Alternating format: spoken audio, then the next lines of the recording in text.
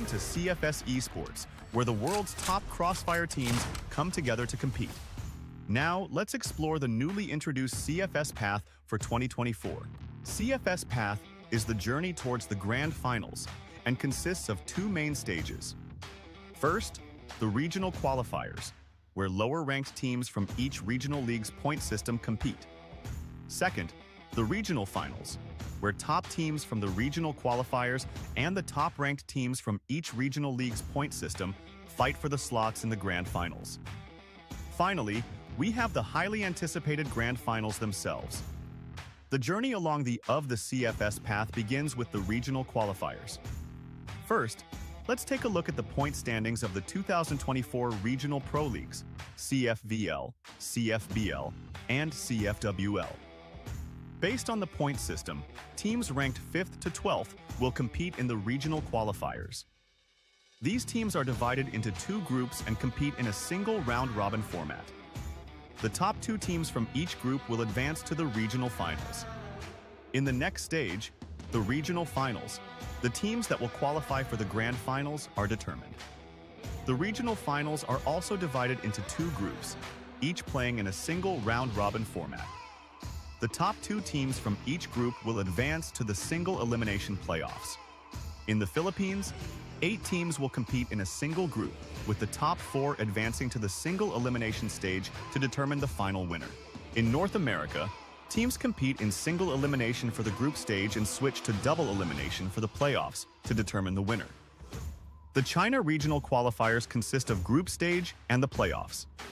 Seeds are determined based on the CFPL Season 23 and Season 24 point rankings, with higher scores across both seasons giving teams a better position in the CFS 2024 Regional Finals China. The group stage is conducted in a single league system with a BO1 format. The results of the group stage will determine the playoff seeding. 1. The top 4 teams from the group stage advance to the winner's bracket. 2. The teams ranked 5th to 8th will move to the loser's bracket. 3. The teams ranked 9th and 10th are eliminated. 4. The tournament consists of 3 rounds, with each round determining one CFS seed. The ultimate goal for every team is to reach the CFS 2024 Grand Finals. A total of 16 teams will participate in the Grand Finals. 3 teams from China, 3 from Brazil, 4 from Vietnam, as the winners of CFS SC 2024, 3 from Eumena, 2 from the Philippines, and 1 from North America. From the regional qualifiers to the grand finals, this journey is filled with challenges and fierce competition.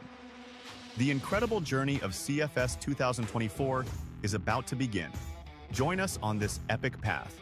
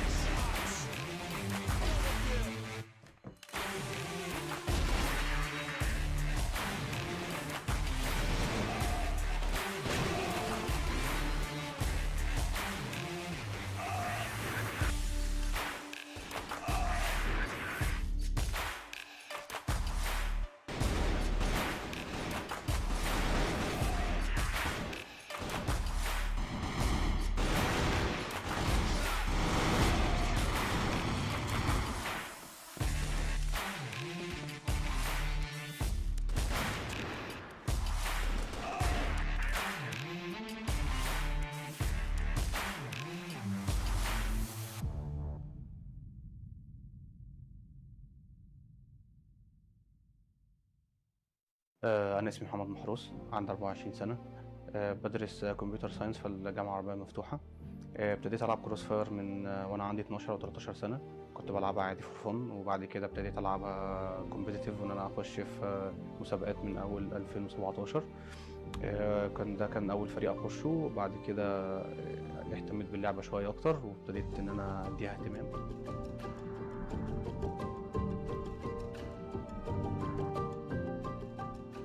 انا اسمي بينجوين وكنت كابتن فريق 3 بي ال السنه اللي فاتت. يعني انا عرفت حورس من 3 سنين. كان عندي مكان في الفريق، كنت بدور على لعيب زي حورس. شفت ان انا ممكن اقدر العب معاه، اتكلمت معاه قلت له لو انت عندك فرصه انك تقدر تلعب معانا، هو رحب بالموضوع، بدا يجي معايا. كان علاقتي بيه مجرد لاعب في الفريق. انا كنت انا كابتن الفريق وهو كان لاعب عندي في الفريق. طورت العلاقه بينا بصراحه وبدا الموضوع يكبر بينا. بقيت اتخذ حورس كصديق معايا ليا اكتر ما هو كان لاعب معايا في الفريق. يعني بصراحه حورس المينتاليتي بتاعته ساعدته جدا ان هو يخش في الاجواء بسرعه. كان من اول، انا فاكر اول سيزون جدا حورس بدا معايا يلعب. كان اول سيزون كان يعتبر احسن بلاير موجود في الفريق، كان احسن واحد بيبقى بيساعد الفريق، وكان اكتر واحد بيفتح، كان اكتر واحد عايز الفريق ده ان هو يتقدم. فصراحه المينتاليتي بتاعته دخلته في الاجواء. فاقل من اعتقد 6 شهور كان حورس اسمه بيتقال على كل المنصات العالميه لكروس فاير انه واحد من امهر واحسن اللاعبين اللي وجدوا في الميدل ايست.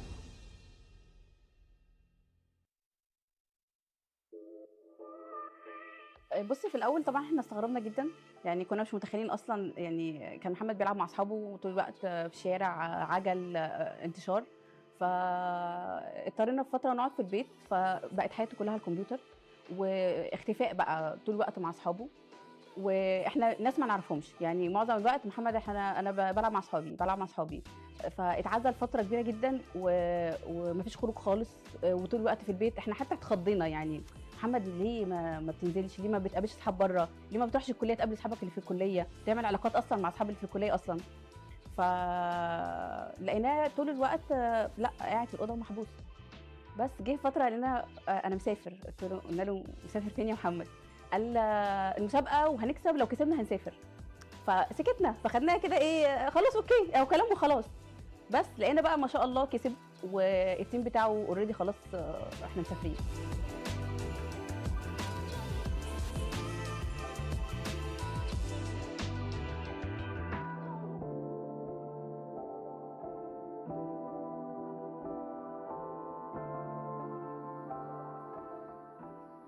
خلينا نقول ده تمن القعاد لوحده، تمام، وانعزاله في وقت من الاوقات، لان في اوقات ما كناش بنشوفه باليومين. اقفل الباب، خلص لعب، نام. وخصوصا في الاوقات اللي بيلعب فيها مع دول مختلفه معاك في فرق التوقيت، تمام. فممكن يكون بيلعب مثلا الفجر، فخلص نام، فاحنا في الوقت ده صاحيين عادي وهو نايم. بعد كده عنده دور او لعبه تانية او بطوله تانية. ففي اوقات كتير ما كناش بنشوف فترات، زي ما قلت ده احتراف، والمجتمع خلاص تقبل الشكل ده من الالعاب. فبالتالي بقى ليه سبونسر، بقى بيقدر مدى مهارته للعبه، وبالتالي ابتدى لما بيخش مسابقات يكسب، فبالتالي بيبقى ليها مردود مالي. وده زي اي العاب رياضيه عاديه، زي كرة القدم، زي السلة، زي الهاندبول. واحد علاقتي بحورس على مستوى الصداقه او مستوى الفريندلي يعني قويه جدا من زمان، او هو اول واحد كلمني في الفريق، او لما جينا نستارت في كروس فاير.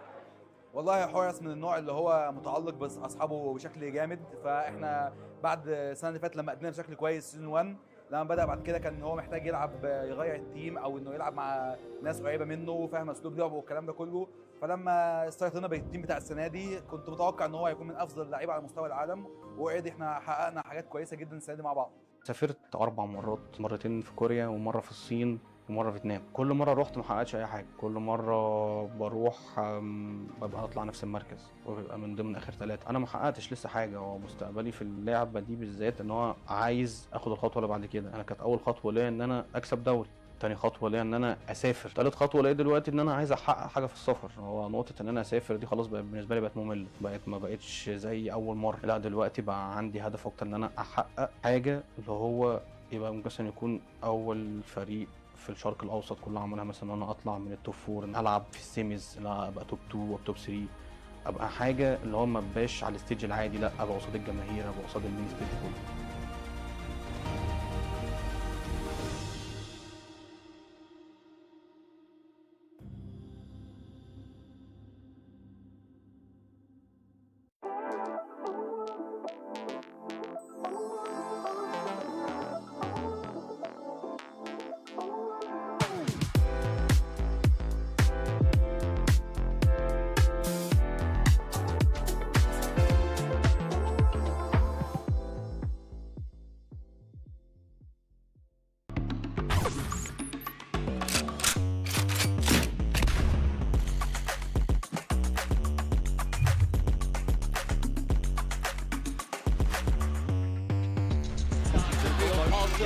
All gamers, you just can't let this happen. It's happened for 3-on.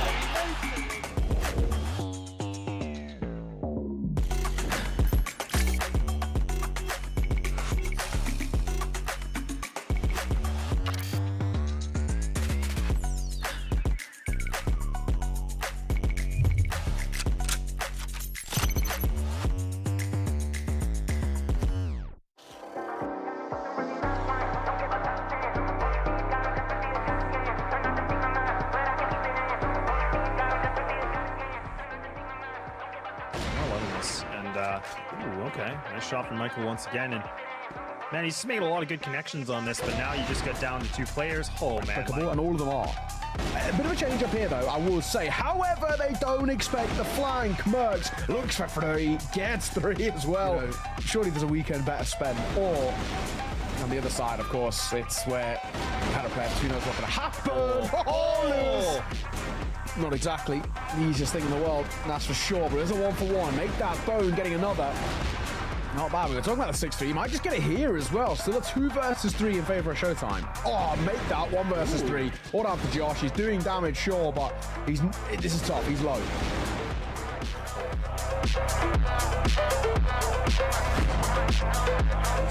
Why, but this is why we'll get that kill. Looking for more as well. Lewis up close, spamming. Gonna get a couple. All right.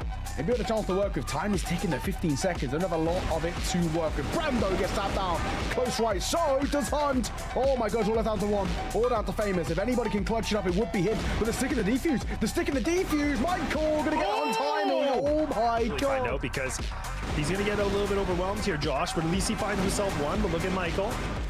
He's just mowing him down, looking for a triple. Yeah, why not? He's just going to take him out. Be able to come clutch into this, and this over peak. Oh, he misses the shot, but he's not going to expect this player above him. Surely not. All of a sudden, he looks like he has a bit of a spidey sense, but no, now he's about to be a dead man. Unless we see Kai's, unless he overpeaks himself. Oh, dear God, Kai's, what are you doing? Play it, but it will allow them now to kind of take the site and maybe try and work with it. Kai's going to try and come up close. He'll get caught. So will Hunt. And 1 by 1, they're just getting picked off here. Like dominoes, they're dropping.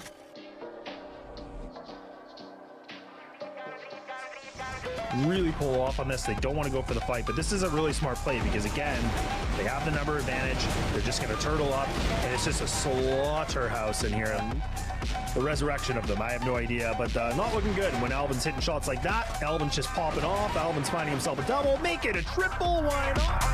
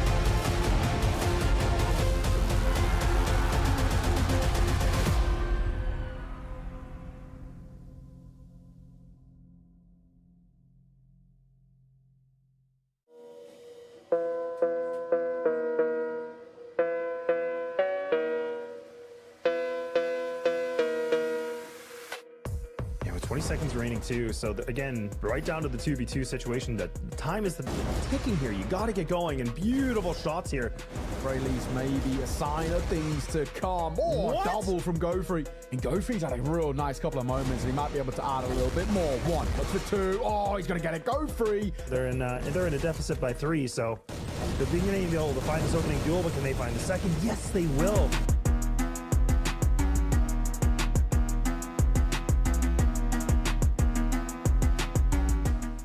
The 1.22, a 1.18. Now we're starting to see everybody contributing. This is what I always, really talk about. Like this right here, the double kill. Couple of taps around that corner. Again, a little awkward, but there's space to work with GZY, famous Brando, all combining. That is a shutdown, a massacre in the...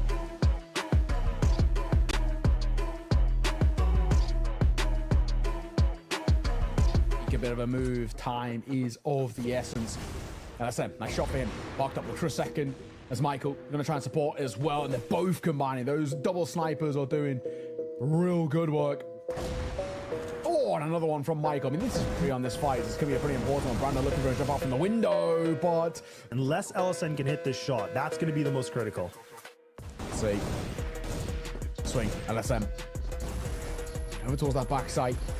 Trying to deny them. He's going to get caught. Quick scope going to come through from Kyle. Tries to Kai's in first, which is kind of an interesting decision. Goes 1 for 1. GZY now on towards Steve in this 1 versus 1. 20 seconds basically to work with. Steve tagged and caught on the cross. Yeah, he dips away. He knows there's no kind of onus on him to stick around too much, and he gets to ice another. Looks for one more. Finds Josh. Colt pulled out. Gonna hunt. He is absolutely gonna hunt. Why wouldn't he? It's famous. Finds himself that one. He gets a secondary as well.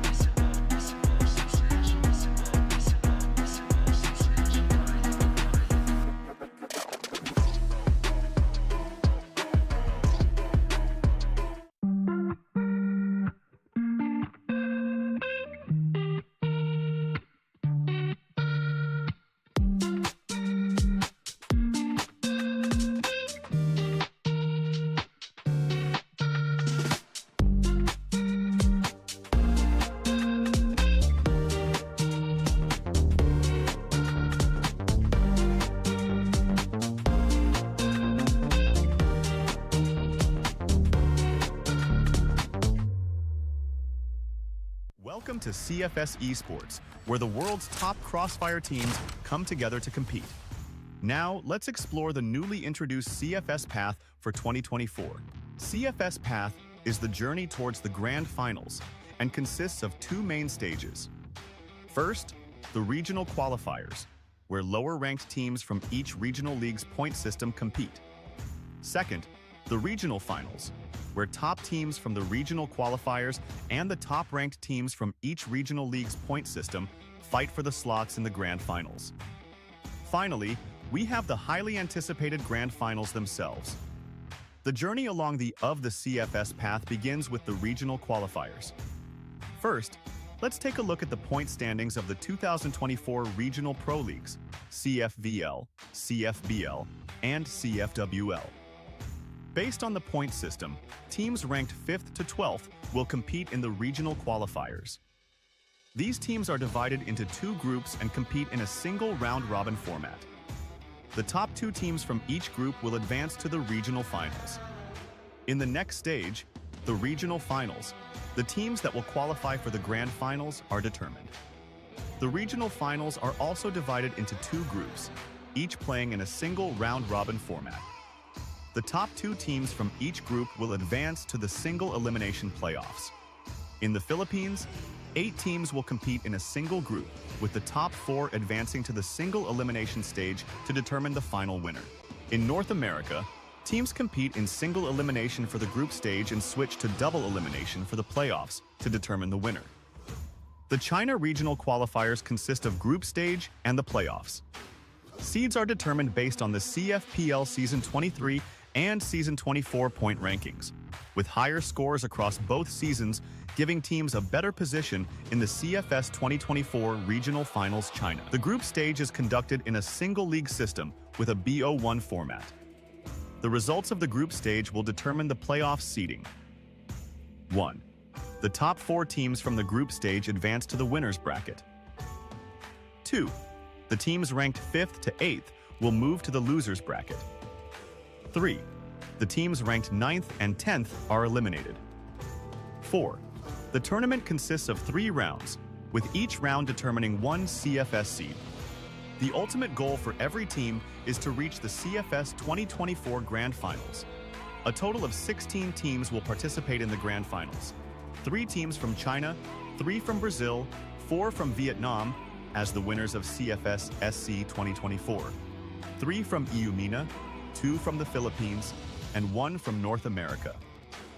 From the regional qualifiers to the Grand Finals, this journey is filled with challenges and fierce competition. The incredible journey of CFS 2024 is about to begin. Join us on this epic path.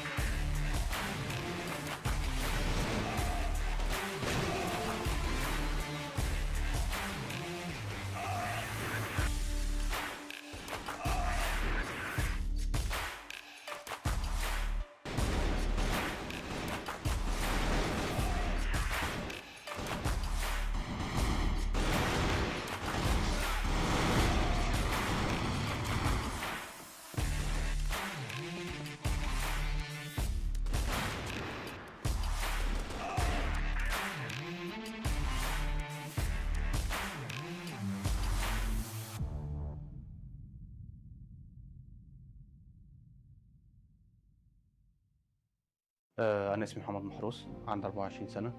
بدرس كمبيوتر ساينس في الجامعه العربيه المفتوحه. ابتديت العب كروس فاير من وانا عندي 12 او 13 سنه. كنت بلعبها عادي فور فن، وبعد كده ابتديت العبها كومبيتيتيف وان انا اخش في مسابقات من اول 2017. كان اول فريق اخشه، وبعد كده اهتميت باللعبه شويه اكتر وابتديت ان انا اديها اهتمام.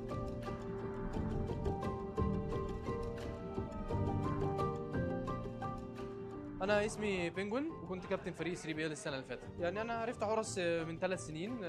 كان عندي مكان في الفريق، كنت بدور على لعيب زي حورس. شفت ان انا ممكن اقدر العب معاك، كلمت معاه قلت له لو انت عندك فرصه انك تقدر تلعب معانا، هو رحب بالموضوع، بدا يجي معايا. كان علاقتي بيه مجرد لاعب في الفريق. انا كنت انا كابتن الفريق وهو كان لاعب عندي في الفريق. طورت العلاقه بينا بصراحه وبدا الموضوع يكبر بينا. بقيت اتخذ حورس كصديق معايا ليا اكتر ما هو كان لاعب معايا في الفريق. يعني بصراحه حورس المينتاليتي بتاعته ساعدته جدا ان هو يخش في الاجواء بسرعه. كان من اول، انا فاكر اول سيزون جدا حورس بدا معايا يلعب. كان اول سيزون كان يعتبر احسن بلاير موجود في الفريق، كان احسن واحد بيبقى بيساعد الفريق، وكان اكتر واحد بيفتح، كان اكتر واحد عايز الفريق ده ان هو يتقدم. فصراحه المينتاليتي بتاعته دخلته في الاجواء. فاقل من اعتقد 6 شهور كان حورس اسمه بيتقال على كل المنصات العالميه لكروس فاير انه واحد من امهر واحسن اللاعبين اللي وجدوا في الميدل ايست.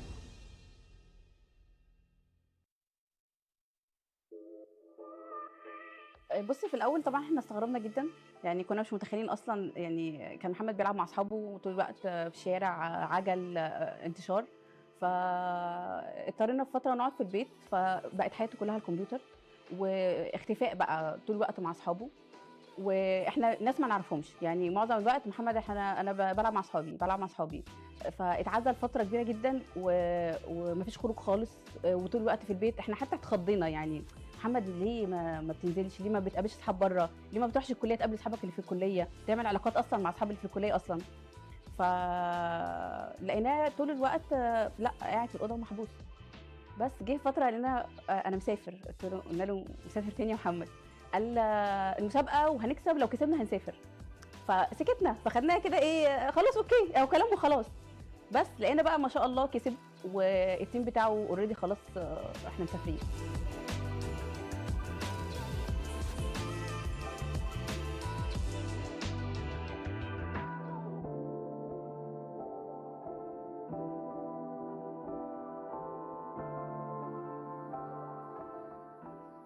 خلينا نقول ده تمن القعاد لوحده، تمام، وانعزاله في وقت من الاوقات، لان في اوقات ما كناش بنشوفه باليومين.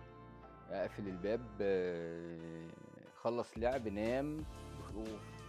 وخصوصا في الاوقات اللي بيلعب فيها مع دول مختلفه معاك في فرق التوقيت، تمام. فممكن يكون بيلعب مثلا الفجر، فخلص نام، فاحنا في الوقت ده صاحيين عادي وهو نايم. بعد كده عنده دور او لعبه تانية او بطوله تانية.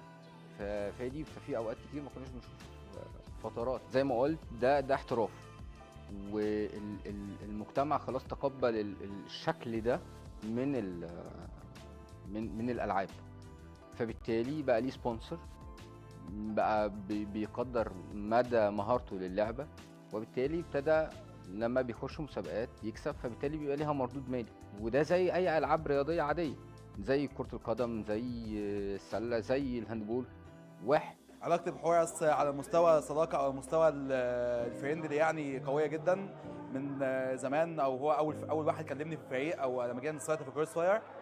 والله حورس من النوع اللي هو متعلق باصحابه بشكل جامد. فاحنا بعد السنه اللي فاتت لما قدمنا بشكل كويس سيزون 1، لما بدا بعد كده كان هو محتاج يلعب، يغير التيم، او انه يلعب مع ناس قريبه منه فاهم اسلوب لعبه والكلام ده كله. فلما استيقظنا بالتيم بتاع السنه دي، كنت متوقع ان هو هيكون من افضل اللعيبه على مستوى العالم، واوريدي احنا حققنا حاجات كويسه جدا السنه دي مع بعض.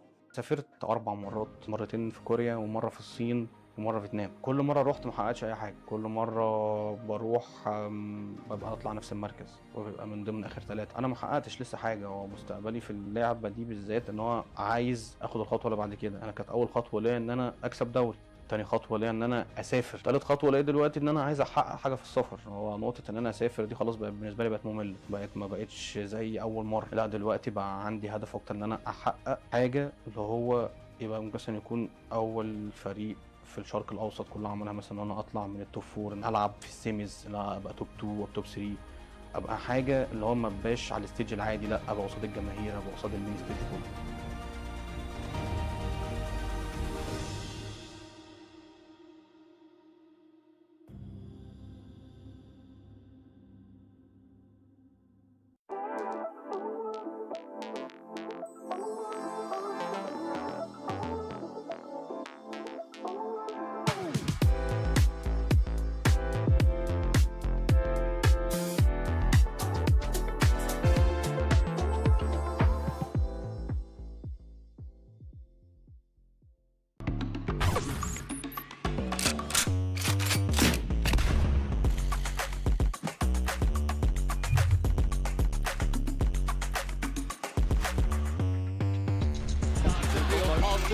All gamers, you just can't let this happen. It's happened 3-on.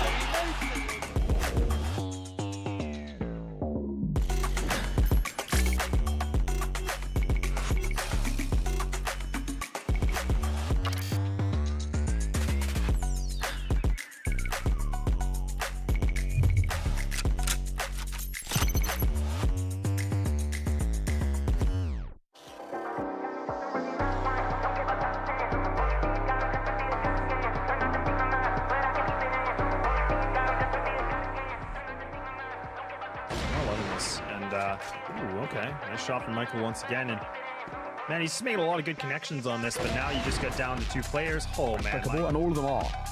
A bit of a change up here, though, I will say. However, they don't expect the flank. Mercs looks for 3, gets 3 as well. You know, surely there's a weekend better spent. Or on the other side, of course, it's where had a player 2 knows what's going to happen. Oh! Not exactly the easiest thing in the world, that's for sure, but there's a 1-for-1. Make that bone, getting another. Not bad. We were talking about the 6-3. He might just get it here as well. Still a 2 versus 3 in favor of Showtime. Oh, make that 1 versus 3. All down to Josh. He's doing damage, sure, but this is tough. He's low.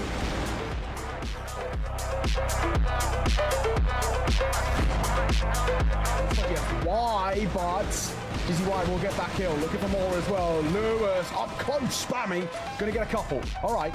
Maybe with a chance to work with. Time is ticking at 15 seconds. Don't have a lot of it to work with. Brando gets tapped down. Close right. So does Hunt. Oh my gosh, all down to 1. All down to Famous. If anybody can clutch it up, it would be him. But the stick in the defuse. The stick in the defuse. Michael gonna get on timing. Oh my god. I know, because he's gonna get a little bit overwhelmed here, Josh, but at least he finds himself 1. But look at Michael. He's just mowing him down, looking for a triple. Yeah, why not? He's just going to take him out. Be able to come clutch into this, and oh, this over peak. Oh, he misses the shot, but he's not going to expect this player above him. Surely not. All of a sudden, it looks like he has a bit of a spidey sense, but no, now he's about to be a dead man. Unless we see Kai's, unless he overpeaks himself. Oh, dear God, Kai's, what are you doing? Play it, but it will allow them now to kind of take the site and maybe try and work with it. Kai's going to try and come up close. He'll get caught. So will Hunt. And 1 by 1, they're just getting picked off here. Like dominoes, they're dropping.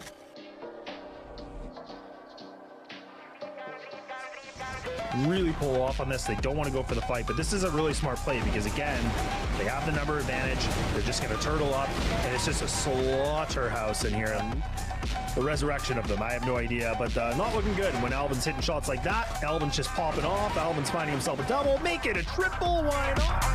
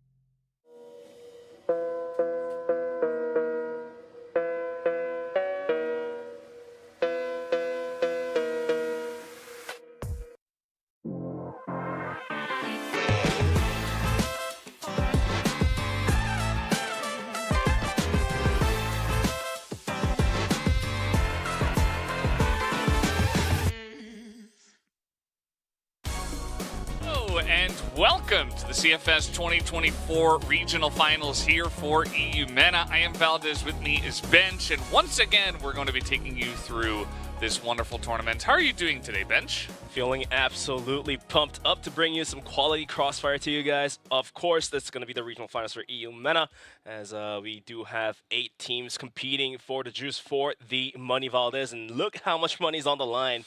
But this time around, it's actually split quite even, I would say, compared to the last one. Yeah, I mean, the money's always on the line. You always want to make it to the grand finals later on this year, and it's, you know, just to make it to this regional finals is always kind of an honor, and it always feels like, okay, we're taking the next step in our Crossfire career for any team, or for many teams that have been here many times, they feel like, okay, well, this is going to be our chance. This is our year to really make our mark on, you know, CFS for 2024. So definitely going to be very close. I would say we have a lot of strong teams. We've got 8 teams this time around. We are going to take a look at the overview as well, just to show you what we've got here. It's 3 days of group stage, and then it's 2 days of playoffs, Bench. Yep, you have to fight your way through the playoffs, or group stages, to get into the playoffs and be able to finally compete for the money.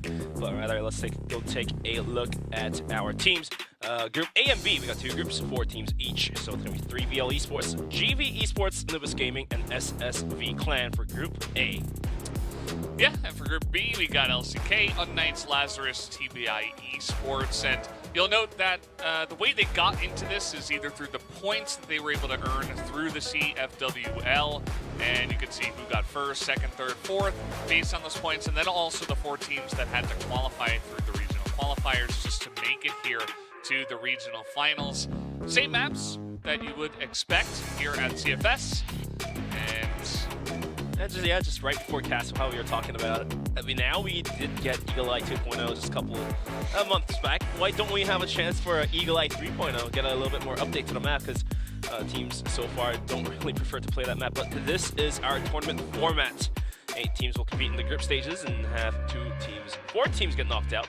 And once you go into the playoffs, they will be able to compete for the prize money given on the right. First place gets a $20,000. Second place gets $17,000. And so in all, it's $100,000 in total for the prize money. Yeah, it's a lot of money, and also, very importantly, first to third place in the final standings advance to CFS 2024 Grand Finals. So, you know, you got to make your money on the way, but also there's a bigger prize pool at the end of the year that you might get a chance to play for, and that you desperately want to, as any team here at CFS. And you got to get either first, second, or third to make it happen. And it's not going to be easy, as the competition is fierce here. We're taking a look at the group stage matches that we have, and we're starting off GV versus Anubis. Yeah, GV eSports versus Anubis Gaming for today's matchup. First game to be brought to you guys as well, and second is going to be SSV versus 3BL. And for Group B, we do have Lazarus versus TBI and LCK against unKnights. So these are some tough matchups, all this, for some of these teams to compete. But some way, somehow, they're all here standing on the same ground. So can't really say who's got the better opportunity to, get the prize. But we'll have to wait and see what happens. Since Crossfire, it's all about skills, all about your practice. You grind it into the game. So let's go take a look at the teams. Hello guys, this is Seven. I'm the team captain of GV eSports. I mean, obviously we're looking forward to compete in the regional finals. I mean, it's by far the most important online tournament of the year. And my teammates are quite experienced. We played it 10 times, 9 times whatsoever. And obviously, we want to qualify for the big event in China. To be honest, we changed our playstyle quite a lot. Last year we played heavily on executes, but we figured out it doesn't work that good anymore, especially because teams heavily improved their GR setups. So yeah, we're playing more on our individual skill and more randomly, I would say. I mean, there's an obvious answer. The top 2 teams will be 3BL, LCK. 3BL, basically, they have the 5 best Egyptian players in one team, only Dipsy is missing. And LCK, yeah, they have Spoxy, the best sniper in the West, Flex, probably the best IGL right now.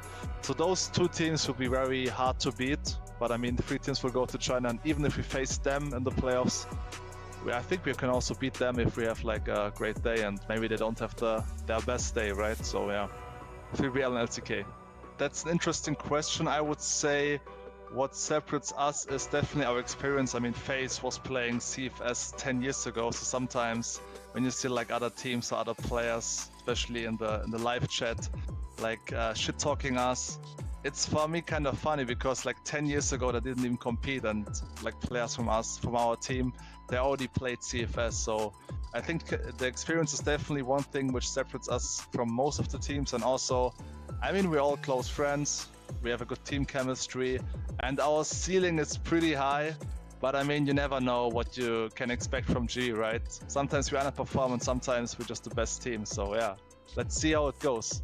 That's an interesting one. I feel like the most significant moment for us was probably after we lost the playoffs against unKnights. I felt like, okay guys, now we have like 1 month break, vacation and stuff. See you soon. But my teammates were like, hey, no, come on guys, let's practice next week, let's work even harder. So we're gonna qualify for the main event in China. So I feel like this was probably the most crucial moment in the last couple of weeks for us preparing for this event, because I could feel, okay, my teammates, they really want to win this event and they really want to show everyone that we're still able to compete with the best teams here in this region. So if I look back the last couple of years, I feel like our region was lacking the right mentality towards this game. I feel like the Brazilian region, also the Chinese region, they worked so much harder than us. And you can tell at the biggest events, right? The Brazilian and the Chinese teams were just far ahead of us. But now we had like 3BL in Vietnam that did a great job.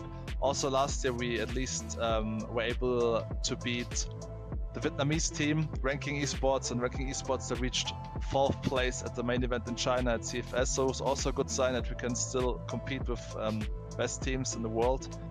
But yeah, I feel like the last couple of years, again, the mentality wasn't the right one from the Eumena teams, but now I feel like, especially 3BL and LCK, we have some upcoming talents, and I'm looking forward to see those teams at CFS this year. Maybe they can even show a better result than in Vietnam.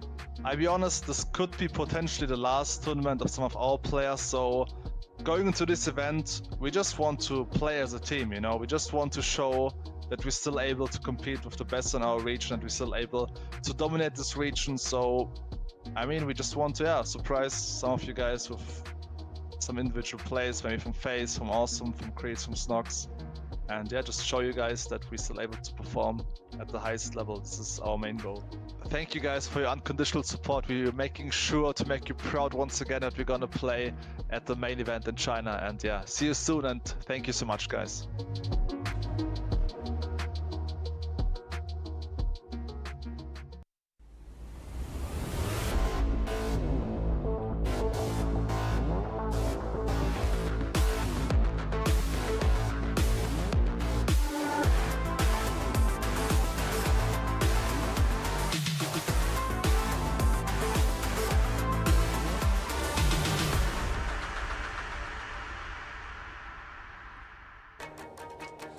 Well, there you have it from Seven.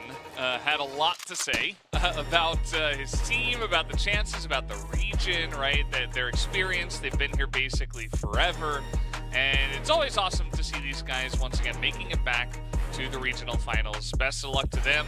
Very curious to see how well they will do this time around, Bench. Yeah, definitely curious, as they had some good times. They were able to beat Ranking eSports, like Seven said. They were placed 4th in the CFesports finals, and they were able to also beat teams like 3BL, who of course had some great results in Vietnam. So they definitely are still in the talk of being the world's first. But at the same time, they have been putting in that dedication. Like Seven mentioned, you know, they have a month vacation, but they're still practicing, practice after practice. So they are definitely grinding the time in for some quality crossfire. So let's go take a look at some of the stats from GV eSports. So on top is going to be Seven. With a pretty low KD, but he's always entering into the bomb sites and, you know, always prying open the defense. Yeah. So hence is why his KD is a little bit low, but doesn't necessarily speak for his skills.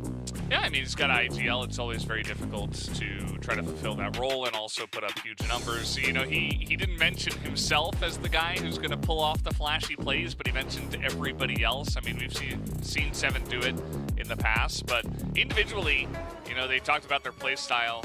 It's going to be fun to watch them, as now let's check out Anubis. Hello, I'm Jaguar, and I am from Team Anubis Gaming. Competing in the regional finals makes me very excited. During the regional qualifiers, we face teams we are not used to it, but we have adapted and overcome these challenges. Our team strategy that evolved leading up to the regional qualifiers was the flexibility and adaptation to each team. I believe the toughest opponent will face us in our group is Team 3BL because they are performing this year very well. I don't put any pressure on me thinking about all of these matches or trying to think about the expectations, but I am only focusing on performing well and playing the game round by round.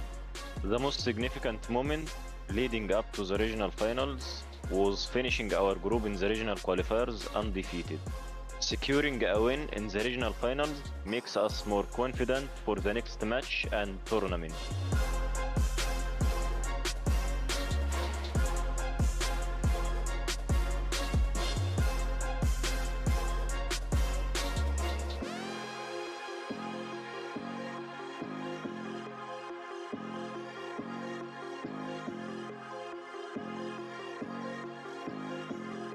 I want to thank our fans for supporting us.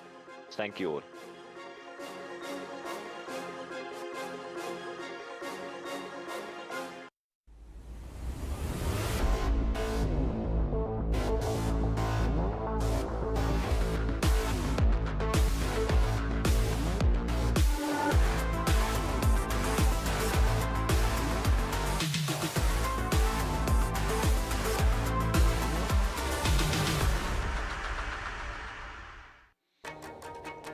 And here's Anubis. You heard from Jaguar talking about, you know, some of the tough times they had coming in here, trying to go through the regional qualifiers, the fact that they went undefeated there, and they did make it here to the regional finals.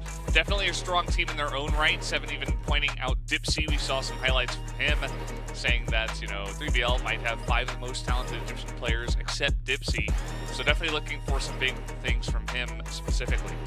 Yeah, indeed, for sure, as it really just comes down to the gunplay of the armors to win the rounds for your team, so we'll have to win if Dipsy is going to be able to provide that action. This just casually biting into the camera. A little bit unnecessary, but that's going to give us that 2-finger heart. That is nice to see. But Anubis, all in all, seems pretty happy, and they're ready to fight against GV eSports as the match history of Anubis Gaming. The kill log, the kill stats, not the highest, but at the same time, of course, this team is also one of the more aggressive teams. And in general, more aggressive teams tend to have a lower kill stat because they do get a lot of kills, but at the same time, they do also die a lot. Yeah, and Anubis, unfortunately, just barely not able to make it on points, so they had to fight through that regional qualifiers, as Jaguar mentioned. You can see the match history here. In the last couple of years, GV eSports does win out just barely in 3-2 in those maps. And we're going to take a look here at our key players, the sniper matchup here between FaZe and Dipsy.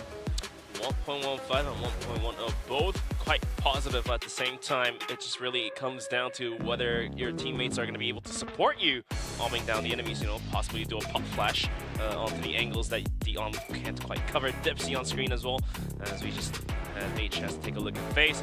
But now, let's go take a look at the map comparison. So, definitely seeing a trend here. We do see GV in the lead for a bit more, especially for Black Widow. It's almost a double the score of Anubis, but all in all, I believe that it just really comes down to the ban picks. If you're able to take away Black Widow from GV, then Anubis has a pretty good chance of going toe-to-toe, maybe a 50-50, maybe a 51-49, but at the same time, some maps are in favor of Anubis, like Port. Yeah, they're going to be looking for the port, and then obviously GV will be looking for that Black Widow.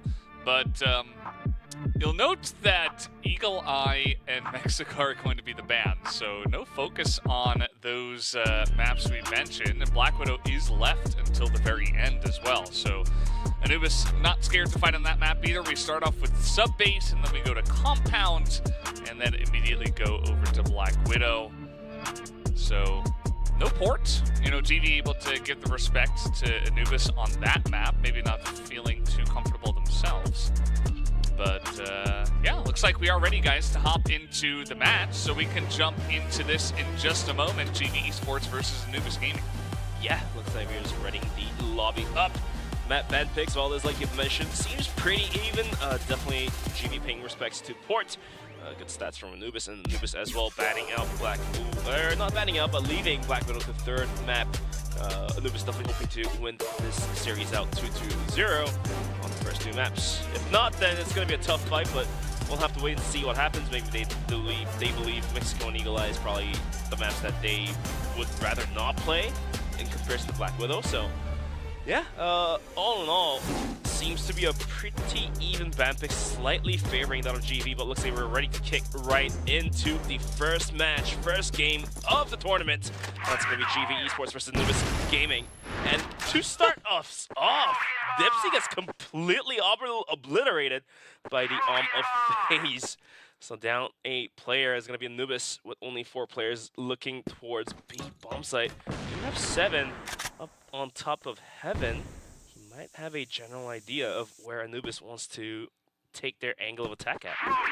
Yeah, a lot of smokes thrown in there to the lockers, but you can see that Seven's able to cover that angle, and they still have 3 guys over by A, although the slower push is going to come in from Anubis through the lockers. They're behind the boxes. Jaguar just trying to make some noise and shot call for his teammates on the other side of the map, but you'll note that Seven and FaZe are here trying to defend this. But yeah, very nice start from GV to just eliminate Dipsy. I feel like if you're doing that consistently, you're probably going to win a lot of the rounds in general, especially when it is Dipsy specifically that you're taking out.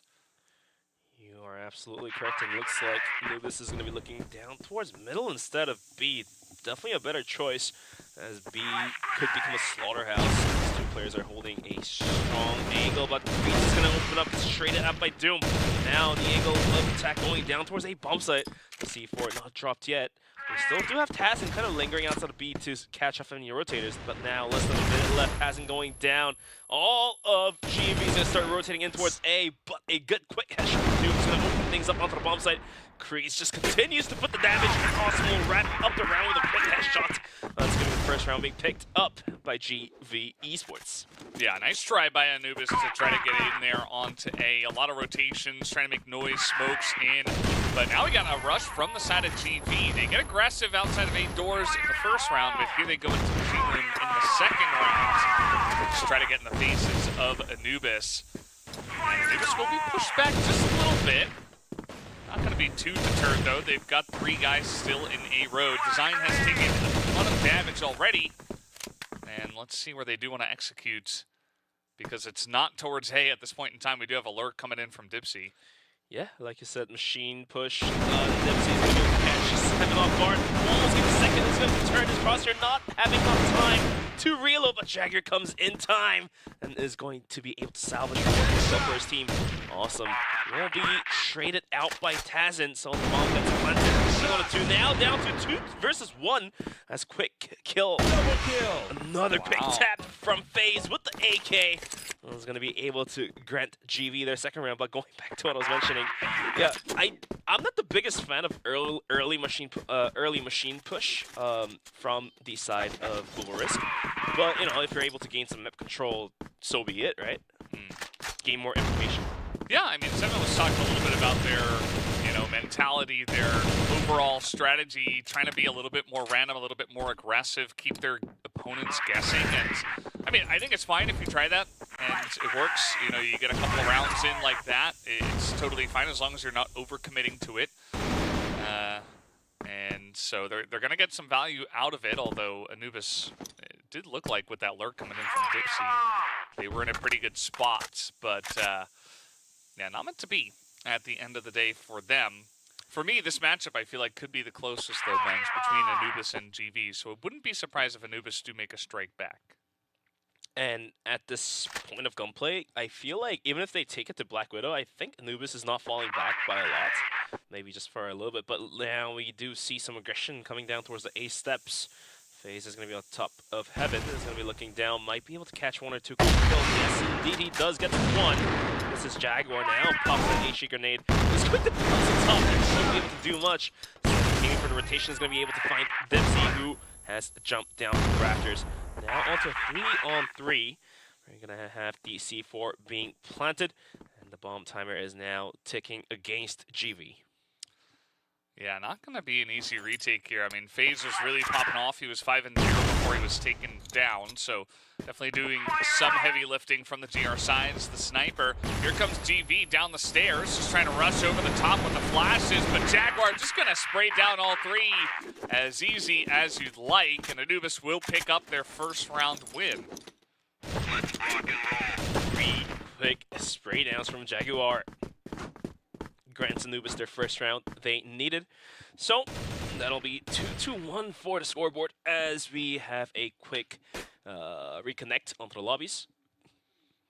But yeah, even though GV has 1 more round on top of Anubis, so far, based on how these rounds played out, it feels very even to me, Valdez, as yeah. Even though the kills a little bit more in favor of GV, the rounds definitely in favor of GV, but once Anubis switches sides, then I do feel like they're going to be able to start raking in a lot of rounds. Yeah, I wouldn't be surprised. I do think that both of these teams are very evenly matched. You know, we had 4th place, 5th place in points from CFWL, and it's a couple of teams that you come into this and you don't have a clear favor, right? You don't say, oh, absolutely GV's going to knock it down, or absolutely Anubis is going to take this match. So always makes it pretty interesting. A little bit of a spoiler, some matches later on, you absolutely do have some matches that are like, well, this team is very favored in some of those matchups. But for this first one, I think it really could go either way, and we haven't gotten too much of a look. Unfortunately, a little issue that we're trying to get resolved here and get back in the lobby in just a moment. But as you're mentioning, Bench, really could be either team's map to win so far. Still very early on, though, just 2-1.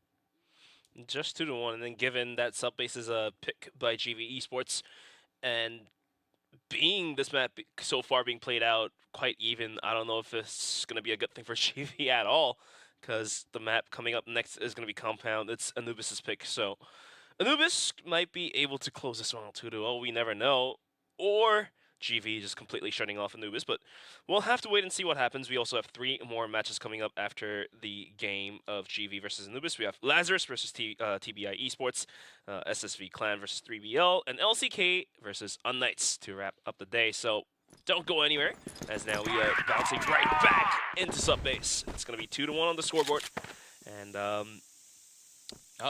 Yeah, ooh, FaZe gets counter boosted.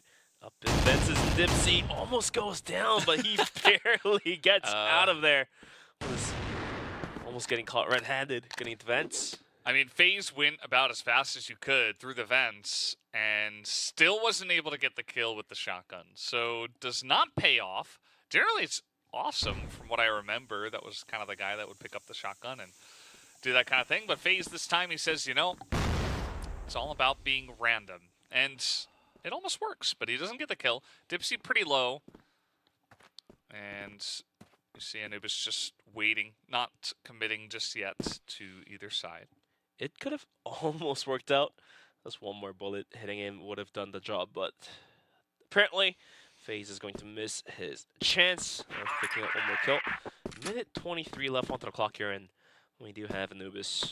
All 3 players kind of just creeping in down towards the B corridor. The C4 still lingering down towards the middle, or just right next to middle. So we'll have to wait and see where they really want to aggress. Could be selling a fake, but so far GV seems to have a pretty good idea whether if the aggression is a fake or not. So we do have 7, and we got players backing out of machines. That's going to be Anubis. Now the clock being burnt down less than a minute.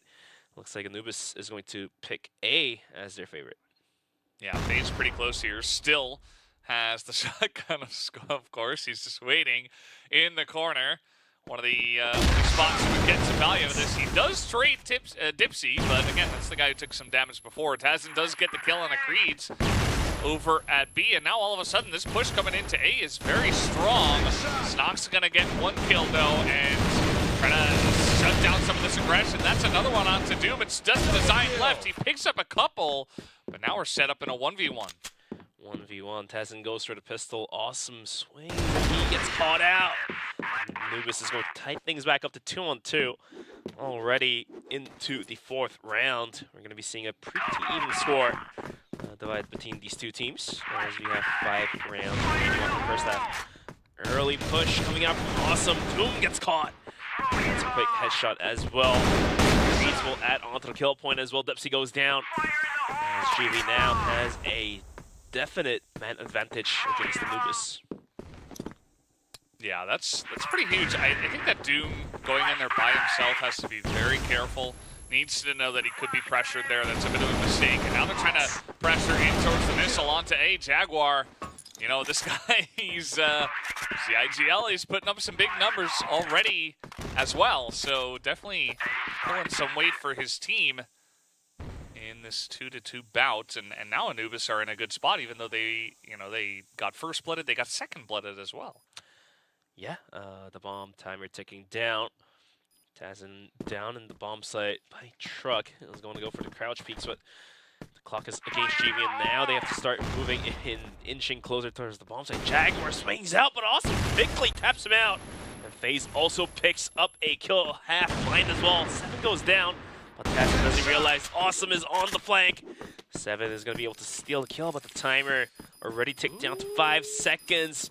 And there won't be enough time for the Global Risk side to defuse it. And GV eSports is going to start leading out. It's going to be 3-2. Yeah, very close rounds. Also, that's going to feel a little bit iffy for GV, where it's like, okay, we got these first couple of kills, and then we just kind of got bowled over on A.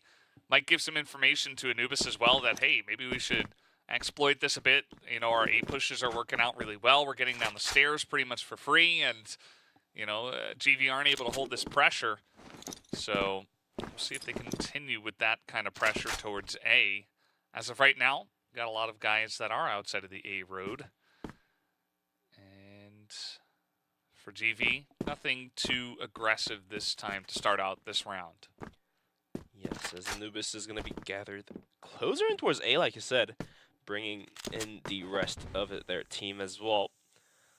As looks like they're interested in poking and prodding in towards middle. We do see some nades being cooked up there. As FaZe now has to be pushing back, but it looks like he's going to stick it. And let's go for a pot shot. Unfortunately, not going to hit that. As Dipsy now ready down towards the staircase. Punks is going to be able to find that kill. Dipsy gets a second. Somebody somehow down super low. Now Awesome on top of Heaven is going to find the kill onto Doom, leaving Tazen all alone in a 1v3 and a dream. That's a pistol. Rather, he's going to go for the here to clear the angles for a long range, but all 3 players of GV has given up on Heaven and is on the run for the staircase here. I don't think he's going to expect them to have rotated this fast, but they're actually going to miss each other. And GV will know, well, there's only one direction he could have gone. Unless he sprinted away, they see him, they take him down, and that's another round on the board here for GV. So, yeah, I mean, some iffy moments, but overall, it's still GV that are in control from the Global Risk side and are looking like the dominant team so far. The nades are not going to find much of a value from Doom. Throwing in towards Machine, as now he has the ball back out of it. And GV already 15 seconds into the round is going to be able to gain a lot of ground, completely clearing out Machine. Is going to be able to send 7 down towards A, so if any aggression happens towards A, then it could be a very easy defense. As the C4 now actually rotates out from A and goes in closer towards middle, towards B. FaZe is going to be counter boosted once again into the vents with the shotgun, but we'll have to wait and see if this time it works or whether it fails. I mean, this time he's pretty far out. There's nobody forward in the vents from Anubis this time. They're playing very carefully and just re-clearing parts of the map where they lost initially, right? The machine room. So they're going to retake this. The bomb is still back there, so no commit just yet.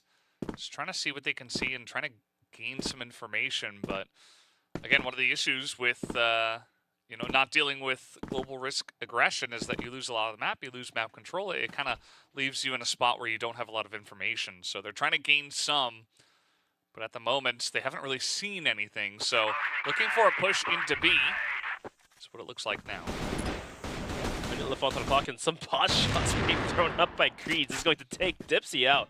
Having a rough time here coming into subbase for the first match, but 7 with a big spray transfer is going to get 2.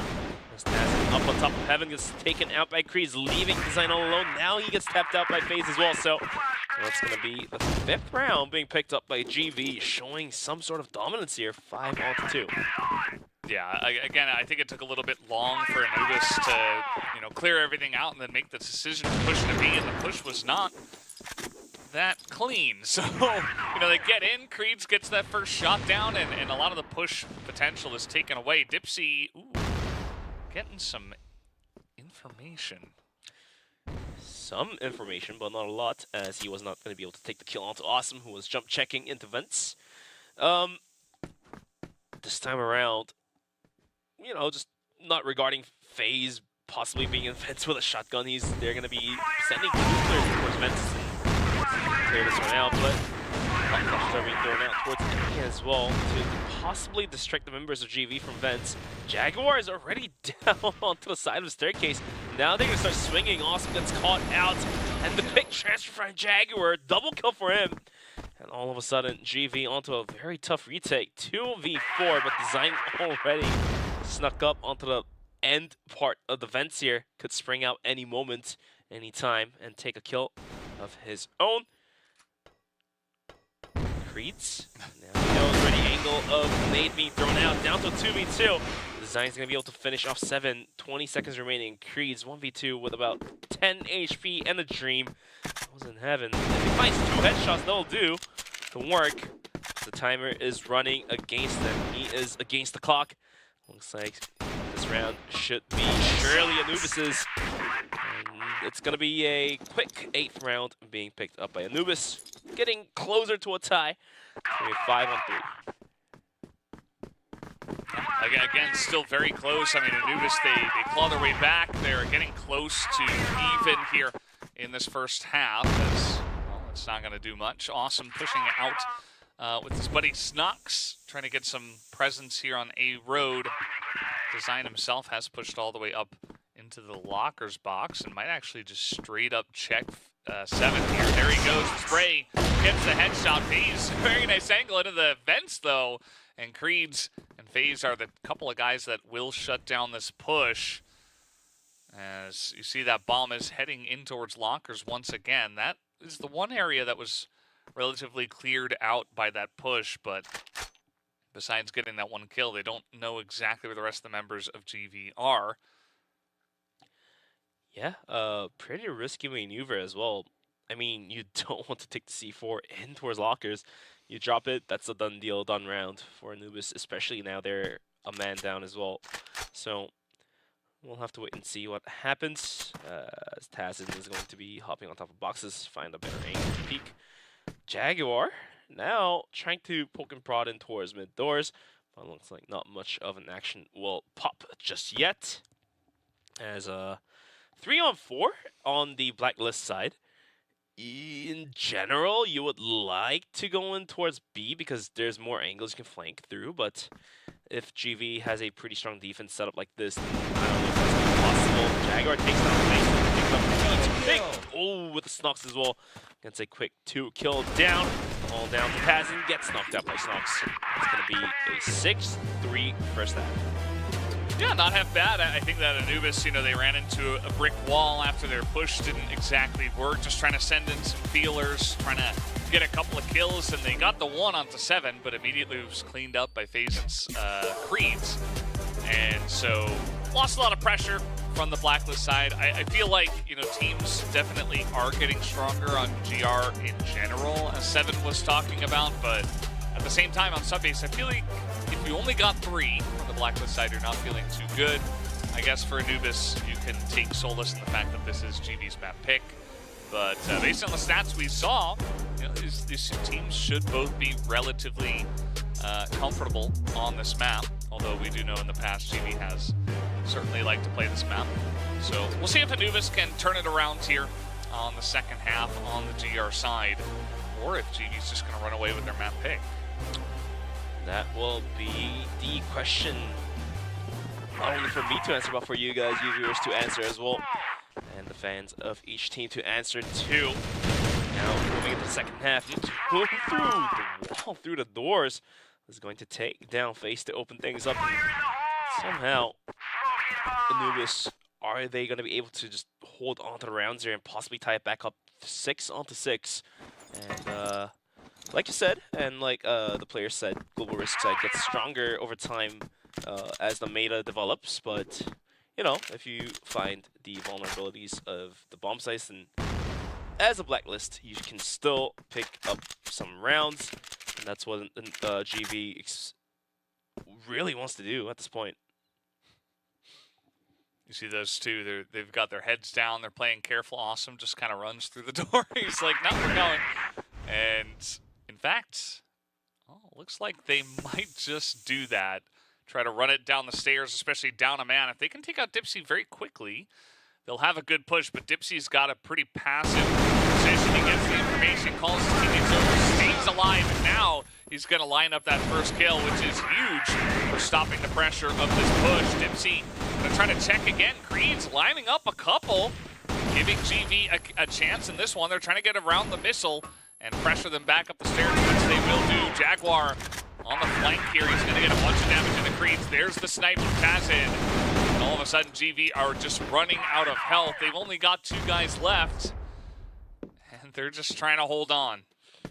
2 guys combined less than 50 health, but a dream with them as well. Snox is going to tie things back up to 2-on-2. The timer is working against Anubis. 17 seconds and ticking. Good lineup by Snox. Gets one more pistol down. Quick headshot coming through, a double kill. And that will do the round for GV. So it's going to be a 7-3.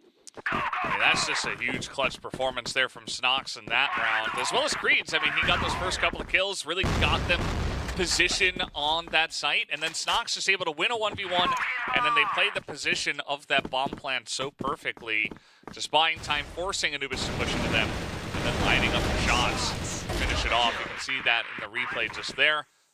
And, you know, that might just be the straw that broke the camel's back, because at this point, you know, Anubis, you wanted to start off strong from the GR side. It felt like that round was yours, but it just got kind of snaked away there by GV. Yeah, and it does drive away a lot of breath away from you, losing that round, going into Global Risk, which is definitely one of the more favorite sides in sub-base as well. So, I mean, they're not out yet. There's still 3 more rounds to be won by GV to close this map out, as Anubis still stands in there. But whether Anubis is going to be able to bounce back is going to be the real question here, because so far, they are putting out a very default setup compared to how GV has played their Global Risk side. They were poking prodding in towards outside B, and towards Machine, and towards middle. Even sending FaZe with a shotgun in towards vents, but Anubis is playing this one quite passively, I would say. Like, if you're playing very default, that means you are playing very passive. Yeah, and I feel like you can't really do that on sub-base, especially because GV have come in here with a very nice execute. Although Design's going to get a couple of kills already. They try to pop down through the vents, and immediately Awesome's going to go down as well. And all of a sudden, the air out of this push has been taken away. It's just a pretty flawless round. Nobody goes down on the side of Anubis. And that time, the execution is read like a book. They had multiple members ready for the push that was coming through the vents and down into A. And so GV, they get red this time. They said they like to play a bit random. That's not random, though. FaZe opening up with the first blood. You can expect more of that in this tournament. And with that kill, GV is going to be trying to utilize off the information, send the players down towards middle, closing in towards vents once again. I think they're still interested in just poking prodding, as FaZe is going to get one more kill before going down towards Taz. 7 swings out, is taken out, and Design is insane right now. picks up one more kill for himself, eventually goes out. Dipsy arrives for a quick double kill and is going to be able to secure one more round for the side of Anubis. Yeah, it's pretty crucial. Dipsy in the clutch right at the end, able to win the 1v2. Even after he gave away his position, right? He wasn't able to get that initial tap, and immediately both guys on GV turned to face him, and still he was able to win that 1v2. So props to Dipsy. Had a bit of a struggle in the beginning of the map, but now he's really putting up the numbers, and I mean, he's kind of their guy, right? That's the one guy on the roster that you really expect to be putting up the big numbers, and now I'm sure they're glad that he is doing exactly that, making this a pretty even map at this point in time. 7-5. GV still in control, still in the lead. But let's see what the rest of this map looks like. Now, like you said, GV still in the lead, but not by a lot. Only 2 rounds away for Anubis to tie it back up. And so far, the way Anubis plays their Global side, they will play pretty default. They will play pretty passive, but once somebody breaks the screws loose, then they will start rotating in and out. As in the meantime, Design's going to be taking that also coming in towards Vents. But yeah, although they're set up to begin things off, begin the rounds off even, are pretty passive, pretty default. Once they hear some gunfires, once they do find the pick on this, or once they even find some information, then they will start adapting themselves quite rapidly, I would say, even quicker than the Chinese teams are sending more players in towards A if they feel like the aggression is coming down towards A. But Awesome's going to be finding that shot onto Design to try to equalize things back down. Let's see what they can get done with this. They're kind of running out of time, but there is only Dipsy on A. A lot of rotations coming in on the flank. They get that kill on a Dipsy, and now all of a sudden, Jaguar and his buddy Doom, they're going to be spotted. Also, B's going to win the sniper war. So all of a sudden, you see GV, they're behind on time, but it doesn't matter because they have all control in this round. They don't want to go for the plan just yet. They know they have the time. They want to take the trade. They want to feel the pressure. Down comes Doom. He's going to be spotted. Down he will be taken. And there it is. A spray comes in from Creeds. And that is the 8th round going the way of GV eSports. 8-5 is going to be the scoreboard. Chug that water. Chug it. Like a real man. Stay hydrated, guys.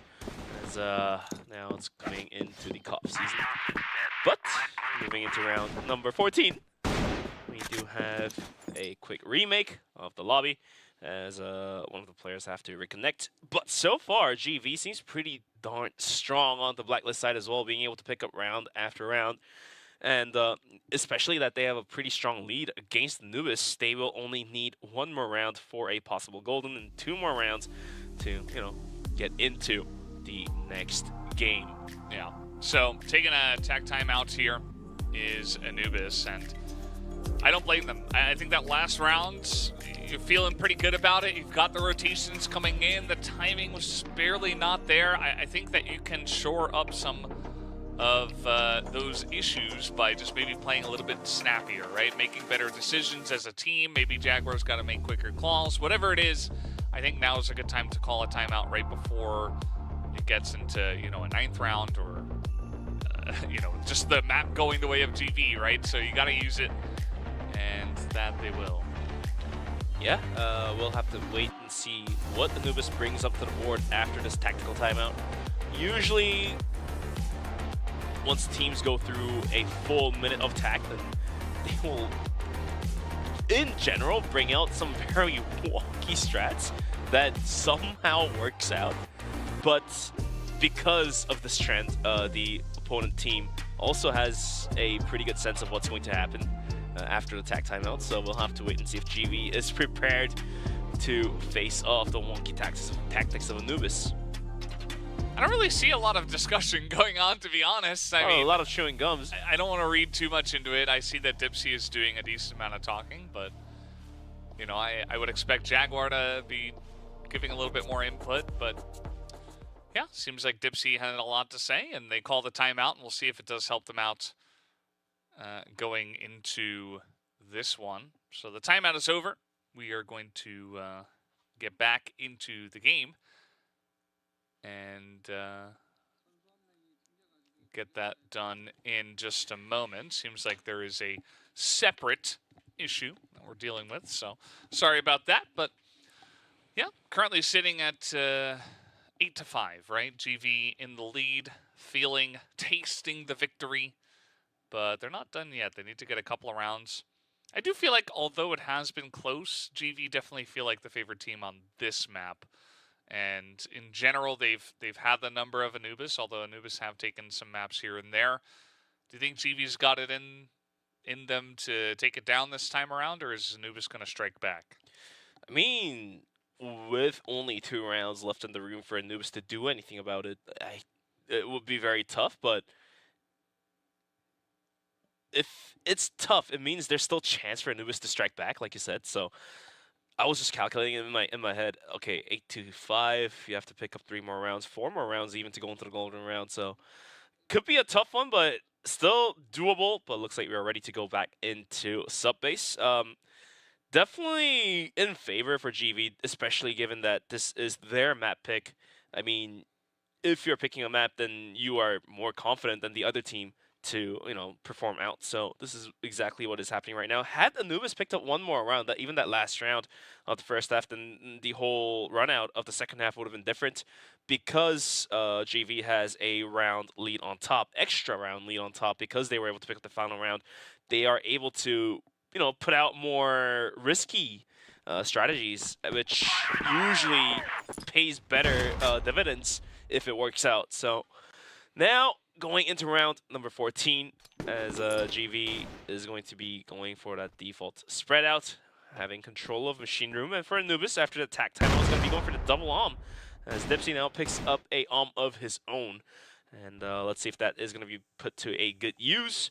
2 minutes left onto the clock, and having a 3-stack on towards B for the side of Anubis. That's going to be Doom, and Jaguar, and Tazin. So both bomb sites are being guarded by an Some poke and prodding coming out from Awesome as well. Pot shots being thrown out, but not going to hit much. Just the poor box gets completely obliterated. It feels like, I always try to read into the timeouts and think about, what was the call, right? What is the difference that they're trying to bring into their play? From what I can tell, they're really trying not to peek FaZe, and they say, okay, he's doing really well. Don't peek him through A. Deal with their executions. They're not the strongest at the executes. We can handle it if we're ready for it. So it's a couple of stacks, but they have no idea where the push is coming in from. And we'll see if this works out for them. FaZe, he's trying to see what he can see. I think he's going to see much unless he, now he sees a lot. As here comes the push. Down it goes. Dipsy and Jaguar are going to get a couple of kills. They know this is coming in here now. As Snox finally gets one of those kills for the side of GV. Creeds picks up one as well. And they do make their way and plant the bomb on the A site. Now down 3-on-3, although Awesome and Snox are pretty low. It's going to be tougher for Anubis as the clock is now running against them. 27 seconds and ticking. And as you can see, all 3 of Anubis is going to be up on top of Heaven. So GV is going to be able to use that information as FaZe from the bomb site is going to get traded out. But he was able to take one player down with a super low HP. Now Doom all the way in towards the silo is going to be tapped out by Creeds, leaving Tazin all alone for the clutch share. He does pick up one. He needs one more, but the pistol play is there, but the timer is so low, and he's not going to be able to defuse it. GV is going to just run away. Well, it's going to be 9-5 on the scoreboard. Yeah, FaZe's maneuver a little bit crazy, but he saw a lot. He's like, okay, there's 3 guys here stacked on B. Just push. I mean, they were ready to do exactly that, and they knew they had an angle into A. It wasn't the easiest, though. It was a nice hold at first from Anubis, and that kind of made it a closer round. But I still do feel like GV kind of got the better of Anubis when it came down to the strategies utilized in that last round. So now you're on map points here, 9-5. As GV, and you got to be feeling very confident with the way some of these rounds are going, able to clutch out better towards the end of some of the rounds compared to Anubis so far. And it feels like you're one step ahead of them. You're reading the plays a little bit better. So we'll see if they can close it out or if Anubis has something left in the tank. I mean, they still have hopes, and you should definitely not underestimate those hopes, but we'll have to see if Anubis is going to be able to do it. No, as Snox is just going to do a 360 was that while being crouched and takes a Jaguar out from the lobby. Doom swings out, gets a good kill, also taking a bunch of damage away from Creeds, as Tazin's eventually going to be able to finish on the kill. And the pistol is there to do the work. Down to a 2-on-2. Awesome. Dead stuck in the corner here. He's going to swing out, take down Dipsy, clear one angle out. And now Design in a 1v2. Can GV close this one out? I mean, this is just classic awesome. Just getting really, really deep in there. Just crazy angles. Takes them very confidently. Some of those one-on-ones. He does go down. And that does leave FaZe in the 1v1, as you mentioned. Design up against FaZe. I mean, at this point in time, who do you favor? I'd say it's pretty close. Design has had a very good map so far. And there's only 30 seconds left. FaZe playing it very slow. Trying to, find the long angles with the Om first. And then see if he'll go for a plant anywhere. But the angle is sitting here. And FaZe just gets the flick and takes him down. And Design, I mean, he had the jump on him. He could have just one-tapped him, but getting that headshot from behind a little bit too difficult. FaZe was quick on the trigger. So GV eSports, the better team so far as they take down their map choice of sub-base. Was it that FaZe was quicker, or Design just missed that wall bang? I mean, given the gap being pretty tight, it's tough to find the head through the wall, through the doors. But eventually FaZe was just a little bit better outside, picking 360, 180 there. But we'll be taking a look at some of the highlights coming out from the map.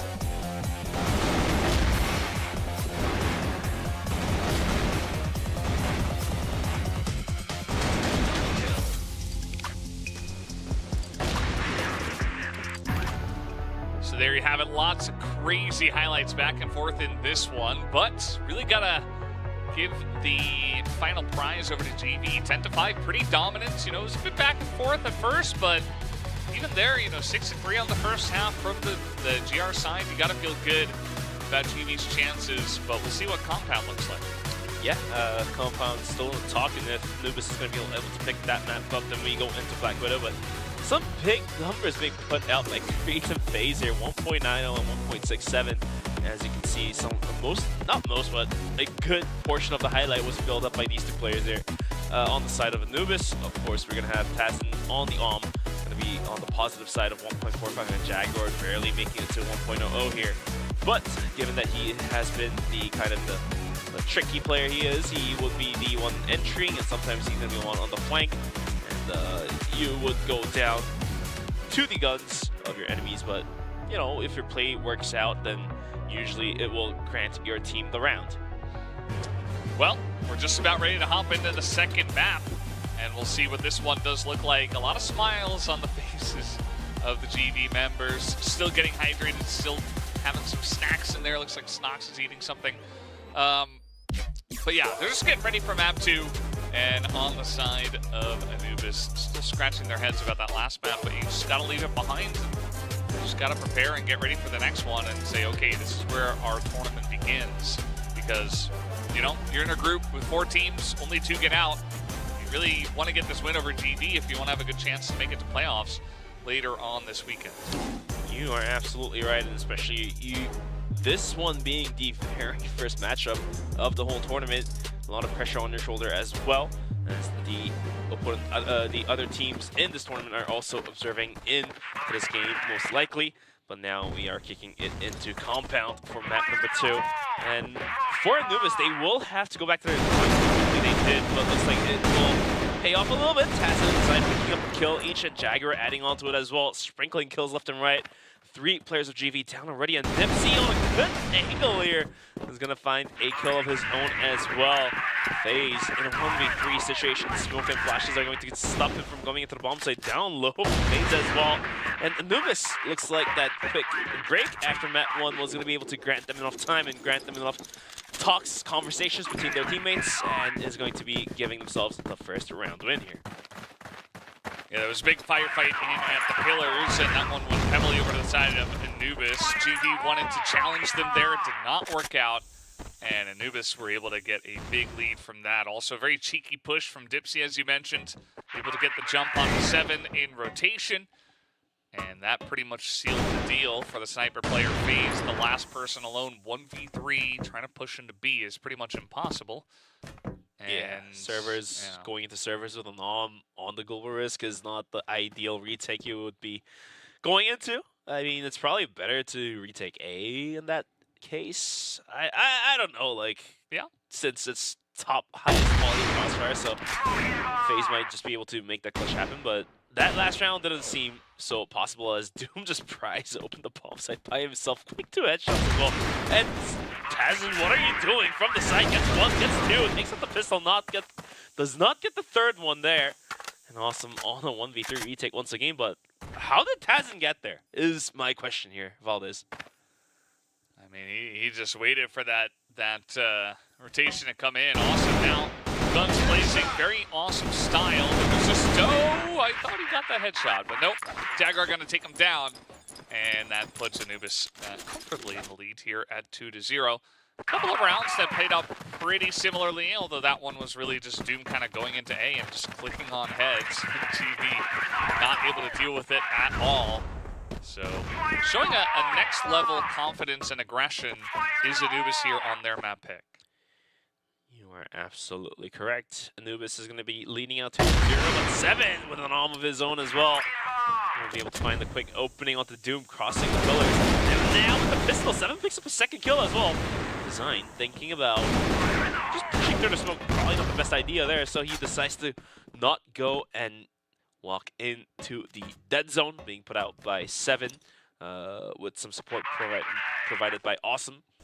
As the C4 is still left in towards middle and down 2 players, Anubis can always reset and try to, you know, like, take aggressions down towards middle. They still have a smoke and a flash to work with, so they can block off one angle and be able to rotate in towards the opposite bomb site of the majority of the gunfighters are coming from. So, minute 23 left onto the clock, and we'll have to wait and see if Jagger wants to pick up the C4 and head towards B, or just, you know, lurk down towards A once again. A minute to work with, so could be anything happening here as 7 is going to be looking in towards the entrance towards server. Awesome as well, down deep below. Could be springing out any moment soon to pop off the heads. Sign swings out. Creeds is going to be the one to take the kill away from 7. And he's going to line up another. Pretty nicely done. And you see Jaguar now. He's just kind of left alone. I think the idea was to push into B, actually, and try to get that bomb plant there with the rotation coming in from Jaguar, but yeah, when you're this far behind, it's not feeling pretty good for them. 30 seconds now and a dream. Jaguar has not died yet, and there he goes, right as the words are coming out of my mouth. And you do see GV now on the board here. Straightforward round from them.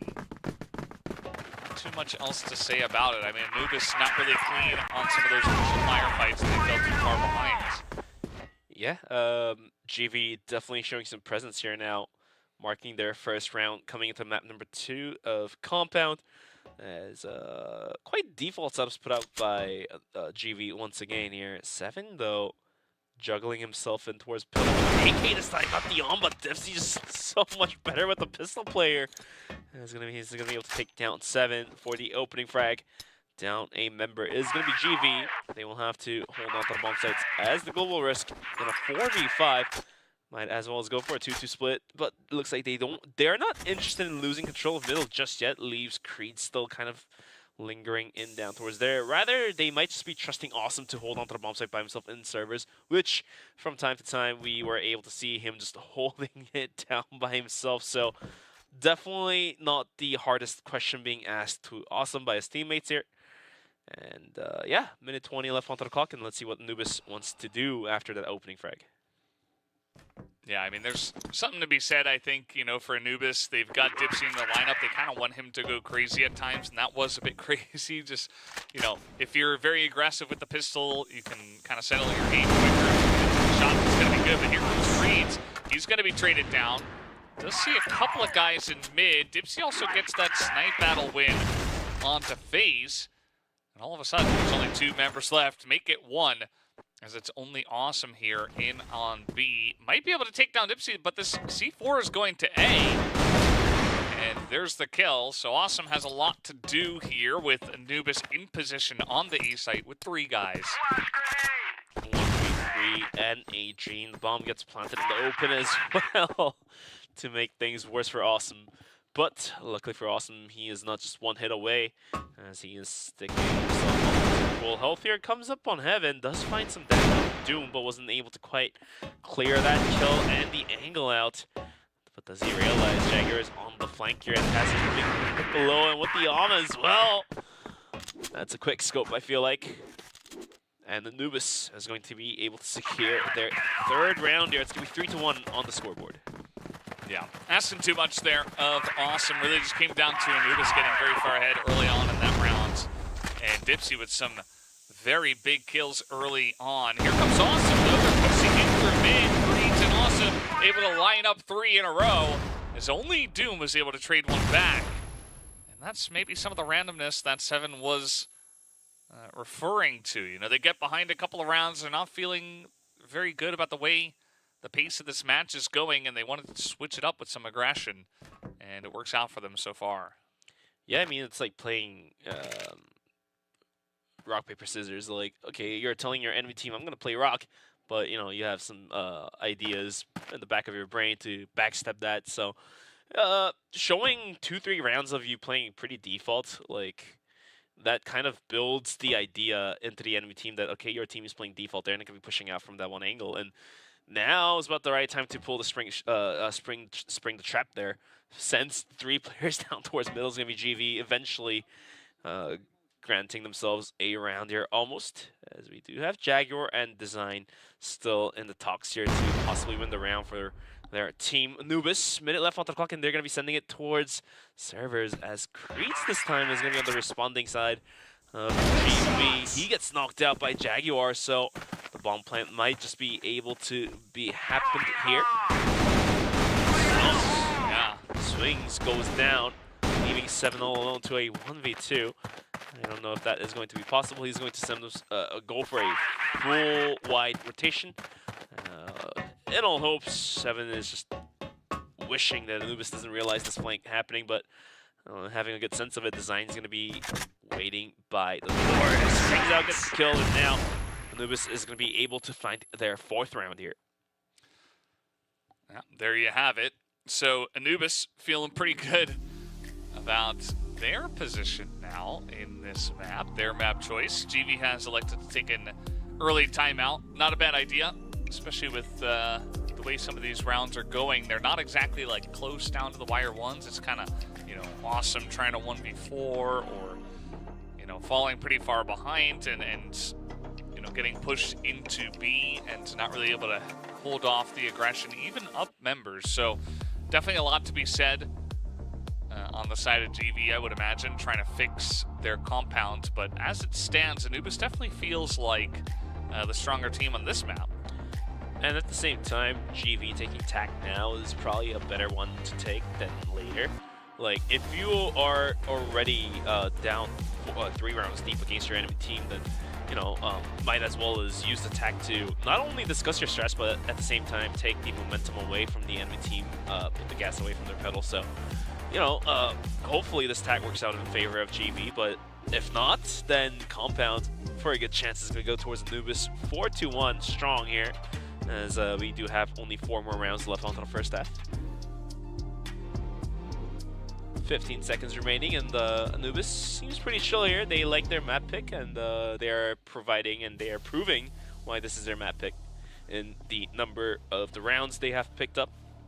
Yeah, I mean, Compound, there's definitely a lot of different pushes you can go for, a lot of crazy angles you can take, and I think that Anubis kind of came out with a very sneaky style that GV were not expecting, and it's really worked out for them, especially when you can kind of send Dipsy to just do whatever he wants and get 1v1 wins, and GV just can't handle that. It really gives you a lot of momentum, not just in terms of the manpower, but also just mentally, where it's like, okay, well, we got to deal with Dipsy, but we're not. He's just kind of taking down our team, you know. And as you mentioned, you know, everybody on the side here of Anubis is feeling happy. Design's always got a huge smile on his face. Everybody's just, is that a heart I just saw just pop out there? He knows he's Where on was camera. that? He definitely knows he's on camera. Where did that heart come from? Came from nowhere. It's just from the universe. The universe loves you. Mm-hmm. And so does Dipsy. And so does Dipsy, like I said. But the tech timeout is over, as we're going to be proceeding into round number 6 of Compound any moment soon here. For a quick reminder, 4-1 on the scoreboard. Now, this one favoring Anubis for the guys who are just tuning in. The first map of Subbase was picked up by GV, and we are in map number 2, leaving Black Widow as map number 3. So if Anubis is going to be able to pick up this map in their favor, then we will get to see some Black Widow to wrap up the first series of this tournament. CFS 2024 Path Eumena Regional Finals. Yeah, I think that based on the first map, I was like, hey, it looks like GV came to play. They're having a good day. Maybe they just take the 2-0, right? But now, after the beginning of this map, I'm like, no, this is initially what I thought. This should be very close. As here comes GV once again. Awesome. He's just so good on these aggressive pushes, and once again, he lights them up. Gets 3 kills, even though FaZe did go down. Oh, look at that aggression from Jaguar. Just walking through smoke is going to be able to take the kill from Freeze, but eventually Snox is there to trade him out, and Taz's pistol play, so good, gets awesome, but eventually Snox will find the second kill of his own. So GV now getting in closer towards the rounds of Anubis, score 4-2, and the quick spray down from Awesome just shown right there as a highlight to win the round for his team. Yeah. And now that's a couple of rounds where GV, they put on aggression and they kind of win, right? Now they're trying to do that through the pillars, but this time, Anubis, they clear out mid, they take control. Snox is not ready for that. And it's Anubis in the lead now. That's another shot here from Tazin. And Anubis is going to be looking to push into A. He's going to miss that initial shot, which is going to be huge. And Anubis essentially get into A for free. A couple of really nice entry frags. There's only 2 guys left here on GV. Yeah, I mean, that hold from GV was pretty wonky. Not being able to look at the right angles and not being able to hold and find the right shots in the right moment. 7, though, puts out some effort. Is going to be able to take down, gets second on the Doom. 20 seconds onto the bomb timer. I mean, if he just continues to get kills after kills, it's not going to happen, as Jaguar was waiting behind the backs. As Anubis runs away, it's going to be 5-2 on the scoreboard. Seems to be a similar run out of Subbase up to round number 7. Although it was GV on the lead for the first map. Now it's Anubis leading out, so we'll have to wait and see what happens. Early aggression down towards middle by design. Had he peeked out wider, had he been able to take the kill onto FaZe, Not sure if he had the angle to do so, but eventually that does drive the players of GV away from middle in towards the bomb sites A and B. So mid is now kind of opened up by the side of Anubis. Yeah, and that's kind of been their go-to strategy. Yes, GV has been challenging them in mid and in pillars, but I think for GV, don't go pillars anymore. That has not been working. You've lost every firefight there, but this is from the Blacklist side where you love to be. You take free control of mid, and now you can either go A or B. Leave the GR guessing, but Creeds does get that first kill through the smoke. Design is able to enter, though, in towards A. Here comes Tazi in the follow-up. They do not clear out 7. And Snox, though, the spray is good from Snox. He's making up for the last round, but it's only Dipsy left. And this guy is dangerous. Does get shot in the back by Awesome. And that's going to keep GV in it. 5-on-3. GV trying to tie this back up. We'll have to wait and see if they're going to be able to find this last round of the first half here. Early nades being exchanged, but won't be able to find much of a value on towards the players of Anubis. 7 is going to be looking down towards the deep colors from the once again. And, the C4 rotating in towards pillars as well, having 4 players of Anubis kind of just lingering there. But as a commentator, I feel like it's going to be yet another fake towards pillars, and like 3 players down towards middle and 2 down towards the staircase down towards A, and have a pretty quick A split with the support coming from the smokes being put out towards B to block off any rotations and open up the gates. Minute 38 left onto the clock, and it looks like Anubis is going for the setups, like I've mentioned. Valdez. Yeah, I mean, this has been their go-to. A lot of smokes over the top. Clear on everything, but the snipe in the shoulder there are gonna take out Dipsy. Does phase, and all of a sudden a lot of pressure from your push is just gone. Also Creed's just gonna push out of A, gets a couple of shots in the back, and that really takes out so much of that pressure from Anubis. Design, he's there, they're gonna spot him, and Creed's once again gets that flank down and keeps the hopes alive here from GV. That initial snipe from FaZe and then the push out from Creeds really is what won them the rounds. Yeah, looks like the tack GV went for paid off some dividends as they're able to close out the first half in a 1-round deficit, 4-5, and given the map being compound, now the real scary part is that GV eSports is going to be playing on the Blacklist side. So now the real question is, can Anubis hold on to the aggression, or will they just be pride opened up like what happened in Subbase last map, 1 map ago? Yeah, it feels like, you know, compared to Subbase, Anubis had some rounds where it felt like, hey, they're coming back, they're figuring out what GV are doing. But I feel like GV has done a better job of that, of coming from behind to actually figure out Anubis's playbook, at least on the Blacklist side. As you mentioned, this swap at the half is really going to be huge in terms of the strategy. You know, how aggressive does GV get? Can they get the read on to Anubis? Or is Anubis just the better team on Compound right now, and they come out with better strategy and they just close it out when they go to Blacklist? I could easily see both happening, to be honest. This has been a relatively close match. I thought it would be a bit closer, but at the end of the day, it does look like GV came out a little bit stronger than I was expecting. But we'll see if Anubis can make it a bit closer, a bit more of what I was expecting when we first loaded up this match. But GV, a lot of pressure in towards pillars. Maybe looking to mirror what Anubis did from their Blacklist side. And like I said, now with the sides being switched up here, GV looking to go into the bomb sites, but that early aggression coming up from Anubis is going to be able to push them back down, as Dipsy is going to be able to find the kill with a 7 as well to open things up. And look at the position of Dipsy. Now that he was able to find the kill, he gets compromised, and now he goes down finally, but the damage has been already dealt to the side of GV. Yeah, able to trade it back, and now GV, you know, they take control of mid, but they're down a member. Some of those pushes not going to be as strong from the Blacklist side, down a member. And this allows Anubis, you know, you just throw smoke here towards the edge of the pillars, and you know it's not coming in there. You can send a lot of eyes towards mid and just be ready for what is most likely going to be mid pressure. It's most of what we saw from Anubis. Whereas on the side of GV, they're not, they mentioned they don't want to do as many executes nowadays. They're actually just sending phases in alone. He's just checking in here to A room and saying, let me try to get some information, maybe even get a pick off if somebody is a bit too far out of position. But there are a couple of guys here from the side of Anubis, and Jaguar is going to get that first shot, make it 2. That is already the damage done. And Awesome does trade one back, but now GV are in a really rough spot. Rough spot indeed, but with the 2 kills being sacrificed, GV is going to be able to gain a bit more ground down towards middle.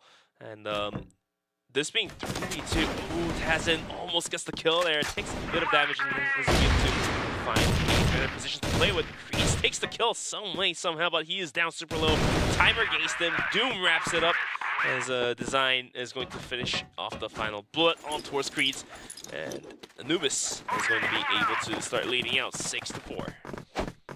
6-4. Got to be feeling pretty good for Anubis. That was a close round somehow. But that play on A-Long was good. But now aggression coming out from them, and it's actually going all the way of GV as they're able to handle this pressure with flying colors. They have not dealt with Jaguar. Is actually going to back away. Also, Design is very much in between two sides of this. They will not expect this at all, but now they're able to close in and easily take him down. And now it's all up to Jaguar in a 1v4. Not looking too good for him. He takes an aggressive angle, gets 1 kill, make it 2. And all of a sudden, Jaguar making it maybe possible, but he was very low on health, so 1 pistol shot to the head is enough to get it done. And GV not gone just yet. 6-5, still in favor of Anubis, but a much closer map this time around. And GV looking for the tie here. Lane's being thrown out as Dipsy takes a bunch of damage, down half already from the nades being thrown out. Jaguar not being able to hold on to the aggression, goes down. Creeds will pick up a kill as well onto Dipsy. Doom now, that's stuck on boxes, swings out, does a bunch of damage, but now he gets 1, but eventually he gets swarmed by the rest of GV. Design comes in hot with Dipsy, and double kill quickly being picked up to equalize things back down onto 2-on-2, but the bomb has been planted. It's going to be Creeds and Snox against Design and Tazen. Yeah, and that shot in the back from Design, a couple of kills, really just makes it very even. Now, Tazen is still here with an Alm. It's a very awkward weapon to have at this point, but this 1v1 is huge. Creed's going to buy some time, but Tazen's still hanging out in the window. They only have 15 seconds left. They're surely taking their time. Snox just going to hole up in the corner and wait for the push, but they got to clear out this whole site and get the defuse. It's just not enough time, and GV are easily able to clean that up. I feel like Anubis kind of dropping the ball there at the very last moment about how to retake that A site. And that was after, they got a couple of great kills to shore up around that was looking very much GV-sided. And all of a sudden, I feel like GV eSports, they've realized, hey, if we just get aggressive, we get in their faces, we're winning a lot of these firefights. Let's bring that confidence, let's bring that aggression, and we will win. And so far, it's working. So far, indeed, it is working out for sure. As now GV kind of taking the foot off the pedal here, taking the gas away, is going to be playing this round out a little bit slow in comparison to the last round. Minute 44 left on the clock, and it looks like the rotation is going to be coming in towards B here. All 4 players except FaZe to be looking down towards A corridor is going to be sending the players inching in closer, but the position of Dipsy and Design seems only so strong here. And the pot shots are going to give away the information that GV has some interest in poking and prodding in towards the B bomb site. The smoke to dissipate any moment soon here. Dipsy springs out, gets 1 but not. Oh, he picks up a double. It's going to be Design. Creeds will trade him out down to a 2v3, but Doom is still there, holding on to servers, and Creeds is going to have one hard moment to clear that angle out. Yeah, kind of interesting that they did not expect Design. They checked that corner, and then they're like, no, he's not there. And they get distracted by Dipsy. They trade 1 for 1, but then Design, once again, kind of in the sneaky spot, is able to just rack up a couple of kills. And this is a very different round from the one we just had. So now GV in a really rough spot. Only 2 members. They've got FaZe here with the as well, who has been checking a lot of the angles from mid, but they just can't check everywhere. It's so easy to get rotated on compound. And there it is. Jaguar gets the rotation from A, cleans it up easily, picks up the 2 headshots, and shuts down the rest of that aggression. Quick back and forth action between these 2 teams will result in the rounds of 7-6. As the early now, this time Anubis is going to be rushing down towards middle side, picks up a double, and somehow Tazin's going to find a quick scope onto Awesome as well, leaving 7 all alone. So Anubis now spicing up their tactics. Is going to be paid dividends. Pretty huge as well, with the C4 being down where the can take a direct look at. So 7's going to have one tough 1v3 to take this one out as he goes down finally towards the hand of Dipsy. It's going to be 8-6 in favor of Anubis. Yeah, now it really feels like Anubis is running away with this map. The last couple of rounds very heavily in their favor. And as you mentioned, they bring that aggression to GV. It was GV the ones that were winning a lot of those mid fights, the pillar fights, and all of a sudden Anubis are like, no, we are going to stand our ground. We are going to push into you and get the job done. It felt like GV were not ready for it, and they did lose the fight. So just 2 rounds away and we'll get Black Widow, but let's start off with the snipe here from FaZe. Gonna pick up the first blood on this round. And this time, it looks like GV, they take a much slower approach in the mid, but they still get mid control, and they're just waiting for Anubis to push into them. They are indeed just waiting for the push to come to shove. But for now, GV, they don't want to give the map point away just yet, so they're going to be playing this one out quite carefully, I would say. They're not really overextending or overswinging the angles or possibly getting traded out by the players of Anubis. Rather, they just want to clear the angles as a team, but eventually Tazen is going to be able to find the kill onto FaZe to equalize things back down to 4-4. And having Dipsy posted all the way out in double pillars and in towards connector, this might be the backstabber coming out from the side of Anubis. We'll have to wait and see, because if GV decides to go down, hey, Dipsy swings out, gets a kill, but gets traded out. And all of a sudden, it only so feels that GV is going to start catching up once again, because in the meantime, Awesome was able to find a frag as well. Yeah, that was pretty interesting from GV. They throw the flash over, they kind of fake a push, and that sparks Dipsy to go for his own push through connector. He trades one, but it really kind of breaks up the defense of Anubis. Now they're kind of left with 1 guy on each site. There's not a lot of time, but this is going to lead to GV getting a very nice 3 versus 1 push onto the A site. But Design has been huge on this map. He's going to get the info. He's going to back away, actually, and wait for his teammate to come over, saying, okay, let's go for the retake 2v3. And although Tazen has already been spotted, so here with an M4, Awesome is in, well, an awesome position. And now the sprays is going to come down from Snox, knowing exactly where they would have to push through. And you know, I feel like Design should have just gone for it. Maybe getting a little bit of cold feet in that moment, but it wasn't an easy round for him to get done anyway in that position. So can't blame him too much. But GV now keeping it interesting with their 7th round win. 7th round win indeed. And Nate is going to do a bunch with the Jaguar to make things worse for Anubis. Going to be a quick pillars take from Anubis as well. So they have full control of B, but GV has no interest in going in towards B just yet. The C4 still all the way far back in the blacklist spawn, just right outside of it towards the A connector.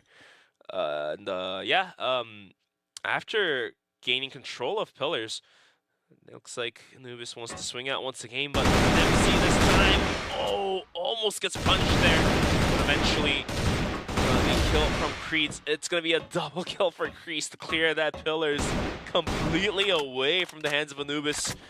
Almost as if they're taking candies away from the hands of a little kid. So Anubis now mightily struggling to hold on to the bomb sites here. 4v3, and is about to give away the tie as well.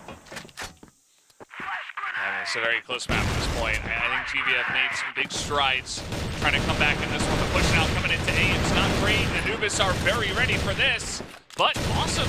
Able to push on in with the help of Creeds. These two just so clean on the entries, and they get the job done this time once again. With 52 seconds, that will be the bomb plant here for GV, and a fantastic position for them. Tazen has to land 3 alm shots, essentially, and probably, you know, look for one and then draw the pistol. Okay, he's able to get the one. 25 seconds. Look at this angle from FaZe in mid. That shot is going to miss, but Tazen's still in a rough spot. Just going to go for the ninja defuse in the smoke, I guess, but it's very desperate. The shots are not landing. Okay. He's just gonna defuse it, I guess. FaZe is not able to get in there, and that is just a snuck away round by Anubis. They can hardly believe it.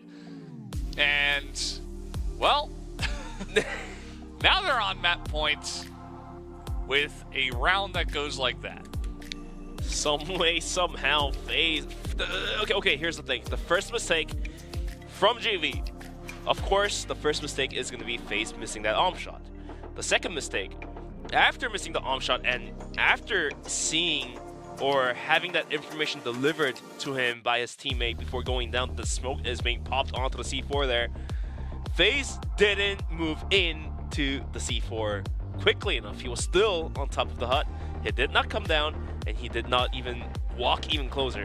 Had he been about 5 meters closer, he might have had a chance to, you know, start knifing the smoke or something, but did none of that, and eventually that costed them the round. And Anubis now taking attack is just putting the salt in the wound here as well, because I don't know what tactics they could bring out on the global risk side to close the map out. But this does give GV a bit more room to start talking about their tactics as well. 20 seconds remaining onto the clock, and let's see if GV can bounce back. The map point is now taken in the hands of Anubis, 9-7. GV's got 2 more rounds to pick up if they want to go into overtime. Otherwise, map number 2 is going to be given towards Anubis. And then that also means that we have a good chance of, not a good chance, but a 100% chance to take a look at map number 3 of Black Widow.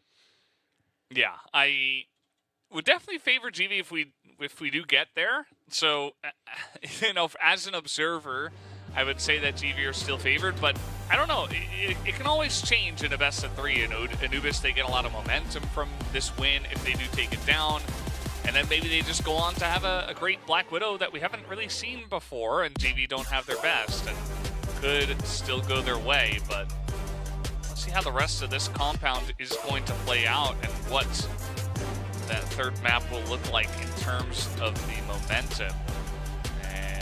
Just waiting to get back in here after that tack pause. As you mentioned, it was Anubis actually who did call it. Maybe not expecting to win that round, but they end up winning, and then they have some extra time to just say, hey, let's talk about what we can do better and how we're going to close this one out, and maybe begin to talk about Black Widow. Here they come. But can they close this one out is the real question. This team takes a bunch, Nuke takes a bunch, Dipsy takes a bunch as well. Design barely missing those damages there. As GV starting off the round nicely enough, although it does feel like Anubis has a pretty good control of the map here, having all 5 players posted towards the 50% mark here, taking control of mid, taking control of pillars, and taking control of A quarter as well, but looks like they're going to start falling back once the smokes dissipate, and all of a sudden they want to play this one out passively.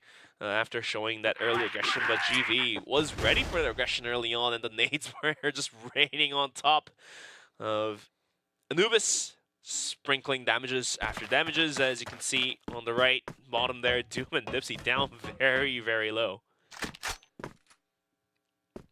Yeah, not the best way to try to put on aggression and get some kills going. It's always a game of chicken, you know, like who's going to commit to the actual fight? Who's just going to throw grenades right on top of you as you're trying to push? Or, you know, if they don't throw grenades and they don't match the aggression, then GR can just get mid for free. We've seen teams give it up and then try to retake it at times, but that hasn't been the theme of this match in particular between these two teams. A lot of fighting over mid. And now it's TV, they got a bit of damage, and they say, okay, let's clear out every single corner before we go for a straight-up mid-push. And they're going to be smoking off the both connectors down towards A and B. Not showing exactly which angle they're going, but it's going to be B. No choice from GV. Doom has to fall back right away with 1 health, but the Awesome is going to be just casually pistoling him out from the lobby. Snox gets a kill, but 22 seconds. They will have to get the C point from onside and get the plant done, but Jaguar is going to stall the time longer and longer. Tazin as well with the could be swinging any moment soon. As Awesome now get the bomb planted. Tazin just adds on to the damage, down to a 2v2. Creeds almost gets spotted out there as well. Snox with a big shot. Tazin, though, trying to clutch it back up. Last time he was able to get the ninja come through. Can he get the final kill here to close map number 2 out in his team's favor? 23 seconds of taking Freeze. Is going to be quick to spray him out from the lobby here. And some way, somehow, GV still hangs onto the cliff here.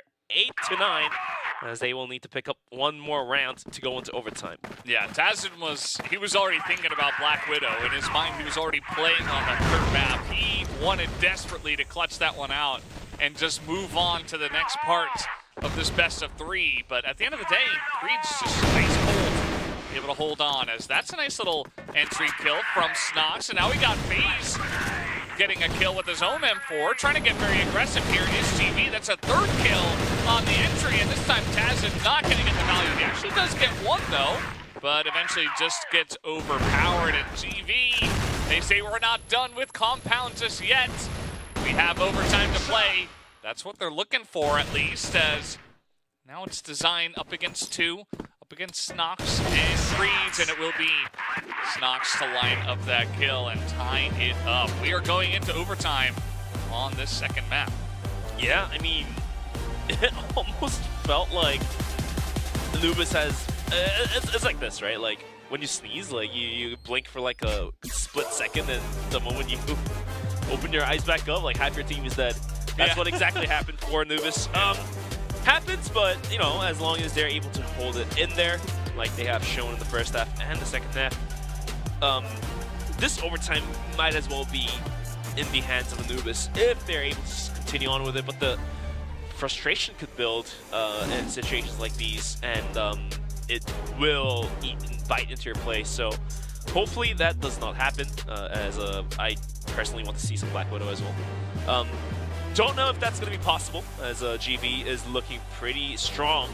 They have picked up map number 1, and they barely dragged themselves on top of the cliff, and is going to be able to go into the overtime here as we are waiting for the lobby to be remade. Quick reminder, this is the first set. We got 3 more sets to go to wrap up day number 1 of the group stages. So a whole big ton of CrossFire left to be delivered to you guys. So please stay tuned. We will take a quick break, I believe, whether if Anubis takes map number 2 or not. If Anubis takes it, then we will have a quick break before going to the final map of Decider. If GV takes it, then so be that. Yeah. Yeah, you know, at this point, it's really anybody's map to win. I think that GV did an excellent job to claw their way back and give themselves a second chance, but Anubis, in my opinion, have been the better team so far on this map. Yeah, it's a bit disappointing that you gave GV another chance, but if they just play their game and they handle some of that aggression, which has been the main way that GV are winning rounds, is just kind of running on in, getting some great entries from Creeds and Snox and Awesome at times, and essentially just bowling them over. If you can handle that, I think that Anubis still should be favored, but looking a little bit dejected at this moment in time, as you mentioned, probably disappointed that they gave them the overtime chance. I mean, I would put a lash onto, or, you know, just don't let Dipsy push out is what I want for Anubis, because it's not paying off for the amount of risk the team is taking. Especially on the okay, if you're on the blacklist, like whatever, 1 player out, you still have all 4 to aggress onto the bomb site and make a man advantage if you isolate the bomb site from the other players. But on the global risk side, you are throwing 1 player away. Sure, Dipsy might be able to find the kill or 2, but at what cost? Still losing his life and still weakening the defense towards the bomb site that Dipsy has pushed out towards, right? So I think Dipsy was out from the bomb site good 6 rounds out of the 9 in the second half. So yeah, like, we're not saying don't let Dipsy out 100% of the time. Have some rounds at him out there, but not like all 6 rounds, right? Yeah. No, I think that, as you mentioned, from the Blacklist side, sending him in, finding some good 1v1s can be good, but especially from the global risk side can be a bit risky, but just trying to put on that aggression, not necessarily paying off for them so far. This time around, once again, GV have kind of read the situation. They say, okay, you want to run into mid, you want to take some big firefights in mid, we're just going to throw grenades on top, and they don't get, critical damage this time, but they still get some nice damage onto design. And that could be the difference maker when it does come down to that eventual push. Looks like GV pretty far up in this one. FaZe, oh, nice double check. He is going to be taken out eventually, of course, but a lot of information and gets the kill on that push into A room. And especially Design has been the one getting the frags alongside with Tazin, so him going down is probably not the most ideal situation for Anubis. Reeds now spots Jaguar out, and all of a sudden, GV is going to be able to just fend off the aggression down towards A, as Jaguar is going to back out from that corridor and go all the way back towards Connector. It only so feels like that, as Dipsy now picks up the C4. Less than a minute remaining onto the clock, and looks like the interest is still going to be down towards A. Unless Awesome swings out like that, gets a kill and backs out without losing his life. That's a difference maker by Awesome here to make the round for his team. Just the timing of that was really excellent, knowing that, okay, they're going to be building up to another push here in a moment. He gets that pick off. Now the push comes in onto A, but Creeds is ready for it. Gets the spray down, Snox finishes it off. And at that point, it was just a bit too predictable. They got that initial trade from FaZe. They knew there were a bunch of guys. I really loved how Creeds, when he first saw, I forget who it was, peeking out of A long, he was able to push out a little bit and get information, say, okay, they backed off. They knew exactly where they were going to be. And once again, another round here where Anubis are just starting from behind on health due to just running into mid grenades.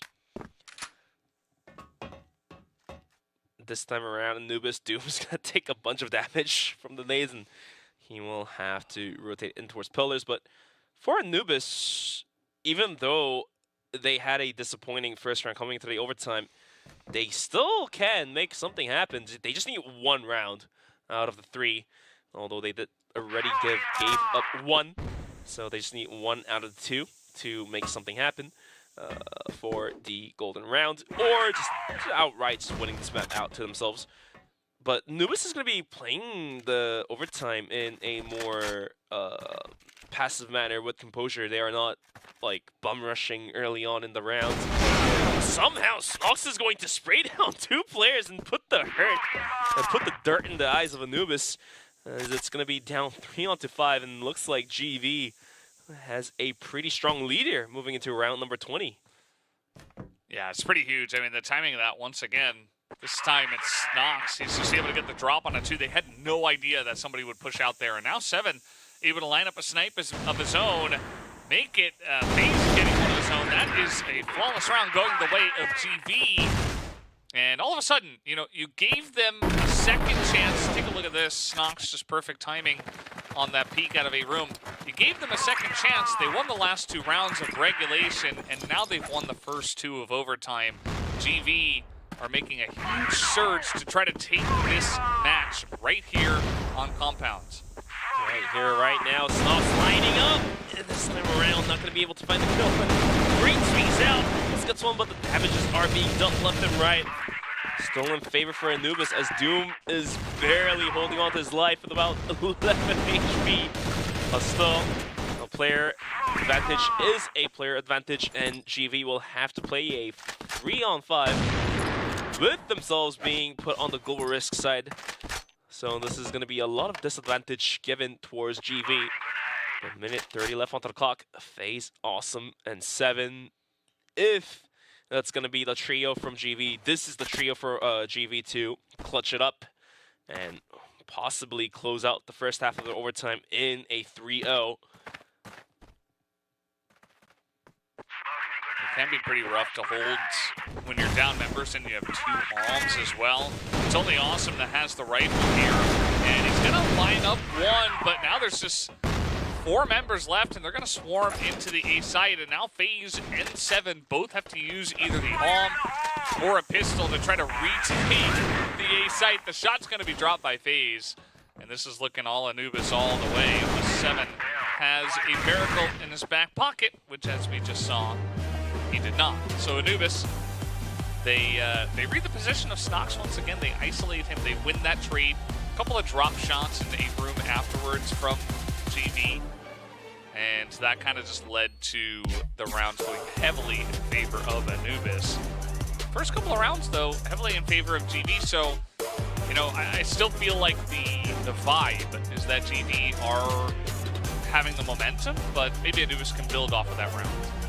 Yeah, and now that they're switching sides, GV might be put in some trouble here, as they did end up giving up that 1 round. And like I've mentioned in round number 20 or 19, that 1 round is exactly what Anubis needs of all 3 rounds. 1 out of 3, 33% of it, to just bounce back and take the map point into their backpacks. So the lobby is going to be remade for the second half of the overtime, as now we do see the sides being switched up. Yeah, the side swap, it's kind of interesting because Anubis have been going and running into mid regardless of side. And I think GV have just been, you know, getting small advantages, throwing some grenades in and getting some damage. But we'll see if they mix it up here from the GR side, or if they want to continue running into mid. And this time, I mean, they're just not really going to put on as much aggression. So they are not willing to take position in mid and take that grenade damage from the GR side this time around. As GV themselves playing it passively to start out the round. All right, here it is for GV. Can they close this one out, as they are 1 round away from going into the map point? And for now, Anubis, they're going to be playing pretty default as well, like they have done in sub-base. Did not pay off last map, but this time around in Compound, things could be different. Different maps, different angles, and different tactics you have to maneuver. But for GV, they're going to be sending 3 players down towards Connector to clear out the Connector towards Pillars. They know Dipsy has been poking prodding out of there, so this time they wanted to, for sure, clear that angle out, have 3 players clear that one. But with minute 20, they're going to be setting out the smokes to close off the gaps towards A and B, but not really showing interest in just aggressing down towards middle. They want to gain a bit more information before putting the marks into action here, but it looks like they're going to be sending it in there. The C4 following in the front line as well. This smoke, though, is really going to stop them in their tracks. You can force it through with some flashes, but look at Anubis. They've got 2 guys just waiting.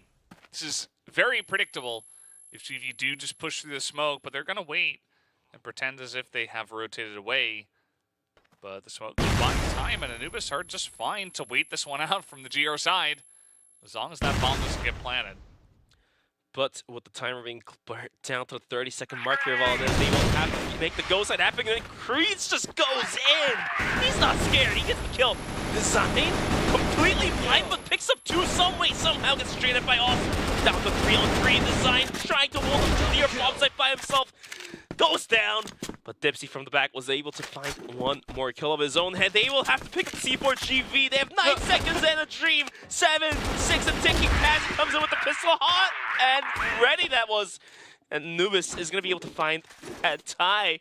11-on-11. That was just a wild round. GV, they say, hey, we're running out of time. Smoke is dissipating. Time to just run it down into B. And it kind of worked there for a little bit until they, you know, of course, got shut down as they're trying to bring the bomb in with 15 seconds left. And that's what I was talking about. You know, eventually you run out of time and you're forced to make a move. And Anubis were just so ready for it. So even though it looked okay for GV at some moments in that trade, it It was definitely very wild, and Anubis were happy to shut it down. So what are we going to be looking at from here? It's all tied up. It's 11-11. Do we get to a golden round in our first match of the regional finals of Eumena? Valdez, we just might be able to see the first golden round of the whole tournament here on the very first set and the very first match here. But still, it's all it's all probabilities. We have to wait and see what happens, but the clock has been burnt down, and GB is going to be sending that mid push once again like the last round, but this time, can they pry open the bombs? Face takes a bunch of awesome swings out, gets a kill, gets an opening onto Design. Now he steps up towards Heaven. Tazin will go down, Snox will quickly head from the Anubis, stuck in the corner, gets one, and gets a second kill through the wall. Almost Design's going to pick up a kill as well, so Creeds is down and dusted by Dipsy. Somehow, Anubis is going to tie it to a lead here, almost. It's not a tie, it's a tiebreaker, yeah. 12-11. So, with the very last round here, Valdez, can we see the first golden round? I'm not so sure. I mean, GV, it looked so good for them. I loved that pinch into the spawn room, and they really caught him with their pants down, but at the end of the day, the follow-up was just not there, and Anubis were able to just hunker down on the site and really hold on to a Jaguar and Doom, a couple of the veterans, and just able to really lock it down. And GV, once again, a bit wild, very aggressive in the push, and it doesn't work out again. That's got to feel bad. As that's some information. Dipsy going to see some feet flying, probably a human connected to that. And you're right, man. But looks like Dipsy's going to call for support, as we do have Doom moving over from A towards B. And this might just open up enough room for the rest of GV to take some peek in towards A, as you see. And Jaguar will have to play a more passive angle rather than being posted up, since he is only being provided support by one of his own teammates. That's going to be Tazin, deep in the bomb site. The nades being exchanged left and right. Minute left on the clock, and let's see what GV is opting out to do. We do have the C4 rotating in as well, with the timer being burnt down. The very first round of their Blacklist side, they did not have enough time to get the bomb planted. Seven had to go on top to pick the C4 back up and get the plant done, but he was caught with his pants down. Here comes the aggression, but do they realize Design is waiting? Fox is going to catch Doom with his pants down. FaZe almost gets the kill. Design quickly sprays down two players. 30 seconds, and they have control of the bomb site.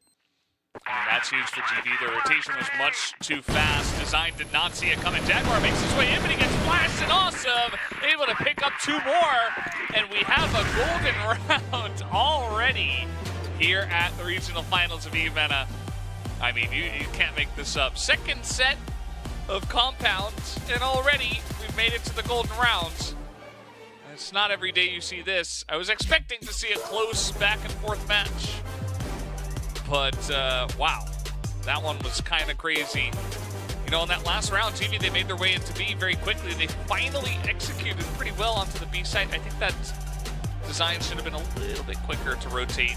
He had a perfect position, but maybe just smoked off a little bit too much, wanted to wait. And the rest of his team just kind of got bowled over into B. Yeah, we get to see the first golden round of the tournament, like you said. Just bouldering and just pushing into the bomb site like a madman. And eventually the golden round is finally here, as we're going to be seeing GV possibly starting on the blacklist, I believe. Once you move into the golden rounds, you keep the sides that you played on the second half of the overtime. So yeah, GV is going to be starting off the blacklist side, and Anubis is going to be on the global risk side. And just taking a look at how the rounds have progressed for GV playing on the blacklist side, it's not the most stable gameplays, but it's definitely one of the more creative gameplays coming out from the blacklist side of GV. So let's see if that creativity is going to kick in for that golden round, or will Anubis just farm kills, picking heads after heads of players of GV just walking into the bomb site with open arms. it will have to come down to that golden round. Can Anubis take us to map 3, or will GV close out set number 1 of the tournament in their favor of 2-0? That's really the question, and it all comes down to one beautiful, shiny, golden round. Just one round. We played 24 of this map already to get here, and number 25 is the one that will decide it. At this point, it's really just a toss-up. I mean, both of these teams have been so close. You can talk about side selection as you did, Bench, and GV, they've been pretty wonky. They've been a bit random, very aggressive in some of their plays that they've made. Will they get the jump on Anubis again? Or will Anubis lock it down? Oh yeah, this is the golden round music that I've been missed out on for a while. Anubis, once again, actually not once again, but this time they're going to go a little bit cheeky here. It's going to be take that aggression on towards pillars, have control of connector, but reading that like a book, GV is going to be just sending players down towards middle and not have anyone peek to the connectors, rather hold it and see if they're going to be catching possibly Dipsy pushing out from connectors. For now, the smokes are being set out towards the catwalks. Once again, taking aggression down towards middle. FaZe is going to be holding this one down towards the possible backstab coming through. FaZe goes huge, gets one kill, and Design in a blink of an eye will lose a teammate. And just like that, they know that there aren't going to be people on the site of B. They've seen this position before, and that gives a free entry into B here for GV. Alongside of FaZe getting the kill 1v2, I mean, that is just going to be the backbreaker of this round, unless Anubis can pull off something crazy. There's only 27 seconds, and they've got to retake this down a man. It is not going to be easy, and they're taking their sweet time. 20 seconds, nobody else has died. Here comes Anubis, but FaZe has the flank at the same time. Tazin is going to be taken down from behind, and there it is, GV. They win the golden round. They will move on to the victory here in this series, 2-0. They don't need a third map of Black Widow at all. They just say, well, we'll take it to the golden round, and we'll take them down there.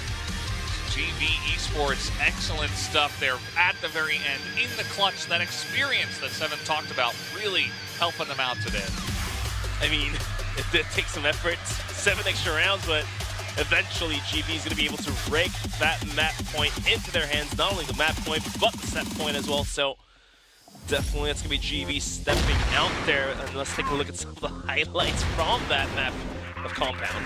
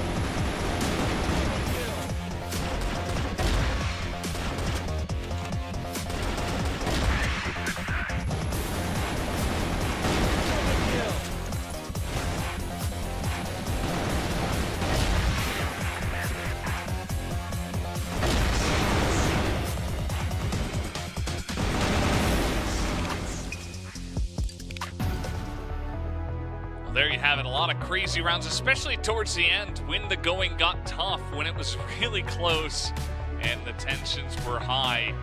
But at the end of the day, the golden round is taken by GV.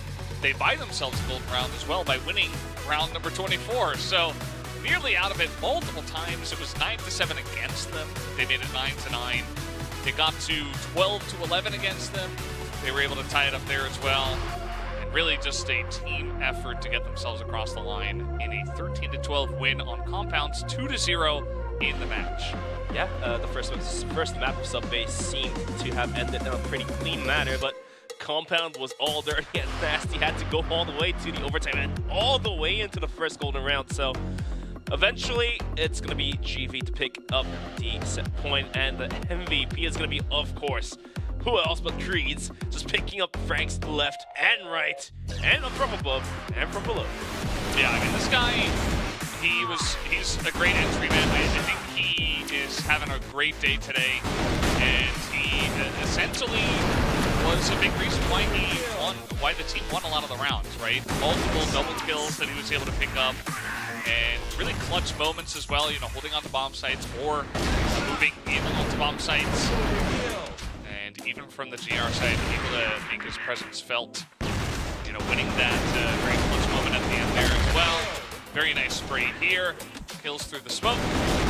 Not a big surprise that Creeds picks it up for the MVP. So, yeah. Just, I'm sure that's a great, very fun way to start off the tournament here for the side of GV. I'm sure they're going to be ecstatic that they get the 2-0 as well. And I'm hearing now that we do have the MVP interview ready to go. So let's hop into that right now. Hello, Creeds. Congratulations on your victory. How does it feel to start off with a big 2-0 victory up against Anubis here at the regional finals? Hello, yeah, I mean, it feels great, but the job is not done, so we will have to play our game, go through, and then make our way to CFS before we can really be happy, I would say. Definitely, that should be the mindset of a pro team like you guys. But one quick funny question. So, whose idea was it to send FaZe in the vents for Subbase with a shotgun there? Because I feel like the gunplay is better for him with the AK or the ARM. Yeah, I think FaZe is the best shotgun player we have, I would say, in the game. So yeah, we know that Anubis really like to play through wood and mid, like to split B. So yeah, having FaZe in the vent, we always do that. It's a no-brainer for us. Yeah, makes sense. And, you know, Seven talked about in his interview about how he felt like the experience of a lot of you guys, this roster, so many of you individual players have been around for basically forever. How much do you feel like that helped you in that really clutch, you know, crazy, very tense golden round and also the overtime rounds leading up to it? I mean, it helps, but yeah, I mean, it helps in terms of we stay calm when we have to. We know what to do. We've seen it all pretty much. So yeah, in these kind of situations, it helps. But you know, when you're getting older, you also lose your aim, I would say. So yeah, it's always like this. Fair enough. Well, Creeds, you had an excellent match here. Congratulations on the MVP and congratulations to you guys on the 2-0 victory. You. Best of luck in the rest of the tournament. Thank you. And that was Creeds. Great to hear from him. Obviously very happy, saying, you know, the experience helps, but also we're getting older. You know, the aim, everybody always talks about that. But, hey, didn't affect them in this match. They were able to take the victory. I mean, physically, as you get older, your reflexes get slower, but at the same time, you build in the experience to, you know, not be shaken in those clutch moments, right? Yeah, absolutely. Well, guys, that was the first match. We have 3 more on the way. The next one will be Lazarus up against TBI eSports. We're going to take a quick break and come back with the second match. Don't go anywhere. Welcome to CFS eSports, where the world's top CrossFire teams come together to compete. Now, let's explore the newly introduced CFS Path for 2024. CFS Path is the journey towards the Grand Finals and consists of 2 main stages. First, the regional qualifiers, where lower-ranked teams from each regional league's point system compete. Second, the regional finals, where top teams from the regional qualifiers and the top-ranked teams from each regional league's point system fight for the slots in the grand finals. Finally, we have the highly anticipated grand finals themselves. The journey along the CFS path begins with the regional qualifiers. First, let's take a look at the point standings of the 2024 Regional Pro Leagues, CFVL, CFBL, and CFWL. Based on the point system, teams ranked 5th to 12th will compete in the regional qualifiers. These teams are divided into 2 groups and compete in a single round-robin format. The top 2 teams from each group will advance to the regional finals. In the next stage, the regional finals, the teams that will qualify for the grand finals are determined. The regional finals are also divided into 2 groups, each playing in a single round-robin format. The top 2 teams from each group will advance to the single elimination playoffs.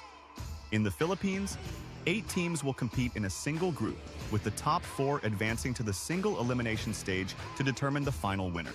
In North America, teams compete in single elimination for the group stage and switch to double elimination for the playoffs to determine the winner.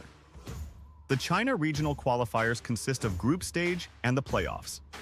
Seeds are determined based on the CFPL Season 23 and Season 24 point rankings, with higher scores across both seasons giving teams a better position in the CFS 2024 Regional Finals China. The group stage is conducted in a single league system with a BO1 format. The results of the group stage will determine the playoff seeding. 1. The top 4 teams from the group stage advance to the winner's bracket. 2. The teams ranked 5th to 8th will move to the loser's bracket. 3. The teams ranked 9th and 10th are eliminated. 4. The tournament consists of 3 rounds, with each round determining 1 CFS seed.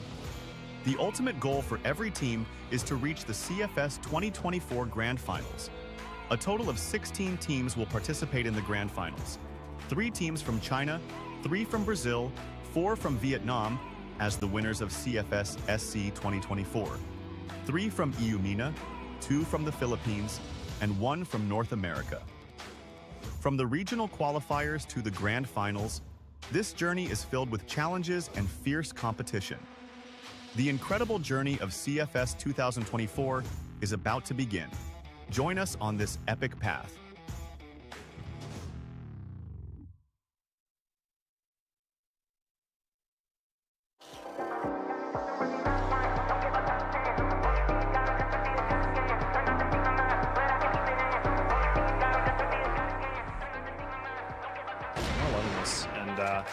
Okay, nice shot from Michael once again, and man, he's made a lot of good connections on this, but now you just got down to 2 players. Oh man, and all of them are. A bit of a change up here though, I will say. However, they don't expect the flank. Mercs looks for 3, gets 3 as well. You know, surely there's a weekend better spent. Or on the other side, of course, it's where had a player who knows what's going to happen. Oh, not exactly the easiest thing in the world, that's for sure, but there's a 1-for-1. Make that bone, getting another. Not bad. We were talking about the 6-3. He might just get it here as well. Still a 2 versus 3 in favor of Showtime. Oh, make that 1 versus 3. All down to Josh. He's doing damage, sure, but this is tough. He's low.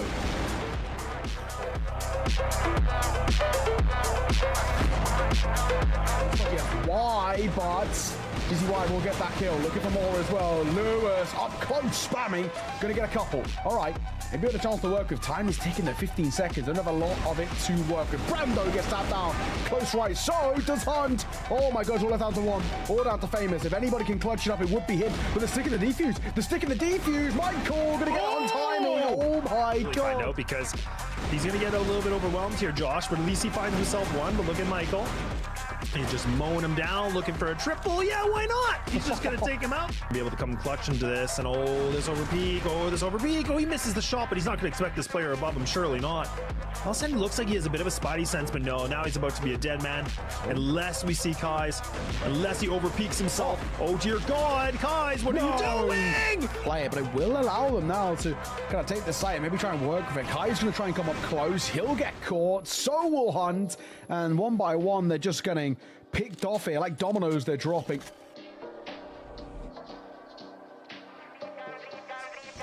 Really pull off on this. They don't want to go for the fight, but this is a really smart play because, again, they have the number advantage. They're just going to turtle up, and it's just a slaughterhouse in here. And the resurrection of them, I have no idea, but not looking good. When Alvin's hitting shots like that, Alvin's just popping off. Alvin's finding himself a double. Make it a triple. Why not?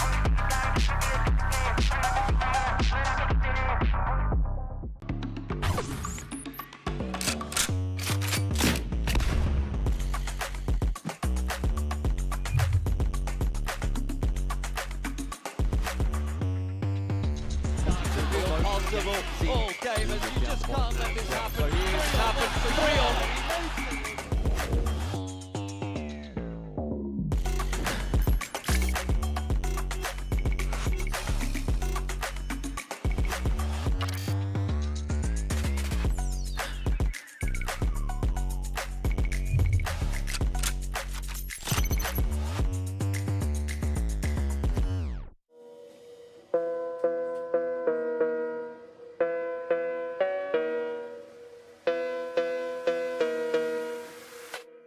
Yeah, with 20 seconds remaining too. So again, right down to the 2v2 situation. That time is ticking here. You got to get going, and beautiful shots here. Very least maybe a sign of things to come. Oh, What? double from Gofree. And Gofree's had a real nice couple of moments, and he might be able to add a little bit more. One, looks for two. Oh, he's gonna get it. Gofree. They're in a deficit by 3, so they're beginning to be able to find this opening duel, but can they find the second? Yes, they will.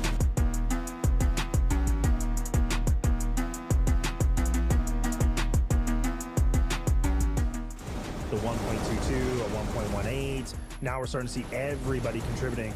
This is what I always, really talk about. Like this right here, the double kill. Couple of taps around that corner. Again, a little awkward, but there's space to work with GZY, famous Brando, all combining. That is a shutdown, a massacre in the...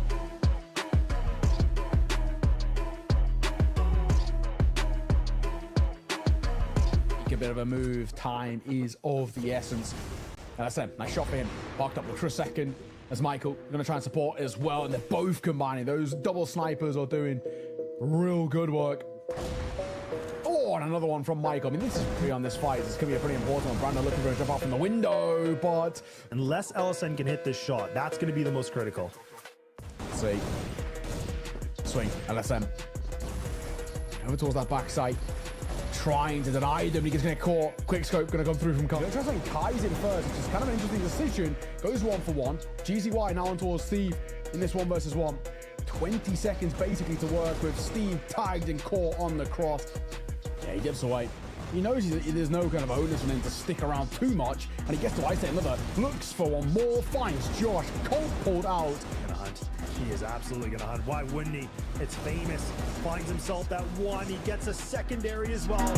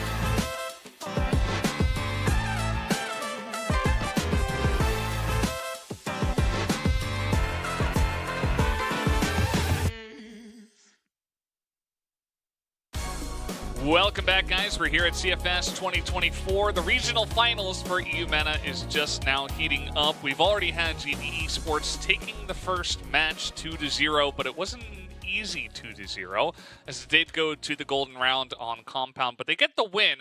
Now we're moving into Lazarus versus TBI eSports. Bench, what do you think about this match? Oh, this one's going to be pretty tough as well. Lazarus is going to be not going down with a fight, so is TBI. So going to be looking at a possible map 3 that we missed out on the first set. Like you said, it's getting heated up. Not only getting heated up, it's all fire burning left and right. So already the golden round has happened on the very first match of the whole tournament, so we might be able to see some stats being put out, some numbers being put out by these two teams, Lazarus versus TBI eSports.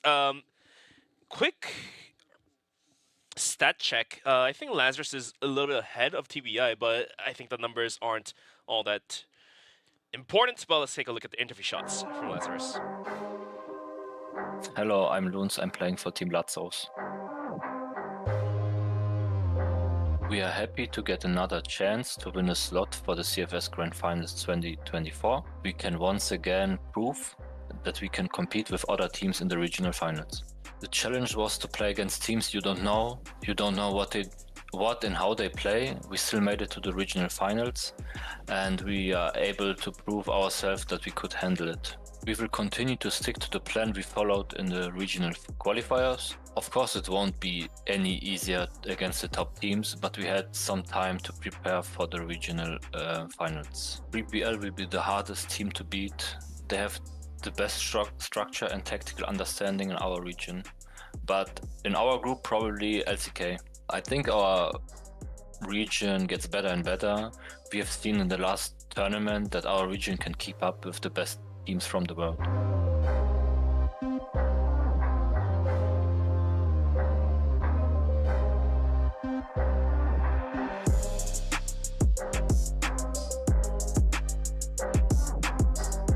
Thank you who supported us and who supports us during the tournaments. This means a lot to us.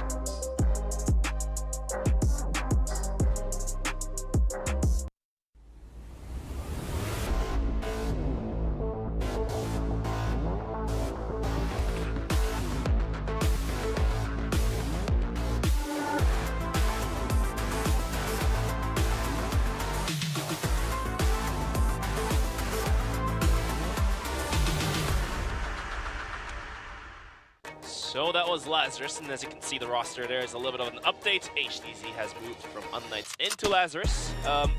Lazarus, a team that you should never, talk down on. They're always on the top invitationals. They're always invited. So let's see what they're capable of. Their roster is going to be HTZ, Jin, Madison, Vise, Loons, and Niels. So pretty much the similar roster, except HTZ, the Armor, the superstar player, is going to be on their roster now. Big smile for Vise. Yeah, feeling pretty happy about the way things have been going. They did have to play in the regional qualifiers for Eumena. Both Lazarus and TBI actually able to make it through from there. Madison, I remember at the end of last year, he was just beginning to show up a bit more, was having some big moments. Jin as well, long-standing player on this roster. You mentioned Niels, used to be the main guy, the main IGL, but has taken a step back. HTZ going to be coming in here, always was a very flashy player on unKnights, and now with Lazarus looking to make the difference and try to qualify for that awesome CFS Grand Finals later on this year. And the stats on their team looks pretty good too. Jen and HTZ above 1.0 KD. It's going to be 1.10 and 1.18. Loons is going to be the one kind of leading the charge for the team, for his team. So it's going to be close to a 1 and a 0.19. Yeah, overall very balanced. I think that is pretty much the Lazarus calling card. That's essentially the way they play the game as well. As we are also now going to take a look at their opponents, TBI eSports. Let's hear what they had to say. Hello, this is Gainer from TBI eSports. It feels great to be competing in the CFS Eumena Regional Finals, because we couldn't make it last year, and we almost didn't make it this year if not for the new point system. We are very happy, and it will be a very good experience that will help us in upcoming year, and we are hoping to make it to playoffs. The biggest challenge we faced in the Eumena regional qualifiers was keeping a positive mentality in the mindset after losing our first match against Lazarus. And we succeeded at that. We kept a positive mentality, and we could win the remaining 2 matches and qualify to the regional finals. The toughest opponents who we might play against in the regional finals would be 3BL. I believe they are the strongest team in our region, and I believe they also proved so by their performance at the last CFS Summer Championship at Vietnam. But we will still do our best and try to be the victor at the match. How do I manage the pressure and expectations in crucial matches? I do nothing, to be honest, because I don't feel the pressure. First round is like finals. Like there are no crucial matches. Every match is important. Every match I need to win. I just go with the mindset of doing my best. I do my best. If I won, then I'm the better team, and if I lost, then I need to rewatch and see the mistakes we made and try to be better in the next match. What sets my team apart from other competitors in this tournament is hard working and giving our all to the game. Thank you all for being here. This was Gainer from TBI eSports.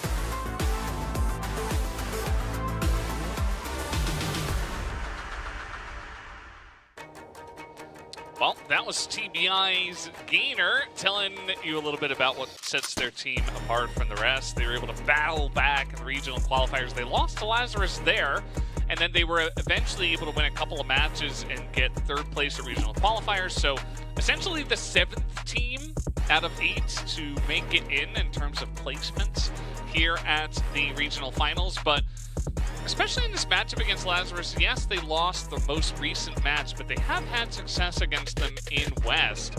And I don't think this is going to be a straight up, 2-0 victory from Lazarus 100%, as you mentioned. I think it really just comes down to who's going to be better on the day. Yeah, I mean, it's not completely even, but it's very close to even. They had 2 draws, 2 losses, and 1 win against Lazarus. So if they are able to win out tonight, then it's going to be completely even in terms of counter stats. But TBI, team with passion, team with love. They're spreading the love here as it looks like they're all ready to fight against Lazarus. And the stats up on the board, it's going to be Dirty to pull a lot of weight alongside with Booker to carry his team to victory. 1.14 and 0.95 on the KD ratio here. Although the round stats, the blacklist stats, and the goal risk stats are all pretty low, below 50% as they came in 7th. That's a team that can always pump the numbers back up above 50. The match history 2-1. Lazarus is going to be on the lead here as they were able to knock out TBI in the past group stage of the regional qualifiers for the 2024 Eumena. So the key players are going to be here. HTZ, a new pickup for Lazarus, is going to be their key player, and for TBI, it's going to be Dirty to do all the dirty work for his team. Yeah, I mean, definitely makes sense that it's these 2 that are chosen in this head-to-head matchup, in the key player matchup. At the end of the day, yes, TBI, they were able to get some big wins. You can see they're very happy to be here, especially Dirty giving us all the love.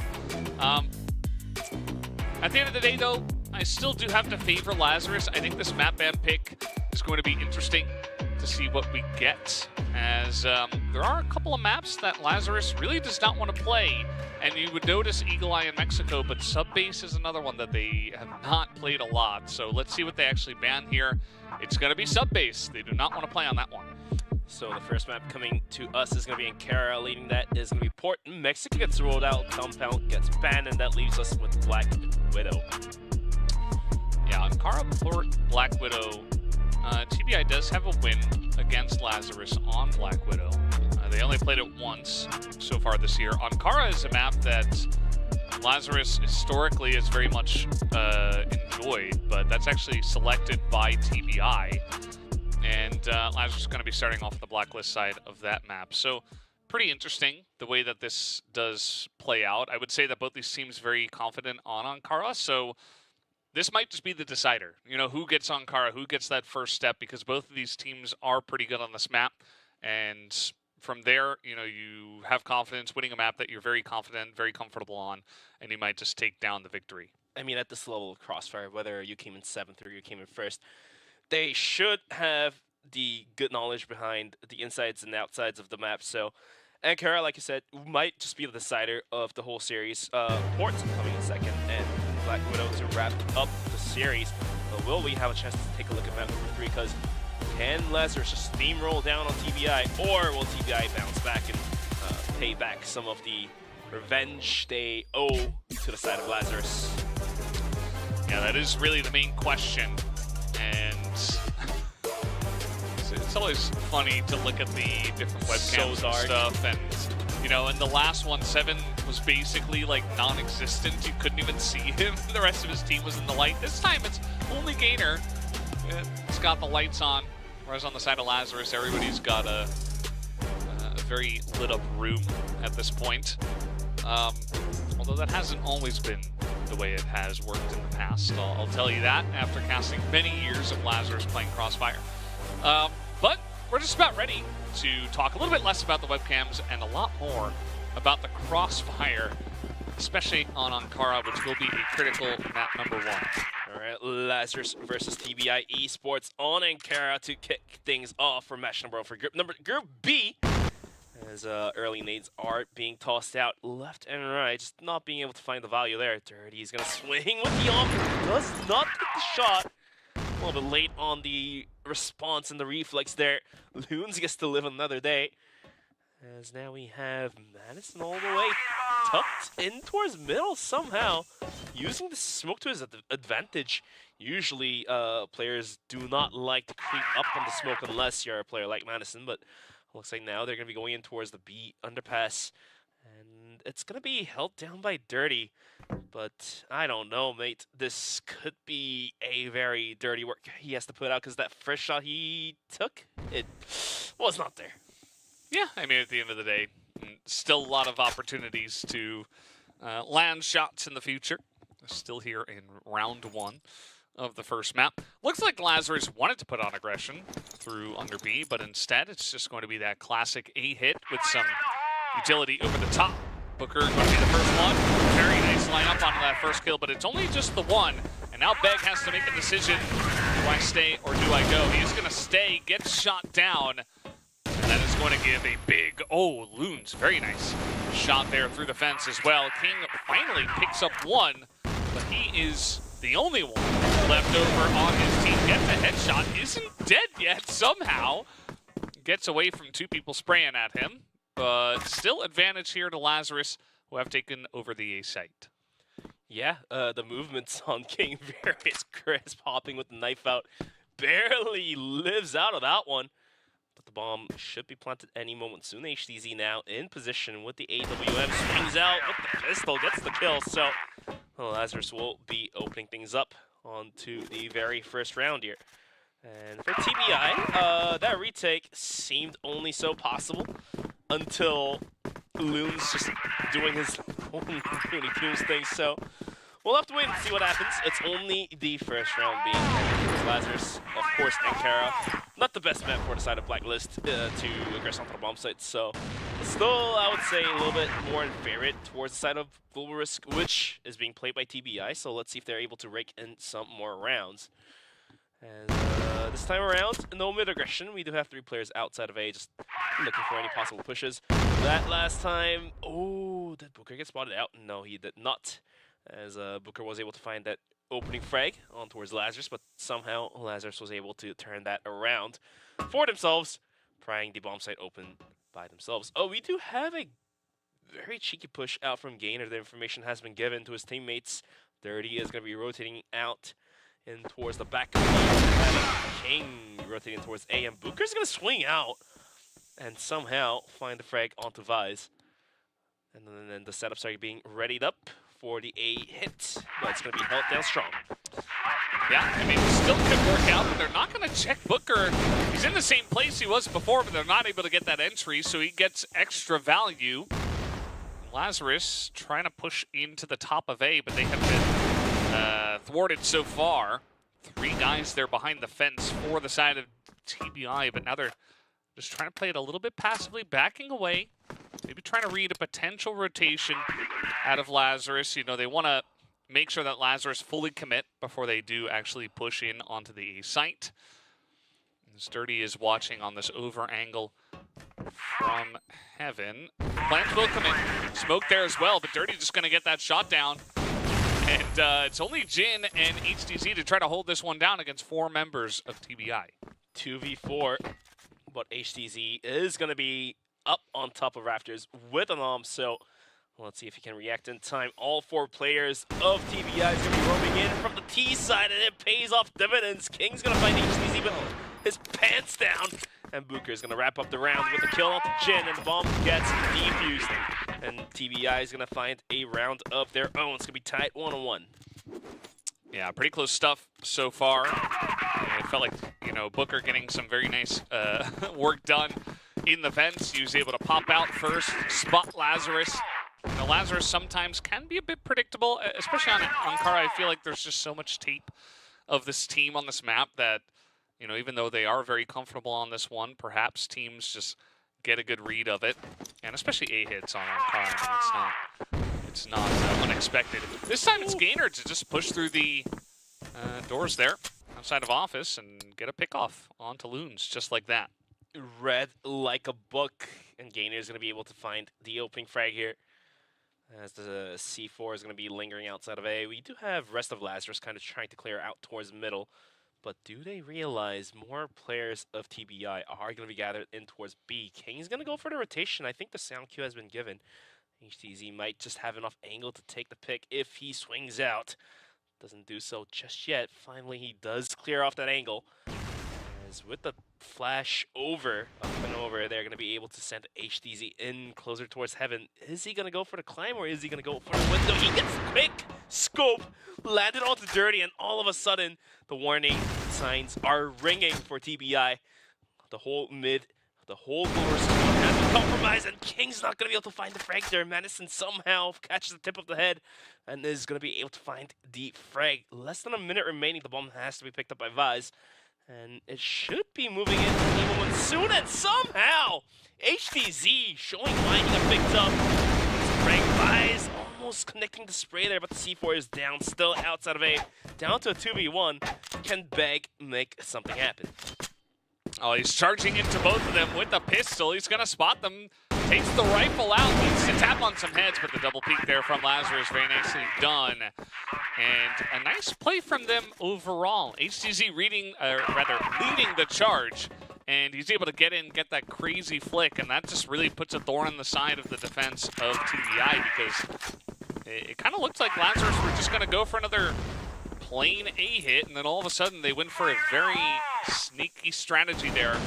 TBI were not able to find it out until too late. HTZ looks like he's got the hot hands right now. Beg from underneath is going to pick up one as the action breaks out in mid. Still, it's kind of even at this point. We've got 3 members alive, but here's Gainer, who has fantastic position coming out from B, and that's another kill to King.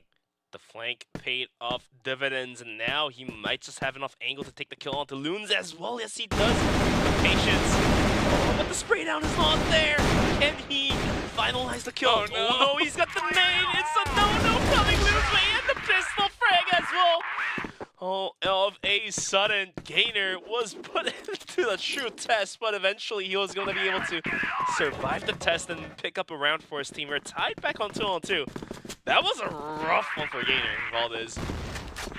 Yeah, he won't want to watch the highlights of that round. But at the end of the day, you just got to shake it off and say, hey, we got the win.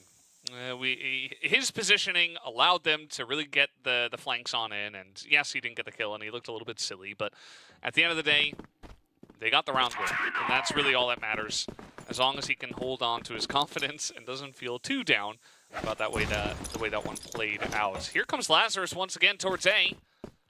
very common strategy, as I mentioned before on Ankar, and they're just going to go for it again. The tried and true. Tried and true indeed, but this time Booker is not going to be holding the vents, and the overflashes are going to open up the room for the rest of the Lazarus to start running in. Can Booker hold down? Does a bunch of damage, but does he realize the push is coming strong? Loons gets one, and Smith gets traded out. Jin now steps up and over, but Dirty in the smoke is going to find the headshot onto him. So all of a sudden, Jin's going to be able to find one more frag here. 3-on-3, and somehow King is still holding up the near bomb site by himself. Down 1v2, won't be able to clutch the round up. King picks up a double kill for himself, and somehow TBI is going to be leading out 3-2. Yeah, that round was a little bit messy. Just trying to really push up onto the top of A. It did not work out. The shots were not landing from either side, although TBI were a little bit cleaner with that. Dirty did spot him there, but was not able to land the shot there. Lazarus, you know, I like the pushes, I like the ideas, but really got to land the shots on some of those entries. And unfortunately for them, not quite able to do it on that last one. I liked the new defensive setup on A, though. Not really holding Booker too far forward just to trade 1-for-1. They wanted to really hold down the top of A and say, well, if you want to push into A, it's going to take a lot longer, and that gives us time for our team to rotate over, which we did see how that strategy can work in that last round. And not only that, if Booker's all the way tucked up in vents, there's nobody to trade him out. But if he's on top of the bomb site, then there's a possible chance for a trade kill, possibly equalizing the manpower down to your own level. So yeah, it helps your teammates for the retake, but this could be a underpass push coming in from Lazarus. The King is going to get angle, finds one swings out with the double, makes it a triple kill for this guy. Couldn't quite there, get the fourth one, but Gainer is there to wrap it up. And it will be TBI leading out for sure now, 4-2 on the scoreboard. Yeah, last couple of rounds, TBI just kind of flattening Lazarus. We'll take another look at the replay. Just the spray was excellent, knowing that after the first guy, there's got to be more. He just holds it. They were not ready for that one. Now we hop back into live, and Dirty starts off with a snipe kill. And, I mean, at this point, Lazarus are not really finding a lot of work to be done here from the Blacklist side. I feel like this is the first snipe kill from Dirty. Yeah, I feel like he picked up only pistol kills in the past 6 rounds. We have some snipers like that in CFS. Alucard is another one that comes to mind. He's going to be playing later on today.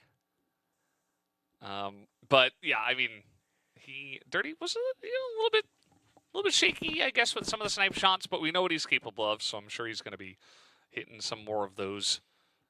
At this point, we might send them to the CrossFire Olympics for the pistol 50 meters men's, but Loons with a double somehow with the M4. So he's going to find quick 2 headshots and somehow create an advantage. King swings out, goes down. Loon is on fire today, Valdez. 3 kill for this guy. And all of a sudden, the bomb site is completely opened up.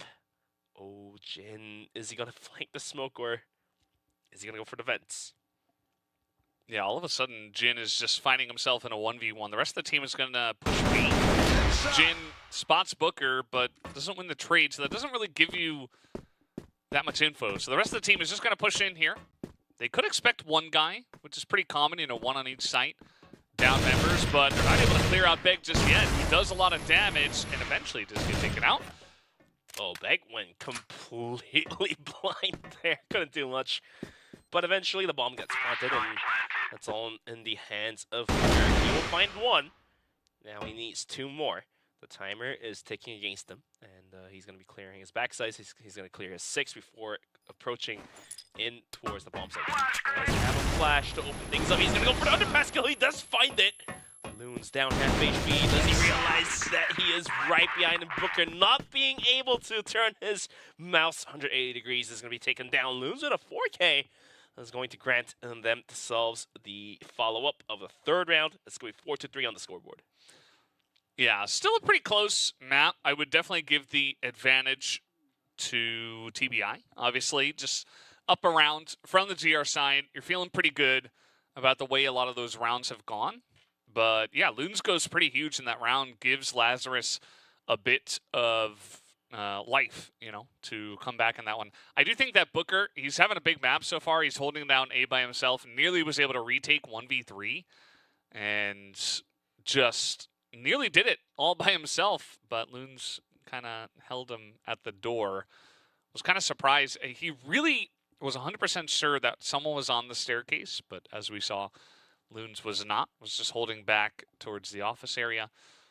And yeah, so a little bit of a disconnect. We're getting back into the lobby. We're trying to load this one up as soon as possible and get right back into the action.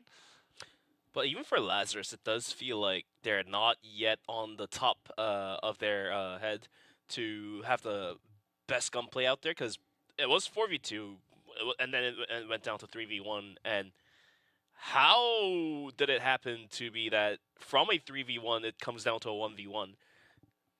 That's a leak. Yeah. I would say that's a I don't want to say it's a mistake, but it's a weakness, I would say. So for now, Lazarus, even though they were able to pick up that round, it's gonna need a little bit more of a retouch, a little bit more fine add up, I would say, to have a better post-plant game setups, I would say. Having better positions, having a better idea of where your enemies are going to be coming from. Because the reason why Booker was able to bring that down to a 1v1 was, okay, the first frag onto the player rotating out from the heaven towards the boxes, he was caught in the wide open. I mean, had he stayed there, he wouldn't have went down. And the second frag onto his underpass, of course, yeah, that's unfortunate. The flash over, a flash up and over was going to be good enough to blind the player down holding underpass.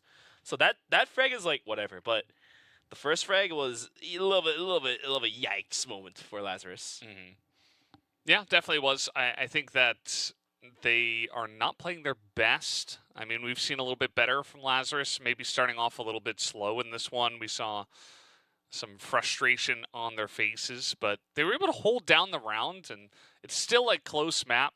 I'm sure that, they expect a bit more of themselves here on Ankara, but understanding that, in the last matchup, they took the win. They should be the favored team here. Might be a bit frustrating that TBI are coming out so strong. And on the side of TBI, they made it through the regional qualifiers, rather. They were able to prove to themselves and to the fans that they are a team to be respected and that actually does have a chance here in the regional finals. And all you got to do is, take a couple of best of threes. All of a sudden you find yourself in playoffs. You win a third place match, and then you go off to grand finals. It's definitely easier said than done, but who knows? Who knows who's going to make it? And generally, Ankara is the map. Lazarus is favored above TBI, and somehow TBI is going to be starting off strong coming into the actual regional finals. So we'll have to wait and see what happens. Dirty opens up towards HDZ. As Bag is going to be holding down Hector. Does he realize Vise is right next to him? Literally one flick away. But a funky setup from TBI. 4 players down towards B and having only Booker holding A. This is an adaptation, I would say. They realize that once Lazarus has failed their A attacks, they are favoring B. So they are going to be sending players out from A and have support towards B. But now, with the rotation coming in from Lazarus, so is going to be Beg from TBI rotating in towards A for a 2-player setup. Let's see if Lazarus can break through the defense without losing too many players. Yeah, it's going to be a bit more rough for them down HDZ. But, Booker's positioning. Is anybody going to take it? Yes, Madison will, and Jin gets that kill onto Beg as well. This entry, very clean this time around. Booker, very unfortunate timing for him. But does not matter. Lazarus are able to get in, and now they have the advantage on top of A. Their holds in this position have been a little bit iffy. Let's see how this one looks.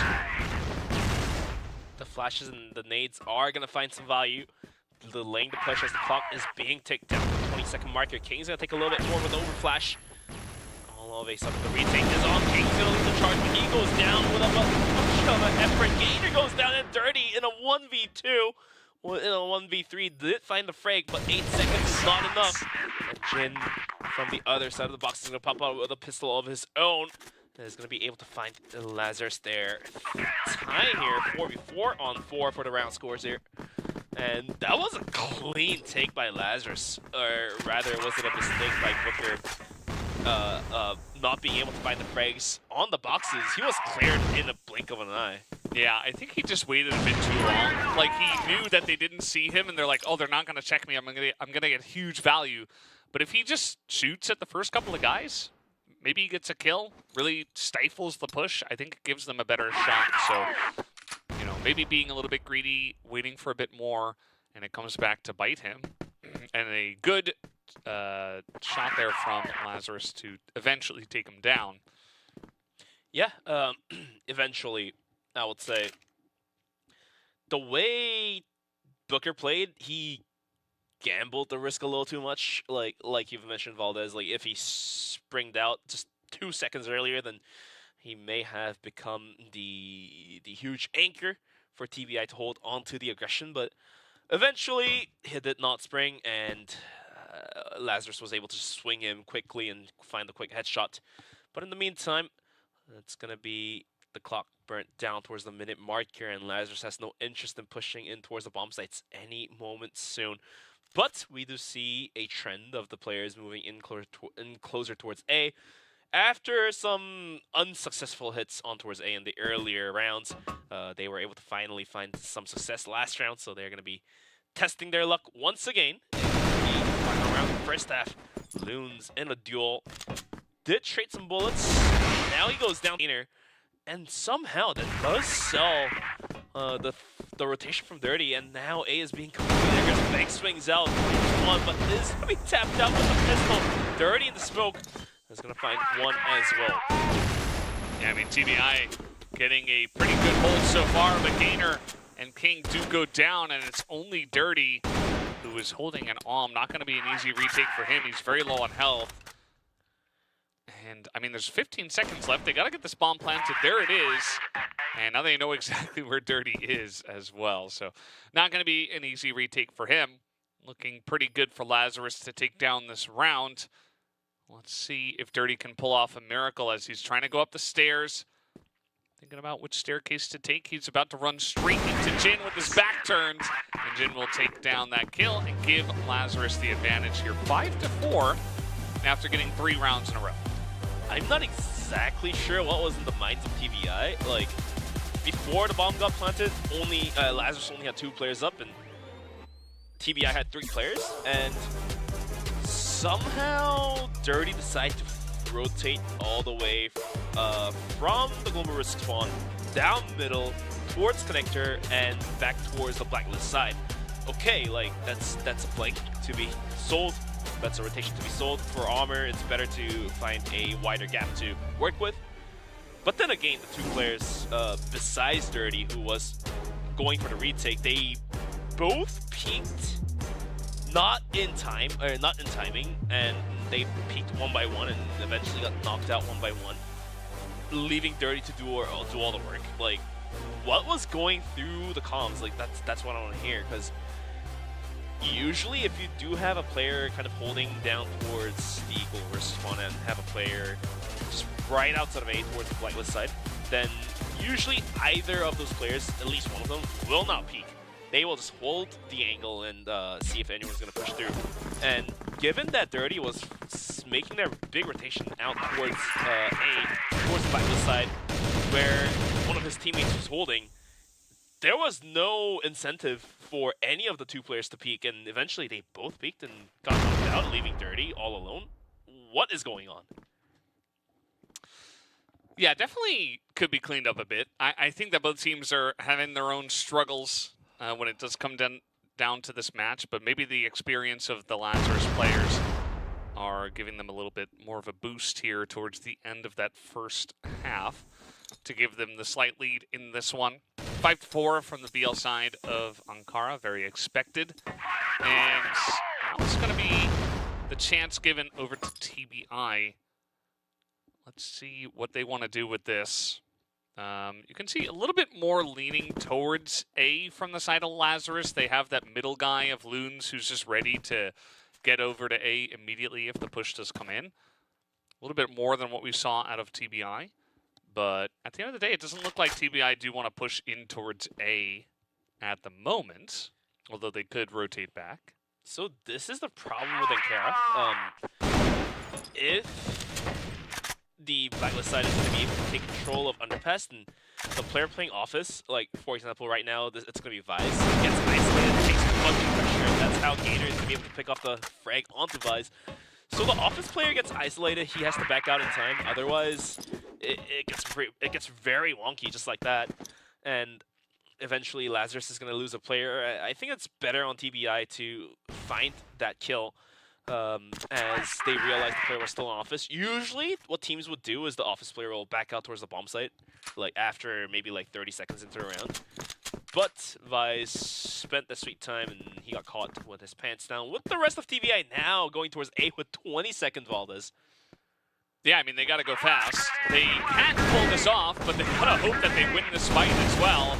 Really not giving themselves a lot of time. Lazarus also has a fantastic flank coming in. They do not check it, and they are all cleaned up. There's just not enough time to get the bomb plant now.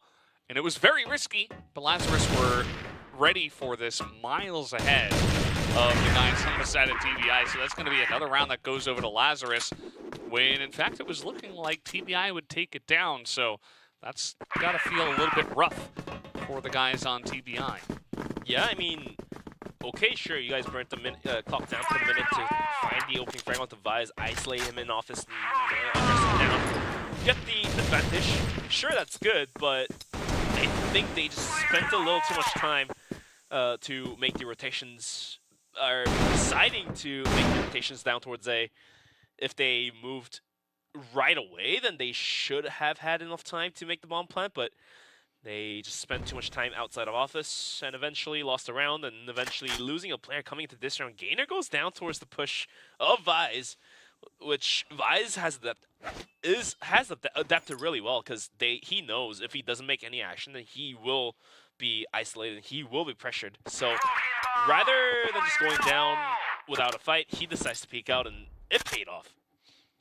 Yeah, it definitely does. And it just feels like Lazarus are getting some really big advantages where TBI are not necessarily able to do too much. Booker's having a great map so far, but it just feels like the rest of the team is not really in sync with him. He's kind of like off doing his own thing, which is fine. You know, oftentimes you'll have that lurk player doing his own thing and getting value from the team, but it doesn't feel like the rest of the team has a, solid game plan alongside of that. Booker can go kill, but okay, what's the follow-up? What's the push?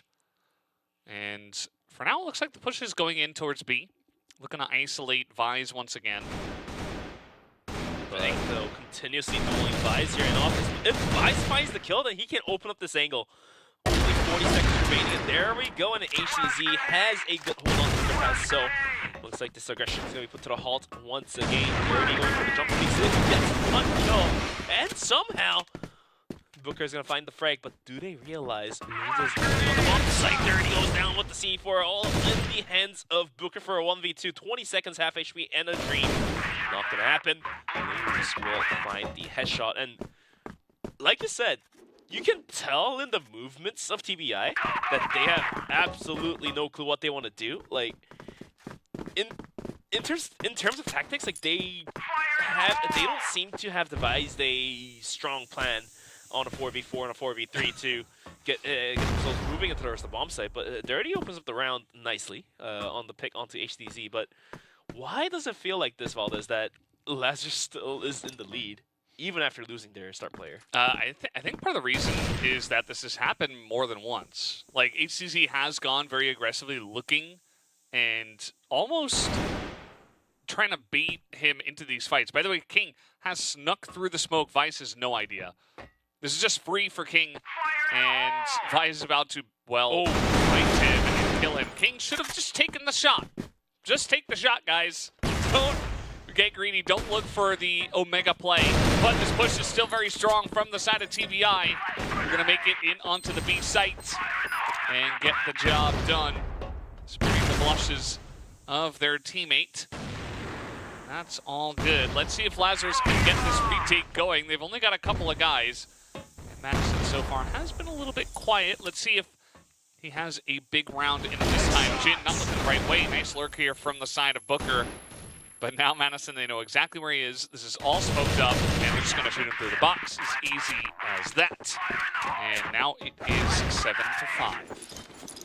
Yeah, TBI is continuously wagering their position advantage that they gained. King, like, sure he could have gotten the kill, but if Vice didn't look back, then King may have walked all the way up to the side and found some of the frags. But eventually, even without that, TBI was able to win the round, so it didn't matter all that much.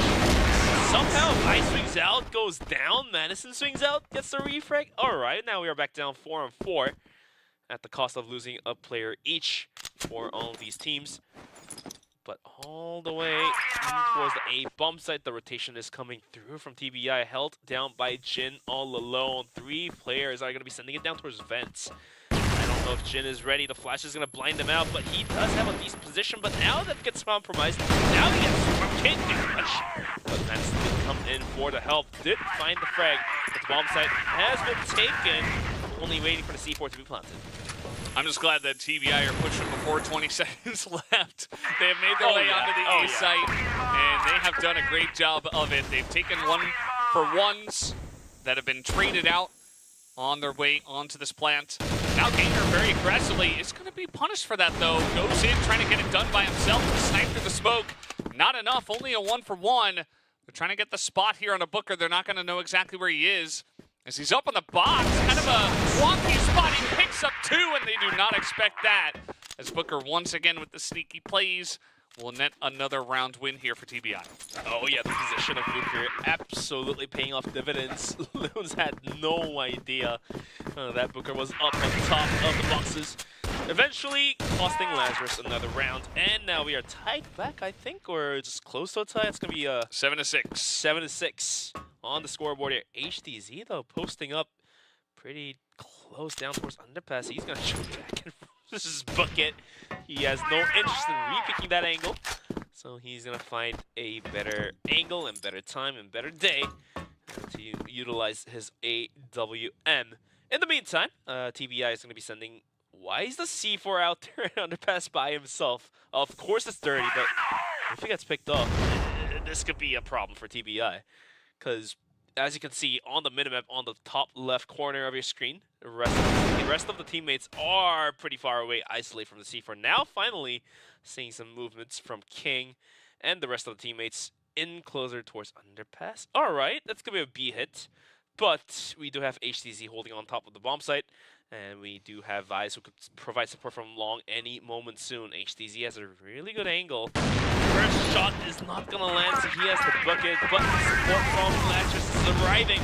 Loons is leading the charge. Oh, look at this. They have so much support over here. This time the push not as clean. King and Dirty do get a couple, but look at the health bars.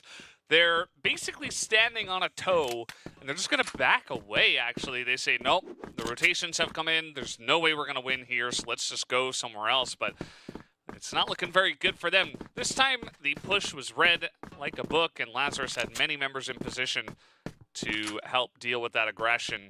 As now Lazarus traveling as a team, trying to spot them as nearly got the drop, actually, on Lazarus, who weren't looking and expecting that fast of a rotation. But at the end of the day, it's still Lazarus who do take down the round. Yeah, unlike TBI, what I really like about Lazarus is when they have a man advantage, they always go for the trade kills. Because with a man advantage, if you continuously trade one-on-one, then at the end of the day, you'll win the round. Hence is why you saw all 3 players just... They are willing to give up a bomb plant for having all 3 players move together. And that's the main difference that we see from HTZ almost getting the drop there. Eventually, we'll have to book it back on top of the bomb site. But yeah, going back to what I was talking about, TBI doesn't play trade. Rather, they rely on the individual skill sets of the players. But for Lazarus, they don't... It's not that they don't care about individual plays. It's not that they disregard it, but rather they would go for the team play a bit more, put the importance on the team play a little bit more than TBI is what I feel like right now, Valdez. Yeah, I think we've definitely seen a bit of that so far on this map, and it has benefited Lazarus, who are holding on to a pretty solid lead. Again, remember, this is TBI's map pick, so at the end of the day, it's like, well, you should know that Lazarus are very strong on this map. They have the advantage against you on this map, but TBI very confident in it in their own right. Here comes Jin. Just going to peek into the air duct. He gets taken down, but now the push will be red. Hopping off the top as Madison only gets one.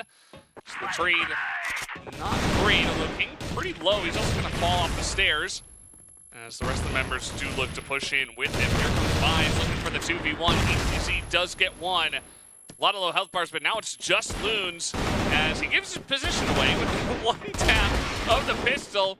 Still gets the kill, trying to charge him with the knife, just going to shoot him down. And there it is. Very wonky back and forth trades, but TBI were ahead the whole time. Yeah, Loons in E-Box tried to make a play. Eventually had to leak one bullet, and that basically gave away, like I said. But probably didn't matter because the information would have been given before the whole pistol thing that Loons was behind E-Box. They would have checked it regardless of the pistol bullet or not. But in the meantime, we do have some quick A peeks from quick A aggression coming in from TBI. Clear out the vents with the nades. Dirtying the charge though.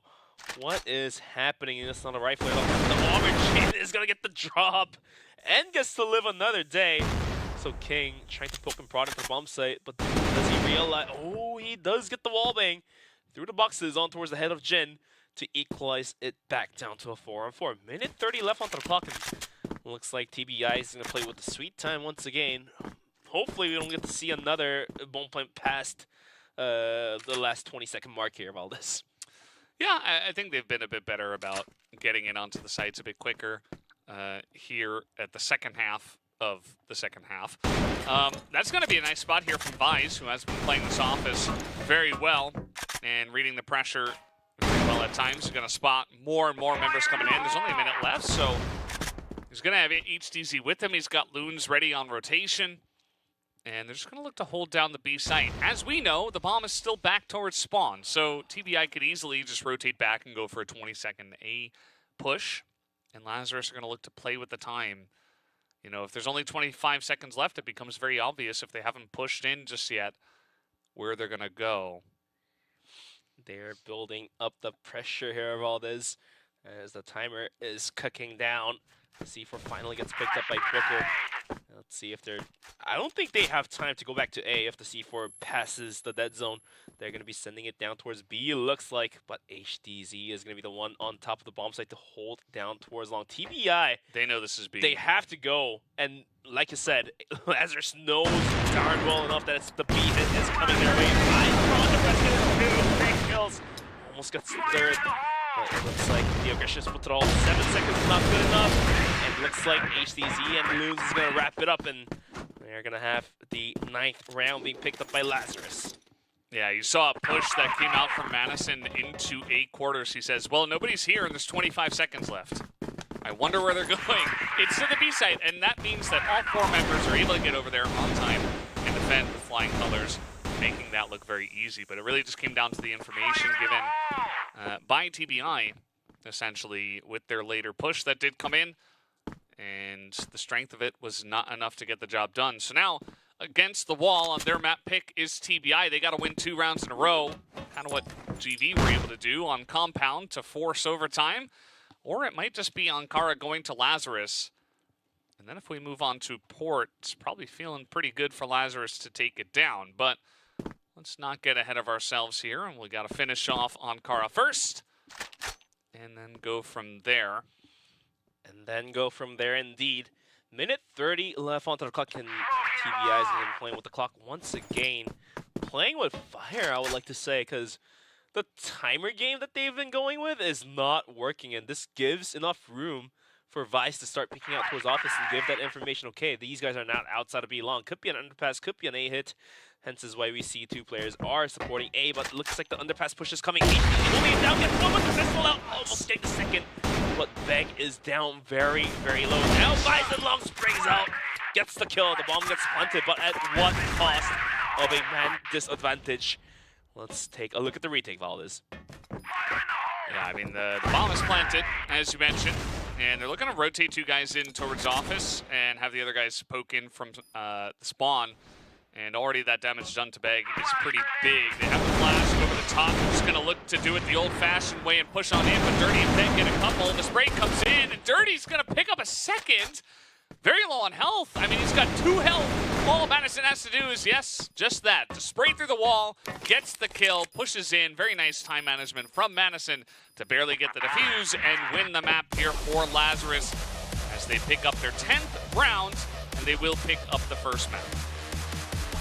And this is gonna be scary for TBI. They lose their own map pick, and now they will have to move into Port, which is Lazarus' pick, I believe. So I'm not sure if TBI has it to take us to map number 3 of all this, but not the cleanest run out for Lazarus, but the river did it for them. 10-7, sure, they picked the first map, but based on how... So, disregard how TBI played, but just looking at how Lazarus played, Lazarus also was a little bit wonky in Akara. Maybe it's their first game of the day, so they're not fully warmed up, sure. But moving to map number 2, both teams should be warmed up, so let's see what happens. Yeah, I do agree. I think Lazarus, for me, coming into this one, I was a bit surprised to see the Ankara pick from TBI, and then I was a bit surprised to see Lazarus a bit rusty, perhaps. I don't think they should be rusty, but maybe a little bit not warmed up, whatever you want to call it. But yeah, they really got back on the horse and proved that they were the better team on this map. So, good stuff from them. And we're just watching some of the highlights from this match. Wasn't particularly... know what to call it, Bench. There were a lot of rounds that went down to the wire, and it got pretty fiery and messy, for sure. Yeah. Yeah, definitely got messy, definitely got wonky, and eventually Lazarus was able to come out on top of TBI through all that chaos.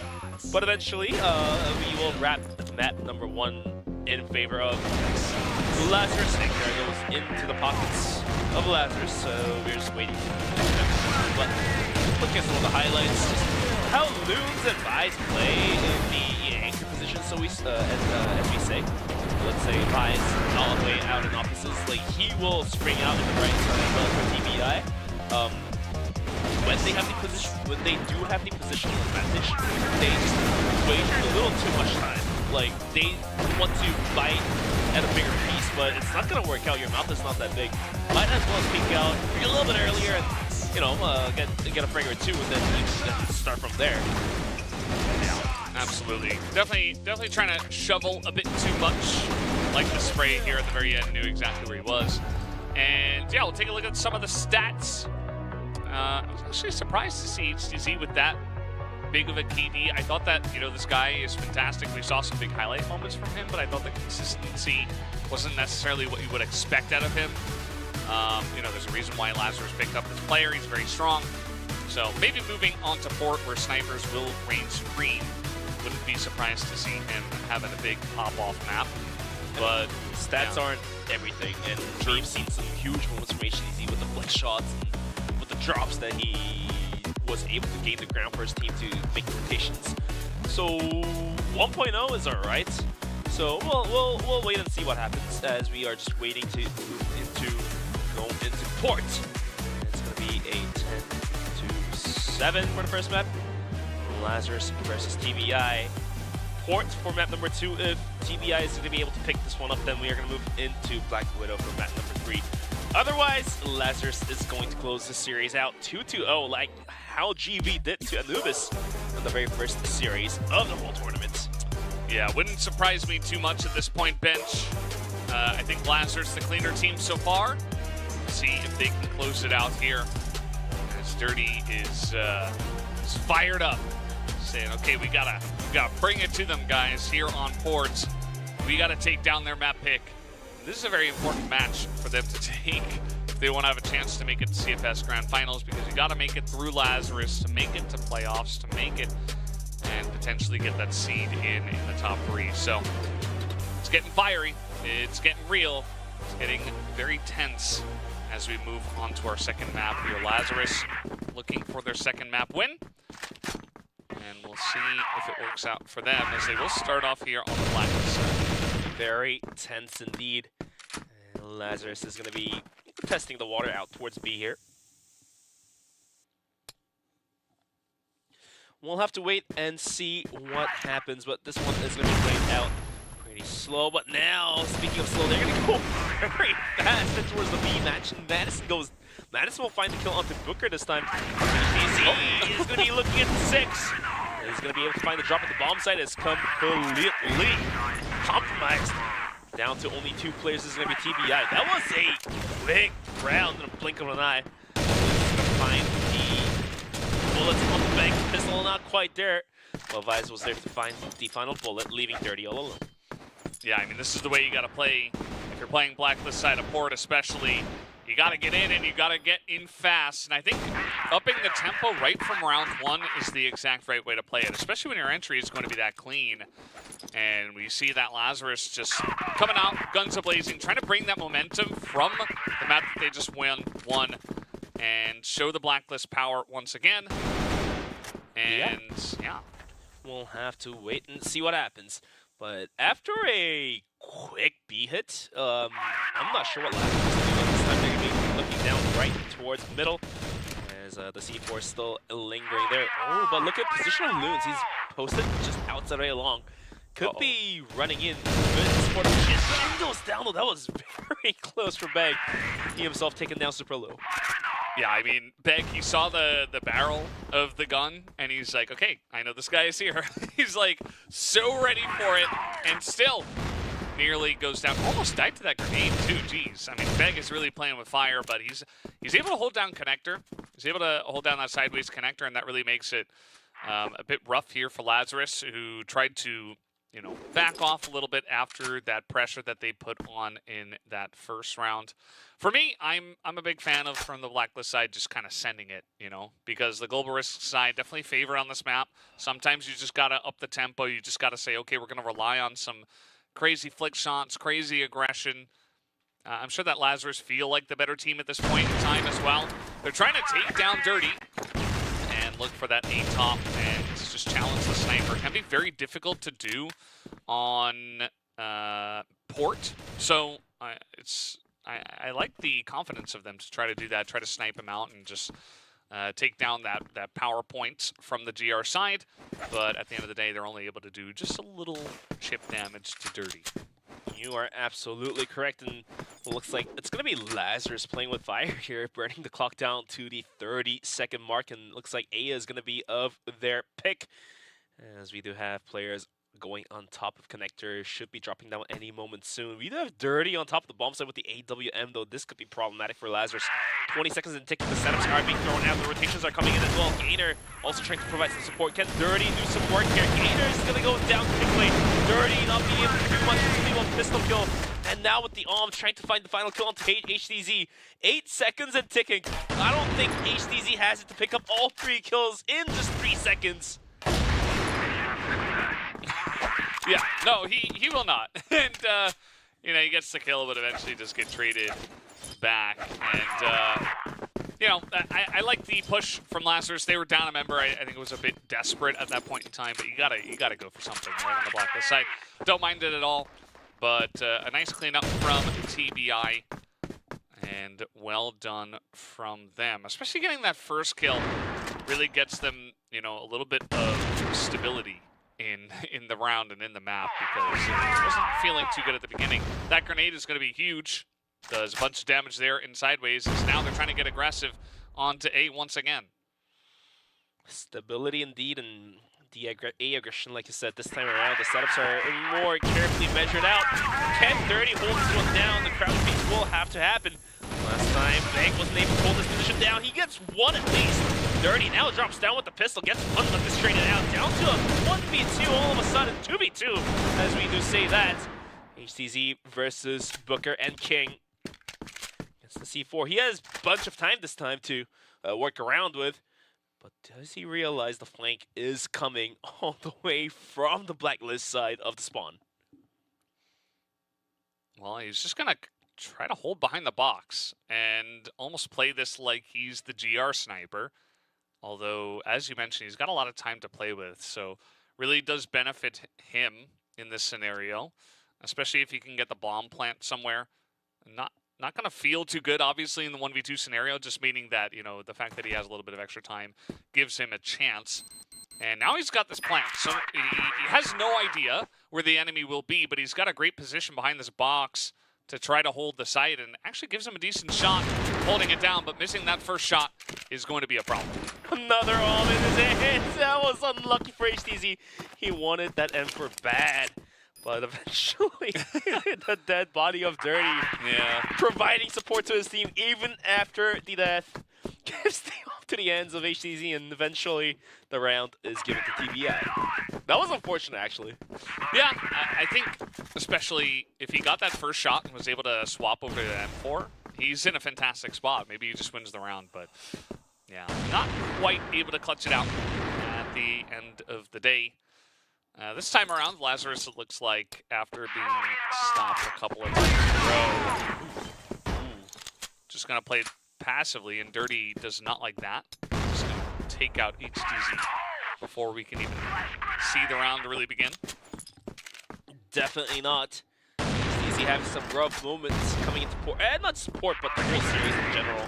Had some huge moments, but at the same time had some unlucky moments as well, just like that on the last round and this round as well. So we'll have to wait and see if luck will ever smile towards the side of HTZ. Yeah, I mean, he's really trying to just... I can't even really blame him for that last one, you know, just great shot from Dirty. Here comes Kate underneath, spotting the aggression of Lazarus, and able to take them both down. This is not looking good for Lazarus now. Loons does get one, but TBI are swarming around the Lazarus player. That's two for Loons. He knows where King is as well, but very low on health here. One shot will do it, and there it is. Beg gets the job done. Not going to be the 1v5 miracle moment. And now, you know, starting off on the global risk side, definitely going to be a big boon for the side of TBI, but just the fact that they lose the first map, and now they're getting a lot of momentum on the side, they're going to be feeling very good. Oh yeah, they should be feeling a lot better than the last time they played. TBI is definitely showing some lead here, 3-1, but this is how the first map played out too, if you think about it. Somewhat, they had a good lead 4-2, and then somehow Lazarus picked up the last 3 rounds of the first half, so we'll have to wait and see. It's just a little too early to mark the words here to say that TBI is in a strong lead. So far, Lazarus seems to be the superior one in here so far. It's kind of funny, they got that grenade over the top from Jin, and they didn't commit to the push, but if they had, I think they would have had a lot of success, because they had Gainer watching the bridge and just Beg up top. It actually was Dirty over at B. But the second the pressure comes in, Dirty obviously goes for the rotation. And now for Lazarus, you're not feeling good about this push. I mean, they do still have a minute, but looks like they're just going to send it. And somehow the shots are there. It's big kill Dirty. All of a sudden, the bomb site is completely opened up, and the no-no hits Gainer as well. So, looks like after taking that double frag, they are going to rotate out from A. This is a smart play, but TBI is going to rotate out from A as well. And reading that like a book, will Lazarus go back down towards A? Yeah, especially because Vi saw Beg running over, so... I mean, you gotta have a decent idea that there's gotta be at least one guy heading to B. And so they might just stay and go A, but still a decent amount of time, as now it looks like they want to go B. Everybody rotating over. Jin also gonna find Booker up on the bridge, and that's going to make this so easy on the push towards B. It's only King. And, I mean, I've seen these B pushes work against 3 people. So, let's see if King can pull it off. He's got a very nice spray. Picks off 2, but eventually does go down, and now they know exactly where Beg is. Jin gets the job done and shortens that round just a bit. Lazarus are back on the board, and already a couple rounds here from the Blacklist side early on. Got to be feeling pretty good about their chances, although it is still very early on in this map. Very early on indeed, and TBI, they just weren't able to defend onto the lead here. Still leading out 1 round, but it's not by a lot. And this is Port, so not sure exactly how TBI wants to play this one out.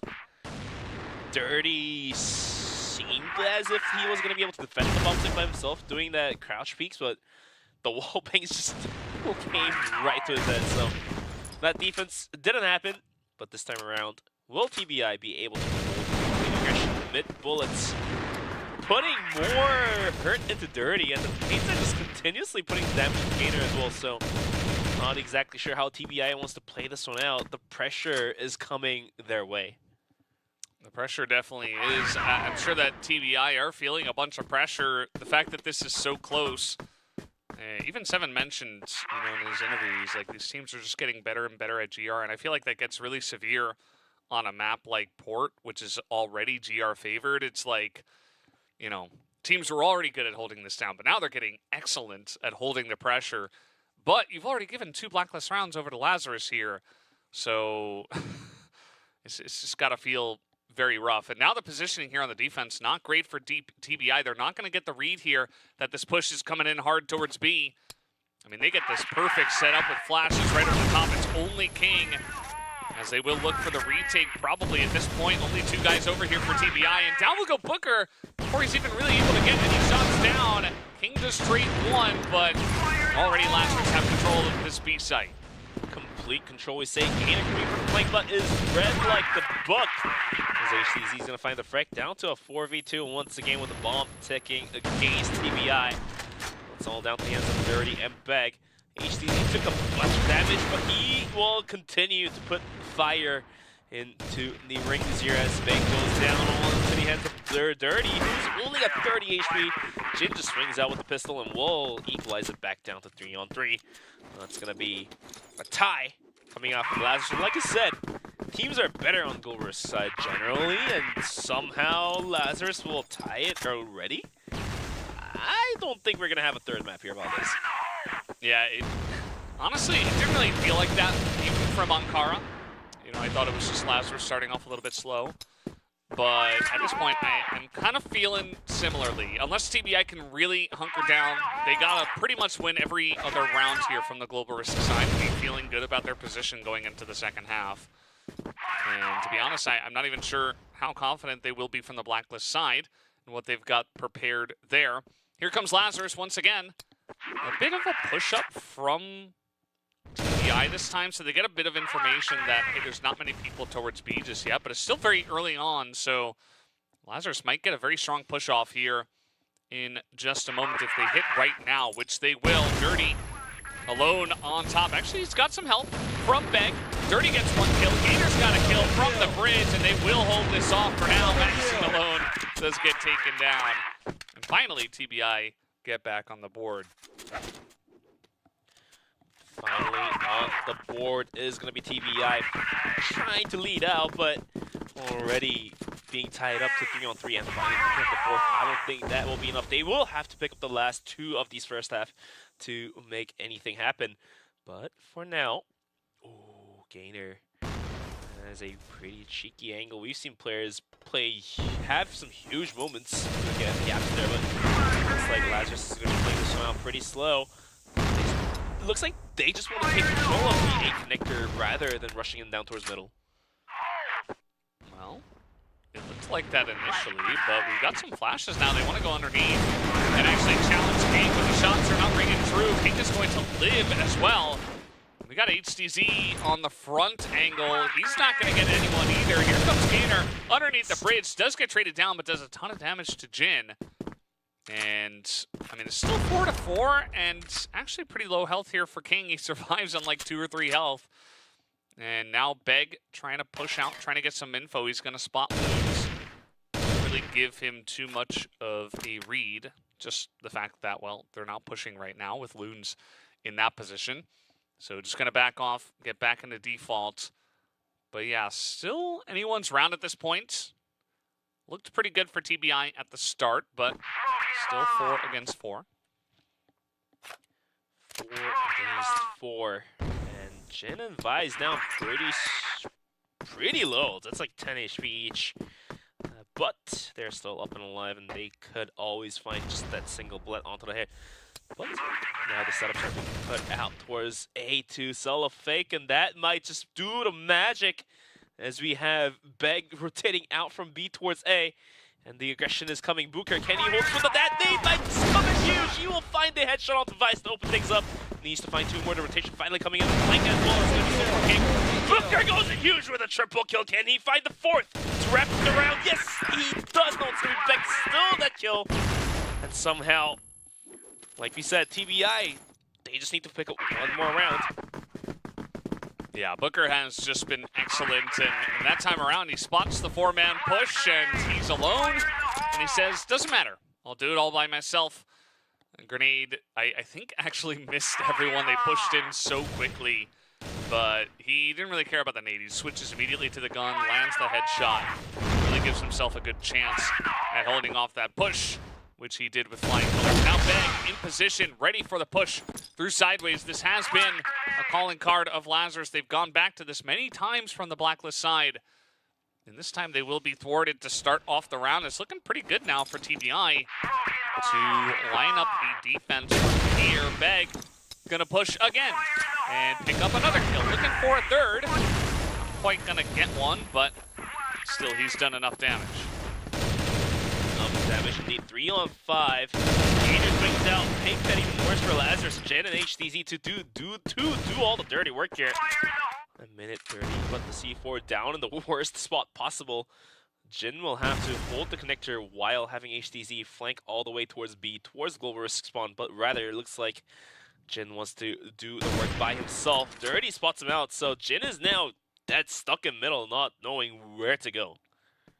Yeah, as you mentioned, bombs on the ground, so a minute left. They're going to try to go for the long rotation. That's a very important kill from Jin onto Dirty.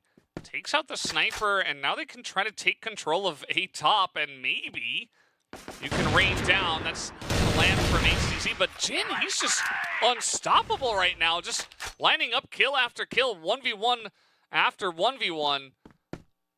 And now trying to push in here. Are they going to spot Booker? Yes, they will, but too late as Booker takes them both down. And man, that was a very close end to that round, but it is TBI's to be taken as they get 6 rounds on Global Risk. 6-3, finally TBI puts a pretty strong foothold into port, but it just might not be enough if Lazarus decides to just spring out from their seats and coming huge and hot. We'll have to wait and see what happens. As we now in the second half, the sides have been switched. TBI is on the attacking side of Blacklist, and Lazarus is going to be on the Global Risk side. And some early nades being put out, not finding much of a value. So we'll have to wait and see what happens. Yeah, I'm very curious to see Lazarus's GR because, you know, this is port, right? Like we've mentioned it many times. I think Lazarus, in general, they've really changed the way their game looks over the years. It used to be a very, you know, kind of passive sit back, GR side. They used to have 40 kind of sniping and just kind of waiting back, but now they've really, you know, redeveloped and become a bit more of a dynamic team. I do think though that this is kind of their cookie cutter style to just kind of sit back on port, on GR, and just try to take wins. So I'm excited to see what they have in the tank here. As Dirty is going to be shot quite a bit. He's going to be bleeding from that one. And even so, he's still looking to push straight into Jin, who is waiting. And just looking at entry for his team with an AWM. Less than a minute actually left onto the clock, and TBI is going to play this map out to burning the sweet clock down. As we have 3 players of Lazarus holding down towards A and only 2 down towards B. Looks like TBI wants to come down towards B. Can Jin hold this one like hold the bomb site down like how Booker did when the sides have not been switched yet? 30 seconds. They are burning the clock down. Let's see what they are opting out to do. They are lining up their smokes, it looks like. The setups are now being thrown out. Jin, all alerts. Grenades out. Madison comes in, but goes down. The flash completely blinds Jin, but Jin does find one. Booker swings out, gets the kill. The bomb site is compromised. 10 seconds remaining, and the bomb finally gets planted. King will find the frag on the side somehow. Dirty through the smoke is going to find HCZ. So Loons in a 1v4 could be the worst situation possible for him, but well, let's see if we can find a frag or two. I mean, they're throwing frags, they're throwing shots through the smoke. I mean, this is not looking good for Loons. As TBI, they start off this second half with a very important win on the Blacklist side. They just straight up pushed through B, and you remember it started out with Dirty just kind of running in there with the Nom and not being punished. He took a little bit of damage, but eventually Lazarus kind of conceded that area of the map, and TBI were like, hey, let's just go for a B push, see what happens. And they just kind of rolled them. The defense there on B was not great. TBI's entry was fantastic. Booker, his aggressive angles, just looking really good there, especially on the backside of B, to net that kill onto Jin and really secure the site for them. So now, definitely a lot of pressure taken away from TBI. Pressure handed back over to Lazarus, who are behind 4 rounds. Behind 4 rounds, indeed. And somehow, the pot shots are being thrown out. And let's see if any of those are going to be landing onto any of the players. They're not going to happen just yet. And TBI playing with the clock seems to pay off dividends coming into port, which is a bigger map for rotations for the Global Risk side to take on. So, yeah. When it comes to Ankara, the rotations are faster. So if you burn the clock down, then sure. Even if you get a frag like this, the rotations could quickly happen. But when it comes to port, if you are able to get on the bomb site somehow with that slight amount of timer, then there just isn't enough time for the opponent to make the rotations as well. So looks like that's how last round played out. But with Dirty finding that opening frag and Madison trading that back, and King getting the shade kill as well. It's going to be down to a 4v3 with TBI still with a man advantage, and this is not good for the Global Risk side. In a wider map with longer rotation durations, you don't want to be put at a man disadvantage, because right now, as you can see, B bomb site is held down by HTZ all alone. Somehow, they're going to leave Vise all alone on top of A, and TBI is going to go come send it. Yeah, now Vise got to hold down. He's got Loons behind him, but Loons is going to be spotted. ACZ gonna spot the flanker and take him down. So now actually a chance. I mean, there's only 10 seconds left. Vise gonna pop out. ACZ alone though, and he will be taken down. Booker just going madman mode, and he is just gonna enter in and take them down. Kind of insane that he was able to do that. But yeah, as you mentioned, Lazarus get behind early. They get behind pretty fast in this map, 10-3, and all of a sudden TBI are looking like maybe they're going to take down port. Yeah, I mean, they're just 1 round away from picking up the map point. So Lazarus has a long and tiring journey to climb back to the tie. 5 rounds to go without dropping one. But Lazarus is a team that's capable of doing so. Loons going to take a bunch of bullets before coming towards him, but luckily enough, he's not going to find any on his body. Minute 40 left on the clock, and somehow, because TBI is playing this one with time, and then utilizing 30 to go for the picks left and right, they are able to just find that little crack, or even just create the crack themselves to brute force themselves into the bomb site. But hopefully Lazarus has adapted themselves in this type of very slow aggression play coming from TBI.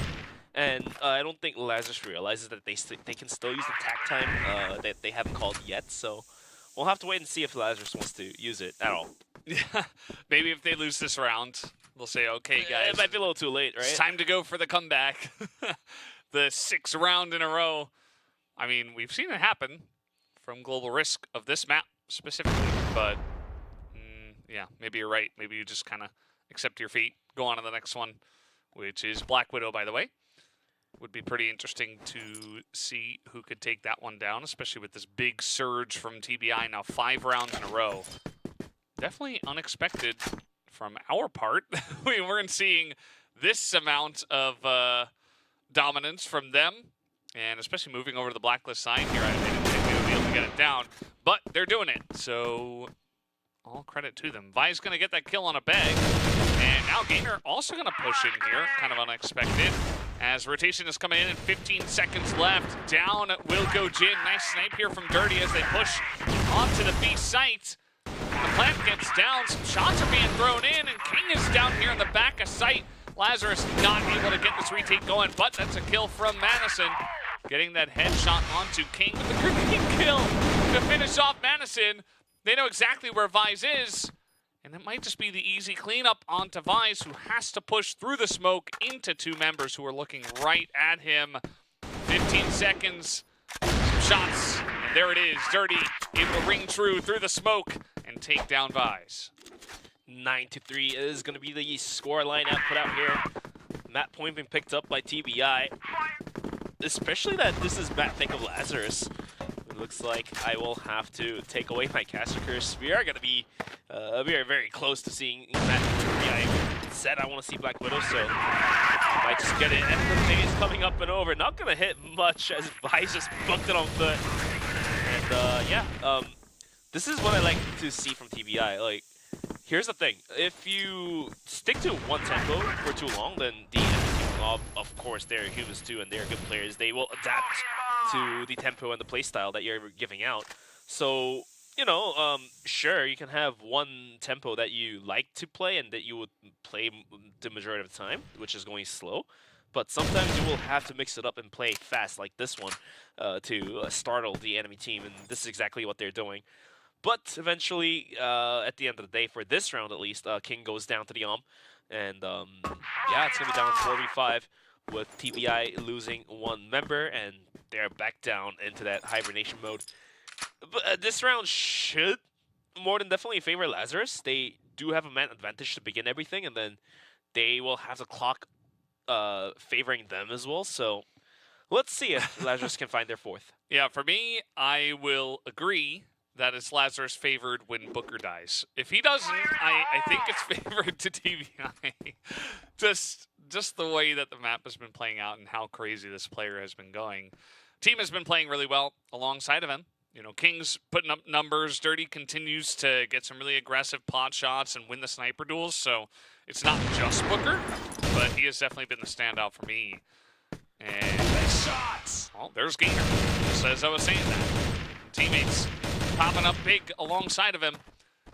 And Gainer's able to get that one kill. Here comes Beg into B. They're just pushing in aggressively. HCC is alone. Loons gets a kill onto Gainer, but B site right now is TBI's.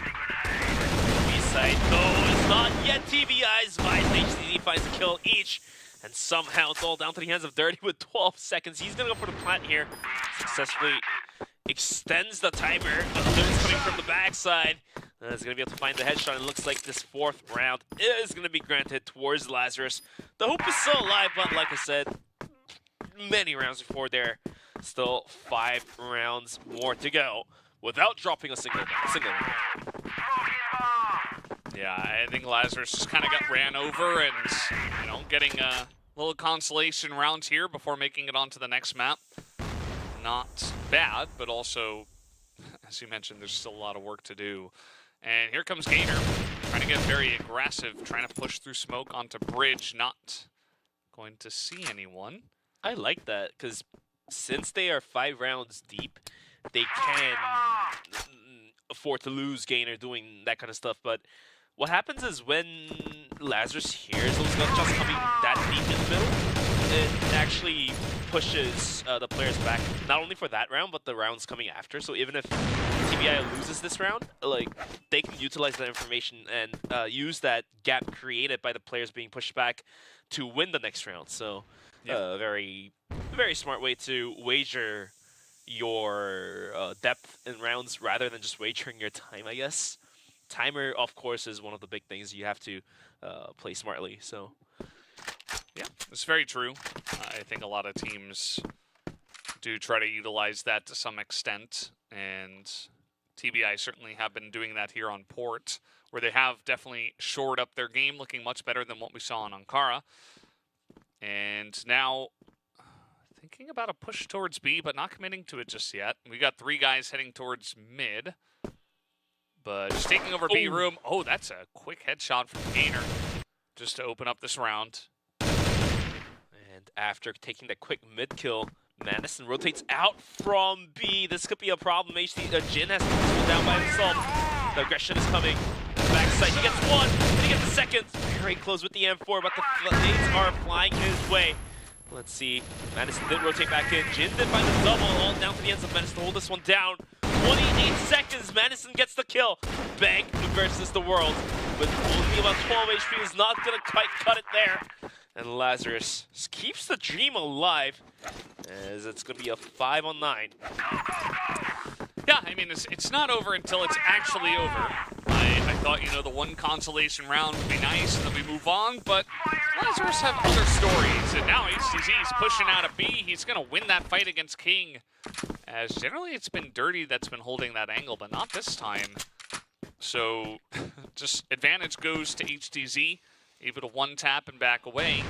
And now all of a sudden you're still playing GR, Port, you're up a man, and you're feeling very good about your position. Definitely, for sure. For TBI to build up these kind of rounds, definitely give a lot of credit to Beg waking up finally.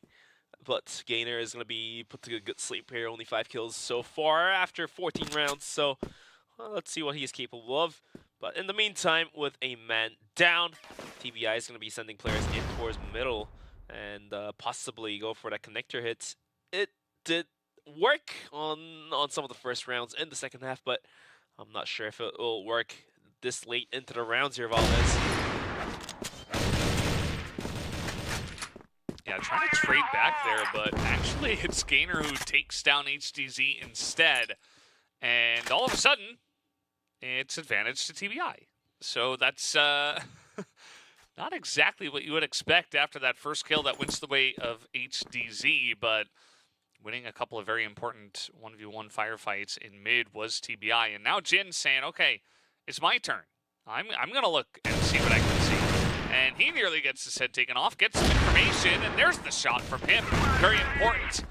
Trying to hold off this push that is coming in very quickly. They're going to isolate him and take him down. Vize's head is spotted as, that shot not going to ring true. That flash, not either. Vize very much against the wall, but Madison comes in to help, and Vize is able to hold down the top of A, at least for now, as Dirty on the hunt, not able to get the 180, and he gets taken down, and Lazarus will not concede this map of Port.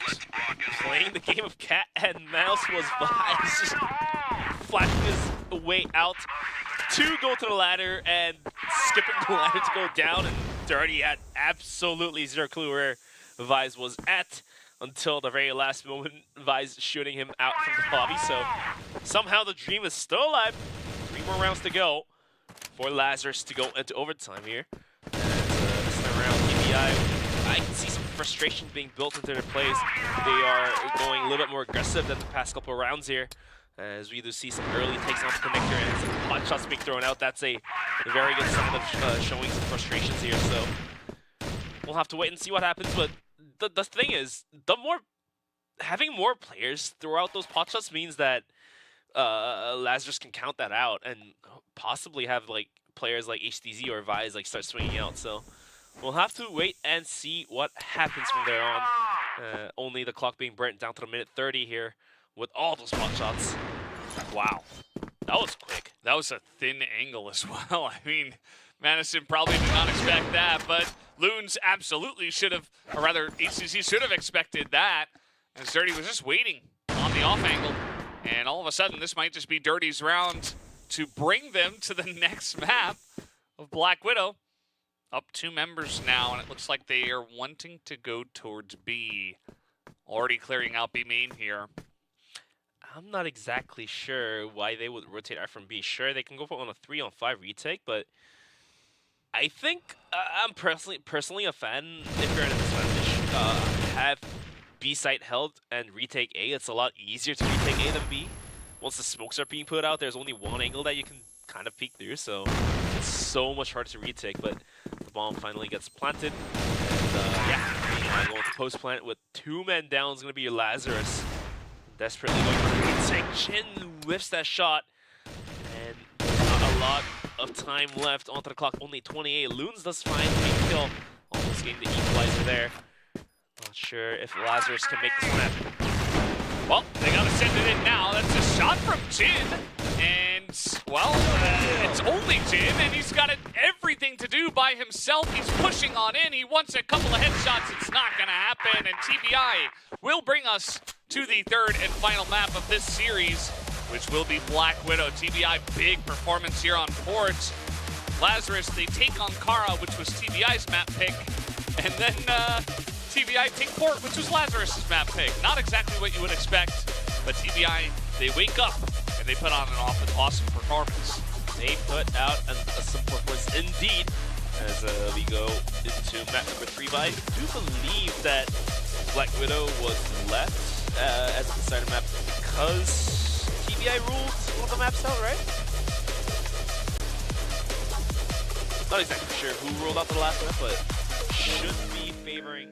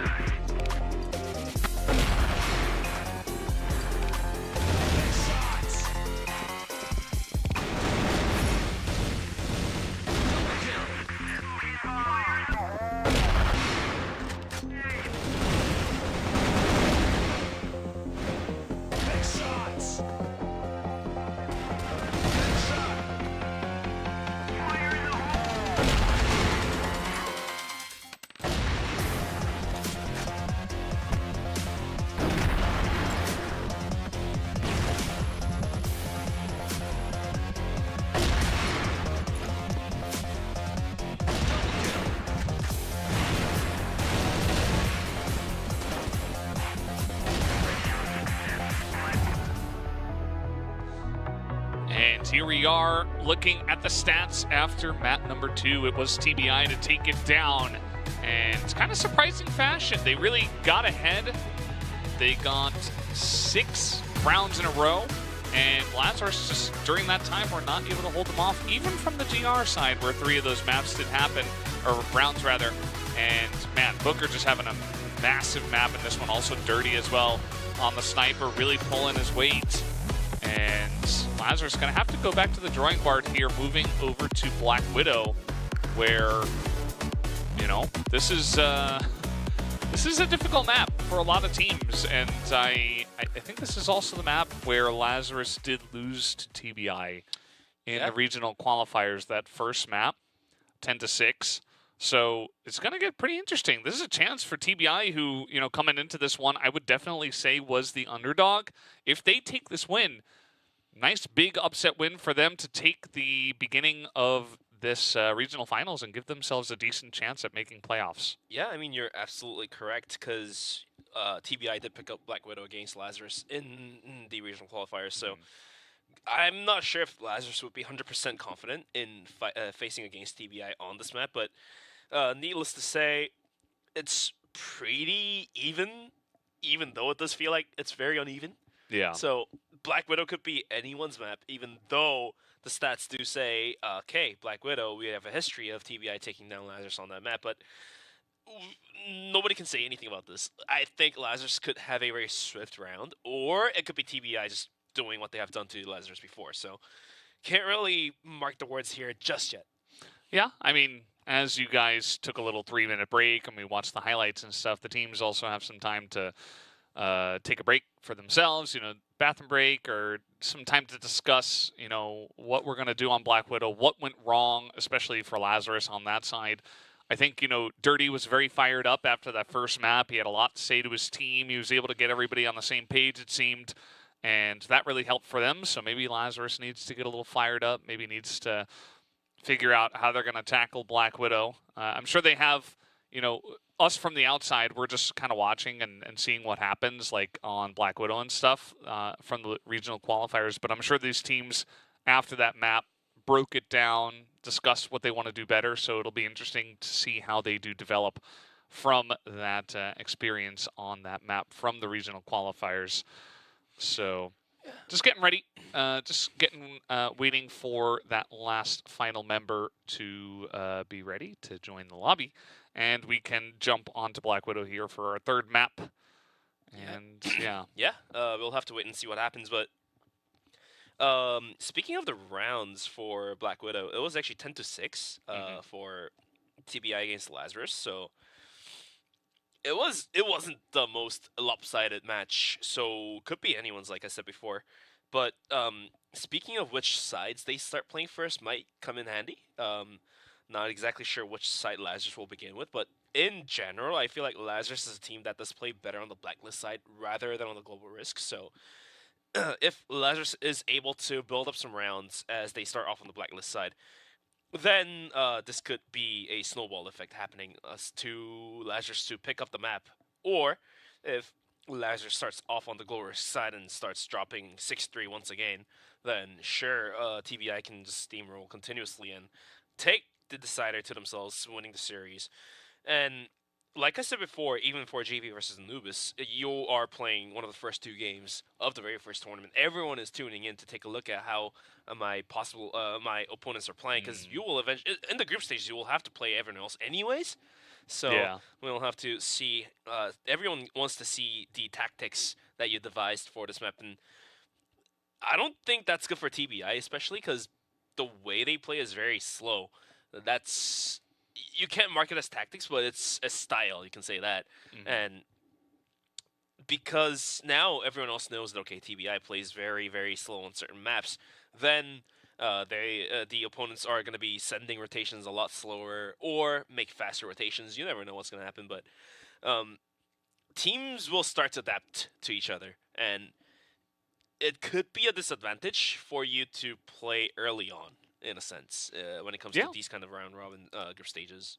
For sure. I think, you know, trying to glean as much information as you can from all of the teams that you have to face is always going to be good, especially when, you know, these teams, as I said before, they have their biases based on what they played, how they played against this team in the regionals, just in their region, right, at West. They're like, okay, well, we got wrecked by this team. We really don't want to face them again, that kind of feeling. But, you know, everything changes once you get into a group stage and once it becomes just, you know, 1 best of 3.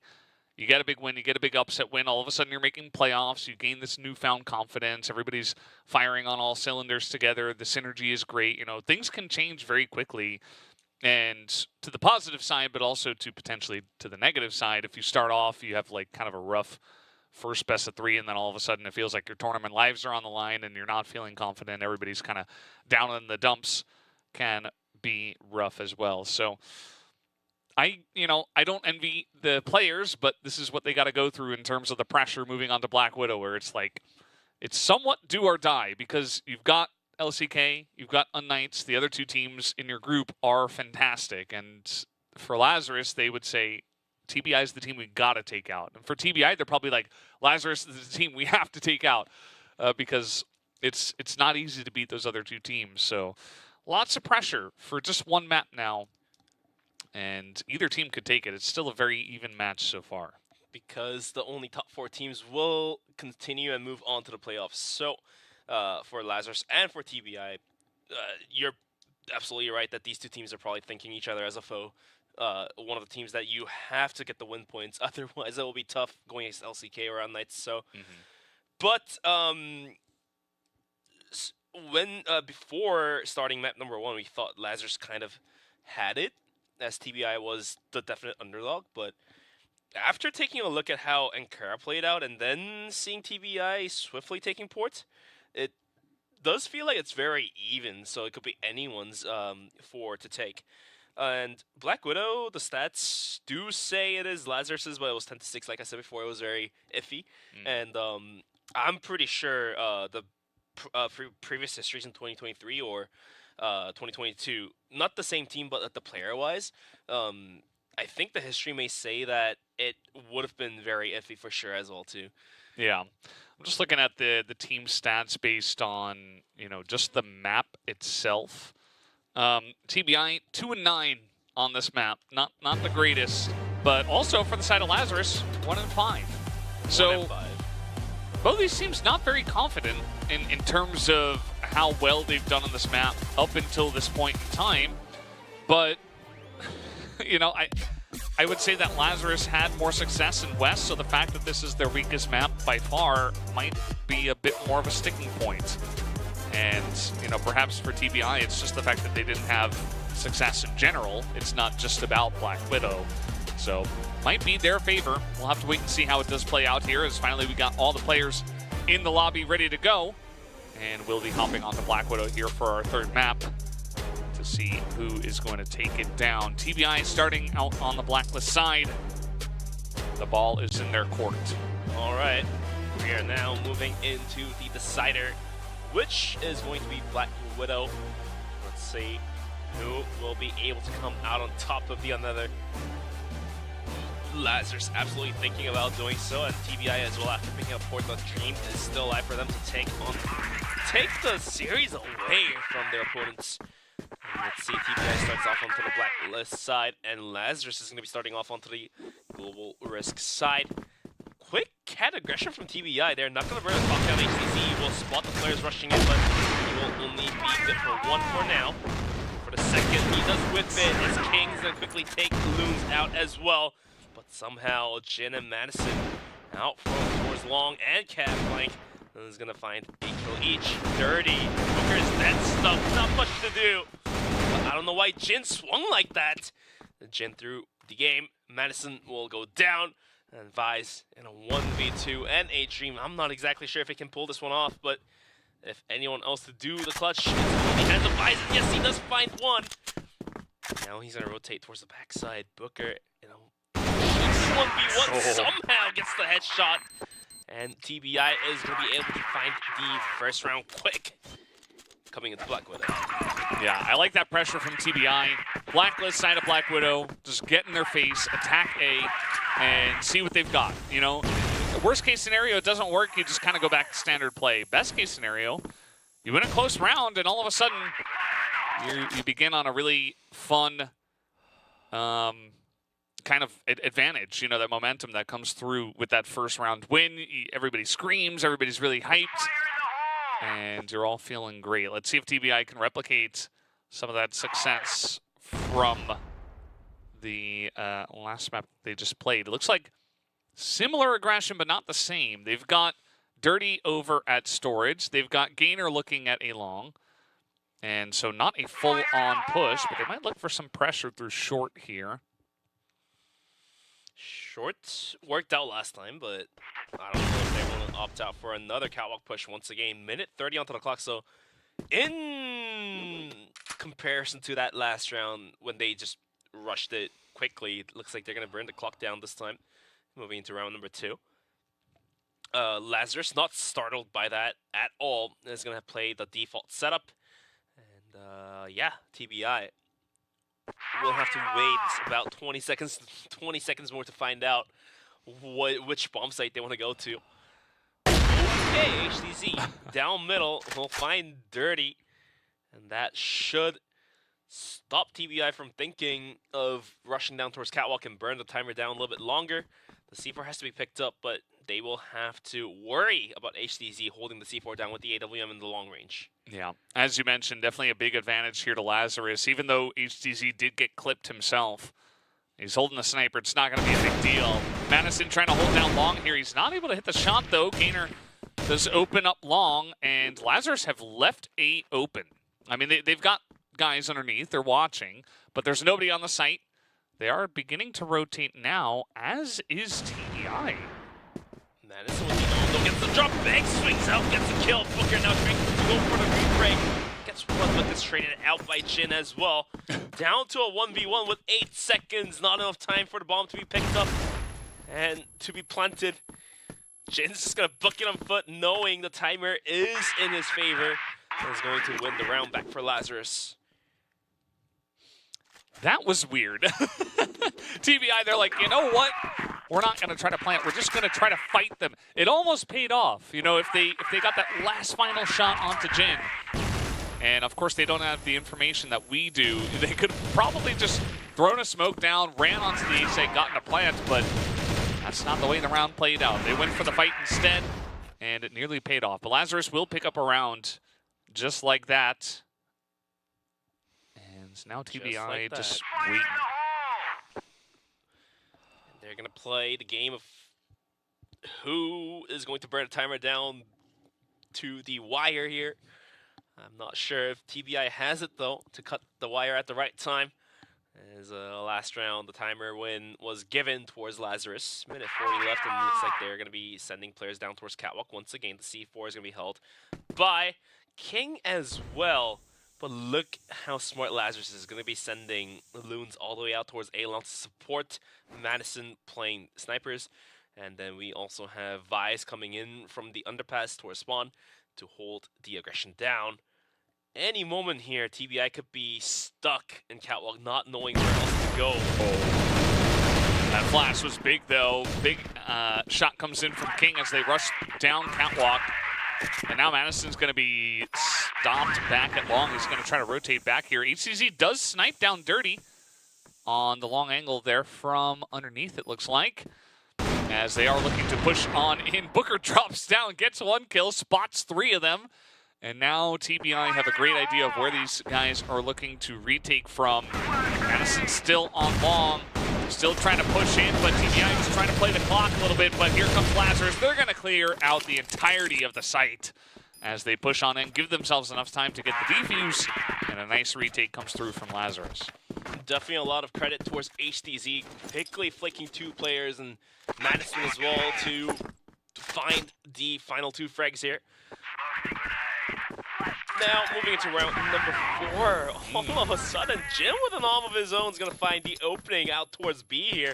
And that's going to put the hurt and just continue to add damage towards the side of TBI.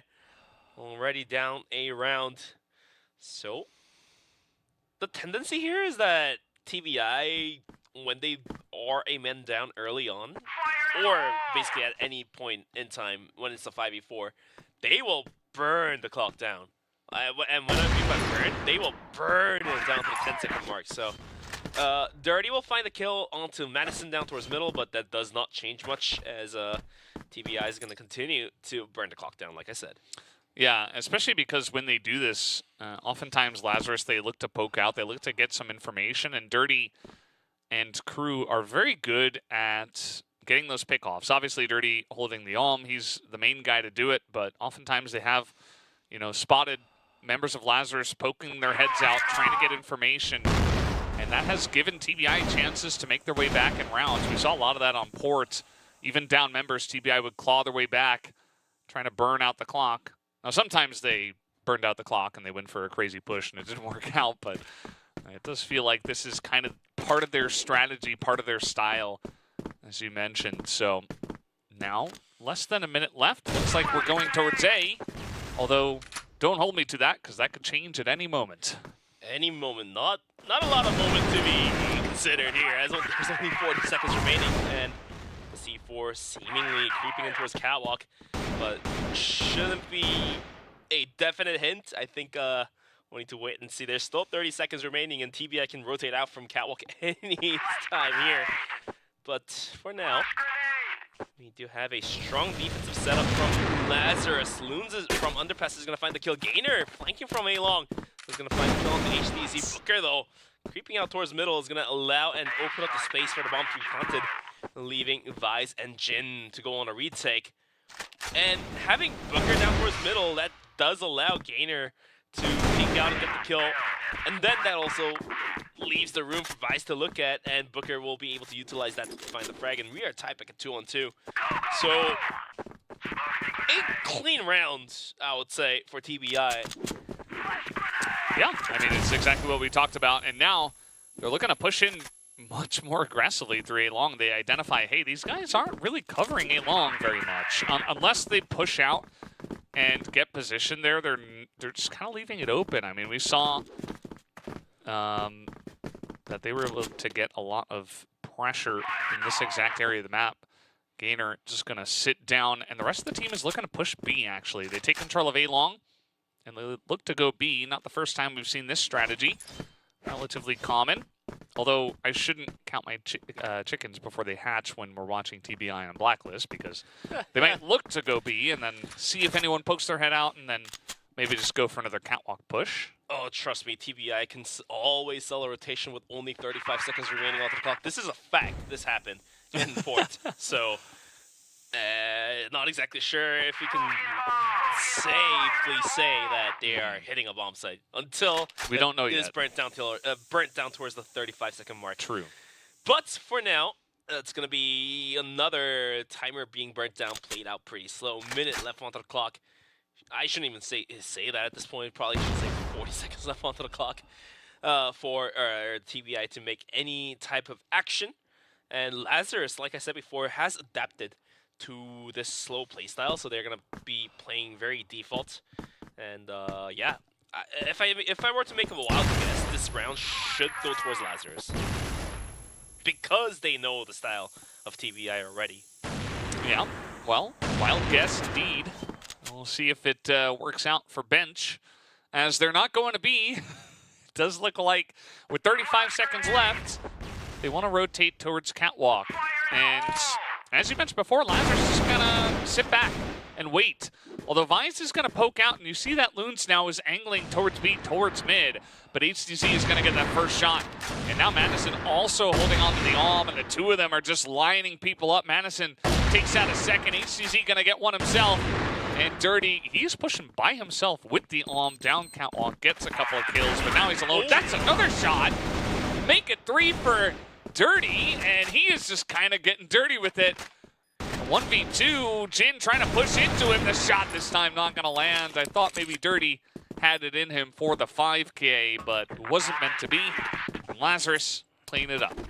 Yeah, whoever the player trying to sell the fake down towards B through flashes, even poked out, exposing his body, risking it to sell the fake. But at the end of the day, Lazarus has fully adapted to the playstyle. I feel like that the players on top of a bomb site did not rotate or even flinch at all. Only Loons kind of just walking back and forth. But at the end of the day. It's going to be Lazarus to pick up that round, to mark my words there, Valdez. And TBI now really has to think about extending the length of the time that they can use to take onto the bomb site. Well, TBI as a team moving over towards B, towards storage. All 5 members this time. A little bit of presence in mid, A long, but it might just be a full team committal this time around, as Dirty going to open up with another kill. He's got the hot hands, even if he wasn't able to clean up the round in the last one. As now pushing on through the smoke, but Jin's able to just line up a couple in the spray, make that 3, holding down the site by himself. Dirty trying to do it by himself as well, but now with the C4 on the site and position taken by Dirty here, he's trying to push in towards through the smoke and get this bomb potentially down. They're going to clear out the site, but Lazarus's retake could be strong unless Dirty goes crazy. They will just wait for the bomb to be planted, because then all 3 players can aggress down to the player that is not planting. Oh, that was so close, but Gainer will find the better of Madison. Quickly rolling the head. HTZ will take down Gainer, leaving Dirty all alone. At least now he has 40 seconds to play with, but the C4 is not yet picked up, and he's gonna do so. No, he does. He will spot Loons, but he's gonna whiff that shot, and now HTZ is gonna come in for the support. And the M4 from Loons is good enough to take the kill. Now Lazarus will start leading out 4-2. Yeah, pretty crazy round that one. TBI just saying, okay, we're just gonna push B. We'll just go back to old strats and see if it works out. But Lazarus were ready for it. It was a little bit iffy at times, especially with Dirty getting pickoffs left and right. But at the end of the day, it just came down to Jin going crazy in the site, lining up 3K. And then eventually the team able to clean out Dirty and win the round. So Lazarus very much in control of the map so far, but we're not done just yet. 4-2. I think TBI might have a better... I don't want to say they're better off or having a better chance, but I think it's worth to just start rushing in the beginning of the round, like maybe out towards A or out towards B, it doesn't matter, to whiff up the time, because Lazarus has fully adapted to the slow playstyle, and it doesn't matter whether if they burn it down. He's spot off guard, and now Cat is completely contested. Yeah, that was kind of crazy. Also, Dirty going to win the sniper duel. 1v1 there. We got some spray down through the slats, but it is actually Lutz to get 1 and 2. Now Beg kind of in an awkward spot. Some low health bars. Jin, he's gotten a 3K before, but this is a very different scenario. Has to push all the way from B over to A. He's got a smoke in his face, and there it is, the shot through the smoke. Dirty takes him down. And you can really feel that Dirty is beginning to take off in this map. Even in the last round where they didn't win, he was still almost able to clutch it. Very close to clutching it, but this time around, the luck was not on his side. And like I said before, TBI is going to be sending a pretty fast push, and he's going to do a lot of value. And somehow, King's just going to jump down and get the kill, and Jin's going to whip that off shot. And somehow, King just continues to find the frags left and right and pry the bomb site open. And this is what I wanted from TBI. Switching up their gears, shifting up that, levers, and find a faster speed of progression to take Lazarus off guard. Absolutely. I think especially into a team like Lazarus, getting more aggressive will generally help in terms of getting wins. And now Loons is all alone. And especially after they put in so much work, you talked about this on Port, putting in the work round by round to really kind of force your opponent into a certain style of play or a certain expectation of the way you're going to play. And for so many rounds in a row, they played it slow, and then all of a sudden they just rush into B just like that, and they're just able to get that mental win. And more importantly, the round win. 2 in a row here to the side of TBI. We're really messing with the tempo. This time they want to go quickly in a catwalk. And then imagine they just sit in catwalk until like 20 seconds remain. Lazarus would be, oh no, they're just going to send it. King is just too good. He's going to slide headshot on Lazarus, HCZ. But somehow Madison Jin's going to be able to equalize it back down to 3-1-3, but the bomb does get planted. The timer is now against Lazarus. Yeah, especially what looks like almost triple AWM or double AWM. I mean, unless HCZ isn't using an AWM, because Jin and Madison both had AWMs. So you really want to get aggressive into that, you know, flashes over the top and just kind of get in their face before they can line up long shots. And ooh, not able to hit Booker there. And man, he is just on fire today. And Dirty gets one himself. Beg does get taken out, but there's only 9 seconds, and that is not enough time. Dirty and Booker able to get another round for the team, and then now it's TBI who are in control of this map. In control by a slight amount, 5 of 4, as we are going to be seeing these sides being switched here, as Lazarus is now on the attacking angle of Blacklist, and they're going to quickly gain control of a long here.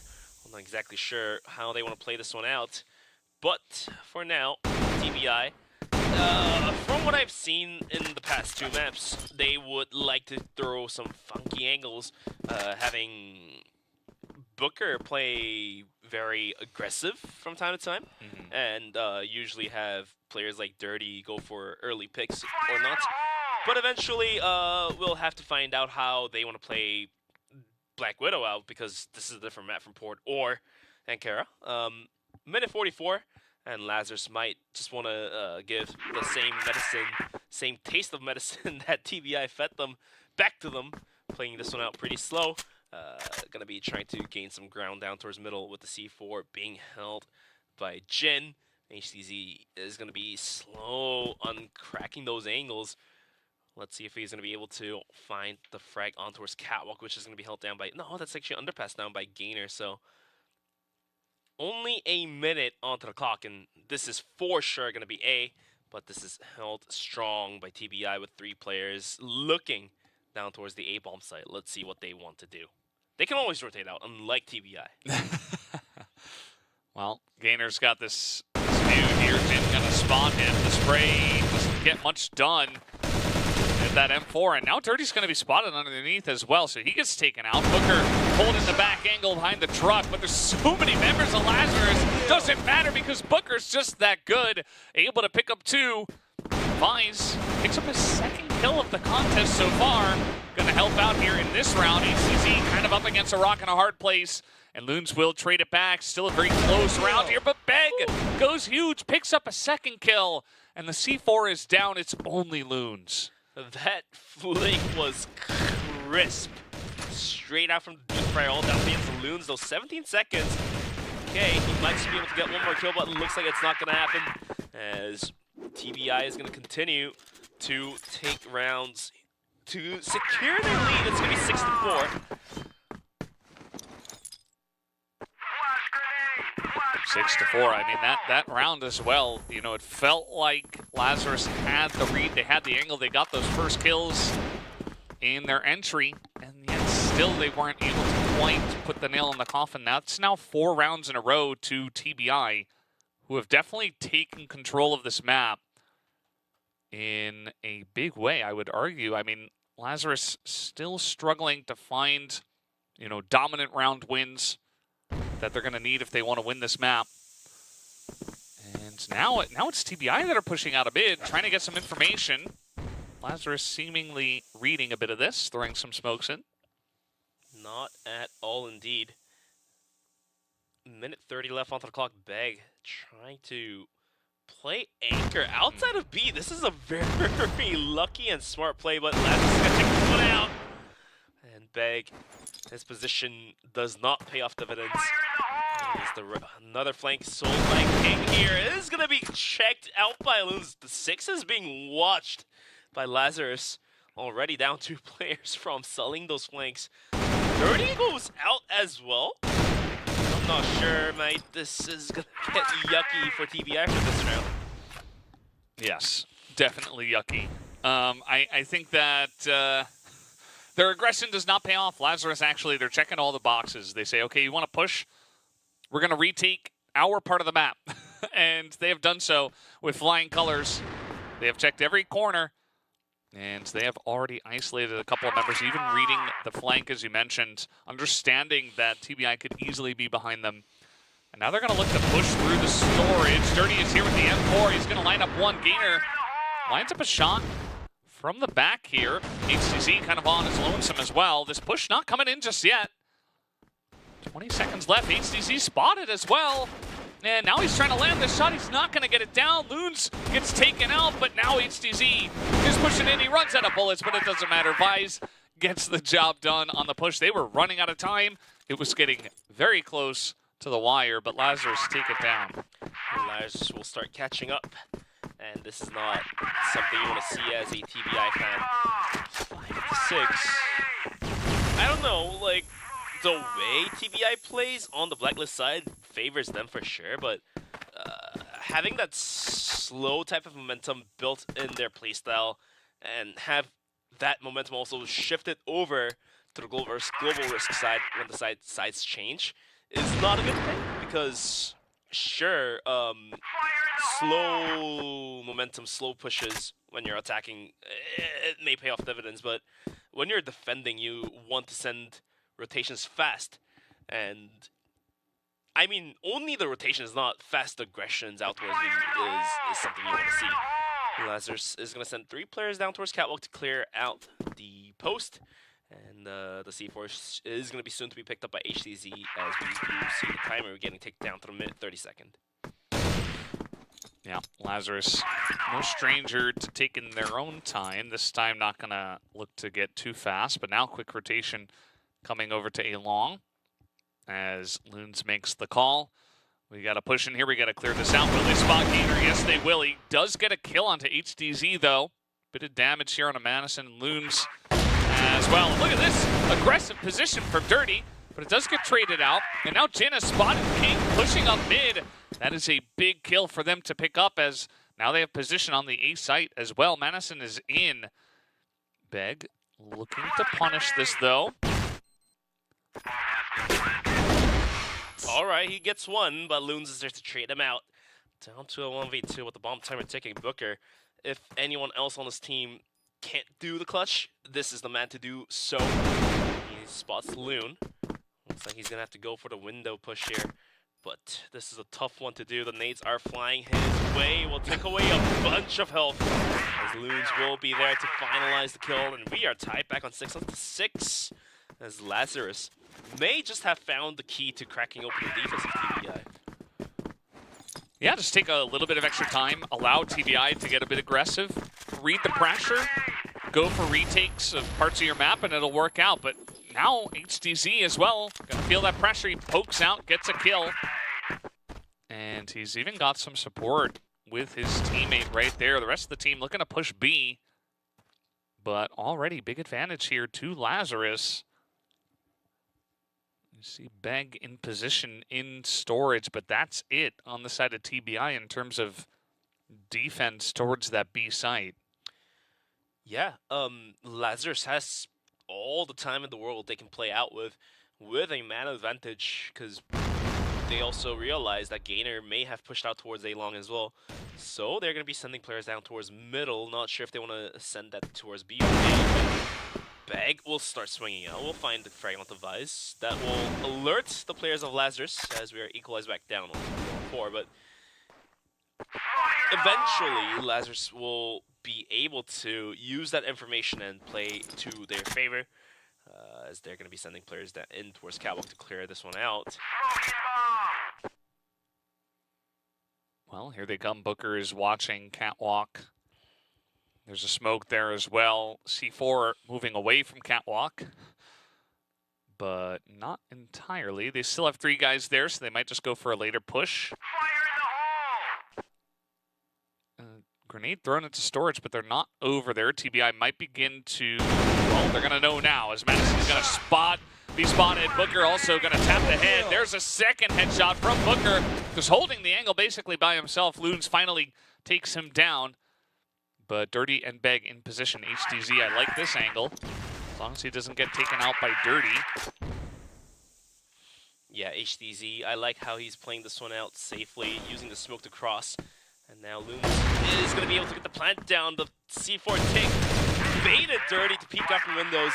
And HTZ was able to just quickly frag him out, and Loons to finalize the kill onto Beg will grant Lazarus their 7th round. It's going to be 7-6 on the scoreboard. Lazarus will lead out.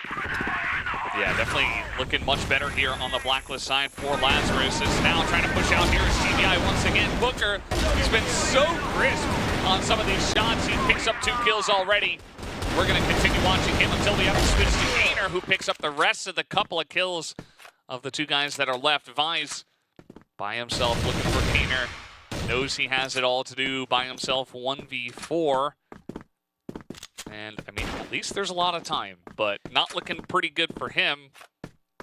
As TBI, their aggression this time pays off. Yeah, the C4 is down in the wonky spot possible, just right outside of A-Long. And the worst part is that Dirty passed the to Booker, who is going to be able to look down towards the A bomb site, even if Vise does find the kill onto Beg. I don't think there's not enough room for him to pry open the A-Long hold that TBI is showing here. Eventually, the quick headshot will do justice, and we are tied back on 7-7, Valdez. Yeah, absolutely. I mean, it just feels like this time around, you know, trying to push into A-Long, Lazarus are going to do it again. They're not scared. They want to take this battle, and this time they say they're going to win it, but TBI not going to accept the challenge. They don't even push into A-Long. They feel the pressure, and they say, well, we're just going to back away and play a little bit more passively on A this time. Queen's Gambit declined, we say. And this time around, after seeing the flashes and smokes being thrown in towards A-Long, we're going to have a huge catwalk stack. Beg, Booker, and Gainer all on top of the catwalk to hold this one down. And if Lazarus can ever find that information, then this could be played in favor of Lazarus, even if they do lose one member. But I'm not sure if they want to do so. Minute 30 left on the clock, and Madison is going to be the one leading the charge in towards catwalk. And let's see if Lazarus will be throwing one of the pawns to find that information that 4 players are going to be down towards A. Yeah, I mean, there has been a lot of action in catwalk in this map between these 2 teams. And yeah, I was going to say maybe you utilize some utility first before you go in here. Did they do enough damage? So the answer is absolutely not. Just a bit of chip damage, and Gainer is going to take the head off of Madison, and immediately Lazarus realized, well, that's not going to work. We are not going catwalk, but already the damage has been done. As now they're trying to get this pick off. HTZ does get it, but takes a bit of damage himself. And A-Long is not the easiest push to go for, especially into sniper rifles. So just going to back away, but there's only 35 seconds left. Yeah, 35 seconds is not the most ideal amount of time to go onto the bomb site, but it looks like they will have to decide to go down towards A only because HTZ was posted out towards A-Long. He has no time to rotate towards B, even if the rest of his team goes down towards B. So they're going to send this one, but the nade from Gator is going to take down HTZ, and then on for 30, not going to hit, but Booker is waiting with open arms with AK down there. Loons will find Dirty. 10 seconds and the bomb does get planted, but Gainer will come swinging out, find the frag. The Loons will continuously get more kills, make that jump for this guy. Booker versus Jin, or King versus Jin. King is down very low, as Jin is going to be there to finalize the kill. That's going to be 8-7 on the scoreboard. Yeah, it was kind of close. I thought it was in the bag for Lazarus, but actually King made it very interesting at the end. Trying to clutch it out where he hasn't been able to so far on this map. But yeah, very close one. Lazarus barely squeaked by. Once again, gonna push into the lead. It's a very close map. I mentioned before how tense it is, how much pressure there is on both of these teams to take this exact map, this exact series. Especially with how just powerful the other teams in the group are. But yeah, it's anybody's map at this point. Lazarus barely in the lead. But we have had some back and forth rounds at this point in time, some very close ones. Lazarus, they're just going to take their time this time around, as they have been the last 3 or 4 rounds. And I don't mind that. It has been working for them. It sure indeed has been working for them. And let's see if Lazarus has enough firepower to close this map out in their favor and to close out the series and take it into their hands. Minute 20 left on the clock, and another catwalk set up by TBI, and another catwalk take by Lazarus, but this time they might just nade the heck out of TBI here. Or are they just going to send it? They're just going to send it! This is going to be a slaughterhouse! But Gainer is just not being able to land the shots. This is only going to do so much damage as Loons just continues to farm the kills, and HTZ spotted King out behind the van. Does whip the shot, but that opens up the room for Loons to start creeping in. Damage is being put out, down to about half. And a couple more bullets will do the work, as Lazarus will pick up that map point. It's going to be 9-7. That's a massive round for them. They run straight into the stack on Catwalk, and they win the fight. I thought maybe up against the arm of one of the members of TBI, they would have kind of struggled there at the very end in the 2v2 situation, but it wasn't meant to be. They isolate him, they take him down, and HTZ and Loons get the job done. So now, on match point, going the way of Lazarus. Can they close it out here? Would be a massive win for them if they can get it done against TBI. Once again, they're just going to take it slow, not going to rush anything. This time, we do not see a catwalk stack from TBI. They are just going to play it pretty default. Yeah, I mean, the stack, only if it works out that all of the 3 players stacking each, then you do the stack, but you don't want to stack if it failed miserably like last round. But going into the almost the final round of map number 3 already, Gainer gets picked off by Madison, and this is not something TBI wants. This is not written in their books. So, minute left on the clock. Lazarus looking only so strong. They do have a man advantage, and they can always just decide to rush any part of the map here, and looks like Catwalk might be of their choice. Yeah, well, this has been the angle that's worked for them many a time. King now trying to push out of mid, trying to get information of if this push is coming. Does see a little bit, but has to back away immediately. As Dirty, he has been tasked with holding the Catwalk push by himself. Essentially, he's got Booker nearby. But those have been the 2 best members of TBI so far. Really playing with the clock here is Lazarus. 40 seconds, they want to go Catwalk, but first it's going to be Vice to push into storage. And he will not quite win that, but okay, yes, Beg will take him down. Dirty also going to hold down Catwalk. We might not be done with this map just yet. Shot is going to miss, though, by Dirty. He gets taken down. Booker also isolated and take it out. And now Lazarus, 3v2, they can get this plant down as well. Oh, the King selling his rotations. Final goal gives him make that a double. Loons will trade him out down to a 1v1, but Beg is down super low. Can he bring this into the final round here? 27 seconds and ticking, 20 HP and a dream. Loons, he can play with the clock here. He planted the bomb. He can wait the timer, but Beg, he cannot. He does get on top of the boxes here, but eventually, Loons through the box will be able to find the kill. 10-7 to close out Black Widow, and 2-1 for the series. Lazarus will come on top of TBI. Very, very close back and forth series there. I thought it was going to be a straightforward Lazarus win. It was not. TBI really took them to the wire, down to even the last bunch of rounds. Feels bad for TBI. They put on a great showing, but this time around it will be Lazarus who take the series. So congratulations to them. So now we'll take a look at the highlights.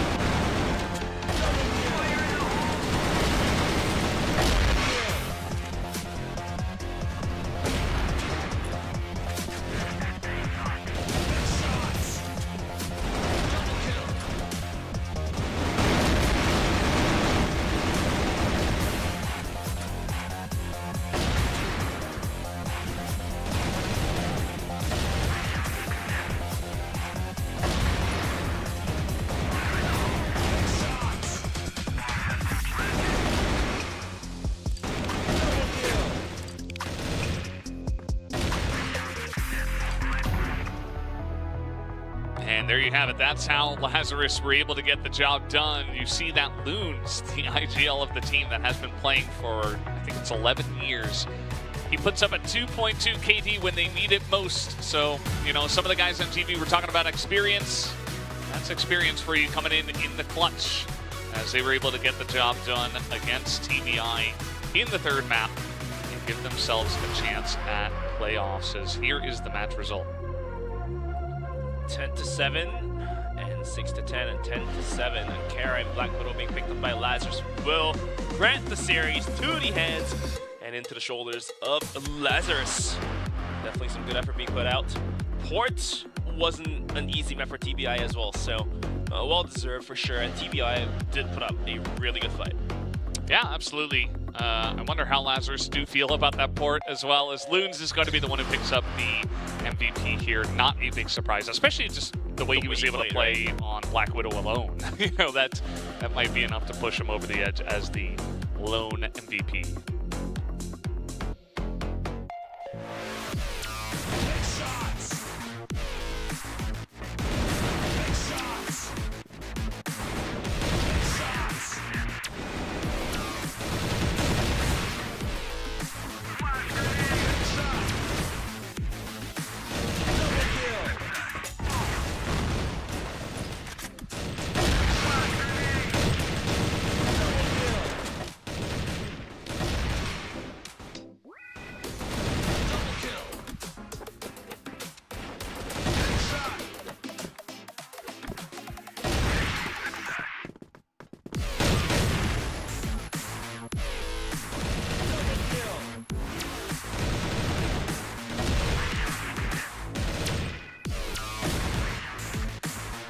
So there it is. Loons picks up the MVP. This guy can do it all today, seemingly, for the side of Lazarus. Lead the team, IGL in the games, and then also put up the numbers. So we're going to hear from him now in the interview.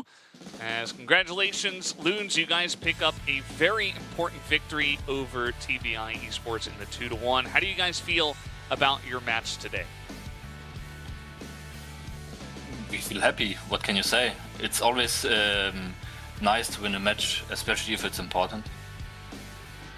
So now that you have finished the match against TBI and you will have to face against LCK tomorrow, how do you feel, and not only you but the whole team feel to play against LCK with a win behind your shoulders? I mean, we are confident, of course, but LCK is gonna be really hard matchup. They are the second best team in the region, and it's gonna be tough. So you guys were kind of taken down to the wire on your map pick of Port. What do you feel, what happened about that Port against TBI? What are you looking to potentially improve on that map going into the future? I mean, we had, 3 rounds on Blacklist is not too bad. Maybe one more lucky round, it would be 4. It's a good start for GR.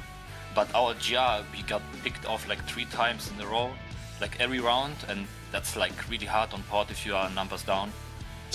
Yeah, we will figure out. We will watch it and we will check. You always gotta go back to the demos. But one final question to you as you are leading the team. So we both know that TBI plays down to the wire for the clocks, like rushing onto the bomb site at 10 seconds left on the clock, and like even on the global risk side, they will go for the retake when there's only like 20 seconds left. So, did that build any sort of fake images of the team as you played against TBI? Because, okay, this is what happened. TBI would play very slow for like 3 rounds straight, and then that 4th round, they will just start rushing at the beginning of the round. And did that catch you off guard by any chance? You're talking about Black Widow on the last map? Any of the maps, really.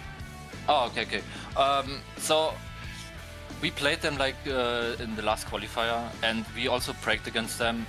They're more random and more faster than they play today. But we knew we know that they have fast tactics, you know. So, but if you're not focused and if you're talking a lot, then sometimes people are not focused enough, and then it happens like on Black Widow. I said maybe 4B, and then instant someone screaming BBB, and then it's over. Right. Yeah, sometimes that pace can be rough, but you called it excellently, and you had a fantastic series, Loon. So congratulations to you and the team for picking up the victory, and best of luck tomorrow and in the rest of the tournament. Thank you. And that was Loons. Definitely having a big day. Hoping that he can continue with that alongside the rest of the team going into the future matches. But we're halfway done with the day. We have a couple of more best of threes on the way. First one being SSV Clan versus 3BL Esports. So we're going to get into that after a short break. We'll be right back. Welcome to CFS Esports, where the world's top CrossFire teams come together to compete. Now, let's explore the newly introduced CFS Path for 2024. CFS Path is the journey towards the Grand Finals and consists of two main stages. First, the regional qualifiers, where lower-ranked teams from each regional league's point system compete. Second, the regional finals, where top teams from the regional qualifiers and the top-ranked teams from each regional league's point system fight for the slots in the Grand Finals. Finally, we have the highly anticipated Grand Finals themselves. The journey along the CFS path begins with the regional qualifiers. First, let's take a look at the point standings of the 2024 Regional Pro Leagues, CFVL, CFBL, and CFWL. Based on the point system, teams ranked 5th to 12th will compete in the regional qualifiers. These teams are divided into two groups and compete in a single round-robin format. The top two teams from each group will advance to the regional finals. In the next stage, the regional finals, the teams that will qualify for the grand finals are determined. The regional finals are also divided into two groups, each playing in a single round-robin format. The top two teams from each group will advance to the single elimination playoffs. In the Philippines, 8 teams will compete in a single group, with the top 4 advancing to the single elimination stage to determine the final winner. In North America, teams compete in single elimination for the group stage and switch to double elimination for the playoffs to determine the winner. The China regional qualifiers consist of group stage and the playoffs. Seeds are determined based on the CFPL Season 23 and Season 24 point rankings, with higher scores across both seasons giving teams a better position in the CFS 2024 Regional Finals China. The group stage is conducted in a single league system with a BO1 format. The results of the group stage will determine the playoff seeding. 1. The top 4 teams from the group stage advance to the winner's bracket. 2. The teams ranked 5th to 8th will move to the loser's bracket. 3. The teams ranked 9th and 10th are eliminated. 4. The tournament consists of 3 rounds, with each round determining 1 CFS seed. The ultimate goal for every team is to reach the CFS 2024 Grand Finals. A total of 16 teams will participate in the Grand Finals. 3 teams from China, 3 from Brazil, 4 from Vietnam as the winners of CFS SC 2024, 3 from Eumena, 2 from the Philippines, and 1 from North America. From the regional qualifiers to the grand finals, this journey is filled with challenges and fierce competition. The incredible journey of CFS 2024 is about to begin. Join us on this epic path.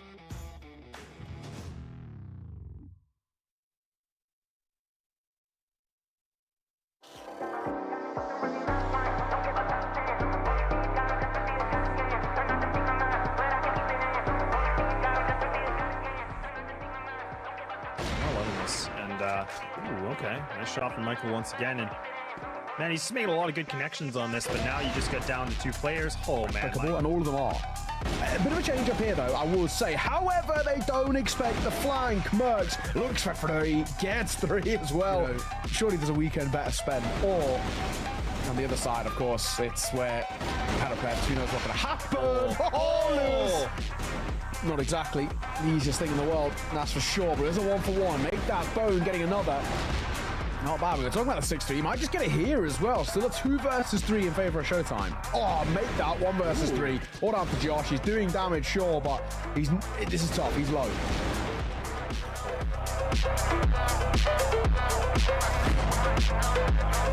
Why, but GZY will get that kill. Looking for more as well. Lewis up close, spamming. Gonna get a couple. All right. Maybe with a chance to work with. Time is ticking at 15 seconds. Another lot of it to work with. Brando gets that down. Close right. So does Hunt. Oh my gosh, all left down to one. All down to Famous. If anybody can clutch it up, it would be him. But the stick in the defuse. The stick in the defuse. Michael gonna get on timing. Oh my god. No, because he's gonna get a little bit overwhelmed here, Josh, but at least he finds himself one. But look at Michael. He's just mowing him down, looking for a triple. Yeah, why not? He's just going to take him out. Be able to come clutch into this, and oh, this over peak, oh, this over peak. Oh, he misses the shot, but he's not going to expect this player above him, surely not. All of a sudden, he looks like he has a bit of a spidey sense, but no, now he's about to be a dead man. Unless we see Kai's, unless he over peaks himself. Oh, dear God, Kai's, what are you doing? Play it, but it will allow them now to kind of take the site and maybe try and work with it. Kai's going to try and come up close. He'll get caught. So will Hunt. And one by one, they're just getting picked off here. Like dominoes, they're dropping.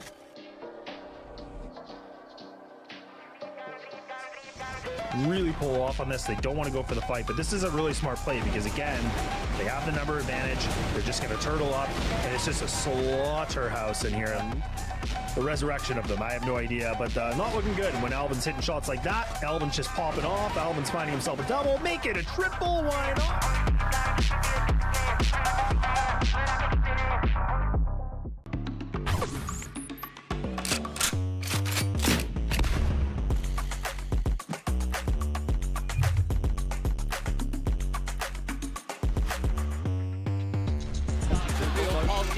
All gamers, you just can't let this happen. It's happened 3 on.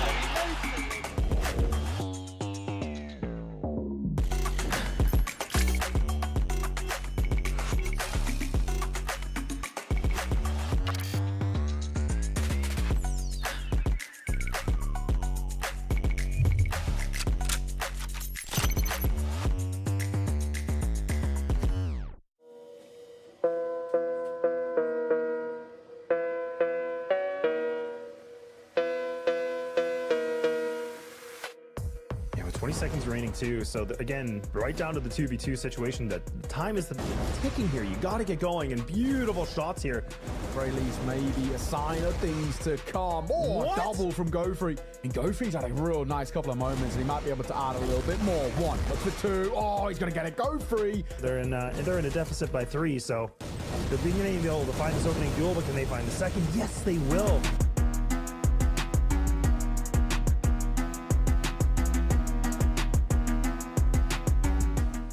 The 1.22, a 1.18. Now we're starting to see everybody contributing. This is what I always, really talk about. Like this right here, the double kill. Couple of taps around that corner. Again, a little awkward, but there's space to work with GZY, Famous, Brando, all combining. That is a shutdown, a massacre in the...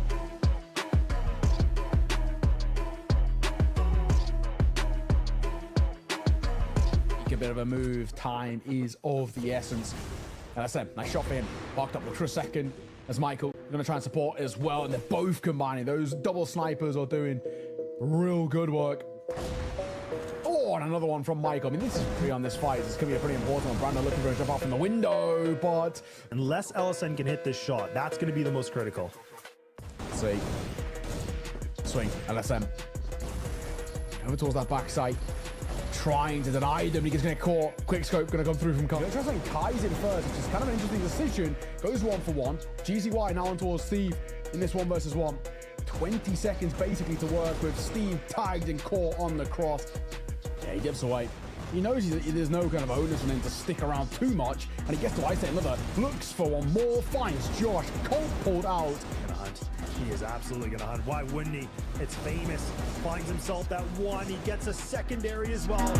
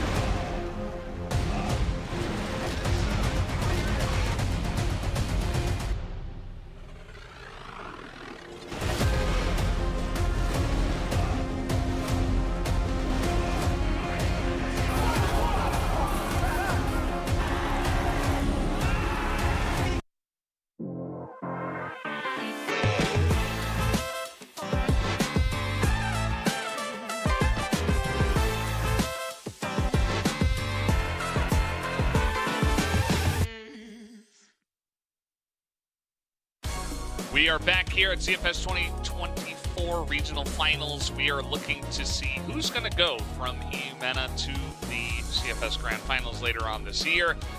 So far, we've done a couple of best of threes. We've had GV eSports win the first one up against Anubis, and now we had Lazarus win out against TBI eSports in a grueling 3-map bout. But now we're moving on to the third match. And Bench, I don't think this one is going to be as close. What do you think? Probably not. The third series that's coming up to you guys in just a moment. It's going to be SSV Clan versus 3BL Esports. So we'll have to wait and see what happens, but let's take a look at some of the interviews that these teams got to say. Hello guys, Kanga here, captain of SSV Clan. It's a nice feeling to be in the regional finals. We was the only team from Open which get out of the groups, and it's a nice feeling to be the top 8 here. For us in the regional finals, the only strategy will be just aim, hit your shots, that's all. In the regional finals, I think LCK and 3BL Sports will be the hardest team to beat, because even it comes to aim gaming, about hitting his shots, they're really good players in their teams, and yeah, they have much experience. They're the best teams of the Eumena, and yeah, I think they are the hardest teams to beat. I have to say big thank you for my team players, first of all, to Dane, Avin, Ragen and Real, but also big thanks to Ragen. He got much experience. He prepared me as an IGL to this tournament, and also sometimes I went emotional. So Real was here, he talked to me, and one of the good things what Real can do is talking, and yeah, they made us ready to this tournament. I think I talked often about our bad performance in the CrossFire Open League, and I think the best moment was for us just to show everyone that not even an open team is close to our level. And yeah, I think we showed it clearly against Demons and against Soltrex that we are much better than the other open teams. Our region, I think, is not that bad region. I mean, we are maybe far away from the China regions, but I think to the other regions we are close enough and maybe better.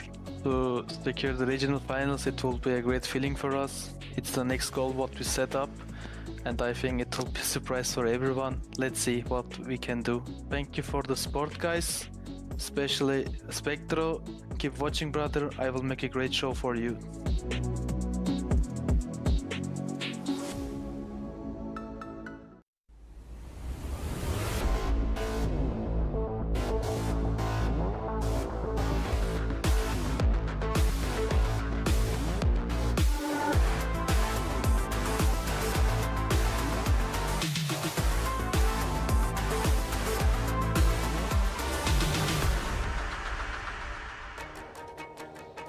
Here is SSV, as was mentioned there by Kanga, the only team to make it out of Open and into through the group stage, and definitely some familiar faces. You know, Dane, Real, Ragen. We've definitely seen these guys before in the past. So a new team coming together, trying to make it through the Open, and they have. So definitely the biggest underdogs, I would say, in this tournament. But hey, you never know. Maybe they make some big, some kind of big flair, some kind of big show here. Exactly, but definitely good to see a team come through Open and all the way into the regional finals. That's what you want to see for a healthy environment and healthy ecosystem for CrossFire. That you have a chance of becoming a pro and be able to touch upon the money being handed out. But for now, SSV, their roster, for me, who's rather newer to CrossFire than you, some names I can recognize, but some names that I don't necessarily recognize, but their stats are very good. I can tell that for sure. Yeah, I mean, certainly some talented players in this lineup, and I definitely wouldn't count them out just yet. So maybe not so many games that these stats are based off of. Obviously, those are wins for them to get them here at the end of the day. So good stuff from them, but now let's take a look at their opponents, 3BL. Hello, I am Snake. I'm playing for 3BL as an in-game leader. We watched our matches from CFS summer and we figured out new play style. We are looking forward to play with it against Eumena teams. I'm excited to play against them as our region getting stronger and stronger by time. In this region, there is no team is unbeatable for us, but we might lose due to having bad day or playing bad individually, like what happened against LCK in final playoff season 2. We talk with each other before the matches and during the matches, and we are trying to manage our breathing. Losing from LCK in final season 2, this made us want to improve and fix our mistakes. Actually, every win is important for us in the tournament because if we miss a match, this will put us in bad situation at the end of the tournament.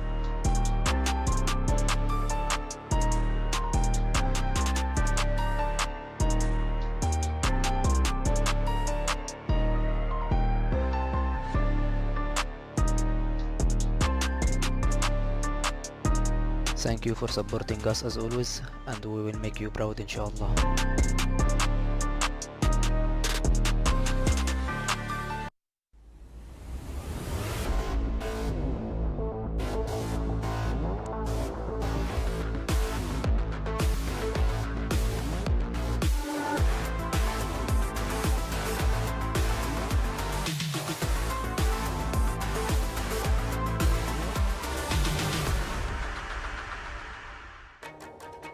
There you have it, 3BL. This is one of the teams that pretty much every team has said is a favorite to win the tournament. So they're really good bench. They are very, very strong. Their lineup is only so strong. As you can see, Slayer, Tot, Snake, Horus, Snare, and Penguin. But I believe Tot did shorten his name. Yeah, it used to be Totson a lot of the time. Yep. So, and have to wait and see what 3BL's got to possibly teach SSV of how fierce the environment is. Caught with that pose. That was neat. Snake's gonna give us that handshake. See Snaker as well. Give us a little dab. Gotta love it. Slayer. Nice little wave. He says hello. When does he not say These hello? guys look so innocent for being absolute massacres of the CrossFire West scene. Just insane level of play from them, and you can tell just in the interview as well with Snake that they put a lot of time into trying to improve and really learn from all of their losses. And they said they don't want to lose anything here because even a loss can put them in a bad spot towards the end of the tournament, as it is Dane up against Snare here for the key player matchup. Yeah, like you said, the numbers don't really matter at this one, at least, because of the stats of SSV is from the open qualifiers and all the way through here. So we'll have to wait and see what Dane's got under his pockets to show us. Snare getting some support from his teammates as well. So let's see what these MVPs, the key players of these two teams, could bring up to the table to entertain not only us, but you guys as well. Let's take a look at the maps that we have here. Port banned, Eagle Eye banned, Ankara, Subbase coming out. A little bit surprised to not see Compound, but there it is. Going to be left for the end. 3BL 14-1 on Compound, their most successful map, but it's pretty much successful on almost every map, just because they win a lot. So not too surprising, I suppose, at the end of the day. SSV decide to go for Ankara as their first choice against 3BL. Successful all throughout, I would say. Like you said, Ankara, one of the maps that SSV thinks that they have a good chance of taking it down, but you know, 3BL can always overthrow what SSV thinks. And going into Subbase, this is definitely 3BL's favorite compound. Like you said, the stats are speaking for itself. So I guess for this matchup, it just really comes down to whether if SSV can just hold down 3BL and take map number 1, because otherwise Subbase is going to be a tough one for SSV.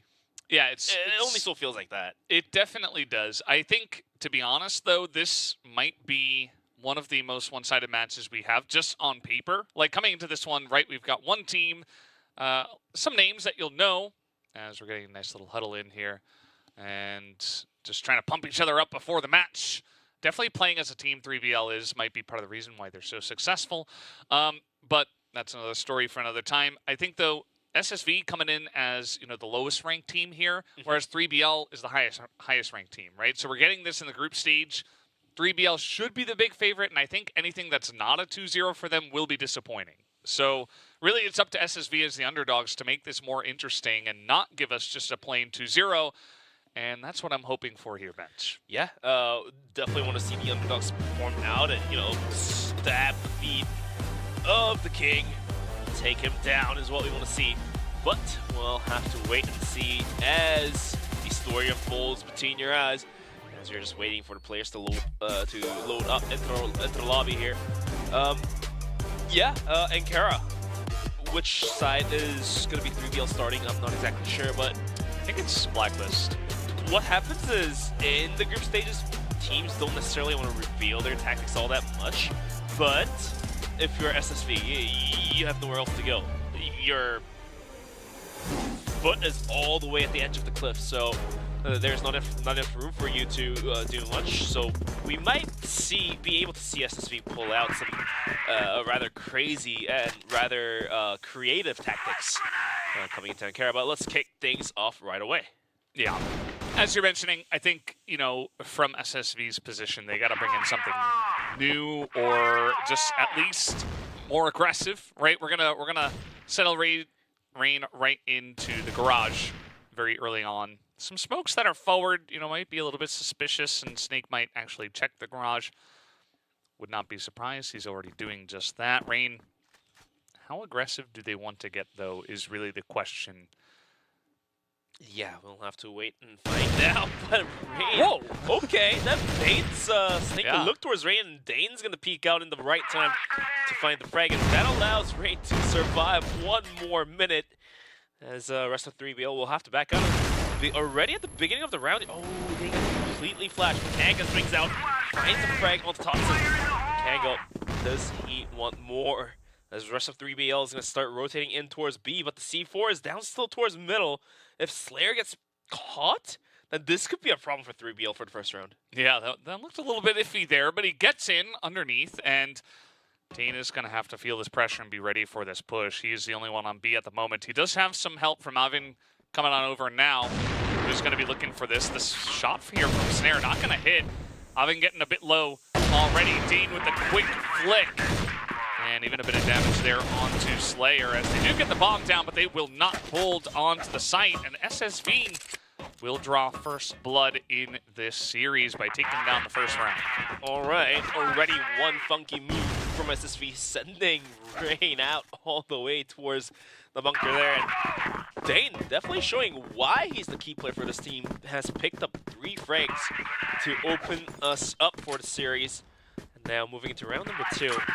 Let's see what SSV is opting out to do. Rain this time is going to be tucked up and is going to be put right in towards the A-bomb site. And he's going to be the solo anchor holding it down. As we finally see a couple of the players moving in closer towards A. A 3BL is going to be sending 3 players outside of A. Not exactly sure what they want to do with it. They don't want to go onto the bomb site that aggressive after losing the first one. That should just take the warning sign on towards the players of 3BL. Okay, SSG has the potential to sting, so maybe doing Snare gets a quick chop with the Dane to open things up, and all of a sudden 3BL looking to pick up their first round, but minute 30 left on the clock, and still 2 players on each of the bomb site. They might as well hold the bomb sites down. Yeah, just going 2 and 2. Very common. Only problem with this is that you don't have the third member to rotate over to A when the push eventually does go towards A, which is very common and is the choice here from 3BL. You get enough utility over the top. There's only so much that the 2 guys on A can do. As Avin actually not getting flashed here, but he's not able to line it up. The hit is quick and crisp from the side of 3BL. Kako also going to be taken down, and yeah, real Snare's looking right at that angle. Ooh, nice little shot from him. But Alright, he's gonna need an ace here. A lot to do. 4 more kills for him to go if he wants to win the round, and also 3 seconds to tap the bomb. I'm not sure if this is the way to do so. He's gonna go for the vents push. Goes for pot shots, expecting a player to be there, but does he expect Snake to be right side of it. Not at all as Horse peeks out as well, and 3BL is going to be able to find the first round of their own as well. Yeah, that one very well done. I think if you have Snare on your team, you can kind of just like send him places and he'll go kill people, and then you can just eventually push. I think especially Blacklist and Kara for them should be very strong because of that, because he will oftentimes win the 1v1. And then from there, you can just kind of go for a strong hit onto A, and you're feeling pretty comfortable about your success rate of that strategy in general. Just when you have some, like a singular player that's just that much of a carry, sometimes it just allows you to take advantages like that in your strategy. So, not going to send him off to kill just yet, as nobody actually is going to check him in underneath B at the moment. That is absolutely true. Real is going to pick up an AWP of his own as well, go for the double AWP setup. In the process earlier in the minutes, he did get wall blanked through and did lose a bit of his health, but it shouldn't be too much of a problem. The rest of 3BL, like I said, is going to be gathered right out to the mid. The set up is out. It's going to be held down by Kanga. Can he do so? There's going to be the real question here. Flashes are flying left and right. The C4 is going to be the charge. Slayer actually spots Kanga through the gap and smoke there. Barely missing that, but eventually we will be able to find Frank. And Slayer continues to find the kills due to smoke. And this is not good for SSV, as the bomb site A only held down by Avin. He does get one. Can he pull up two more? Is the question. No, the box wallbang is too strong. The bomb site is completely taken over. And Dane and Real, with the AWMs even, has to go for pistol to go on a retake. As Dane finds one. But Real in a 1v3 once again, not the best idea. So he does get the drop on Snare. Needs to find two more frags, but HP is not going to cut it. 3BL is going to start leading out 2-1. Yeah, nicely done there. Once again, just able to push up through the front yard, get a couple of picks, and then immediately go for that hit onto A. Just, it's kind of like a... It's just incredibly crisp the way that they go for their pushes. Their executions are pretty flawless, and their gunplay also pretty good. Snare is just gonna win that fight pretty easily. Had a bunch of teammates, but he didn't need any help, really. No, not at all. Just he could have done that by himself anyways, so looks like Real is gonna go down. And yet again, SSV has to go for that 2-2 split. But this time, they do have a bit more control out towards B-Long, towards the office area, as we do have Dane kind of creeping out. But does he realize Slayer is waiting there? Well, let's see if this works out as Snare. He is willing to take the fight if necessary. He jumps forward, and he goes down, but his teammate is able to cover for him. And now Avin and Rain, the only two that are left available. Avin knows that this could be going B, but you see that 3BL are actually taking their time. Not going to rush their way in. They're just going to say, okay, we have a big advantage in this round. Let's have nobody get picked off. Let's play it safe. You know, we have Totson moving into A. Doesn't really see anything. And that gives them the information they need. Avin goes down towards B, and Totson just wins this 1v1, and they don't need to plant at all. And the dominance of 3BL is already beginning to show. Yes, the first round did go to SSV, but maybe a bit of a warm-up round. Possibly. Sometimes it just really comes down to the skill, but Real through his smokes is going to take down Slayer to open up this round. Maybe this might be the chance for SSV to show some sign of life. Bounce it back to 3-on-2, but we'll have to wait and see. As we do have rest of 3BL just gathered outside of A once again, but this time Avin has a dangerous corner to work with. And we do have Rain on top of the bomb site. The flashes are out. Avin, he is completely flashed, but he springs out, does take a frag. And Morris will come up and over and wrap up the bomb site by himself, take 2 kills.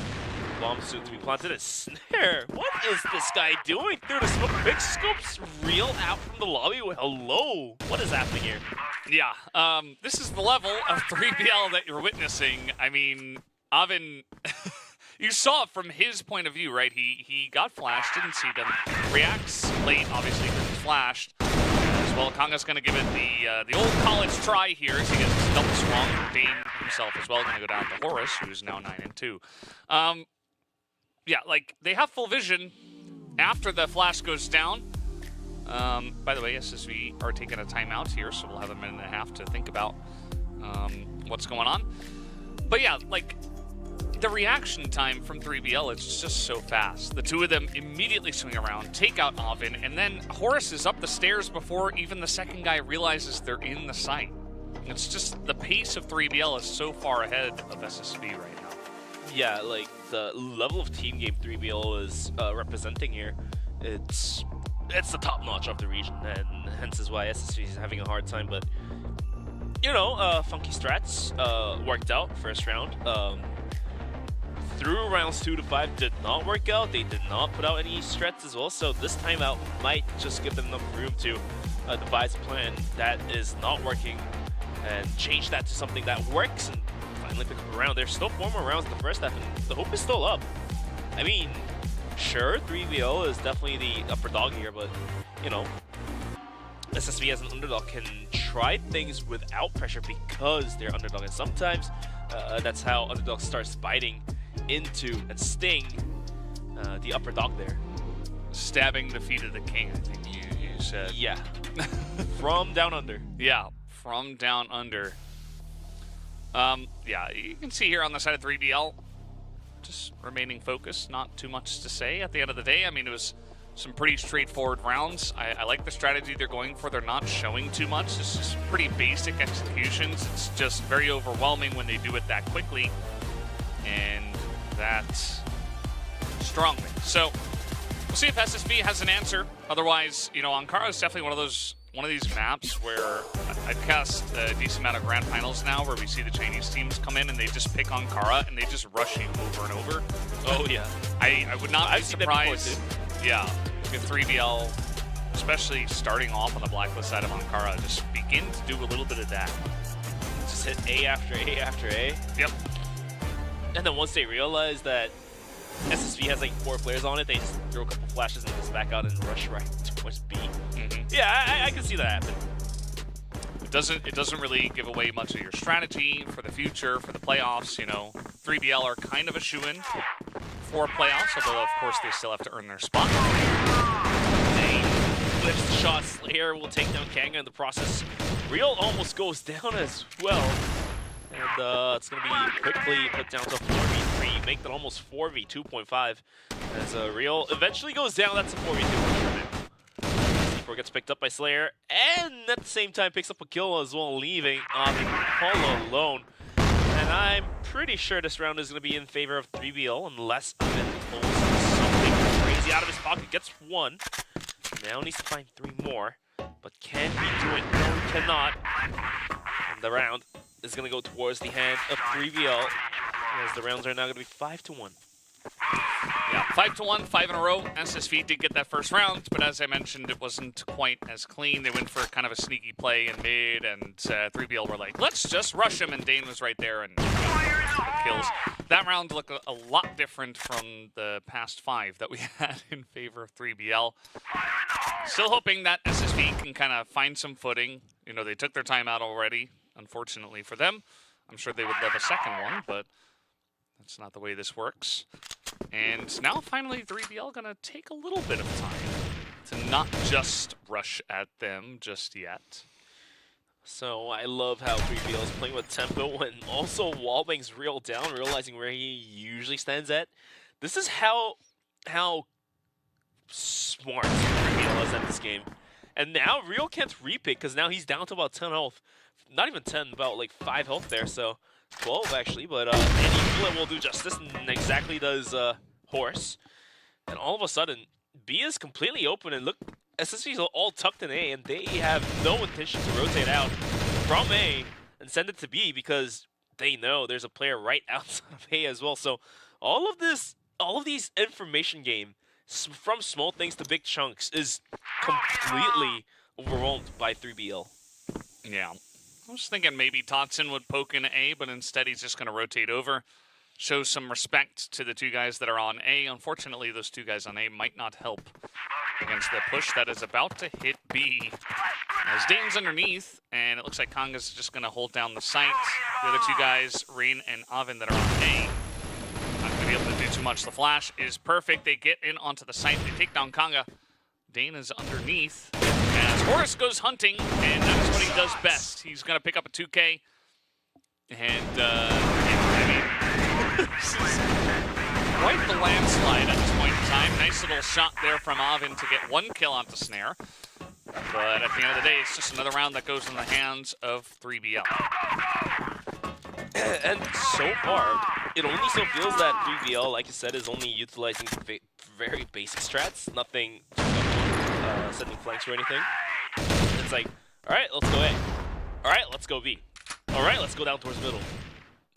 Yeah, it's more so just utilizing like individual skill to like, you know, outmaneuver, outpace their opponents. Yeah, like if a player finds an opening, then all right, sure. If that opening is down towards middle, all right, let's go down towards middle. If it's down towards A, definitely hit A. That's what they're doing. So yeah, it's just relying on gunplay. I would say not a bad thing if you're able to, you know, treat the other team like a toddler.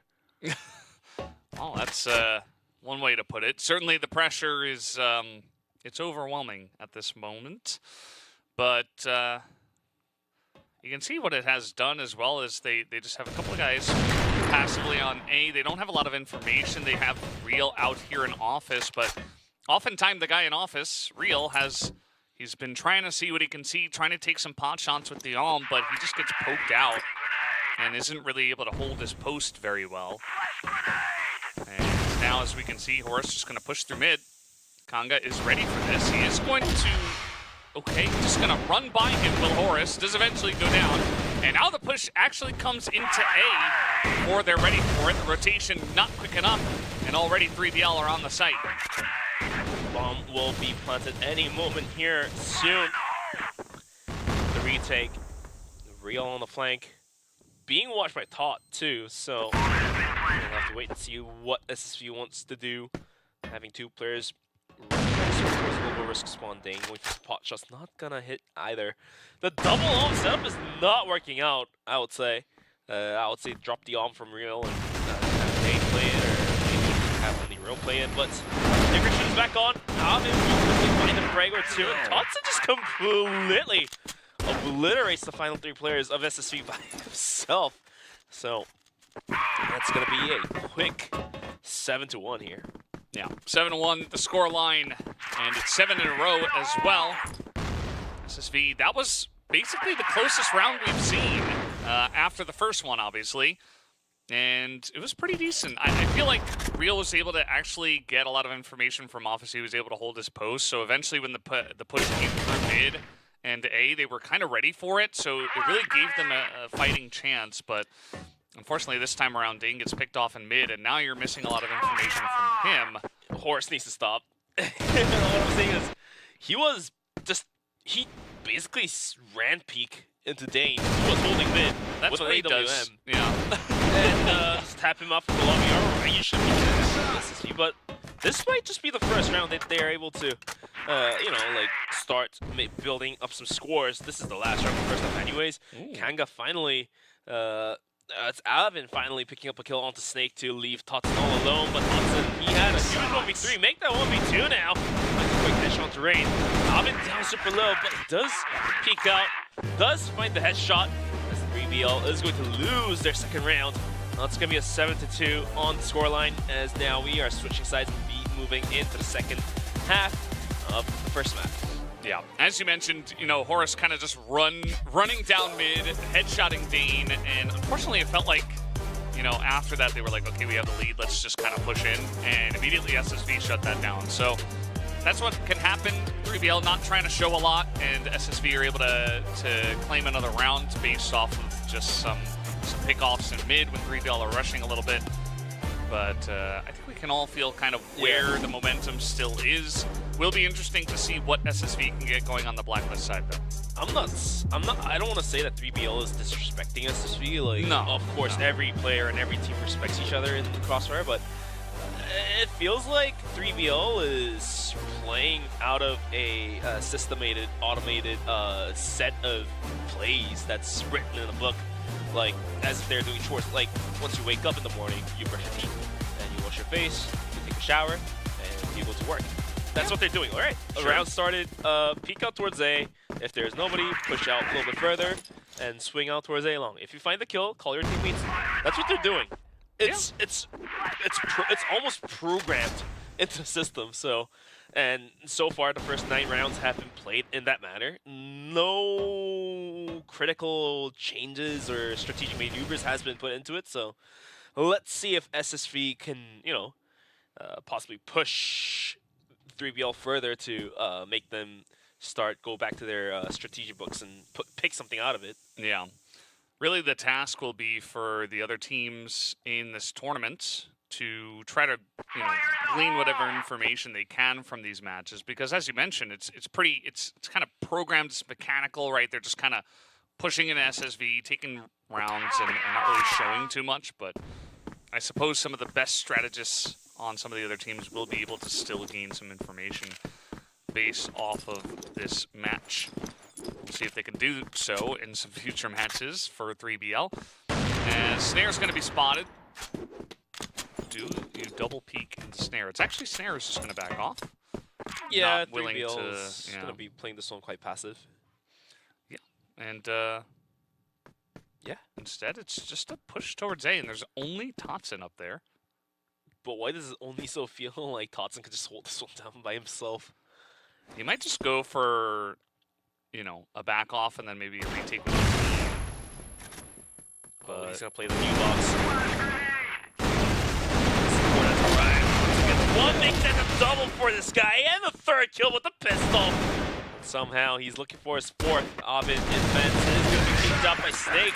So, like I said, yeah. No, you were just manhandled by 3BL. You were right, Bench. I'm sorry. Maybe he can just hold by himself. I mean, the rotation came in so quickly, too. Like, yeah. Really props to Horus to get there immediately. But the fact that Totson as well was just able to hold the corner and really not get pressured out and just do the amount of damage and the amount of kills that he got was kind of insane. So, again, just looking at the replay, able to spray, gets some support from Horus, gets the 3rd kill with the pistol, and essentially just cleans up the stairs by himself. Looks like SSV is not going to drop their double arm setup. Rail's going to still hold on to it. To salt the wound even more, the nade from, I believe it was Horse. Takes down Real. Is going to be Snare. So down and dusted he goes. And 3BL is going to have a good information of where the angle of attack is going to come from for SSV. All right, well, SSV trying to push through spawn, but Snake is there. You know, Horus had a lot of success doing that, but not the same here on the side of SSV, as they will be cleaned up. And again, 3BL are just that fast. I mean, they move in, and it's like a swarm of bees. You try to get away, but immediately you're just hunted down by, it feels like, the entire team. So just the pace of this team, they're just so clean, so crisp. SSV, unfortunately, not able to keep up at the moment, as now they're just going to swing into mid. Out goes Horus. That is what he does. He just kind of runs at you. And Slayer's going to go in. The rest of the team is there as well. 3BL, they're done with this map. They want to go on a map too. This is almost as if a scene from Garfield right here. That's it. Comes in and goes. 3BL is going to be able to secure map number 1 of Ankara in their pocket in a 10-2. So, one of the fastest maps being cleared out. And yeah, we're just going to be waiting until sub-base comes into play. And this is 3BL's map too. So SSV is going to have to rethink, use his downtime to themselves. I mean, based on what we saw, like, they had some good moments, right? They got that first round, but yeah, we'll see if they can get something going in map 2. For now, let's just take a look at the highlights.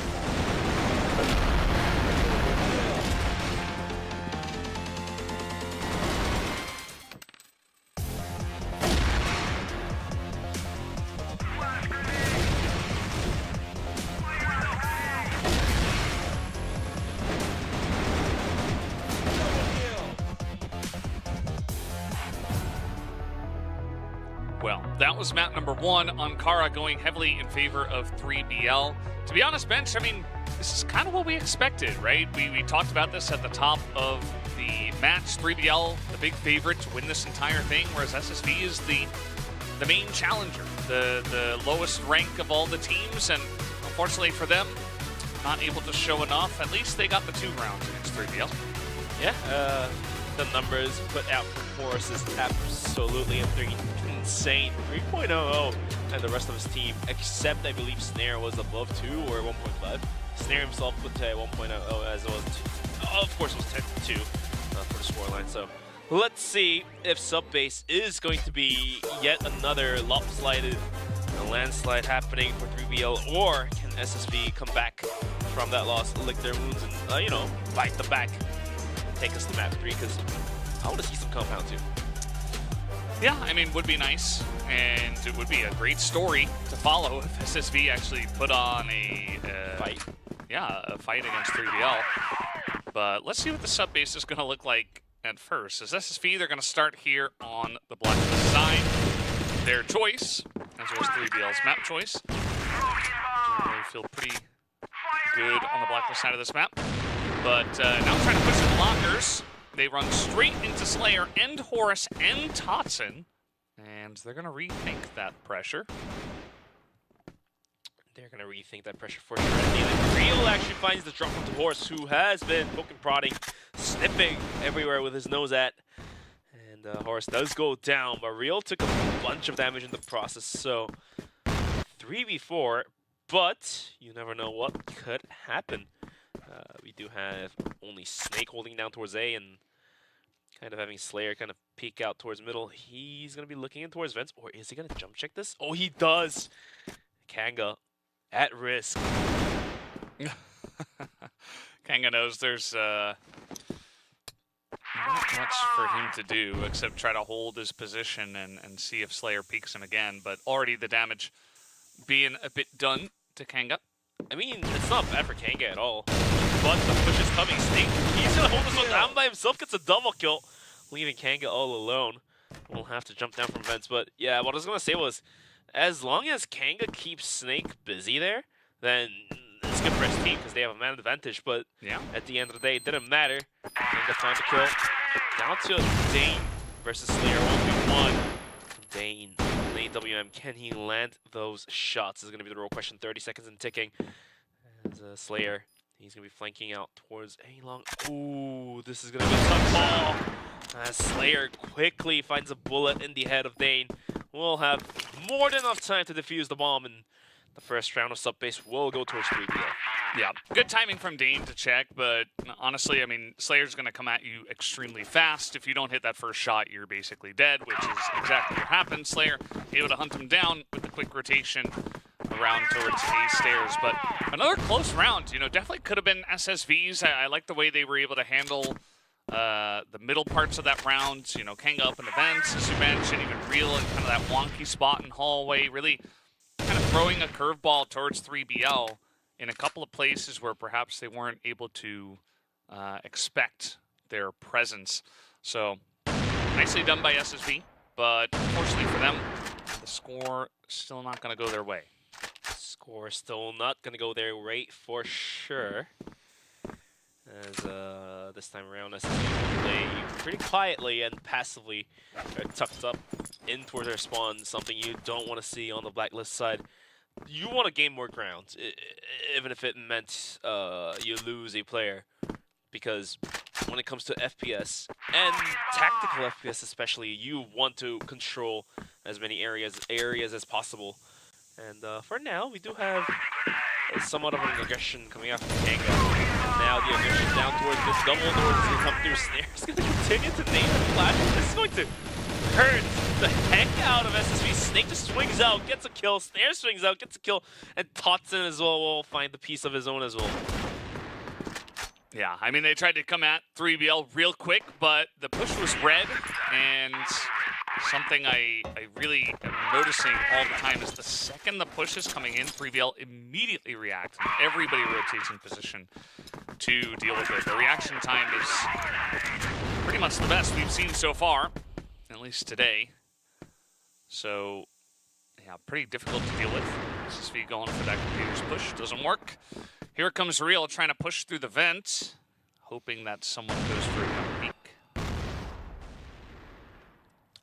And what I feel like is that on the Blacklist side, double especially for sub-base, is not the most ideal setup to take.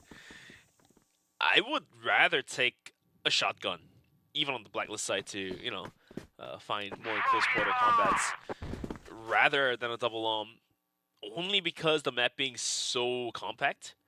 So, yeah, we'll have to wait and see if Real can put that to a good use.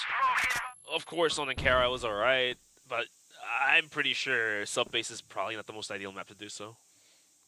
Yeah, I think if you're on GR, it's okay, but on Blacklist, definitely does feel like more of a stylistic choice from Especially the side of SSV. you're going against 3VL. You need more firepower to break through the defense. So you need more gun players, as in terms of rifle players, to just run in and be the meat shield for your team. Well, Dane, I'm comfortable with him keeping the arm. Oh, me too. I'm for sure yeah. with it too. He's the guy, I think. I don't think he would be the one to swap off, but either way, Thompson trying to feel the pressure from Lockers. Real also going to get the shot, though. Finally. And there it is. I mean, he's getting value at least. Snare and Slayer trying to hold it down. Snare, though, does get isolated. It's all up to Slayer. He already has a couple of kills. As now the plant will come down. He has to go 1v2. Not the easiest ask, as he will be spotted. Not shot down, though. Alright, still has a bunch to work with. Dane with a good angle he was holding. He's going to find the frag, and finally, SSV is going to find the first round of their own. Well, it's going to be 2-1. And Real got a kill, but the credit is definitely given to Dane. He's down by himself and finding the opening frags onto the round as well. So, yeah, the alms are definitely put to good work here. And moving into round number 4, we're looking at some early double door aggression from 3VL. Horse is going to be tossing the flash through the window of the gap of the doors, and Snake just seeing in towards vent, see if he can take some pot shots or not. Just tests the water and doesn't really want to give away any sound information inside of SSV. Definitely fair, as here comes SSV. They push on through, but Thompson, doesn't matter. If he doesn't have vision, he'll just shoot you anyway. Does get the kill. And that pressure in the lockers hasn't necessarily worked unless Dane, you know, is kind of in there already and gets the pot shot, the snipe down. But that's not what we saw this time around. Is Dane going to be spotted hopping through? Definitely more focus put onto lockers this time after the last round from 3BL. And you see even Horace is pushing up into A road, up the stairs. He's getting some good information. They know that this is probably going to be a B hit. Although, as we know, SSV do not have the bomb and haven't made a full decision just yet. Yeah, well, looks like they're going to swing. Dane does find a kill, but Snare swings out, gets a frag of his own as well. And Rain does find the refrag, but the timer has ticked down to a minute mark here. The C4 all the way out in machine rooms, only going to burn the clock down for extra 15 seconds. And the process Real to find the frag. Gets it. Yes, he does onto Snare. But Horus is still alive. And he is up on top of A Heaven, but looks like he's looking to rotate back down towards B. He does find a couple bullets onto Real, but his position should be given away. Can SSV make things work? They can get in a duel now. This is the way that Horace plays. More aggression. Unfortunately for him, you know, the plant comes down and he's got to deal with the crossfire from two different sides, and eventually he does get taken down. Just too low on health to pull off the 1v3. But already, SSV, a couple of rounds under their belt. Definitely looking better than Ankara so far. And definitely a lot of effort by Real, picking up frags after frags. Critical frags, too. Yeah, right after we were like, oh, you know, I'm not sure. Maybe this is just... No, he's like, I'm just going to get 4 kills. I'll get it done. The caster blessing. Oh, yeah. Right? He had to prove it to us and to the fans. And now, because we say it, I don't want to get there. Nah. Oof, that was close.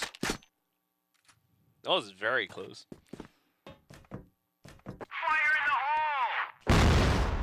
Minute 40 onto the clock, and what does 3BL want to do with the defensive angle? They are going to be sending the rotations any moment soon. Real starts off nicely, but is eventually traded out by Snare. Kanga springs out from vents and does open the A bomb site. But the rotation from Totson is arriving with Slayer coming through as well. Let's see if Kanga gets him down. He gets one. He gets a second kill. And now that leaves Horse all alone to a 1v4. Sending a full wide rotation down super low. Alright, SSV now starts leading out 3-2. SSV in the lead, and some tricky plays to get it done. I mean, you think about the last round, but also, well, 2 rounds ago, but now also this past round where they had 2 guys in vents, and just a lot of noise being made by Real, but also those initial shots that are still being hit. And then you've got like the tricky second man coming out of the vents, just really unexpected. Snare totally getting caught, as it was very unexpected. But this time around for 3BL, they are able to take out Real. So definitely going to make things a bit easier on them moving into the 6th round. They take him out towards the lockers area. Looks like he wanted to be the one who pushed out there, as it was normally Dane who was checking that angle. And so SSV will be forced to move towards A. Absolutely forced to move down towards A. And we're going to be looking at Horus trying to hold this one down by himself. Let's see if he's capable of doing so. Gonna go for that jiggle shoulder peaks. Does have a flash in hand, smoke in hand to possibly stop the early aggression coming through. But SSV's gonna full send this one with a pop flash. He's gonna push us out. Mid cross goes down the snare, and Horus, still being that anchor, is gonna hold the bomb site down with the support of his teammates. Eventually went down, but that bought enough time for the rest of his team to rotate in, and Rain is gonna get completely blinded, soon to be walking out from the game. He's like, please let me follow my teammate. Nope, not gonna happen. 3 guys swarm in, as now Dane going for the very quick rotation all the way towards B. Not going to expect that, but he does go down. Dane taking no damage, actually. He has an opportunity now to plant. Especially with an Alm in hand, this is, I mean, I say it's not a bad position, but actually Snare's already getting the flank towards lockers. So he's going to have to deal with multiple different angles if he wants to defend this. Ooh, that was close. It's one. Now he has to worry about another player right behind him. Slayer's just going to wrap it up, though. The bomb won't be defused. Tied back on 3-3. Yeah, and for 3BL, I'm sure they're pretty grateful that that didn't get any further out of hand, because yes, they are the expected, favorites in this match, but you give SSV a couple of wins here and there, all of a sudden they get more and more confident. Any team can pull off big upsets in this tournament if you give them enough room. So able to tie it up is 3BL. As here comes SSV aggressive once again. Will they actually commit to this? Yes, they absolutely will. Just jumping through the smoke. And now Slayer put under fire. Lots of members able to get in there. They take him out. As Snake does get the one, but it's all actually going the way of SSV. Nice little push into the hallway now, in towards the B site where they will get the plant down. They will get the plant down, and Real's going to find the double kill to wrap the round up, and SSV showing what they've got and how they made into finals by taking a lead against the team of 3BL. And round number 8, we got 2 more rounds left in the first half. Snare not been hitting that double door shots recently, at least for this match. We'll have to wait to see if they can do so. Snake is going to find a shot to Real. We're smoking Rain will also find a break. Kanga adds on to that too. Okay. She's looking very strong right now. Totson, the last player alive, will be rotating back in towards A. The C4 is moving into plant. But 1v4 and a dream. Does he realize Rain is behind his backs? No, he does not. SSV looking to close the first half out in a huge favor. Yeah, I mean, strategically, I really like the way that they're executing. And Okay, well, we have another fight here in the machine room as in goes Horus, extremely aggressive, finally takes out Real, who's hiding behind it, and SSV, they're going to take the fight to them. Unfortunately, Snake is going to pretty much clean it up, although a couple of kills do go back to Rain and Dane, who will remain here in the machine room. Snare, nice angle here. Let's see if they expect this. He finds that Totson links from the side, will be able to find the frag, eventually saving his teammate. Dane now has to go for that recovery mission on towards the C4, but teammates are flying left and right. It's like first half is going to be a 5-4, although SSB having 5 rounds on the first half. Will they be able to double that and make a 10? Take map number 2. Yeah, I mean, it might be a bit rough for SSV from the GR side of this map. I am very curious to see what the play will be for SSV, because strategically from the Blacklist side of Subbase, there are a lot of ways to get, you know, fantastic rotations and very nice aggressive plays. And we saw that a lot from SSV. They came into this map very prepared, obviously, as their executions were very crisp. But now from the GR side, I do wonder if maybe 3BL just begin to run away with this map, as we know how quick they can be, and I'm sure Horus is going to have better than 2 and 8 once he gets to entry a little bit more, as he will from the Blacklist side. I feel like 3BL is going to play this one out more cautiously now that they're around down. Playing fast generally means you're risking a lot more, so by playing time, you are waiting for the utilities of the enemy team to be dried out, and once those smokes, once those flashes are dried out, then now it becomes an aim reveal, which 3BL should more than definitely be comfortable with. So they're going to burn the clock down, and here comes the push coming, shoved down for Dane. Dane finds one, but gets traded out. Rain has arrived to force the fourth, but he finds the break of his own. No, he cannot. Pops up with a double and make that a triple for this man. Takes out the pistol, going for the fourth. A bit. He has to land the shots. No, he cannot. 4K for Totson. Now we are tied back on 5-5. Yeah, you can see Horus. He was the tank. He went in and took a lot of the focus, and then immediately Totson was given room to just light everybody up. So there you have it. The executes, the fast executes that come out from 3BL that you would expect. Once again, showing themselves in the first round of their Blacklist side. Snare just posting up, watching towards the hallway. And was just ready for any rotation that would come through. So very nicely done from 3BL. And SSV, I think you gotta expect that kind of pace once again. Happened a lot on Ankara.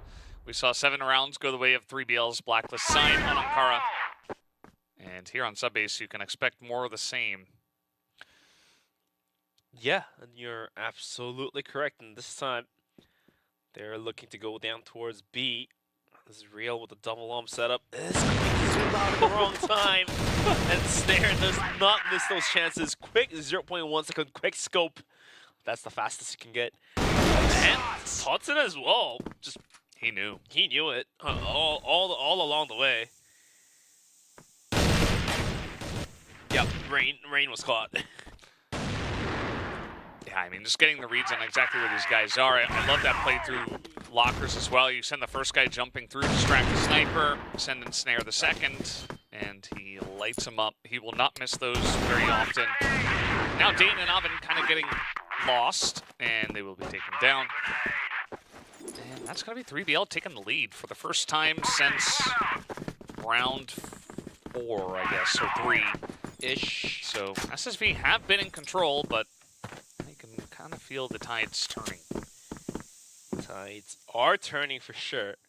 As 3BL is now going to be on the lead, and yet again another fast aggression down towards A. Manga calling his pants down. He's going to be able to reposition himself, get some frame, make that a double, and almost a triple kill. But Totson was there to refrag him out. 3BL smartly repositions themselves, don't want to aggress down towards the bomb site just yet. Goes down back towards the middle. And let's see what they're willing to do here, as we have Slayer kind of poking, prodding towards Machine and possibly catch and gain the information that B is a little bit vulnerable, rather compared to that of A. Yeah, don't even blame SSV for a bit of an overcommittal on A. But at the same time, you're exactly right. But Real is able to hold it down. He's got DK, and now he's got teammates. And he says, well, the hell of the teammates, I'll get it done by myself. Dane does come in and picks up a headshot himself to tie things up. It's 6-6. And if you remove the nameplates, yes, 3BL from the Blacklist side might be more comfortable, but still anybody's map from here. Just waiting for Horus to wake up, I would say. Yeah. He didn't have a very fun time on the GR side. No, not Had at all. some moments, like some okay moments, but yeah, definitely the main entry man that you can expect to show up big from And the now, Blacklist. give this man what he wants, and let's see what he's capable of doing. So, Snare as well, just the double door shots weren't in his favor back on the goal risk side. So let's see if switch up the sides, help him out. We'll have to wait and see what happens. Yet again, crossing back towards A, it looks like. Last time around, completely halted by Kanga. But this time, Snake will tap him out and quickly down is going to be 3BL on the bomb site. Dane and Real smoked off. Won't be able to provide much of a stopping force as Rain even goes down. Yeah, and I mean, from here, getting those couple entry kills right on the A site, it's going to be rough for SSV, especially because there's so much utility left over. Like, nobody can see anything. All of the windows are smoked up. A bunch of utility left over here on the side of SSV, but they got to charge in with Dane with an arm in his hand. There's so many guns facing them. Not much they can do in that scenario. So 3BL back in the lead. And back in the driver's seat of this series. 7-6. But it has been a relatively fast map as well. As here comes Real. Very nice flick. Just going to take down Horus. Quick flick and is going to be able to fall back without losing his own life. Snare, though, leading the charge is going to be Snake. Going down, gets tapped up by Rain. So all of a sudden, we might be able to see a tie come out. As we say that, Hotson's going to find a frag onto Ovid to open things back up, and he doesn't stop. The smoke doesn't stop him. He goes towards middle. The duel with Rain eventually goes down to Snare. And 1v4. The pistols are good from Real. And we are tied back to 7-7. Yeah, I mean, at this point, it kind of does feel like 3BL are kind of just running at them, and SSV are just ready for it. You know, they're rotating very quickly themselves. They got a couple of guys on off angles down on the bottom.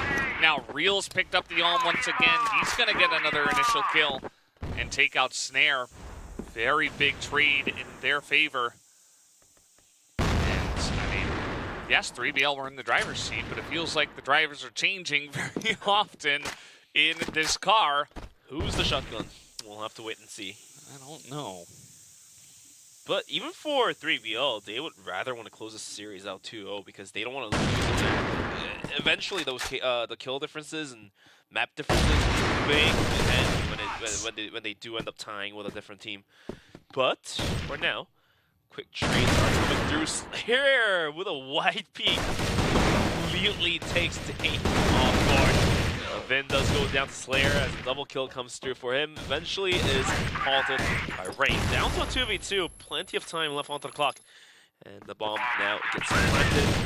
Now, the no-no is going to take Rain out. Kanga goes down, and like you said, driver's seat, 3BL now. Yes, we have switched drivers again, and I really like that from 3BL. They noticed that Real's been playing here at the boxes. They just get a smoke in his face, and they send Horus to go kill him. And yeah, they have to trade 1-for-1, but you take out Real, who's kind of got the hot hands on the side of SSV. You know where he's going to be playing, more likely than not. And you isolate him, you trade 1-for-1, and that's a trade up for the side of 3BL. So I think that's a really good call from the side. Probably Snake or maybe somebody else pointing that out. And they're able to isolate and kill him and eventually get the job done.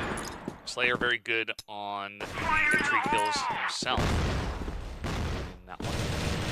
So now the snipers have changed position. It's actually Real who's at the hallway, and it's Dane who's looking at the double doors.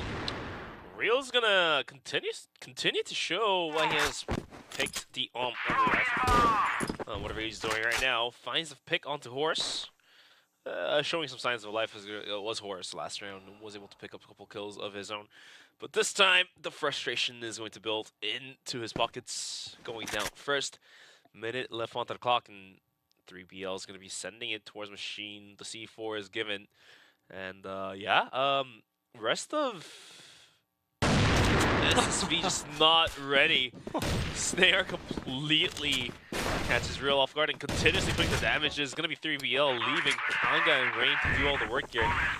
So finally we might be able to see a tie not come up, or looks like maybe the drivers are going to stop switching for now. Oh, the flash timing right as they try to push through, and now just a couple more kills, and now we've got match point for the side of 3BL. It was a bit painful for them to get here. I think SSV really put up a great fight here on sub-base. But at the end of the day, it's just one round away, and 3BL will be moving on to a 2-0 victory.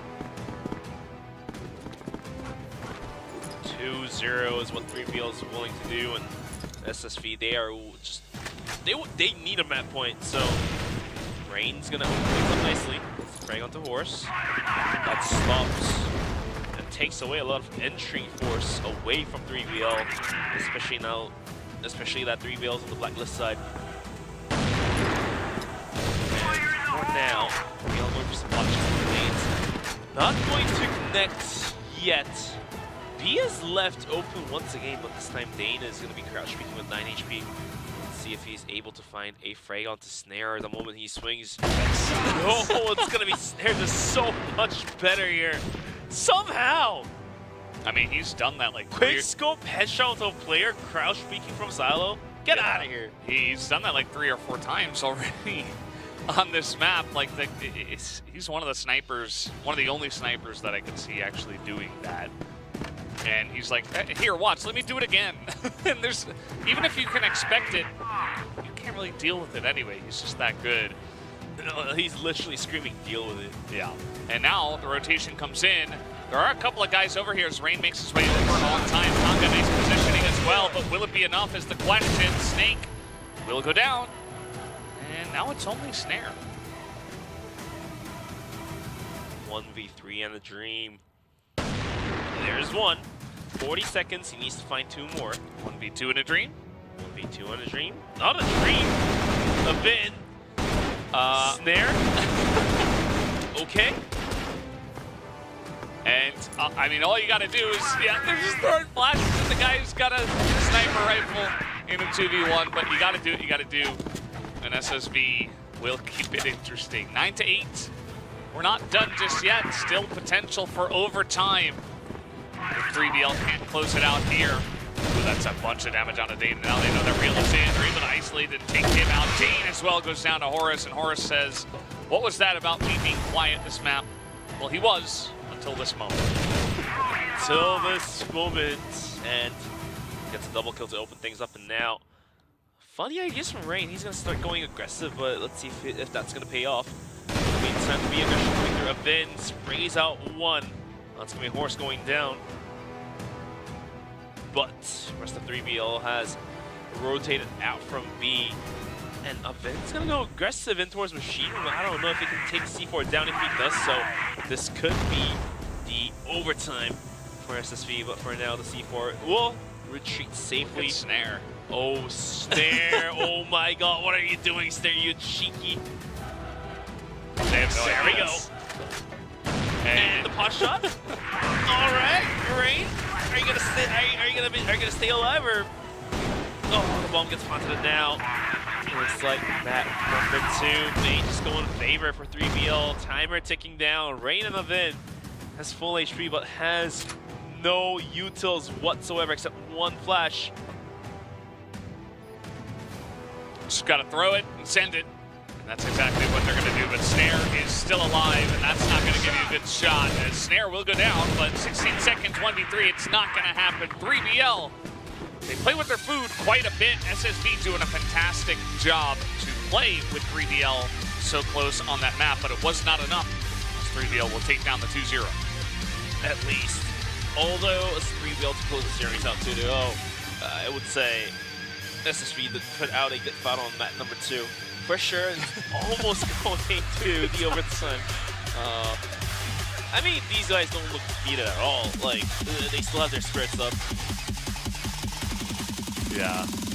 Well, we're going to take a look at the highlights, and we'll come back to you with the interview.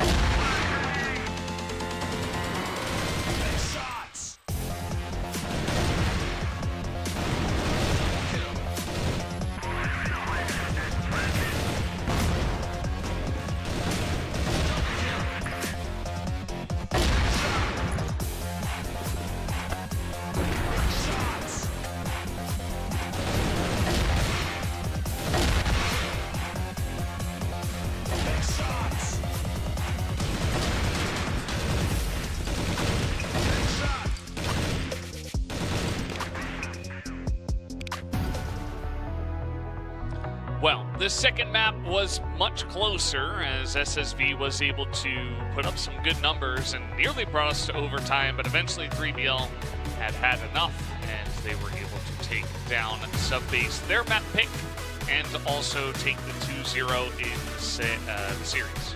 I mean, if SSV could push 3BL a little bit further, like that 10-8, then if they play against the lower teams, then they may even have a chance to take a map away. But the match result, 10-2 on Ankara and 10-8, very close one on Subbase.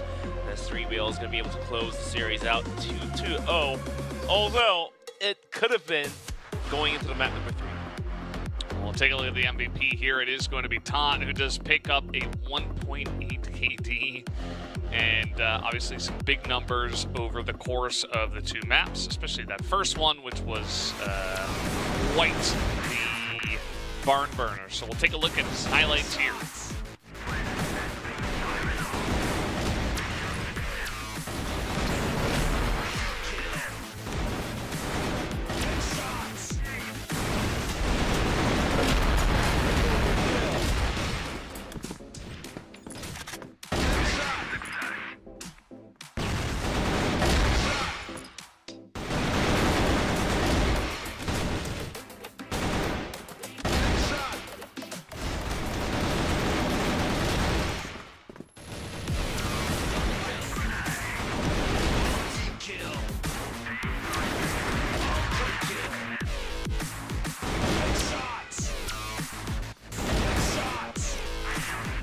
Totson having a crazy series, especially that first map, as everybody really put up some big numbers. Also had the most on that second map. But let's hear from him now, as we do have Tot standing by. Congratulations on the 2-0 victory. How do you feel about taking down SSV, and how do you feel about your guys' play today? Hello everyone. I think we feel fine because we won 2-0 today. We played good today. Oh yeah. We're looking for tomorrow. We play against Anubis.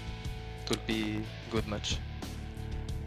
Yeah, definitely congratulations on your first series win here. Of all the teams that are in this regional finals, which team you do think has a good chance of winning against you, or the team that you're most worried about?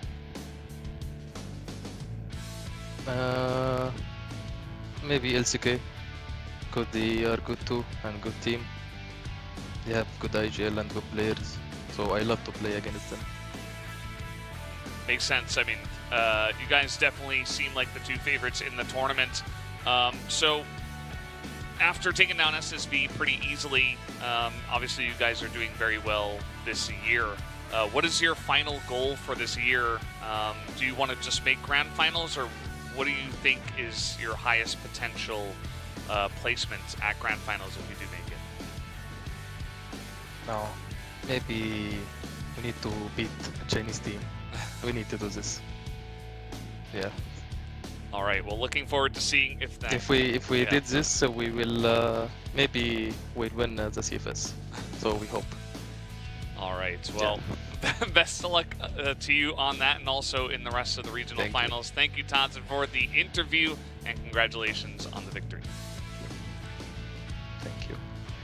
And yeah, great to hear from Todd. Obviously pretty happy with the 2-0. They're playing well today. Looking forward to their match against Anubis tomorrow. But that was the third match. We do have one more left. It is going to be LCK up against unKnights, which should also be a very close bout between those two teams. But we're going to take a quick break, and we will be right back with that fourth match. Don't go anywhere. Welcome to CFS eSports, where the world's top CrossFire teams come together to compete. Now, let's explore the newly introduced CFS Path for 2024. CFS Path is the journey towards the Grand Finals and consists of two main stages. First, the regional qualifiers, where lower-ranked teams from each regional league's point system compete. Second, the regional finals, where top teams from the regional qualifiers and the top-ranked teams from each regional league's point system fight for the slots in the Grand Finals. Finally, we have the highly anticipated Grand Finals themselves. The journey along the CFS path begins with the regional qualifiers. First, let's take a look at the point standings of the 2024 Regional Pro Leagues, CFVL, CFBL, and CFWL. Based on the point system, teams ranked 5th to 12th will compete in the regional qualifiers. These teams are divided into two groups and compete in a single round-robin format. The top two teams from each group will advance to the regional finals. In the next stage, the regional finals, the teams that will qualify for the grand finals are determined. The regional finals are also divided into two groups, each playing in a single round-robin format. The top two teams from each group will advance to the single elimination playoffs. In the Philippines, 8 teams will compete in a single group, with the top 4 advancing to the single elimination stage to determine the final winner. In North America, teams compete in single elimination for the group stage and switch to double elimination for the playoffs to determine the winner. The China regional qualifiers consist of group stage and the playoffs. Seeds are determined based on the CFPL Season 23 and Season 24 point rankings, with higher scores across both seasons giving teams a better position in the CFS 2024 Regional Finals China. The group stage is conducted in a single league system with a BO1 format. The results of the group stage will determine the playoff seeding. 1. The top 4 teams from the group stage advance to the winner's bracket. 2. The teams ranked 5th to 8th will move to the loser's bracket. 3. The teams ranked 9th and 10th are eliminated. 4. The tournament consists of 3 rounds, with each round determining 1 CFS seed. The ultimate goal for every team is to reach the CFS 2024 Grand Finals. A total of 16 teams will participate in the Grand Finals. 3 teams from China, 3 from Brazil, 4 from Vietnam, as the winners of CFS SC 2024, 3 from Eumena, 2 from the Philippines, and 1 from North America. From the regional qualifiers to the grand finals, this journey is filled with challenges and fierce competition. The incredible journey of CFS 2024 is about to begin. Join us on this epic path.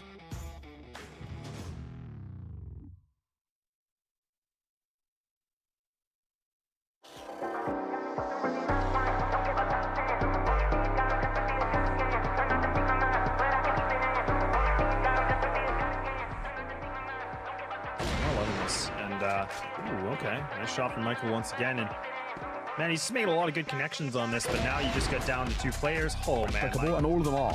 A bit of a change up here, though, I will say. However, they don't expect the flank. Mercs looks for 3, gets 3 as well. You know, surely there's a weekend better spent. Or on the other side, of course, it's where Paraprep, who knows what's going to happen. Oh, not exactly the easiest thing in the world, that's for sure, but there's a 1-for-1. Make that bone, getting another. Not bad. We were talking about a 6-3. You might just get it here as well. Still a 2 versus 3 in favor of Showtime. Oh, make that 1 versus 3. All down to Josh. He's doing damage, sure, but this is tough. He's low.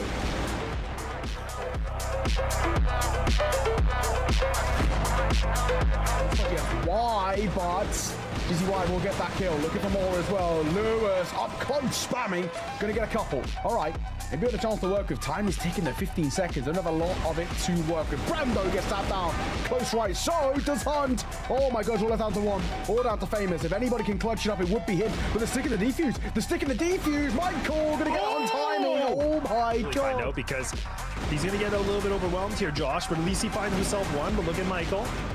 He's just mowing him down, looking for a triple. Yeah, why not? He's just going to take him out. Be able to come clutch into this, and oh, this over peak. Oh, this over peak. Oh, he misses the shot, but he's not going to expect this player above him. Surely not.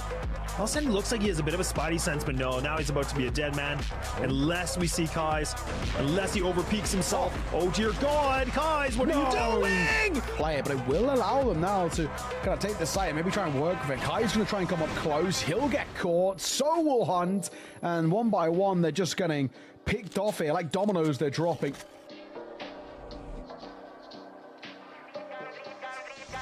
Really pull off on this. They don't want to go for the fight, but this is a really smart play because, again, they have the number advantage. They're just going to turtle up, and it's just a slaughterhouse in here. The resurrection of them, I have no idea, but not looking good. When Alvin's hitting shots like that, Alvin's just popping off. Alvin's finding himself a double. Make it a triple. Why not?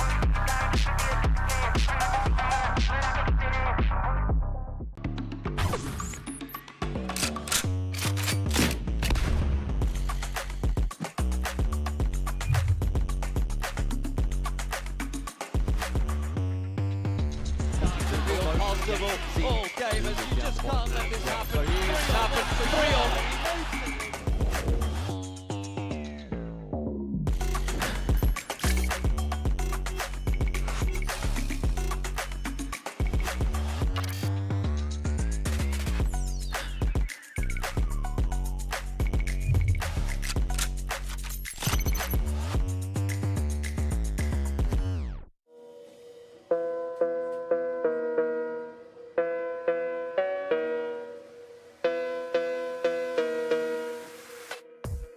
Seconds remaining too, so again, right down to the 2v2 situation. That time is ticking here. You got to get going, and beautiful shots here. At very least, maybe a sign of things to come. Oh, what? Double from Gofree. And Gofree's had a real nice couple of moments, and he might be able to add a little bit more. 1, look for 2. Oh, he's gonna get it. Gofree. They're in a deficit by 3, so they're beginning to be able to find this opening duel. But can they find the second? Yes, they will.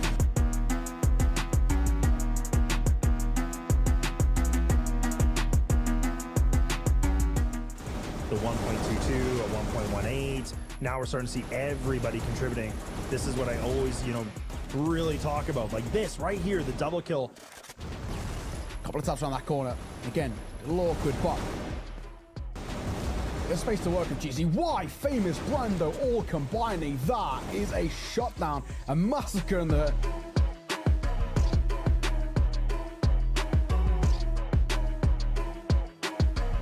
A bit of a move. Time is of the essence. And I said, nice shot for him. Parked up for a second as Michael going to try and support as well. And they're both combining. Those double snipers are doing real good work. Oh, and another one from Michael. I mean, this is pretty on this fight. This is going to be a pretty important one. Brando looking for a jump off from the window, but... Unless LSN can hit this shot, that's going to be the most critical. Let's see. Swing. LSM. Over towards that backside. Trying to deny them. He's going to get caught. Quick scope going to come through from Kai. Trying to Kai's in first, which is kind of an interesting decision. Goes 1 for 1. GZY now on towards Steve in this 1 versus 1. 20 seconds basically to work with. Steve tagged and caught on the cross. Yeah, he gives away. He knows there's no kind of onus on him to stick around too much, and he gets to isolate another. Looks for one more. Finds Josh. Colt pulled out. He is absolutely going to hunt. Why wouldn't he? It's famous. Finds himself that one. He gets a secondary as well.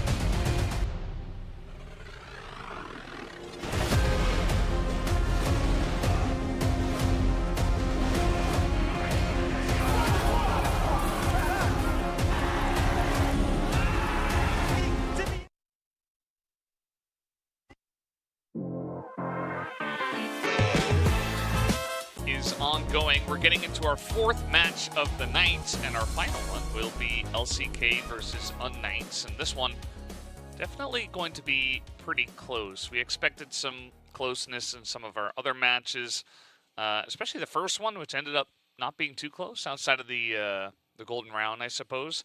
But yeah, this one would not be surprised if we do go all three maps here.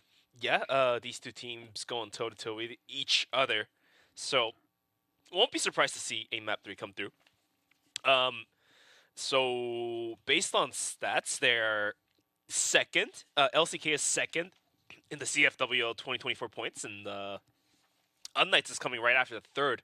So it's two teams that are pretty much toe-to-toe, very even, going against each other, especially in the group stages. If you're ranked on the top end, you don't want to reveal too much of your tactics or strategies. So given two teams that are pretty equal in skill level and mechanics play default, then what happens is you will see one of the most equal rounds happen. So we might even see multiple overtimes.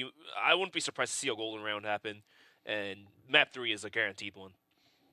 Yeah, I mean, in terms of the match history, LCK definitely, as you mentioned, they're kind of second in points. They have had a lot of success, so they're still the favorites coming into this one, but still is going to be pretty close. But we're going to look a little bit more at LCK right now.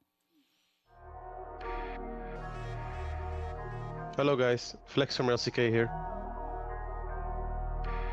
Well, the regional finals is the most important time of the year for us, since qualifying for the grand finals is our biggest goal of the year. So we are very excited to be here, and we will do everything we have to make sure we qualify.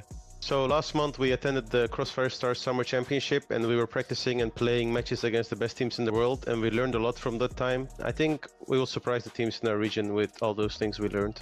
Well, since our goal is to be top 3 in this qualifier, because our main goal is to qualify for the grand finals, and our goal for now will just be to attend the grand finals. We just have to reach top 3, and since we are like the #1 team, it's a very manageable expectation for us, and we will not experience a lot of pressure.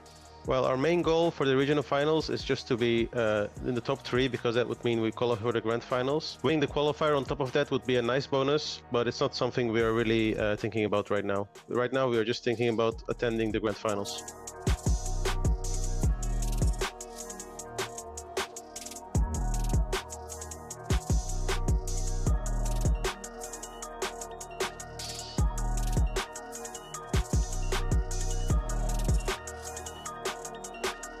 Thank you guys for always supporting us, and we will do everything we can to make sure to not let you down.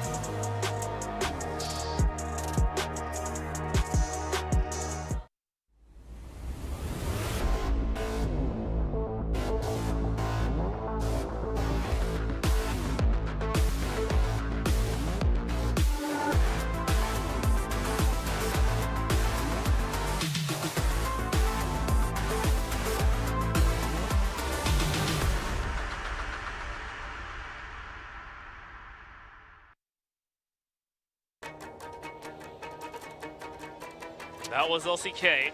The roster showing why they're one of the top teams in the region. As you can see, Flex, Design, Lion Claw, Foxy, and Raffin putting out some decent numbers as well, which soon will be brought up to you guys.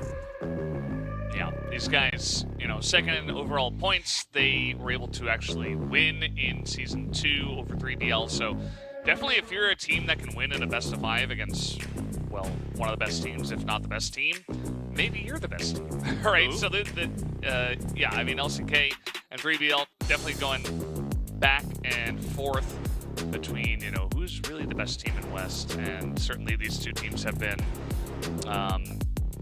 idolized as the two on top. So we'll see who can get that done. But first off, let's introduce their opponents in unKnights right now.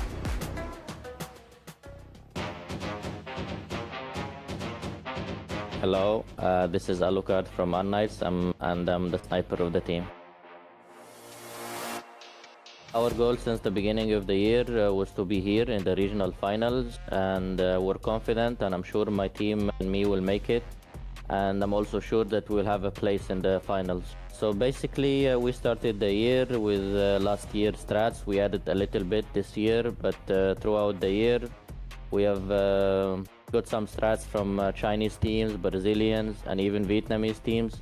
So the good thing about my team is that we know how to play aggressive and defensive, and we really have a good system, especially in GR. So I think that's what will make us win. I think it's gonna be 3BL because everyone else we beat. LCK, we met them in Season 1 playoffs and we won. GV, we won them twice in Season 1 and Season 2. So 3BL was the only team that we lost twice against in the playoffs. The first one was overtime, the third map, and the second one was golden round, so I believe this time it will go to our side. The thing I like about my team unKnights, in tough matches, especially in playoffs, we play way better than group stage. This actually reminds me of my oldest team, Team Myth. We used to be bad at group stage, but in playoffs we always won. So I don't know, I don't really know what's the secret, but I think everyone is at 200% focused in the playoffs, and that's what makes us get good results in the playoffs and tough match. For me personally, the most significant moment was playoff Season 1 when we beat GV 2-0 and then LCK 2-1, and in the final it was a big series against 3BL. It ended up in their favor, but it was very close. We had to play the last map overtime and they won. But it was really a long journey, and I think this is the most significant moment. Our region is actually, we have a lot of game styles now. So comparing it to other regions like Chinese, I think we have more different styles. Brazilians, if you look at the other regions, they all play with the same play style, but here LCK has a different style, unKnights has different style, 3BL. So I think it's different styles, aggressive and defensive, is what makes our region different. As an international team, we don't really have the support of one country like other teams, 3BL and LCK. So having fans at this point is actually very special to us, like they are hardcore fans for us only, not because we're from the same country. So that means a lot for us, and we would like to thank you all guys, and we will not let you down.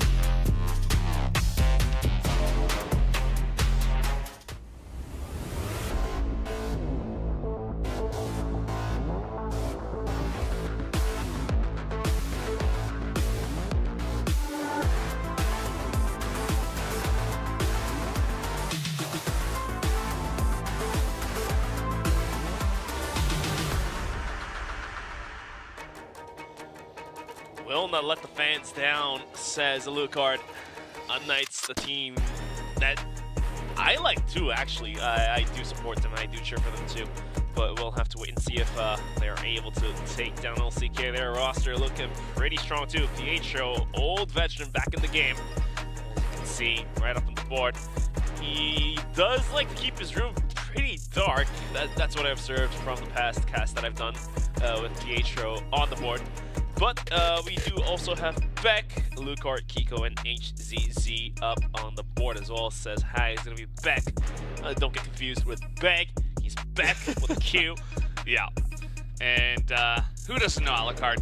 As you mentioned, his old team, Team Myth, but now he has moved on, actually, from, you know, some of the Egyptian teams that generally will go with 5 Egyptian players. He's just kind of moved on to unKnights and more international team, as he mentioned, not necessarily from one country, and just trying to make it work as a group of 5. And Alucard, for me, I have been casting him many times. I've done many finals winning interviews with this guy as well, where his son shows up and all this stuff. It's all very heartwarming with him. And as he mentioned, you know, unKnights as well, they're not necessarily a team that does very well in group stage, but once they do make it to playoffs, if they do, they are able to put on a great performance. So definitely, I'm a little bit worried for them in this match, you know, but I think if they can make it to playoffs, they will do great.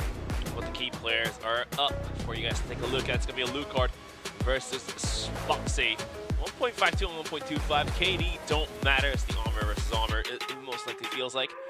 But for LCK, they should be not so much worried to take map number 1 away from unKnights, and then somehow unKnights bounce back and take us to map 3. And as you can see, a very different spread here for the maps the teams favor. As you can see, unKnights completely loves Mexico, whilst Eagle Eye is favored by LCK. Yeah, it's definitely a big one. I think if those 2 maps don't get banned out by either side, we have a pretty good chance of seeing one of those maps if they get through. It could happen. I mean, besides that, Black Widow is also another one that LCK really loves, that unKnights have not had a lot of support on, as Eagle Eye is open, but it's not going to be picked, actually. It's Ankara into Black Widow. There's the Eagle Eye ban that eventually does come out, and then we have Port for the decider. So very classic map pool for our 3 picks here. I mean, they teased us with the ban picks, having Eagle Eye open, but picks Black Widow instead.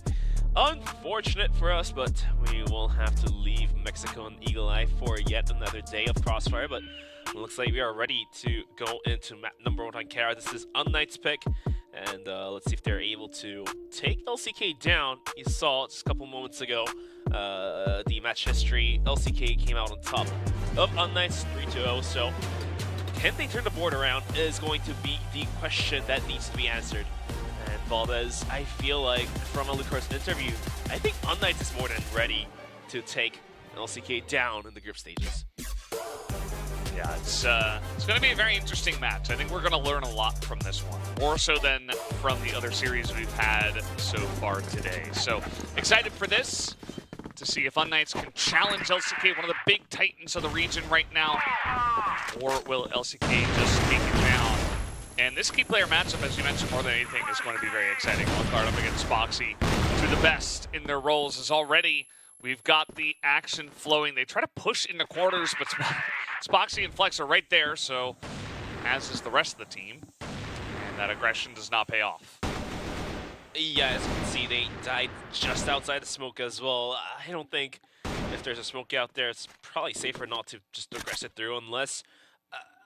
I'm pretty sure ACZ or Alucard tossed the flash above and tried to open some room for Beck and Kiko to push through, but there just was too many LCK players outside of A, and I think unKnights may have expected only 1 or a couple of them being outside of A, so eventually it's going to be 2 players going down, and the rest of LCK is going to rotate out from A and start inching closer towards B, as PHO, the veteran, and it's going to be the solo player holding down the bomb site.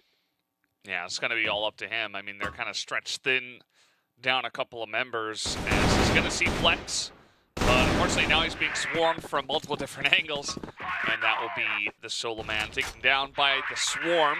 And here comes the rest of the unKnights, what's left of them. ACZ is going to be spotted, trying to make his way in. Only Flex taking a bit of damage from that. But the hold down here, the lockdown, the B site looking pretty good for them. And that shot is not going to hit from Alucard. So that is pretty much a flawless round going the way of LCK to start us off. LCK picks up the first round. Had unKnights played this one passive in the first round and didn't sell or wager the bets outside of A, then the rounds would have been different, but let's see what's going to happen in round number 2. No early aggressions, just launches being thrown left and right. Some value being pumped. What the nade? As Rapid and Flex is going to take a bit of damage each. And some overnades are being thrown. LCK as well, but will not hit the money. Not quite going to land, but you can see that LCK is absolutely favoring a lot of presence outside of A. They do not want unKnights to get that area of the map for free. Spoxy always going to be looking down that area, whereas Alucard hasn't necessarily been looking for those, you know, sniper battles out there. He's just going to be sitting, looking at underneath of B, which is where LCK might go, actually. They got 4 guys looking there, but now a little rotation in towards the spawn. We'll see if Beck is ready for this. The flash from Pietro allows enough room for Beck to fall back. Kiko's going to open up with an arm of his own. That was Alucard, not bad. And with a minute left on the clock, LCK will have to start moving in. Beck swings out, gets a kill. Pietro as well is going to take the frag onto Lion Claw. Foxy and Rapid left all alone. The pistol is on point. This man will click the head. That will be a 4v2, but the money lands right on top of Alucard. Spoxy by Alucard. Pietro with a quick headshot will take down Rapid, and eventually unKnights will catch up, and we are 1-1. Yeah, very nice first shot from Alucard. He's able to get things going for the team, and then eventually, one by one, the dominoes fell. It was a little bit of a broken up push from the side of LCK. It wasn't a full team commit. You saw Spoxy with that crazy pistol shot you were highlighting there. He actually put the Colt as his favorite weapon. So he's just another one of those snipers that's like, yeah, I'm pretty good with the sniper, but like, it's all about the pistol, actually. And he shows us a little bit of why. I'm sure we'll see a bit more of that, or maybe a lot more of that in this series. We will have to wait and see what happens. In the meantime, we will be seeing Spoxy trying to clear out underpass down towards B. Being thrown by Flex. Like you've mentioned, LCK doesn't want to give away outside of A for free, so going to be looking at some players showing their presence outside of the bomb site. In the meantime, the gunfire did draw attention of Beck to rotate out from middle in towards the A bomb site. However, the aggression is going to be going in towards B. Alucard finds one frag. He's going to toss the nade and fall back down towards middle. And it's picked up by Pietro. And all of a sudden, unKnights ready to spring out from their seats. Pietro will find a double of his own. At the end of the day, Spoxy will take him down. The bomb will be planted, but at what cost of losing 2 of their teammates. Onto the retake is going to be unKnights leading the charge. From all the way towards long is going to be Kiko. Let's see how LCK can respond to the retake. It's almost like they don't trust that they're both on the site, but as we know, they are. But it's not going to be easy. Spoxy going to lose that 1v1. Alucard takes him down. Beck wins the 1v1 against Raffin. And that is just the defuse coming in. As already, you're beginning to see what unKnights looks like with Alucard in it. Definitely an extremely strong team, and one that can challenge LCK to start us off. And yeah, just good stuff so far. Just kind of playing standard on the GR side. You know, they talked about how the GR side, Alucard did in his interview, that they feel very confident. Their strategies from the GR side, and we're seeing just how well they can lock things down. How well they can lock things down, indeed. And so far, they are able to lock down 2 rounds in their favor. LCK moving in closer towards middle. The C4 as well will be following the trail. On the way, front line here by Spoxy is going to be the one to open up the gates, possibly. The moment Beck or Kiko spots Spoxy, well, then the problem could become worse for the side of unKnights. Spoxy swinging. Flex gets swung by Beck, and ACC supporting him as well.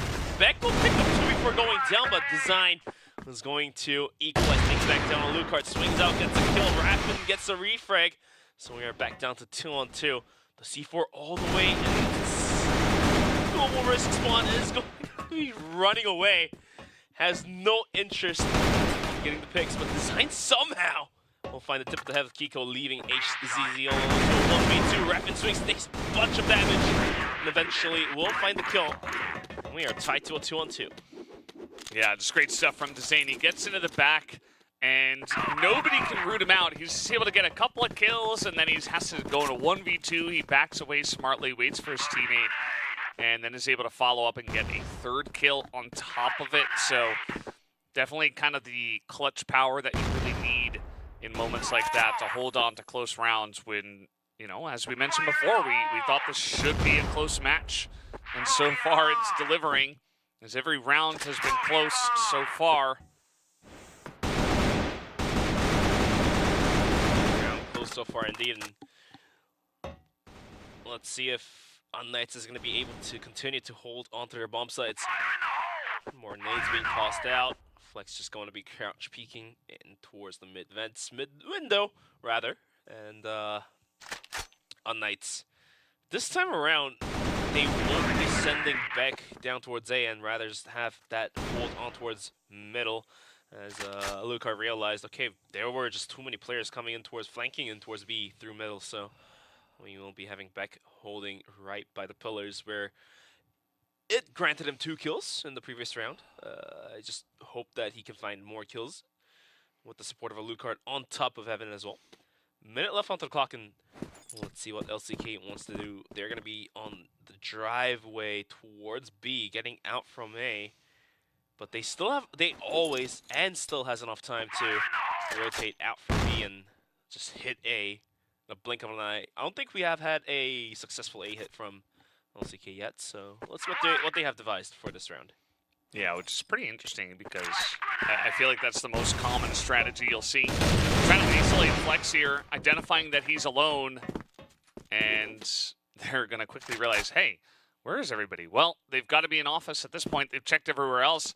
Alucard going to get first contact. He's trying to see what he can see. Also, Pietra is wrapped all the way around. Spoxy just not ready for that. As he was trying to catch the rotation, but he was behind the rotation. Little did he know. Now here comes unKnights on the retake. There is smoke in their face, but it's still 5v3 in their favor. And here comes Design trying to push up and get ahead of the push, but actually he'll just be taken out first. As now Lionclaw, that's two tapping the heads of the guys on unKnights. Alucard does get 1. 17 seconds left, should be enough, but Lionclaw really putting on a huge show there, almost able to hold it down by himself. But at the end of the day, it is unKnights Kiko who does clean it up. Yeah, Lionclaw absolutely showing some valiant effort. Tabs 2 heads, gets a 3rd kill on towards the Alucard, but at the end of the day, the round is given towards the side of unKnight to lead out 3-2. And moving into round number 6. Let's take a look at what unKnights want to do on the global risk side. You're going to be seeing a very widely posted player all the way in the underpass. This looked like Pietro is going to be poking prodding in towards Catwalk, rather, it looks like. And Flex as well has made his way from a connector and has a good vision of the middle window. Yeah, just waiting and seeing. Here comes LCK looking to push through mid. Flex has, well, flexed many a time over to the Ulm. This time he's just got an AK in hand and is looking to get some information for the team. But I was able to see a couple, actually. He's been able to root Alucard out of one of his favorite spots on this map.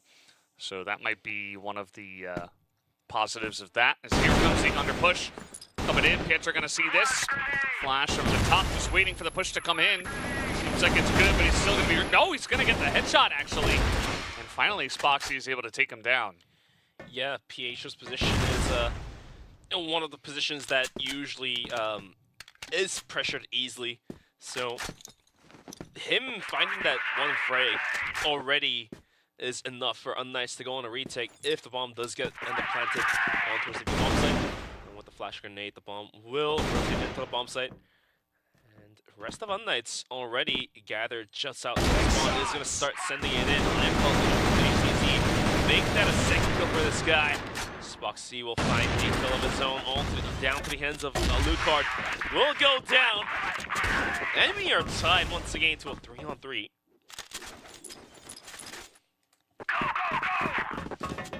Yeah, this is becoming a pretty interesting match. I mean, it feels like every round could go either way, but this time around, LCK's aggression just a bit too much for them to handle, as it feels like Lion Claw is beginning to heat up in this bout.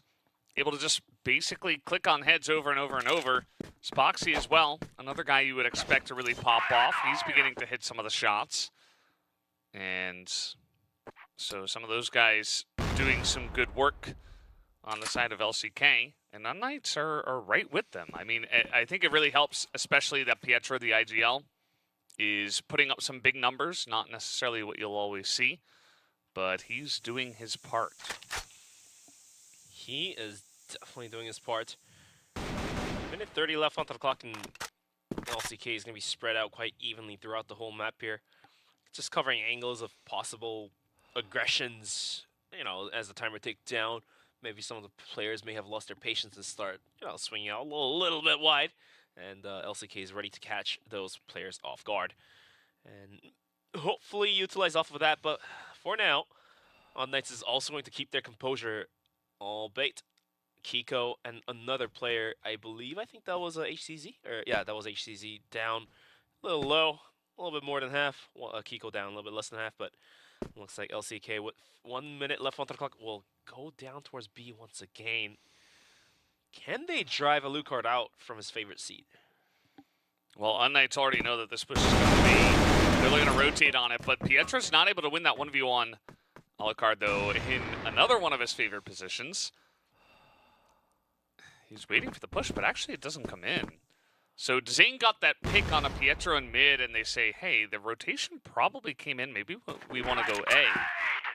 And it looks like they will. Flash over the top at a B onto 3 people, but actually the push is going A. Kiko is going to stop that for now. We'll also throw a flash to slow down the push. Kiko continues to put the damage. Juggling. Playing with fire is going to be Kiko. Makes a double kill. Flex is going to whiff that arm shot. Eventually, with only 8 seconds, the C4 will have to go down in the worst spot possible. But the retake is coming in from all 4 angles. As Beck, quick to find the headshot onto Flex to open things out. Raffin and Lionclaw to hold the bomb site down. Kiko is waiting for his moment to peek out, and HCZ has already placed himself on the side of the fence there. Now they're going to start swinging. Raffin has to slow down. We'll find it. Still, it's going to be Lionclaw. Make it a double for this guy. Almost made it a third, but looks like Beck just a little better and find a double kill of his own.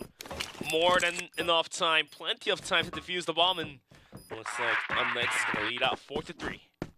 Yeah, nicely done. A couple of key pickoffs before they actually did make their way into the A site is essentially what led them to that victory. Lionclaw almost, I mean, man, this guy is really just kind of insane in the clutch, but not able to quite do enough at that point in time. So back and forth we go for the last 4 rounds. unKnights back in the driver's seat for now. But I would say that I think what Alucard said in his interview is really beginning to show, because unKnights are staying calm. They're reading the pressure. Even in that last one, it looked like LCK had the rotational advantage, but no, unKnights seemed to get there just on time.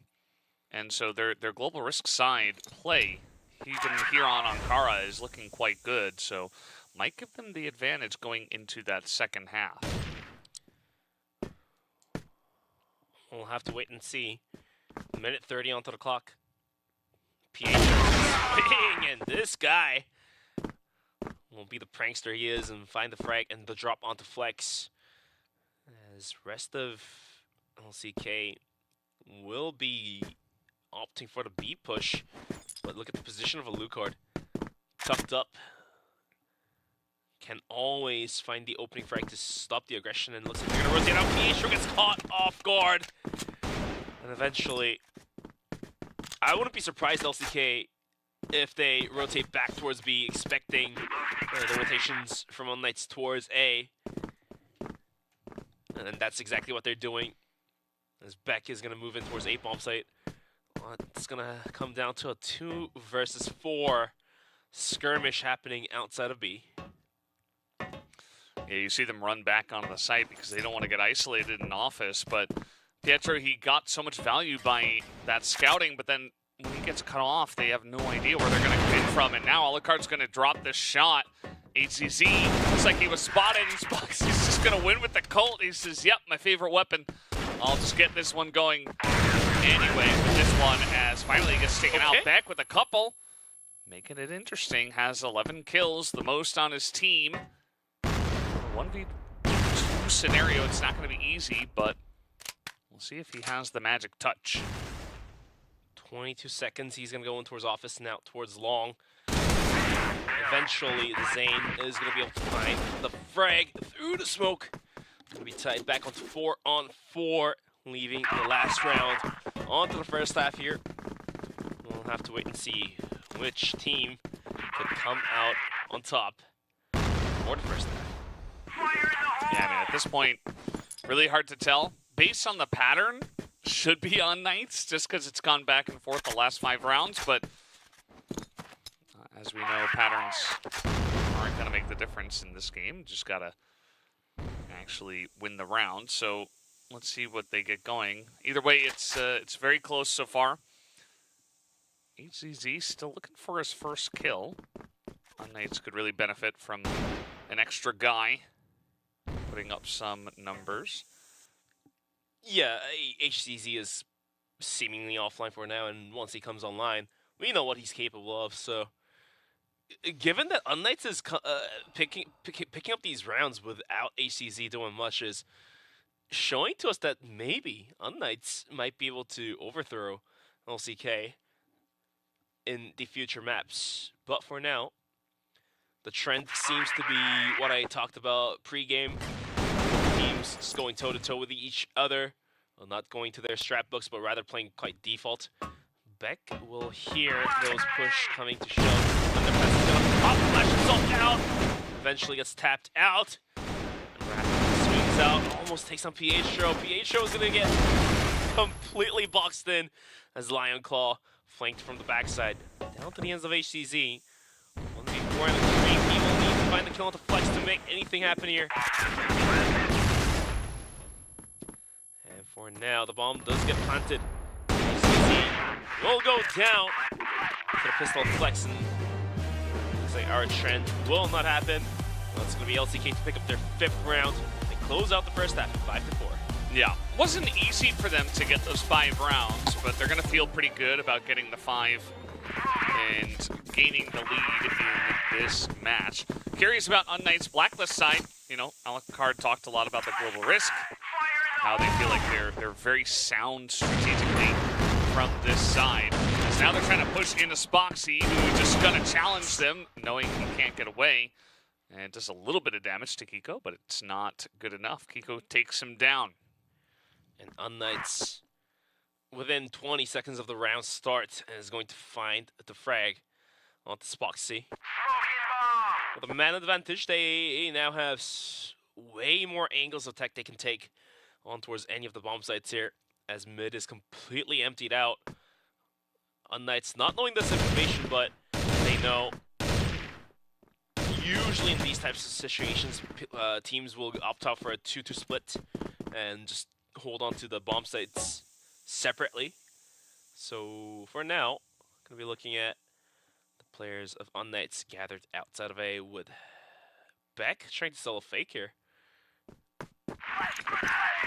The setups are out.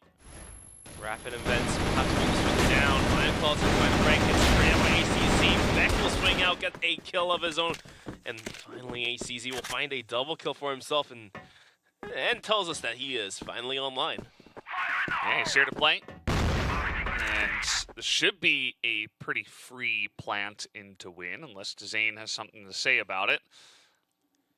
Has some utils to work with too. Yeah, HCZ, it looks like he may have wanted to, take the 1v1, but that can be risky. He's just going to back away. Get some information, though. They know exactly which angle Zane is coming in from, and there you go. Alucard says, I'll handle it from here.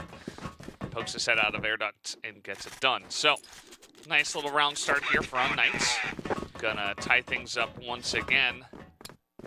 tied back on to 5-on-5. And we're going to be looking at the rest of unKnights outside mainline once again. The early nades not finding value.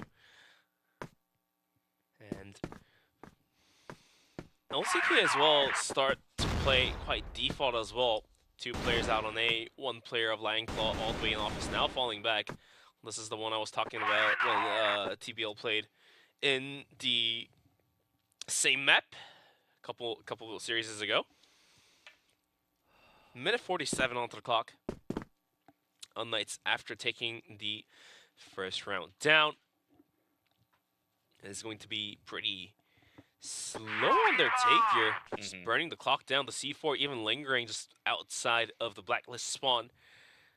As Kiko looking to peek into the Zane if possible. As Spoxy, the armor for LCK, is tucked up in deep of B-bomb site. Yeah, just waiting for the eventual push. I mean, unKnights got to go for something here. Zane thinking about going towards A. Not a lot of information given over to LCK, who are just kind of holding standard, waiting to see where the actual push will come in. C4 is still back towards spawn, so you would expect, yeah, Beck's just going to pick this one up, and they're going to look to hit A. Meanwhile, right at this timing, Raffin is going to see someone need some help over here on A if they want any hope of holding this. As here comes the utility over the top. Flash, and now Raffin's got this angle. They don't check in the air ducts. He almost takes out 3, and that is really going to cut the tail off of this push. As, yeah, I mean, Kiko gets in. He's got Alucard, but it's 2v4 now.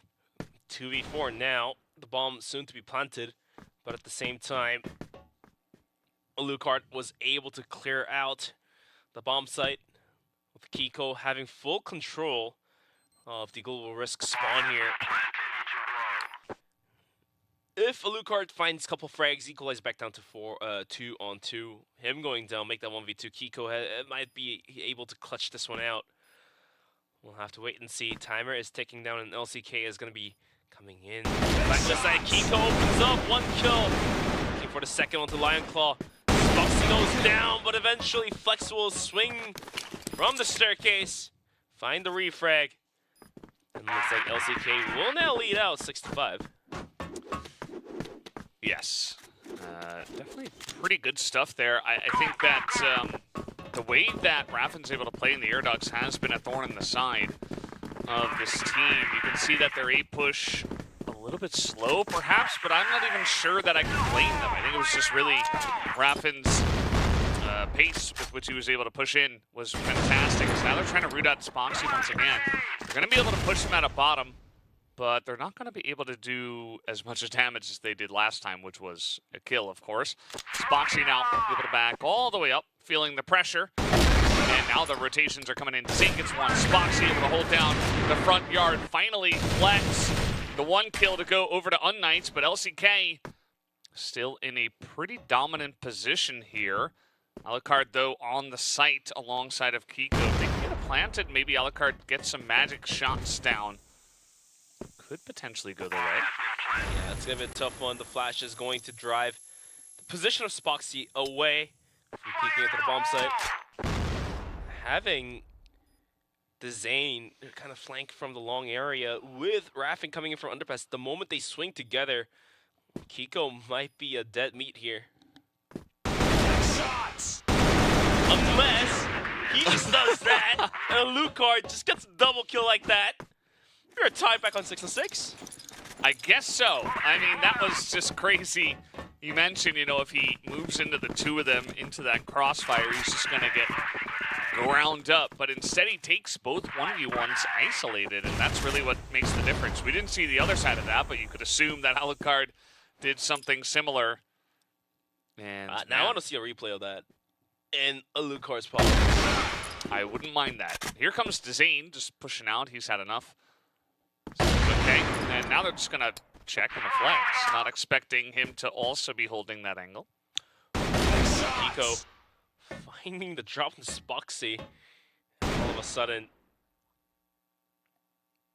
LCK has to worry about the players coming in towards B, but it's only Kiko.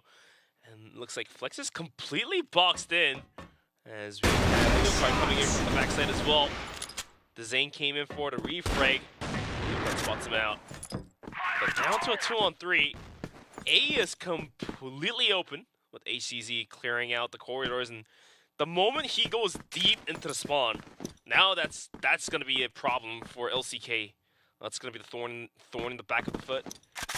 And Lucard just is going to be able to come onto the bomb site and get the plant closer towards the spawn area, and he himself goes into spawn, have an angle onto the bomb, and, you know, just shoot and gun down the players of LCK trying to get the defuse done.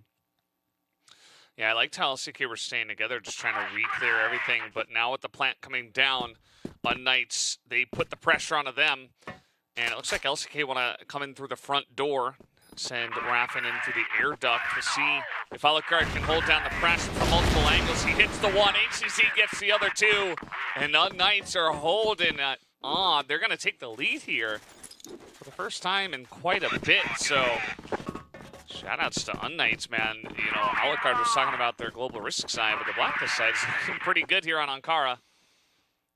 Looking pretty good indeed. As this is their map pick for unKnights, picking Ankara over other maps, so wouldn't be surprised to see unKnights taking the lead here right now. Thing is, can unKnights maintain the lead here? And so far, Beck is going to say yes by finding the frag onto Flex. Yeah, I mean, at this point, you get that first kill. You're able to clutch out the last round. You can really feel the momentum going back into unKnights' favor. And especially getting a kill that early on in the round without much work put in. You know, you don't use a lot of utility. It's basically just a one-on-one peek. You get them down. That really makes you feel good for your follow-up for whatever you do want to do. It does look like unKnights are going to wind down the clock a bit after that play and just try to force LCK to go back into default and hope that they're not stacked onto whatever site unKnights eventually do go for. And it looks like I thought they were going to push towards A, but instead it's just right down the middle. Trade of snipers. Well, actually, Spoxy gets Kiko and Alucard stays alive. So definitely still advantage here to unKnights. Definitely an advantage for sure. As Pietro now is going to be leading the charge outside of B. In towards office. Looks like only 30 seconds remain onto the clock, and B will be the target with the overnades, over setups being thrown out. The Zane, though, will be picked off as he swings. That will not put the halt to the push. The bomb will be planted. unKnights, looking to secure their lead, will go into post plant. Raffin, I think, spotted the ACZ. Still going to go the way of Raffin, though. Going to take that one, and now the spray from Line Claw is pretty good, but they're very low on health, to both of them. And Alucard low is not the worst issue. And, yeah, 16 seconds. Here comes LCK. They got to make a push somehow, some way. That's another kill going to Raffin, though. 10 seconds, and a tap on the bomb. Alucard! Oh, he's just going to play the time beautifully, and he's going to stay alive until the very end. And yes, he does go down, but it does not matter. It's still the round over to the side of unKnights as they take a big lead here now, 8-6. 8-6 is going through the round, and looks like we do have a timeout coming through. And let's see if LCK can utilize this time to possibly bounce back, spring back, and take us into a sweep of the final 4 rounds and close this one out, or is it going to be unNice to close the map out? Yeah, I mean, at this point, unKnights have really taken control from the Blacklist side. It's only one round that went to LCK for their respective global risk side, so it feels like unKnights are really running away with this one. So LCK take a bit of a timeout, take a bit of a talkie time, think about what they want to do Flex obviously has a lot to say. It's the IGL of this one. He looks very concerned, frustrated. But, you know, you got to do what you got to do. We have these hack timeouts for a reason. And hopefully he can talk some life into his squad to figure out what they got to do here from the Global Risk side up against unKnights. I mean, the reason why they lose or lost the past couple rounds is because players from LCK decide to poke and prod on the Global Risk side. Of course, if you are confident enough, sure, why not? But at the same time, if the round scores are now being tucked up all the way up to your neck, 8-6, then that's when you should probably not poke and prod, be more passive. I mean, I don't believe playing passive means you're gonna win the round. Sometimes you do have to go aggressive, but right now the aggression that LCK is taking is being read by unKnights like a book. So I'm not saying LCK shouldn't be aggressive at all, but they need to take their aggression somewhere else instead of where they have been taking it so far. Yeah, definitely can be pretty difficult to read the situation, and hopefully Flex figures it out for the team and tells them what they got to do. Otherwise, unKnights might be just running away with their pick of Ankara. Might as well just do a 5-man stack and start rushing out and do some ultimates blazing. Sure, why not? I would take that. Sounds fun. Not sure if that's strategically sound, but sure. Go for it. Yeah, it's one of the ways, right? It is. Kiko took a bunch of a beat down to himself. As another nade from Spoxy. Almost did it. But eventually he still lives and gets to see another day with 6. Oh, Spoxy. He snuck in. Did not spot Kiko. Oh, Kiko spotted Spoxy. No, he's gonna wait. He's gonna gain more information. Still waiting. Now he springs out and gets the kill. And all of a sudden, Lion Claw is dead stuck here. And he will be traded out in just a moment of time. Yeah, I mean, he'll get the one. But as you mentioned, the trade is expected. HCT in a cheeky spot himself. He's able to trade 1-for-1. Lion Claw eventually does get traded down. As we mentioned, Kiko does go down to the grenade, though. Making this a very even spot. Flex, though, way too close. And he'll be taken down. Alucard nearly traded back. But now at the end of the day, it's Raffen has to pick up this 1v2. Not an easy task. Let's see if he's got it in the tank. I mean, Alucard low on health, but he's the sniper, so could definitely go the way of unKnights, I would expect here, unless Raffen has the big clutch. I don't think unKnights. I mean, they should have a bit of a feeling that okay, someone could be the last player could be flanking behind, but I don't think they're fully believing that the thing is coming. But now that they realize the push is coming, and Lucard's gonna swing back out with the quick scope him out from the lobby. And looks like we are gonna have him that point. 9-6. Yeah, looking pretty good for unKnights. Their Blacklist side has been so dominant. A lot of these rounds as well. You know, we've seen a lot of close back and forth rounds in the first half. Second half is not that way. Here comes Flex just running, guns a-blazing into mid, gets one kill, and then the rest of the kills go the way of unKnights, although Raffen did take down HCZ there out on A. Lion Claw trying to hold the bottom here of B. Pietro not going to poke through. And that positioning of Raffen is really going to be clutch because he wins the 1v1, but he also spots the bomb. So makes it very awkward for unKnights. I don't know if Raffen throwing that smoke is going to do some work for him because now unKnights realize that, okay, there's a player behind us. And that smoke from Raffen actually even allows PH to pick up the bomb without going down. So, yeah, eventually it's down to the hands of Raffen. He lost the bomb. He lost the bomb. He was holding on to B. He wasn't able to take that kill of the bomb recovery. So, it's going to be unKnights to close out Ankara in 10-6. Pick up that #1. Yeah, big shout out to unKnights. They said, we are very confident in this matchup against LCK. We've done it before, we can do it again. and they come out strong swinging in the first map. It was their map choice.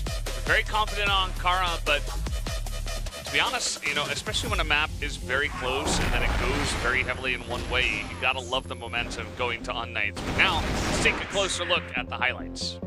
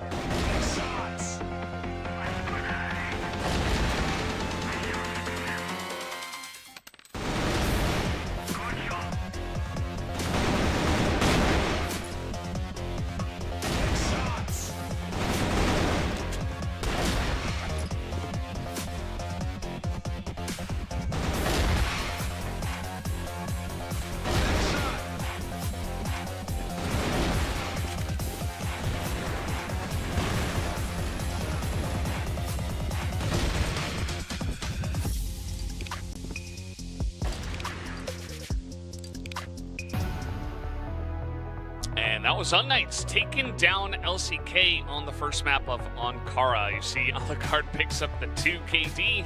Such a key member in this lineup.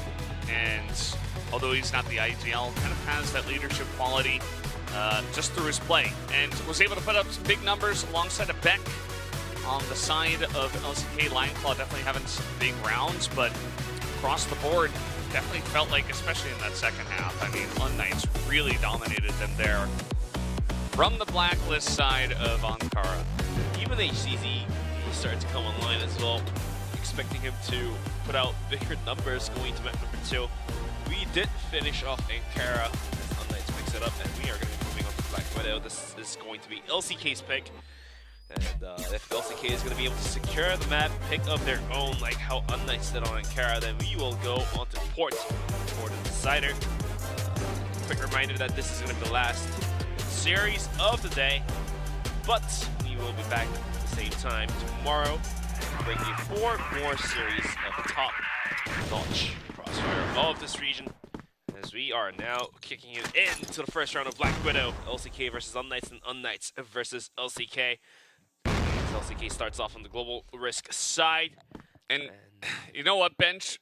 Stats don't always tell the story when it comes down to it, but I have some stats for you.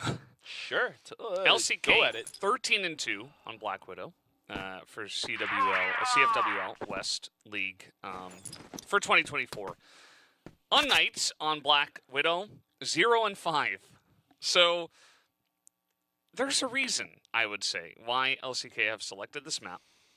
And this will be their bouncing off point to say we should absolutely be favored on this one. They've played it a lot. They've picked it a lot.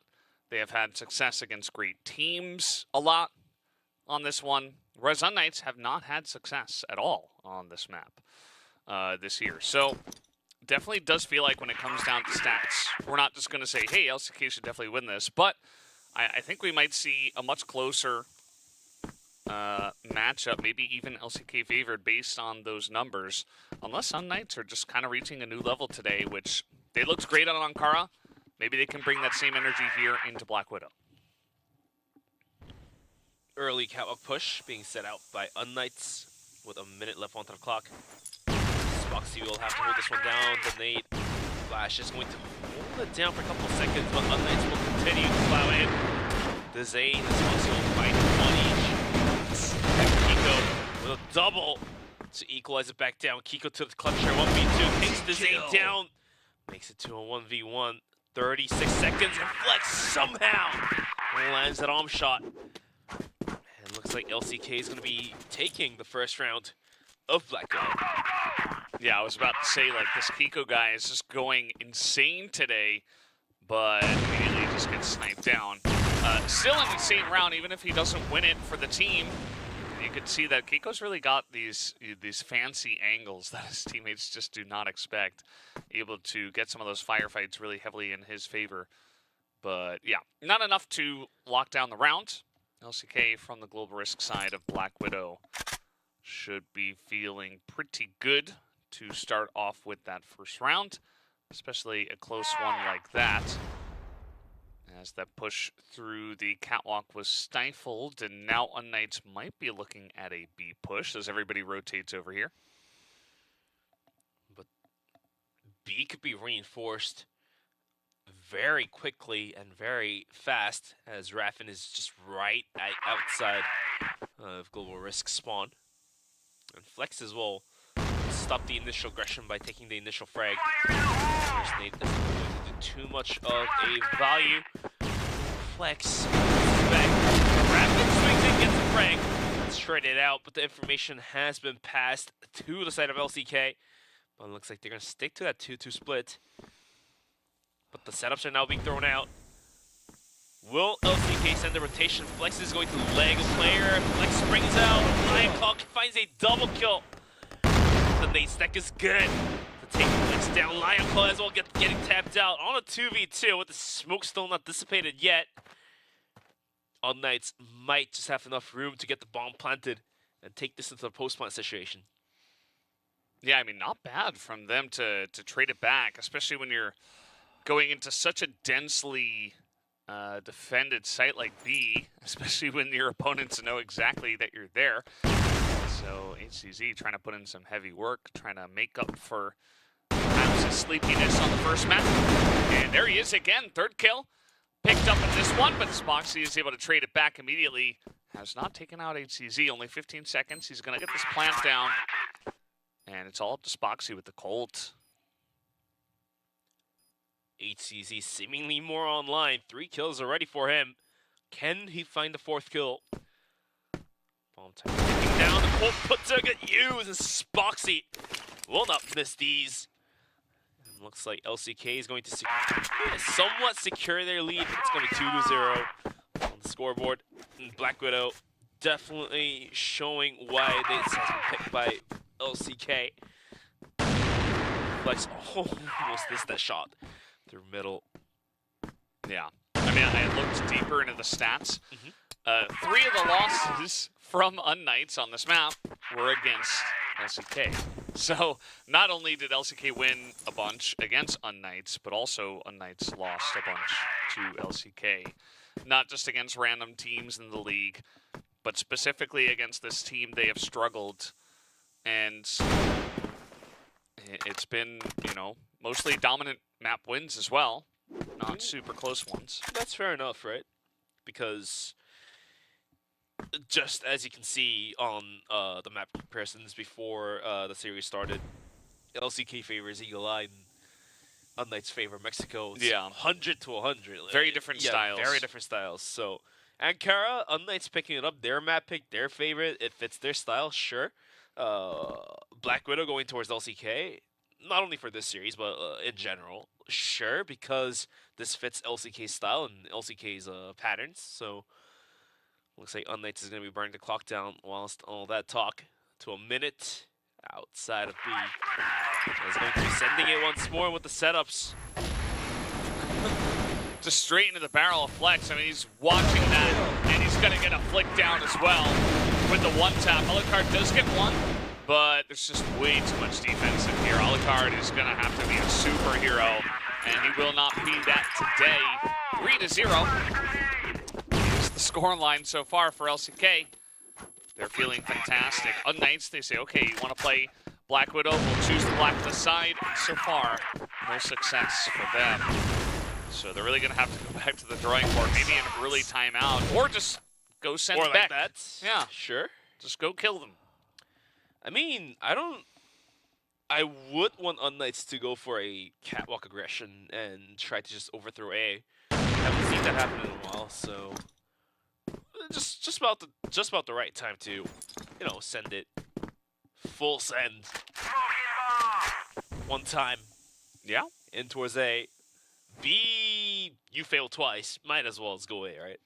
Yeah, I mean, generally pushing in a B very often isn't a common strategy. You know, you can mix it in, do it a couple of times, but even in our first Black Widow that we saw, two very different teams, but we only saw B pushes like once or twice, right? It's generally not a very easy site to break into unless you have a lot of mid pressure, and then you have to have like 3 smokes set up. It's difficult, to say the least. Oftentimes you'll see a lot of pressure through catwalk, oftentimes paired with long pressure. So yeah, they try to send it a couple of times into B. It doesn't work, so I'm on the same page with you, Ben. So I think you kind of need to explore your options a little bit, especially with that initial kill from Beck. Could help you out on this A push. Sure, but LCK is going to have 3 players holding it down, and here's the setup. Lion Claw ready to spring out from his position down underpass. Flash behind him just gets a kill, gets traded out. The Raffin comes in huge, though. Find a double kill. And Spoxy on top of bomb site. Almost catching the toe. As the pistol from a Lucard will find the tip of the head down to a 1v2. It's going to be Flex trying to do the work, but Lucard will somehow find a double kill of his own. And find the first round for unKnights as we now move into round number 5. I mean, Spoxy definitely pretty fantastic with the pistol, but yeah, Alucard can get it done in a crazy way as well. He's 2 with the pistol in that round, and yeah, it's going to be big for unKnights just to get on the board, kind of get that pressure off your back of not getting an initial round win. And although there's still a lot of work to do, at least they begin with 1. Bit of a close round, though. You know, LCK definitely still feels like they have major control of this map, which is to be expected. So let's see what the next strategy will be here for unKnights, because last time, you know, Beck got that initial kill, he got aggressive, and then they went for a follow-up push on the A. It was a little bit dicey, but they got the job done. And I'm sure for LCK, they're not just going to give away a free kill once again, a free pick-off into an A push, so it will be much more difficult. Got the job done indeed. Minute 20, unKnights, after tasting a success on towards A bomb site, seems to show interest down towards A long here, towards Sniper. Spoxy, oh, the jump spot. That gets the dip. Otherwise, he will be gunned down. And Beck getting spotted out means that the catwalk push may come in any moment soon. Finding pick 2, spray down. As ACZ is there to find a refrag, but the damage has been inflicted. Some very long shots here hit by Beck and HCZ, and now it's just Raffin. And they have no idea where he is, though, so he's trying to... Oh, what? He's not looking in the right spot, and he's not going to shoot him down, and it's an easy cleanup. Raffin not getting the memo. And all of a sudden, unKnights a couple of rounds, and it's beginning to look like a different picture. Definitely a very nicely coordinated push they had into A that time around. And that's without even getting that initial pick off. So now LCK may be scratching their heads saying, okay, we need a little bit more defense here on A. We need to make sure we can hold this. And now it begins to open up the map a little bit if unKnights want to explore back towards B. But at the same time, just the players holding down B bomb site are able to do enough damage for a retake, for a successful retake even. So B, like you said, even for 2 different teams in the first series playing this map, like you said, only one time or a couple times that they back side went towards B. So it does feel like unKnights is thinking about going towards B, but I would opt for yet another A push. That's what it should feel like to me. Yeah, I mean, I wouldn't mind it. It's where they've had success, and, you know, as we can tell, LCK, they have a pretty similar setup. Like, Flex is here in mid, he's flexing around, he's ready to go either side, but at the end of the day, I think A is where you're going to find more success on this map in general, so you've already found success there. Even if it's predictable, maybe you just want to send it again. But as we can see, the C4 is in water over towards B. That's a nice little pick off through mid. Flex with the Alm, not able to get much value there. Ooh, and that frag actually may allow unKnights to take down B from both angles. Ironclaw will have to put the work, but he cannot. The bomb site is completely opened up. The C4 cross into bomb site any moment here. Pulled down against the Zane, takes a bunch of damage through the wall. Has a nade, but not a lot of health left in him. Absolutely an excellent call from unKnights on this push, but DAY1 still alive. I mean, there's still a chance, even if it's not a great one, especially because Alucard with the sniper covering this bomb plant specifically is just so difficult to clear out. DAY1 has to come all the way out here, clear out Alucard. He's not able to do that. He might just throw smoke down and try to go for a little plant, but he's running out of time, so I don't think we're going to get the defuse now, especially with Beck on top of the site. Easy cleanup. A couple of shots into the low health DAY1, and there it is. I mean, that's part of the reason why you want to go B, is that those retakes can be so darn difficult. And yeah, just the pick off into the push through mid with the smoke, just excellent stuff from unKnights. Looks like unKnights is going to be able to successfully take control of A long once again, driving Spoxy all the way back towards Catwalk.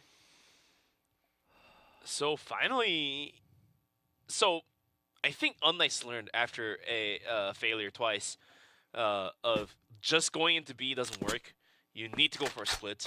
You need people hitting from containers and hitting from the global risk spawn. And that's exactly what they did. And they were able to roam the bomb site and take the round, which was direly needed for a tie. And indeed, they were able to get the round and tie it back to 3-3. Minute 30. And so far, we can't quite tell which bomb site they want to go to. Yeah, I mean, at this point, even LCK is going to be left with their head scratching. They're like, I don't really know how do we set up now, because you can only do default, you can only do what you've planned so many times before you begin to question yourself and say, well, they keep finding angles, they keep getting pickoffs, how do we deal with this? So 3 rounds in a row felt great for LCK, but now, you know, you had 3 rounds in a row, but now you lost 3 rounds in a row. It's kind of a different feel. DAY1 going to be holding this down. He had very big success last time around. They tried to push into him. And there's another headshot, but this time it's only 1. As it's immediately traded back, but Spoxy right there to snipe one down. There's a second kill, looking for a third. One CCZ is not going to get it, and now from long, here comes Beck. Trying to put on the pressure, but it's still advantage to LCK. So yes, this plant might come down, but they have the man advantage. But HTZ was able to successfully get onto the bomb site safely and possibly go for the plant here. Has just enough room to get the bomb planted with Beck on the bomb site. Beck's getting swarmed. Down solo in a 1v2. He's getting pressured. Finds one more frag in the process, but just wasn't quite there to find the final kill. LCK will find the 4th. Yeah, pretty close one. Not much that unKnights could do about that. They just got cleaned up by Spoxy on the catwalk. As now grenade spam into storage. A different kind of way to handle some B pressure without fully committing. A lot of utility, but they already have Flex down to pretty low. Unfortunately for unKnights, Flex also going back to the Alm, so he's not going to be too bothered with some of the damage done to him. Smoke wall being put out to delay the aggression coming their way, but unKnights is going to be creeping in towards a long here. take control of Sniper. We do have Spoxy up on bomb site, but we've seen him getting swarmed from time to time. Last round, he was able to hold it down, but will he be able to do so this round? Is going to be the question being asked here. Has support from the Zane, but the moment the Zane looks away as Beck is trying to sell a fake down towards me, she's coming. Spoxy, 1. Can he get the second kill? Cannot. Kiko finds a quick double and make it a triple. What a flick by this guy. Completely getting the bomb site by himself. I bet the player in Windows left scratching his head. What just happened? Yeah. I mean, it's just Kiko. He's having another one of those Kiko rounds. One of those kooky Kiko rounds. He just goes in and all of a sudden he's taken over the spotlight entirely. This time in a little bit of a different sense, though. He's just able to enter and pick up 3 kills super easily. Very nice flicks, great gunplay. And now, all of a sudden, LCK with backs against the wall. Trying to pressure into Pietro, but there's just so much firepower here on the site. 12 seconds left. They do take out Kiko, but now from long, there's just way too many guys. As Raffin does get a second, but there's just not enough time to take out 2 and get the defuse. That will be another round going back to unKnights. And we've really got a close map here. Kiko, huge round. And that will tie things up once again, 4-4. With just 1 round as the remainder for the first half. Well, let's see which of these teams could come out on top. Takes control of A-Long once again. Have Beck kind of anchoring out towards Sniper. Yet another similar setup by LCK as well, but this time Flex is more interested in providing the support down towards B bomb site. And unKnights, they're enjoying this right now. They are just burning the clock down, see if they can find any picks. If nobody is picked off by, let's say, 1 minute mark, then they will just send it towards A. This time around, maybe not long, but rather Catwalk could be of the push. But yeah, I think unKnights has learned that A is better for their score. Yeah, the issue is, though, LCK able to clear out water and throw some smokes down, so they have a very good idea that this is most likely A. And you see a little bit of pressure on a Catwalk. Maybe unKnights is going to rotate, which would be a great read. But I'm not sure how they would actually make that read. Would be kind of insane.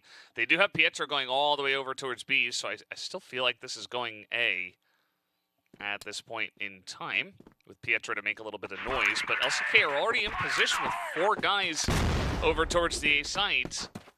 Will they be ready for this Catwalk push is the next question. And the blast is excellent. Able to trade one back is Spoxy. As his aim is spotted, and this push is getting huge value from the side of unKnights. They're able to clear out the A site entirely, and it's only Raffin who's just left scratching his head by himself over on the opposite side of the map. 1v4 and a dream. I mean, 3 players of unKnights are down low. Doesn't matter. ACZ springs out. 10 kills for him. Definitely came online, and unKnights is going to show some strength. Finishing the first half in their favor, 5-4. But now we're switching sides. Can unKnights continue on to defend their lead, or will they give it away and have LCK in the driving seat? I mean, again, I always refer back to what Alucard said in his interview, where he feels like they're a team that is very sound in their strategy, especially from the global risk side. They haven't had a lot of success on this map, but you can always change that up. You know, numbers are a thing of the past. The stats are stuff that have happened in the past, but you can always write new history starting today, and we'll see if they can do that. It's still a very close map, but it certainly does feel like LCK are really being pushed to their limits. I mean, we've seen a lot of different strategy changes and different setups from them from the GR side. But now they got to get it done from behind for the Blacklist side for the second half. Pietro took some damage. They're going to be pushing out towards Catwalk with the flash. The cross flash just might be good enough for Kiko to take a double kill. And goes for the pistol out of bullets, but Beck will find a double kill of his own. Spoxy left all alone with an AWP and a dream out towards A-Long. What a setup by unKnights. The pop flash arranged. Beck double kill, Kiko double kill, and looks like we might have unKnights finding their 6th. It's looking very likely at this point. Spoxy 1v5. We've seen it before, but we're not going to see it here in this round. And it really just comes down to great information. You spot them in mid, you see a couple of guys running into the catwalk, and then you just set up that pop flash. You have 2 guys ready there. It's a very nice set play. And LCK are just caught with their pants down. The flash straight to the face. They try to spray, but I mean they're just 2 steps behind at that point. They didn't know they were spotted, and you know, generally if you're gonna go for that play, maybe you try to throw some deep smokes, but not checking all the boxes, and the set play from unKnights catches them off guard. Flex and a duel with PHO. Might just have an off angle to find a tip of the head. Or PHO, but it wasn't there this time. Lost all that. Rest of LCK are going to be moving in closer towards middle. But are they going to be going catwalk once again? It failed last time. Looks like that failure isn't going to stop LCK from going for the catwalk aggression, but do they realize 4 players of unKnights are on top of the bomb site? Yeah, I mean, that's the issue. They just have great reads from Global Racing side. Nice spot here from Flex, though. He's going to get that initial pick and really kind of opens up the entire B site. So they say, well, we should threaten this. I mean, nobody's here, so might as well try to push into B. And the quick rotation coming in from LCK is just going to leave unKnights in the dust. HCZ super low. I mean, he's still alive, but he's got 1 health. So definitely feeling pretty good for LCK at this point. B is so much harder to retake. So PHO going down like that may have cost them this round, but the retake is still in the talks. Let's see what unKnights has brought. Kiko with 1. It looks like HCZ will find 1 before going down as well. Beck versus World. 1v3. Oh, the wall bangs are there, but he needs to find 2 more kills. Rapid goes down to a 1v1. Spoxy spotted out. But playing with pillars, Spoxy will find the frag, and that was 1 close round for sure. 5-6. Yeah, I mean, at the end of the day, you enter into B by yourself. You kill 2 people, and then you have to go into a pistol match 1v1 with Spoxy. You're not going to win that, but it's got to feel a bit rough for LCK that it felt like a pretty much done deal. They got B for free, and yet still it was like pulling teeth. Like, they almost lost that round, even after all of the value they got out of the first half of that round. So, yeah, I mean, a win's a win, and they're going to be happy that they're keeping it close, but it still feels like unKnights are kind of in charge, obviously outside of Flex with a very excellent entry himself into B. But kind of reading the situation, saying, hey, they looked a bit stacked on A. So maybe we can, you know, poke into B, see if there's only 1 guy here. If there is, maybe we pick them off. Maybe we can rotate. And that's exactly what they're able to do. So nice call from Flex to go for that play. Smart adjustments coming out from unKnights, boosting Beck on top of the boxes. Unless LCK clears out every single corner. This allows unKnights to send 1 more player down towards A. So the long push. This one down. No. But PHO has arrived for support as well. Down. All of a sudden the Lucard then stuck in truck. Can't do much. And now Beck versus World. 1v3. Once again, the bomb now gets planted. Beck gets 1. Yeah, kind stops the plant too. Yeah, that's a very interesting one. I mean, he must have heard the plant going down, just gets the spray through the box. Kind of an unexpected kill. And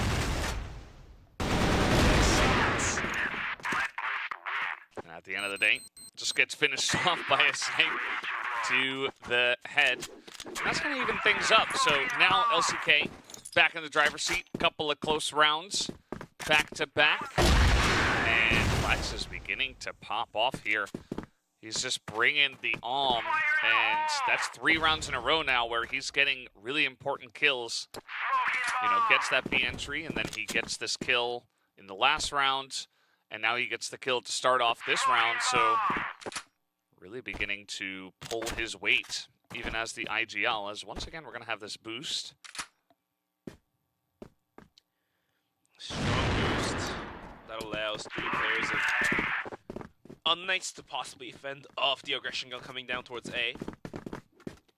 And even if LCK actually hits B side, Beck can find 2 or 3 rank. That should do the dirty work for the rest of unKnights. Looks like, let's see if that position is going to pay off dividends. Oh, the headknocks. Oh, it is spotted by the Zane. And eventually the ball side is cleaned up. I love that shot of Beck's face after that happens. Like, all of that effort to put him up there 2 rounds in a row, and he just gets cleaned up. I mean, the best players will read some of the craziest things, and that's not the first time somebody's boosted into that corner. CZ now in goal. Gets 1. Timer is continuously ticking down, though. Chico? Alright, he's going to start moving up to the bomb site. The nade down by himself, goes down to Rapid. It's going to be a 7-6. Yeah, LCK back in it. Was looking a little bit dicey for them for a while there. They lost 3 rounds in a row. I was getting unsure about their chances, but all of a sudden they're right back on the horse as if nothing happened, and now they're back in the lead. And everybody's pulling their weight, but really big shout out to Flex, who had a bunch of clutch first kills, but now a fast push in from LCK. Some long angles held here by unKnights. Gonna give them the advantage to start this one off, but the site here will go the way of LCK, and we'll see if they can hold them off with the aggression. The retake is coming through. Bunch of new tools are left onto the side of unKnights, and they can always flash their teammates in towards one of the angles. So we can see what they are willing to do. Nobody going towards A long, as LCK is gonna invest Foxy. Take a look towards A long. Flashes are coming out from windows. The Zane will pick up 1. Beck somehow through windows. Against Dragons. Foxy is now spotted out. Now the bomb gets defused. It looks like we are tied to 7-7. Yeah, I mean, at this point, I have no idea who's going to win this one. I mean, a very fast push from LCK down A long. They try to mix with the tempo. We see a lot of great teams do this, but unfortunately, unKnights were very ready for it. And they're able to just get some incremental advantages that win them the round. Pretty straightforward one there. And now LCK gonna try to go back to the drawing board and maybe just look to hit B. I mean, there has been pretty sparse defense from the side of unKnights on this site, but not in this round. I mean, there's 2 guys in mid, 2 guys on the B side, so they're expecting the B hit this time. But the position of Pietro and Alucard are a little bit funky. If the actual push comes to shove, this is going to be tougher to defend. Whereas how LCK held off the B bomb site, having Lion Club play behind the boxes and have him play on the bomb site. So they're going to go for that setup exactly. Okay, Pietro will take down Rapid, but this position has been compromised. The nades are flying now. Not exactly sure how he can survive this one. I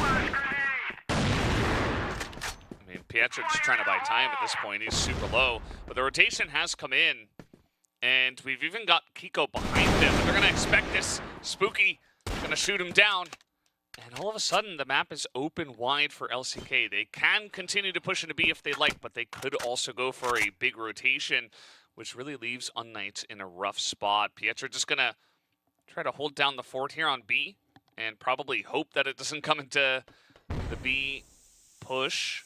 But as you can see, it is coming in. Flex again.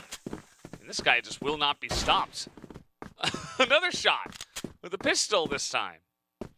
Now HCZ in a 1v4. Tough one to ask. Spotted by the Zane. Eventually goes down to Spotsy, so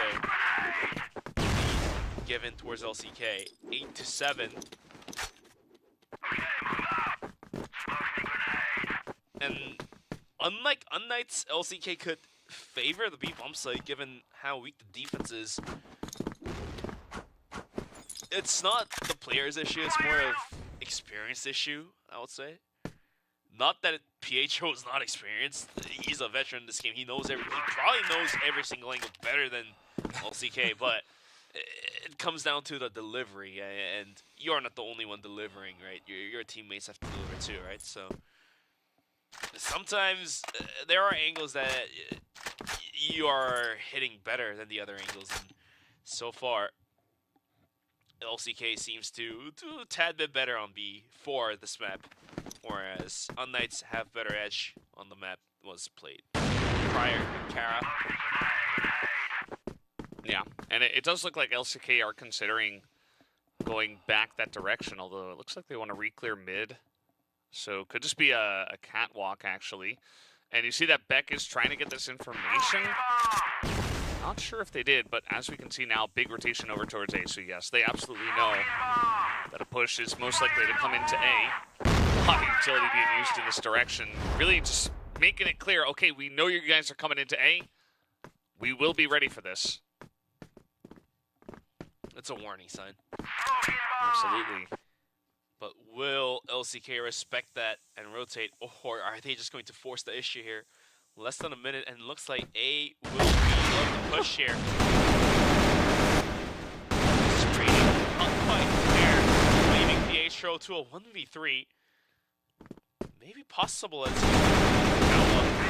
straight down landing will grant the map point to the side of LCK. If unKnights wants to go into overtime, they need to pick up these final 2 rounds. Yeah, I mean, the second that flick comes in from Spoxy, I kind of felt that round was just over. Really insane flick from him. And it really just opened up the right side of that site. The rest of the team couldn't quite hold it down after that one. And now a lot of aggression to B. Big shot once again from Spoxy in the 1v1 sniper duel, but quick response coming in from the side of unKnights. It's still even. They're able to get that kill in mid as well. And now all of a sudden, as LCK do continue on this push, it looks like absolutely they will. They've got Lion Claw in, but headshot comes down from Pietro. And now the C4 is in on the site. A lot of spam onto this one as Dazine has to move forward, but not a comfortable position for him. And another flank is coming in from Kiko. And I'm not exactly sure how LCK can solve this problem here. Zane trying to jiggle peek, see if he can clear any corners. Has cleared the left, swings out to the right. The C4 is down in the dead middle of the connector. Oh, down to the end of Spoxy, could be swung any moment here. Will flash himself into the windows, gets spotted by Beck. Looks like Valdez, we are waiting to go into overtime, as there's only one last round remaining. It's 9-8. Yeah, I mean, it might just happen. I do think that LCK has been more dominant on this map. They probably deserve to clear it out and just get the 10-8 and move on to port, but I mean, it's not entirely up to them, right? So we'll see how this last round plays out, if they can just close it out here. If it goes to overtime, really anybody's map, you know, unKnights could easily make it happen in overtime. They've been excellent today. But man, Flex has just really owned this Blacklist side with this had some questions with the Blacklist auming today, but no questions for Flex, as he has been excellent himself. For sure, indeed. Minute 30 left on the clock, and oh my gosh, what if LCK just hits B with about like 50 seconds onto the clock? Only Pietro holding onto the bomb site. And with the setups, it only stalls unKnights from moving in. They are going to do it. They are going B. Yeah, I mean, Flex potentially leading the charge. I mean, they don't have a lot of information on what the defensive setup looks like here, but if they get Pietro, as you mentioned, that's huge. They do not get Pietro. And maybe some information given, but unKnights going to hold their ground.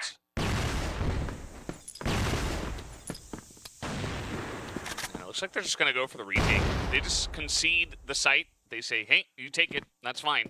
We're going to go for the 5-man retake. We'll see how that works for unKnights. I mean, Already you can see Waters is held. They need to retake Waters if they want to have any hope of taking the B site. Not exactly sure how they want to retake this. Sure, they got some search, but yeah, it's their own as well. They're gonna send it in. They're seeing down one by one. That will be that number 2. Flatwood going towards the side of LCK, and we are gonna be moving into the court. Yeah, as I said before, I think LCK, absolutely deserved they take down this map, but still a very close one.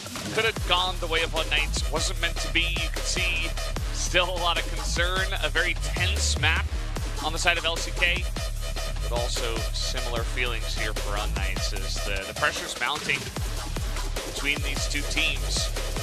And we're going to take a short break, guys, before we do get into map number 3, so we'll be right back.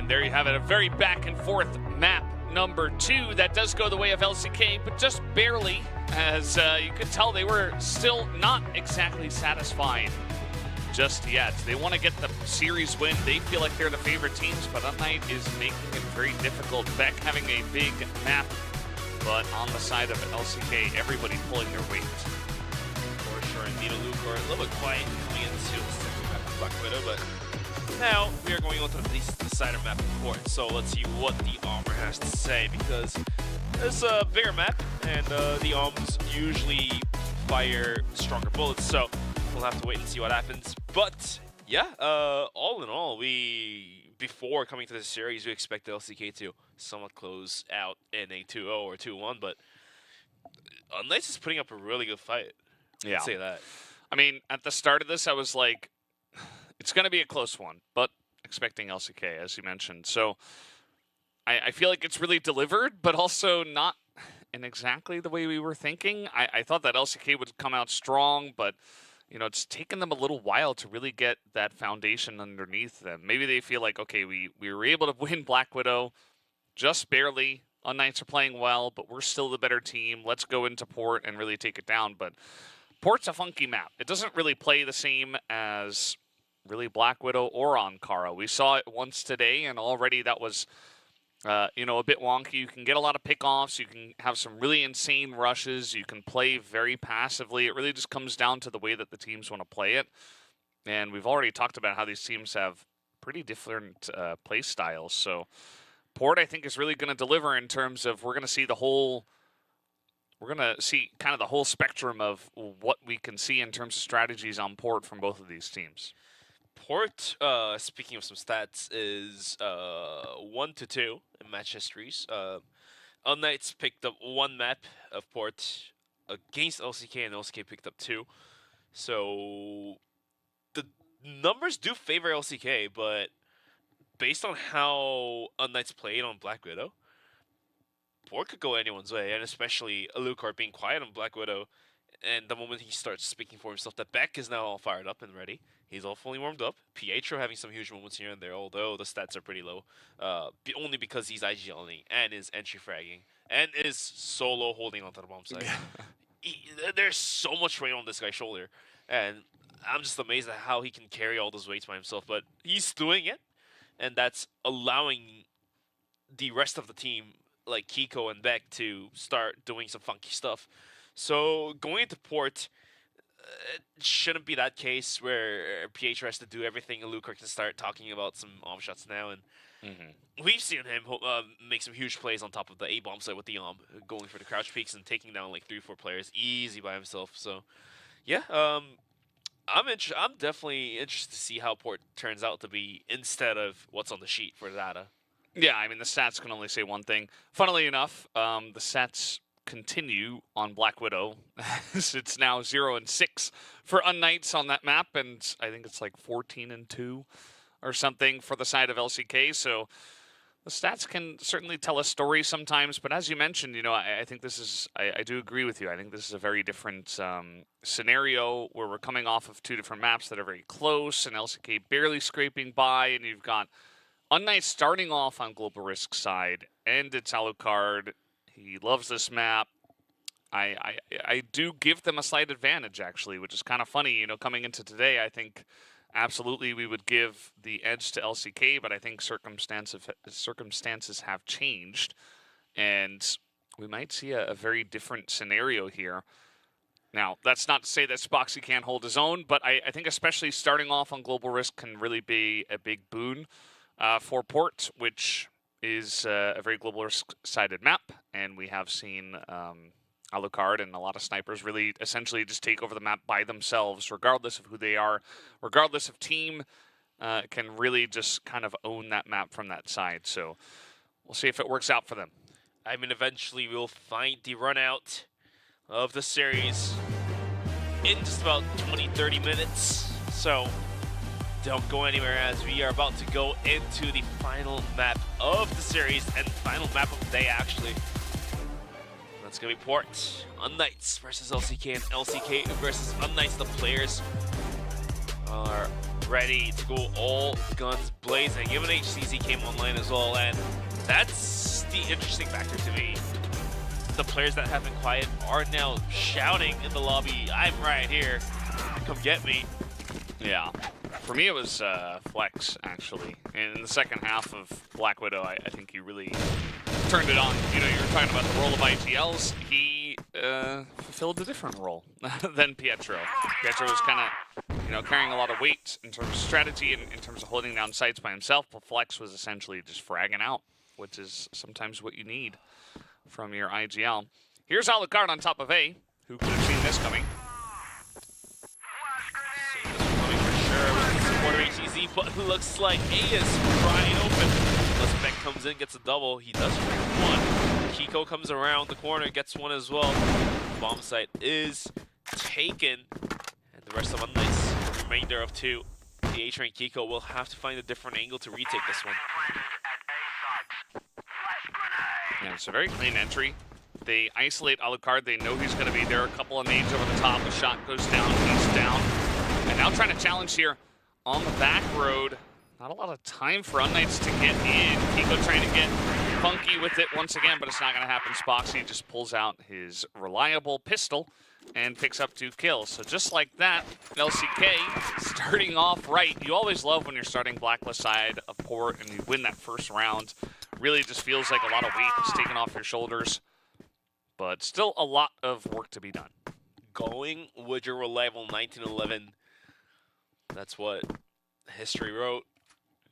And this time, moving into round number 2, we do have a bit more reinforcement down towards A. Not only Alucard and HCZ, but we also do have Beck moving in towards A, having HCZ look down towards middle rather. The nades are going to do a little bit of value, a little bit of damage onto Pietro. But nothing major here so far. Minute 40 onto the clock. And Beck, boosted, may spring out from here any moment soon. Yeah, I mean, a lot of action towards that B main area. And that's going to push Pietro and Kiko back onto the site. Even HCZ is going to rotate over. Even Alucard's, you know, not on top of A at the moment. He's got, obviously, Beck, as you mentioned, in sideways, just ready to cover that angle. So it doesn't necessarily have to be as close. They can edge over towards B, which is exactly what they're going to look to do. And LCK, as we can see, a minute left, might just be going for a fast B push. Fast B push indeed. But looks like the timer just not burnt down yet. Allows enough time for LCK to rotate out from B and possibly go for A. Beck being counter boosted.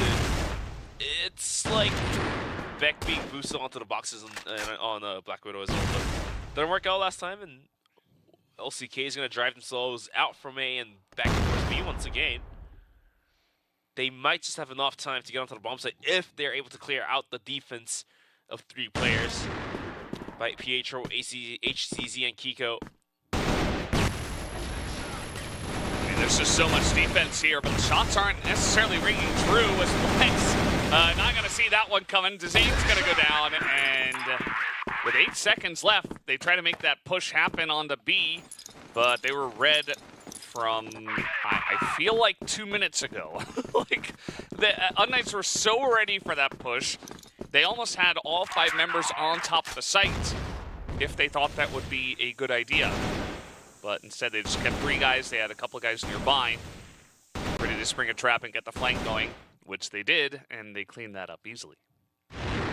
Burning the clock down to the wire probably wasn't the wisest decision they could have made.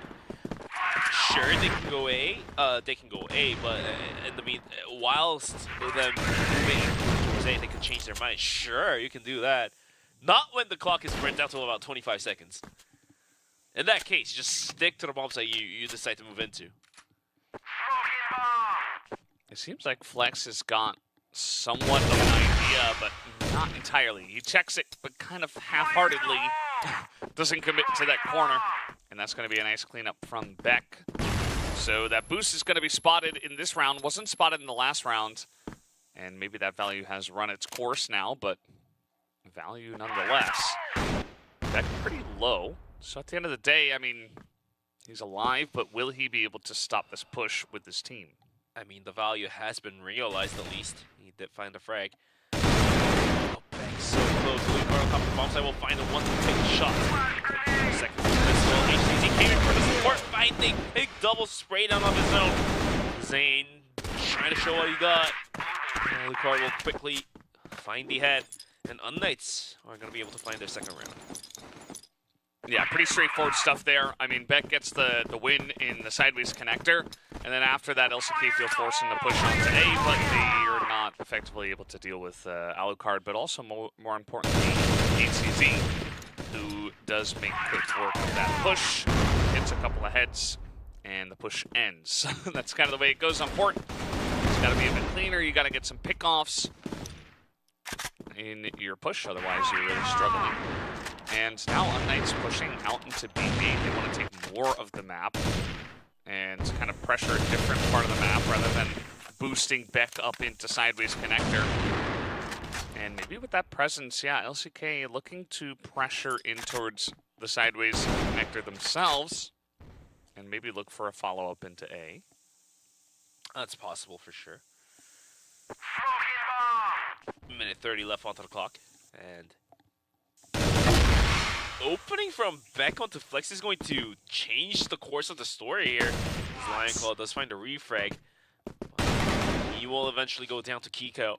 C4 gets caught off guard by Kiko. Double kill for Kiko as though he got shredded out. That alerts the rest of unKnights to hold onto the bomb site. Yeah, I mean, look at the immediate response from unKnights. They say, okay, well, we saw enough guys. We can just put HCZ so far out here, and he's going to have huge information if the rotation comes out from these two guys.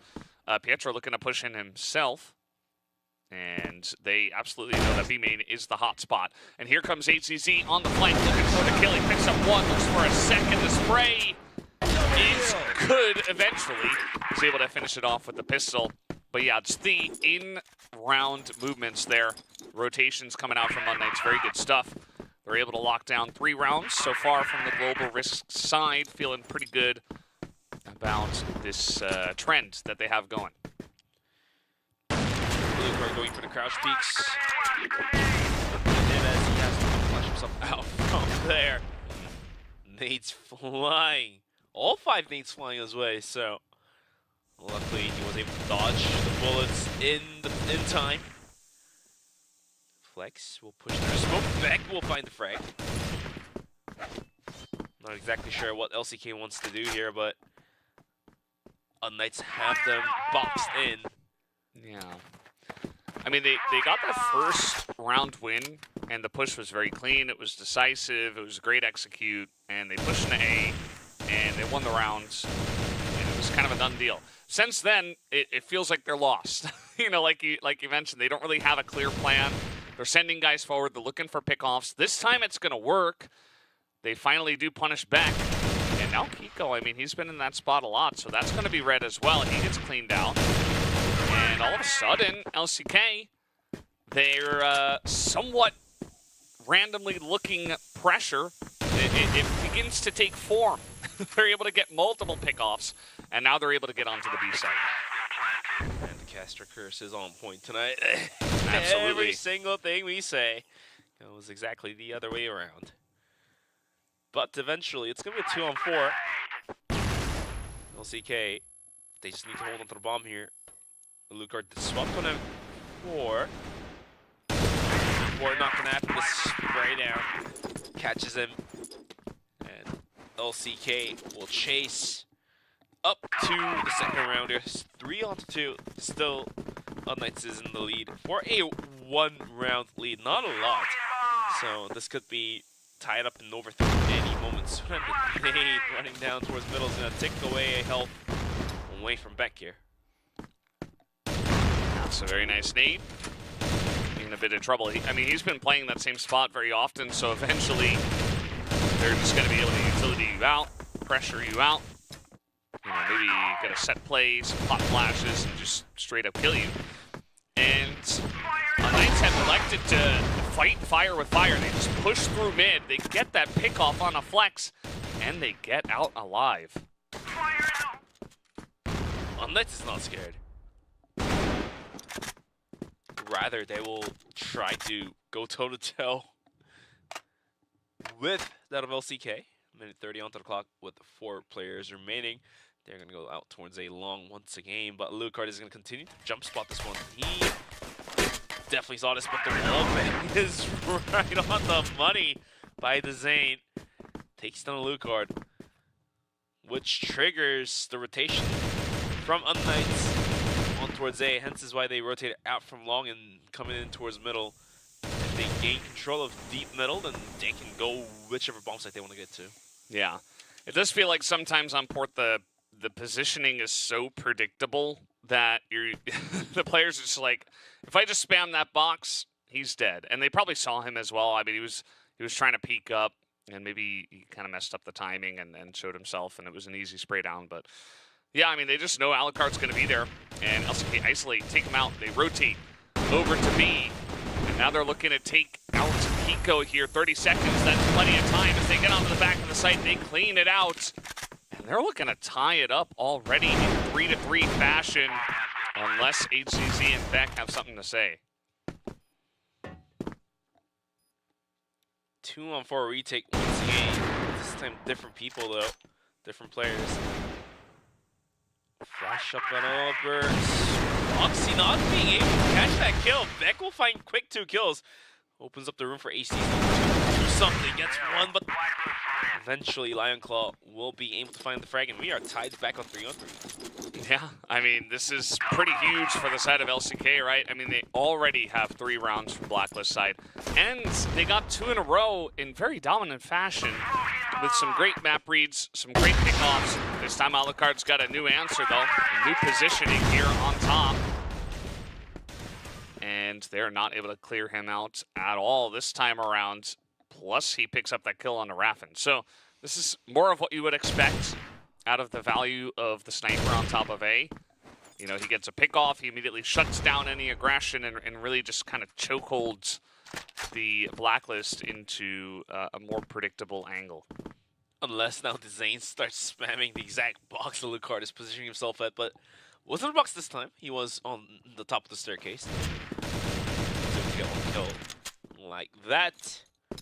But LCK is going to be in towards the middle. That almost takes away a bunch of health from Peck.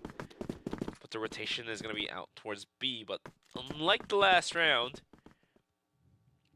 this round, it's going to be Pietro supporting Kiko to hold onto the bomb site. So it would be a tougher aggression if they do end up going towards B. The C4 is lingering down towards middle. Minute left onto the clock, and they may just even think about going in towards a connector. But look at HZZ. He is going even wide out towards long. Man, that's a good angle. He's going to get a lot of value and information, but I also still like this push from LCK, especially if they get those entry frags. They get one, but Alucard shows up with just 1 Colt and a Dream, and he locks down that mid push. Now, Spoxy is still going to pick up the C4, and he's got a free plant here on A, so still there is hope for him, but not looking too good. We'll see what Spoxy has in terms of this one, as unKnights are coming in very fast, trying not to give him time. HCZ is spotted though, but the shot is going to be dropped, and immediately it's an easy spray down and a kill over to unKnights as they're back on the board, but still a lot of work for them to do. I mean, they really need to close this one out and not give any more rounds over to LCK if they want to have a good shot in the second half. Last 2 rounds remaining onto the first half, and unKnights will want to pick up these 2 rounds. But early aggression put to a fault already by Pietro. In coalition, taking down 3 players. Rotation has came in. HCZ trying to finish it off. Not quite gonna happen as the C4 gets picked back up by Flex. Now it's gonna be a 2-on-3.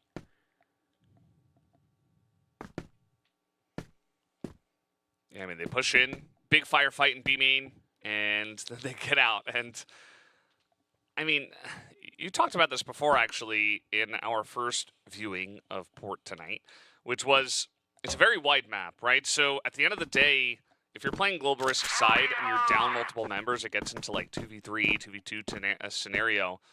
It can potentially be good for Blacklist if they can isolate one guy and push, because the follow-up rotation and support will be very delayed. And you'll note that Alucard, he just abandons A and he takes a more defensive angle over by his teammates because of this. And he's still got eyes on it, just he won't be isolated as easily. You are absolutely on point. Ooh, the angle's so close. And eventually, Beck is going to be rotating in towards A and make things harder for LCK. Minute left with the clock. The C4 is somewhat stuck on the bomb site. I don't think he has nowhere else to go. Unless he's able to jump down. However, the C4 will be ended up planting on towards the A-bomb site, and the retake is now on. Yeah, I mean, Spoxy, they get the plant, and he's actually gone all the way back. Also, he's going to get that kill on the sideways, giving himself a chance, but now two members come in, and HCC is snappy with it. Just going to shoot him down, one headshot, and he removes all of the interesting moments at the end of that round. He says, nope, we're winning it right here. That's it. No Spoxy talk. I've had enough. You're right. Yeah. 5-3, and yeah, so that's going to be very good for unKnights. I mean, they're getting pretty close to that 6-3, which is generally pretty acceptable, and now trying to push underneath. Here comes LCK, and they're doing a pretty good job of it. Headshot, though, comes in, the spray from Kiko. He has one of those Kiko rounds where he's able to really shore it up for the team. Yet again, another 2-on-4, but this time a lot worse in favor of LCK as Flex is down about half.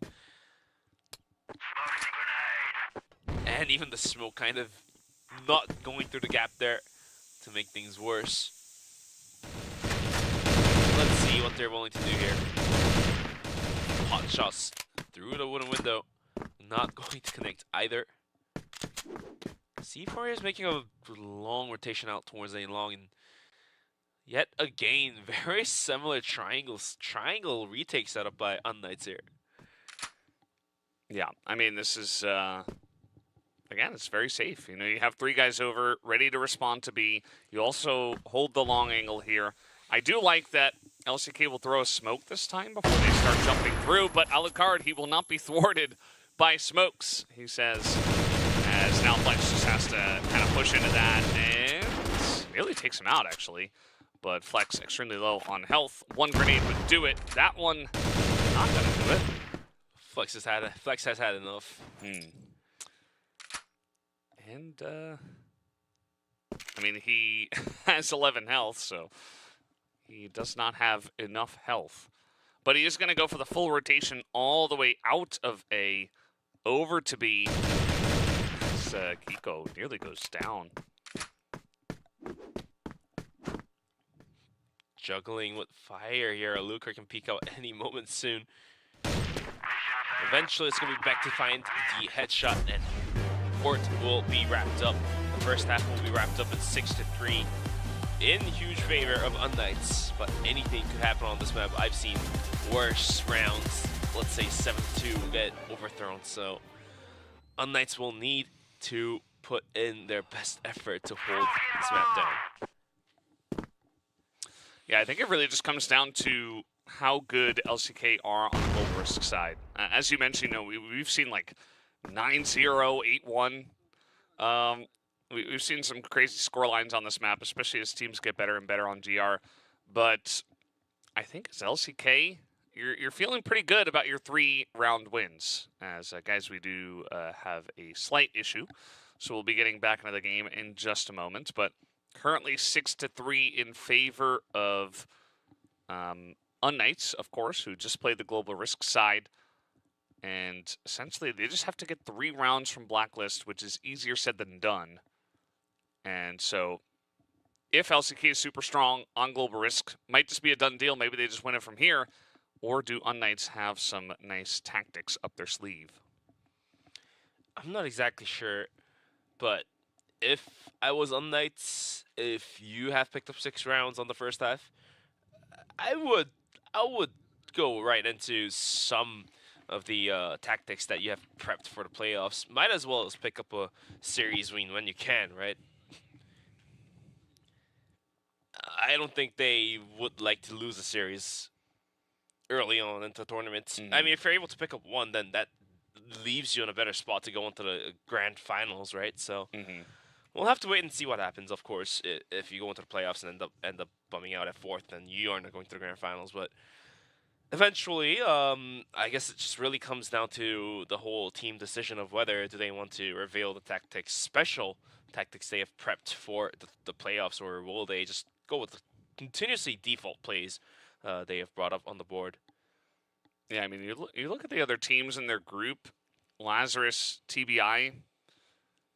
I would favor both LCK and unKnights against both of those teams, to be honest. I think that at the end of the day, you look at this Group B on paper, you're like, LCK and unKnights are almost definitely getting out. Unless Lazarus, have some kind of big glow up, right? They took the win today against TBI, so maybe they can build off of that, and perhaps they do actually, pull it off against unKnights. But I do worry for them because LCK, very strong, we know that. unKnights, generally not so great in group stage, but they're looking really good here against LCK. So maybe they're just over-prepared for LCK. Maybe they're just putting on a great show for this match.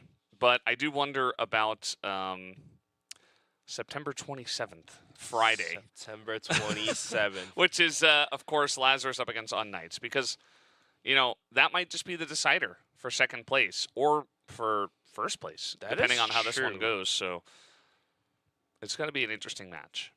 I've seen one of those group stages go 3-way tie for the first place.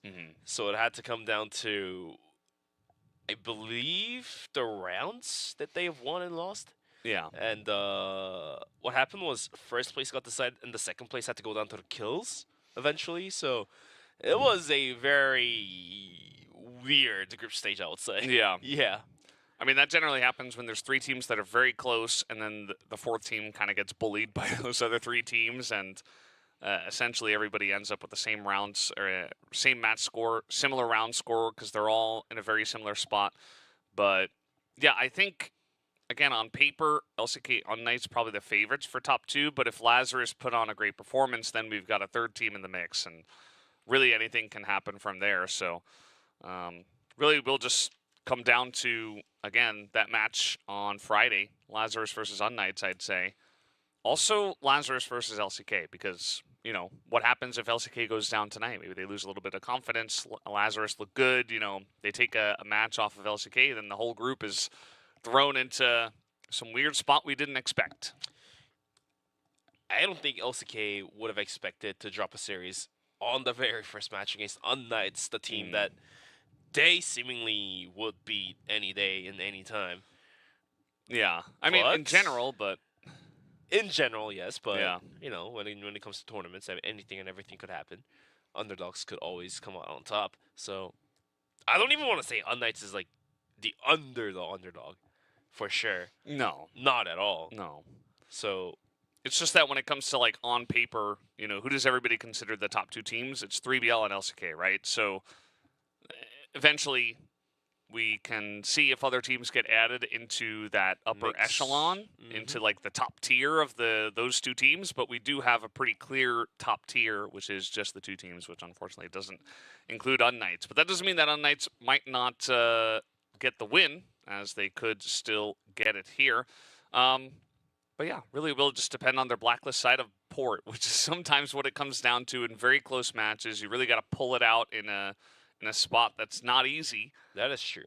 So, do they have it in the tank? It looks like our issue is solved, and we should be able to figure it out very soon and see if they can get the job done. Or will LCK just shut the door in their face and get 7-round wins from the Global Risk side? If they do that, then LCK are the victors tonight. Well, it looks like unKnights are going to be on the blacklist side. Seemingly the harder side to play on for this map at least. And like you said, if unKnights can juice out 4 rounds, they have it.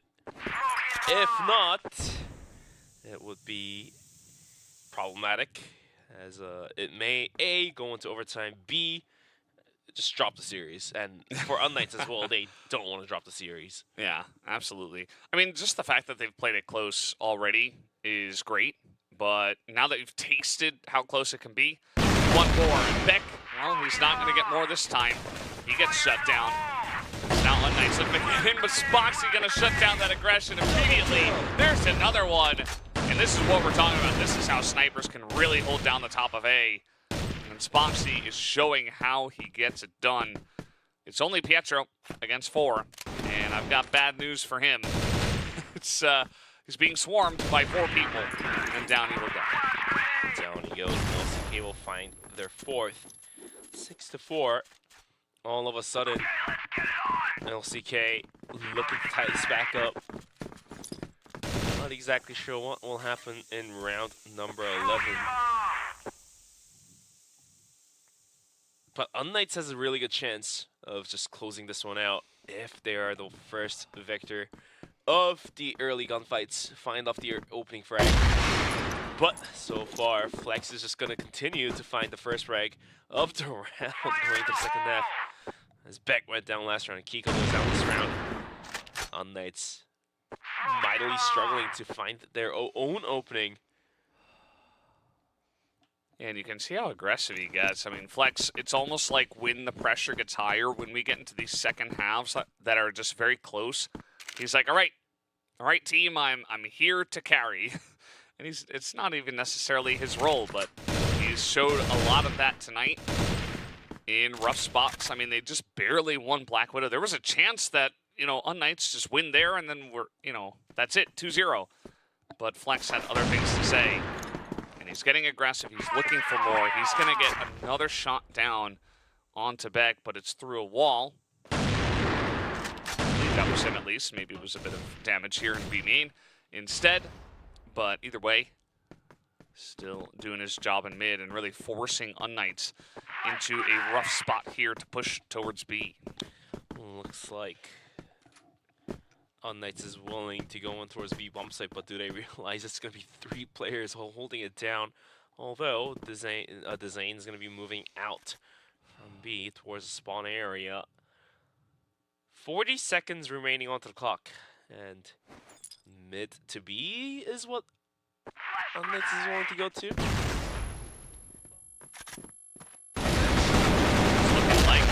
It's just an immediate cleanup here from LCK. Clean. There's a whistle. Everybody just gets lined up and shot down by Zane and Raffin, who is stone cold. And yeah, Steve Austin? Yes, exactly. Thank you. Mr. Austin. And at the end of the day, I mean, they were down a member already. They were up against the wall. They didn't want to push an A, especially after that first round. So they just say, well, let's send it down mid. And that's not... It's not a recipe for success, So we'll see if they've got something else in the tank. A recipe for a series loss, we say. However, unKnights, off to a slow start going into the blacklist side, has the potential to just full throttle into the series win here. We've seen that pull it off in Ankara. Yeah. And they might just be able to deliver the same amount of power coming into Port's blacklist side as well. They finally have moved in closer towards connector without losing a player to begin things. So this changes up the whole atmosphere. I mean, Lion Claw's very far forward. That's the first kill. Nice spray, but immediately he's taken down. But the damage has already been done. I mean, he sees multiple members. He gets a kill, does a bit of damage, and now Flex is set up. He's not going to hit his shot, though. Second shot also not landing. But again, now there's only 1 minute. They know exactly where all Knights are. The initial push doesn't really work out. And again, you're kind of down a member. At least they're able to trade one. But that A site is looking pretty rock solid. They're not pushing into that, and so they have to go into B again. However, they do have Beck playing anchor. 30 seconds. If Beck can find a frag, they can always rotate back out towards A. Not anymore in just about 3 seconds, but Flex holding on towards the back of B. For the opening frag, he does get it, even though he got splashed. Somehow Rapid quickly sprays down too. And eventually, we are tied back up to 6-6. And things are suddenly looking not so great for unKnights. Yeah, it felt pretty even in that first half, but you can see that the pressure is really getting to them. The timeout called here by unKnights. As, you know, 6-3, that's very doable, right? That first half, that's fine. You got 6 rounds, you held them to 3, okay. Move over to Blacklist side, you immediately get swept 3 rounds in a row. It's a totally different story. And they've really got to reset their mental from here, but it's not going to be easy. Tough call. I would say that too. However, smart use of the attack timeout. Possibly slowing down the momentum of LCK, picking up 3 rounds in a row, so... Yeah, I feel feel like... like... of talk coming out from Alucard for sure, and Pietro. Yeah. I feel like maybe attack timeout 1 round prior, you know?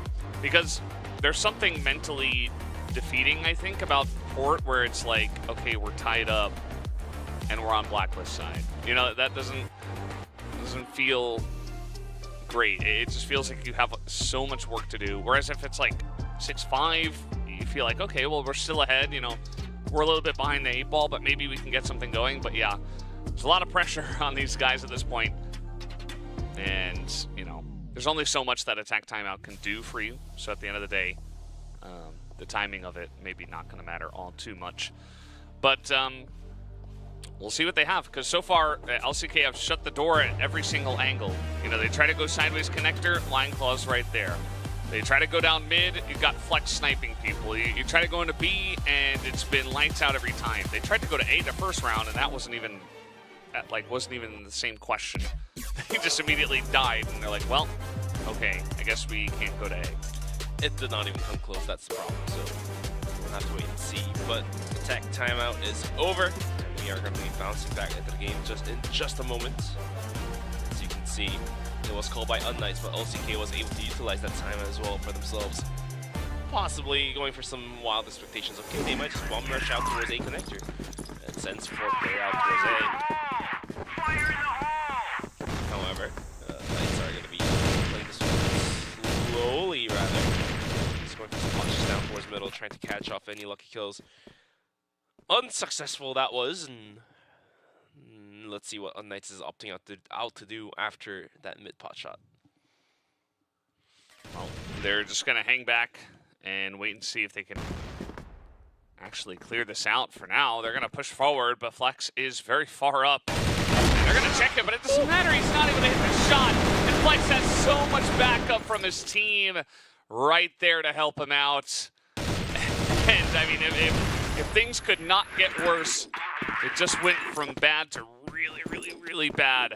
As coming off the attack timeout, LCK just smashed them in mid. That mid connector was a slaughterhouse. Players of unKnights running through it, gets wall banked, gets shot by different players, so that round didn't work out. And speaking of not working out, it's going to be Kiko going on top of connector, only to be greeted by a nade. Lose about half HP, 40 to be exact. Yeah, and I mean, it's not going to end the rounds, but it definitely does, again, some mental damage where it's like, okay, well, we just got smashed, and now we're entering the next round, and we're already down some health. So really got to reconsider your options. There's been a lot of mid-focus here from the side of unKnights, either going mid into connector. We haven't tried mid into B main and trying to retake that a couple of times. You know, LCK have just left that open. And now it looks like they want to hit A again. I wouldn't mind an A hit. B has been unsuccessful, I would say. And so was A, but the chances were higher. As Lion Claw behind boxes only gets knocked out. And Kiko and Spoxy on top of the bomb site will have to hold on to that near bomb site. The Zane, though, using smoke to his advantage, will pick up 2 quick kills. However, HCZ and Lucard will take a kill each, leaving Raffin all alone to a 1v2. The C4 soon to be planted. Does Uka realize, oh, Raffin spotted out. Eventually, the pistol play is good. And unKnights are going to start inching in closer for the series when we're tied back up to a 7-7. Yeah, I mean, making it pretty interesting. They really open up that A site for themselves now because it was a double stack on A. All the shots missed from both Spoxy and, of course, Lionclaw. And that's got to feel great for unKnights. Immediately, it's like, okay, well, now we have pressure on A. Now we can really begin to pull them around the map. Maybe we can go back to A. Maybe we can force multiple members to defend A and then go B. Whereas before it was like, okay, A's totally locked down. We don't really have access to that. So I do like, for their chances, for their sake, that they're able to take a round like that. Not necessarily mean that they'll be able to replicate that success, but let's see what the next question is really trying to choke down the mid part of the map here is both of the teams, actually. Here comes the Sense, but the Zane's going to halt it right away. And somehow, I don't think unKnights was forced to issue down towards middle. I thought they would, after a successful A hit, would take them towards B. Kiko, though, clean swing. Wallbang headshot on towards Flex to open things back up. 4-on-4, minute left on the clock. And a 2-2 split can be observed to the side of LCK. Absolutely. I mean, this is going to be interesting now. I think there is an angle for them to try to go down mid, which is where a lot of their focus is, but actually now rotation over towards B. When you're able to trade evenly and you're on the blacklist side, we already talked about this, you know, there's going to be a lot less potential for stacking, and the rotations, the support rotations will be slower. Dzane going to go down already. And now the push looking to come into B. Rapid. Very nice angle from him, and he's able to close it down by himself. Takes 3 kills. But Beck has something else to say. He's going to turn around with the 180 no-scope and take down Lionclaw, making this a 1v1. 1v1 in a dream. Spoxy, though, was quick on his feet. Was able to position himself deep into the bomb site. Was able to come out on top and take the round for his team. It's going to be 8-7. Let's take a look at the replay here. Just great positioning. They didn't expect him to be that far out, and then lands a couple of headshots, holds the spray.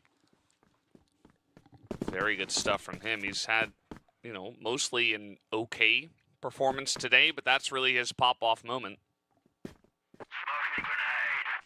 Pop-off moment indeed. But in the meantime, whilst we were watching that replay, Kiko and Flex has been traded. Not exactly sure who found better value out of it. Of course, losing Flex should hurt more for the side of LCK. Not that Kiko is being quiet on this map. He had some huge moments here and there too. But this time around, LCK is going to be opting to have 3 players holding onto the bomb site. Ooh, Beck could be spotted out here any moment soon. Spotted, but the clamp down from Long comes in. Nice nade, but now Raffin's in a bit of trouble as well. He's got Dzane nearby, but he's going to go down to some shots and some nade damage. Raffin not even looking the right way. And unKnights right here towards the end of the map are finding ways to claw their way back. Against all expectation, Spoxy's still alive, but he's got a lot of work to do. Comes out with the Colt, not good enough. Alucard with an AK actually is going to take him down. And unKnights, just one more round, and we've got potential tiebreakers, potential overtime to come down in this one. It's 8-8. 8-8. Tight numbers here, Valdez.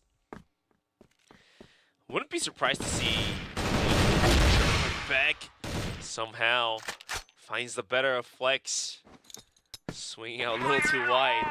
And are we looking at unKnights taking the map point here? I mean, that's just a fantastic start.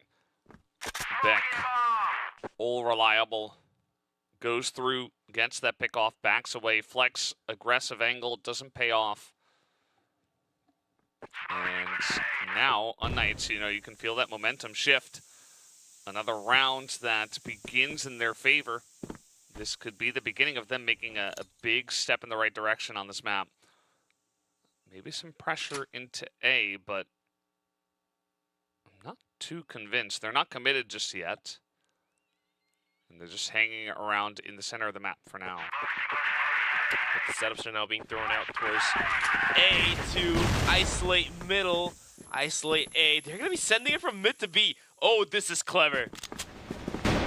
This is so clever. The Zane has to fall back, but Rapid at the bomb site tries his best to hold this one down. We do have the Zane, B main, trying to do much.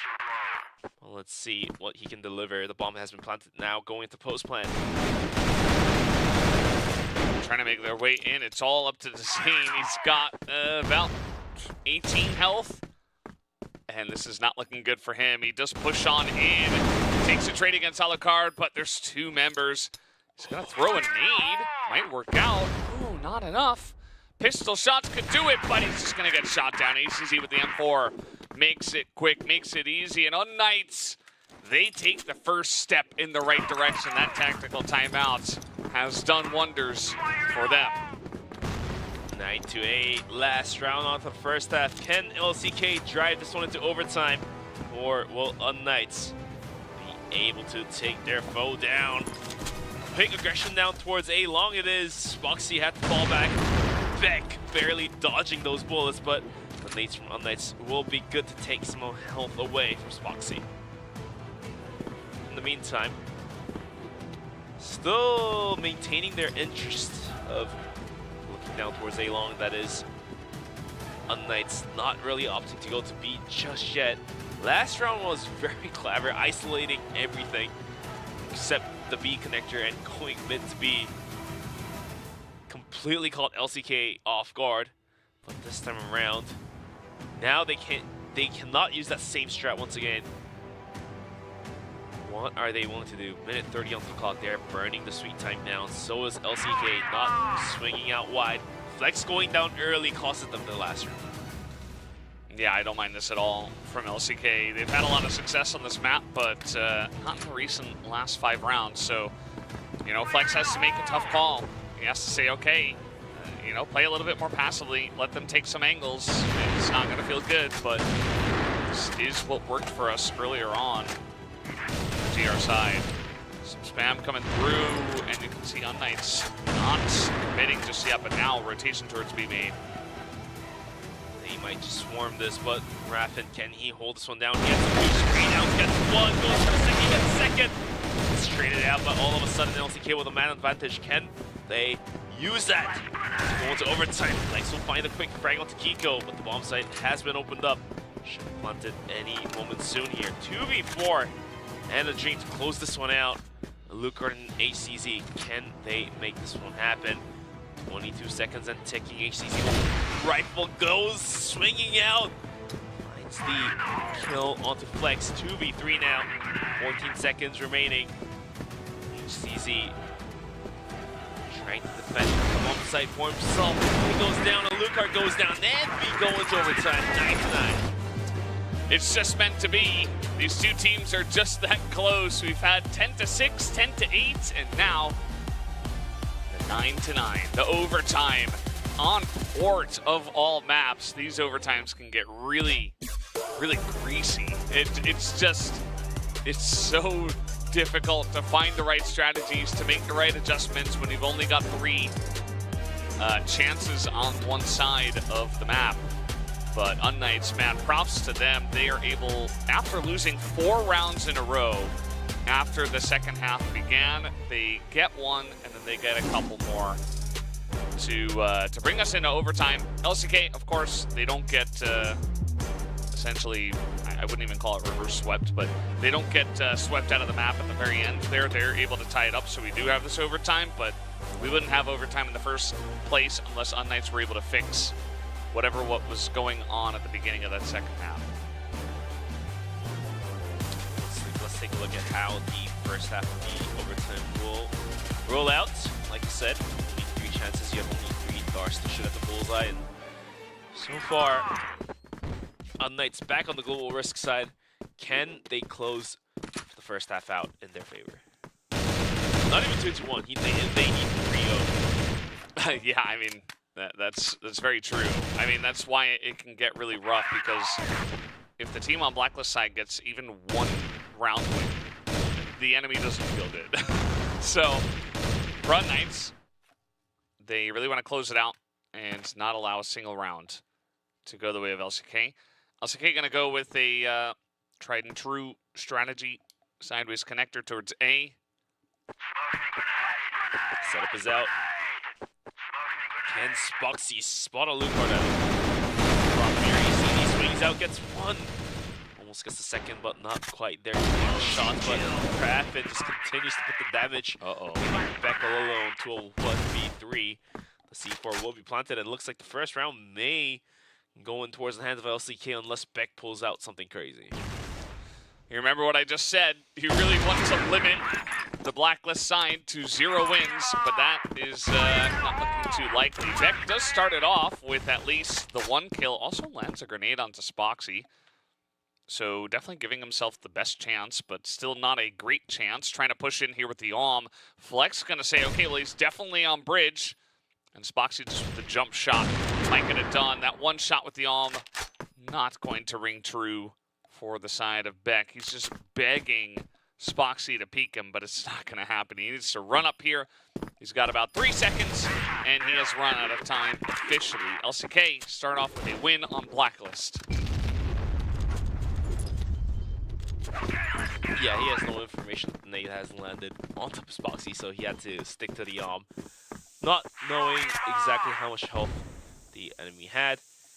But this time, after picking up that 1 round, LCK technically just go AFK in for the next 2 rounds, but looking to close this one out. Beck has good angle, spots the players out. Apparently, LCK is going to just pry the bomb site open cleanly.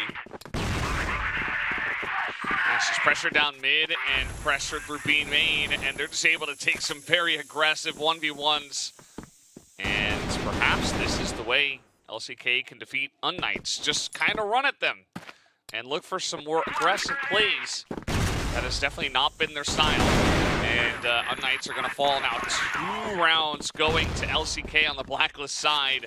Almost a death sentence unless UNKnights can replicate this success on their own Blacklist side. But pretty unlikely based on the stats. Would be a tough call indeed. But let's take a look at how LCK wants to play this final round out for the first half. Hot shots being thrown out. As they're expecting somebody to be behind the smoke, and exactly going to be that is Pietro. Uh-oh. All right. That makes things even worse for UNKnights as Lucard goes down. Down to a 4-on-5. They need to really decide to stack a bomb site at this point. And it looks like they might just stack A. Having Flex push out the smoke. That's going to be the thing we're about to make. HCZ takes a punch. They Flex. This position pays off dividend. 2 quick kills make that almost a 3rd. Versus the world on top of the bomb site goes down after a double. Pietro gets a nice angle, but there's still so much time. I mean, Pietro has way too much on his shoulders at this point. He's got to also clutch it out here just to prevent 3 Blacklist rounds in overtime. That's just a bit too much, but we'll see if he can somehow claw this one. In a 1v2, he's made some good time. He's in here pretty close, and he's not going to win that first 1v1. So that is 3 rounds from the Blacklist side going the way of LCK. An excellent start for them. 12-9. And now, LCK just needs to hold onto the bounces for one single round. Yeah, now they just move over to GR. They're feeling really comfortable. Obviously, it's not done yet. You still need to get that first round, but you can see unKnights feeling a bit defeated after that first half of overtime. And even if LCK loses all 3 rounds, they still have the golden round to be played on the global risk side. So yeah. So feeling pretty good about your chances if you are LCK, but let's see if unKnights have, once again, one more final push for themselves. They were able to force overtime in the first place, and unfortunately didn't get much going after that. Yeah, couldn't force the issue going into the overtime. So we'll have to take a look at how LCK wants to play this one out. Of course, if you're an LCK fan, you wouldn't want to stretch it too long. But for unKnights fans, 3 rounds in a row, very tough, not impossible. Not impossible. We've seen it happen before. Big push up here from LCK. They say, okay, we are actually going to pressure you. You don't necessarily have to do this, but I think using the momentum to get aggressive, not a bad idea. Here comes a flash. So unKnights want to get in there, but Flex is going to take down Pietro already, and Raffin gets Alucard. That might just be the final nail in the coffin. Final nail in the coffin, indeed. The C4 gets spotted out as well. HTC for the retake. However, Kiko goes down to Raffin in the meantime, leaving Beck all alone. And that's it. It's over. Just like that. LCK say they've had enough. Raffin, he picks up a 4K. He's like, yeah, get me out of here. I've done enough work today. And certainly enough work is taking down unKnights in 3 maps. So congratulations to LCK. They will take the victory tonight. unKnights, nice try. But it wasn't meant to be, not this time around. LCK, the favorites, do take it down in the end. They will take this one down, but unKnights didn't go down without a fight. So, I don't think they feel defeated. It's more they are solely concerned on the retakes. However, I do see them coming out onto, of the group stage to make the playoffs.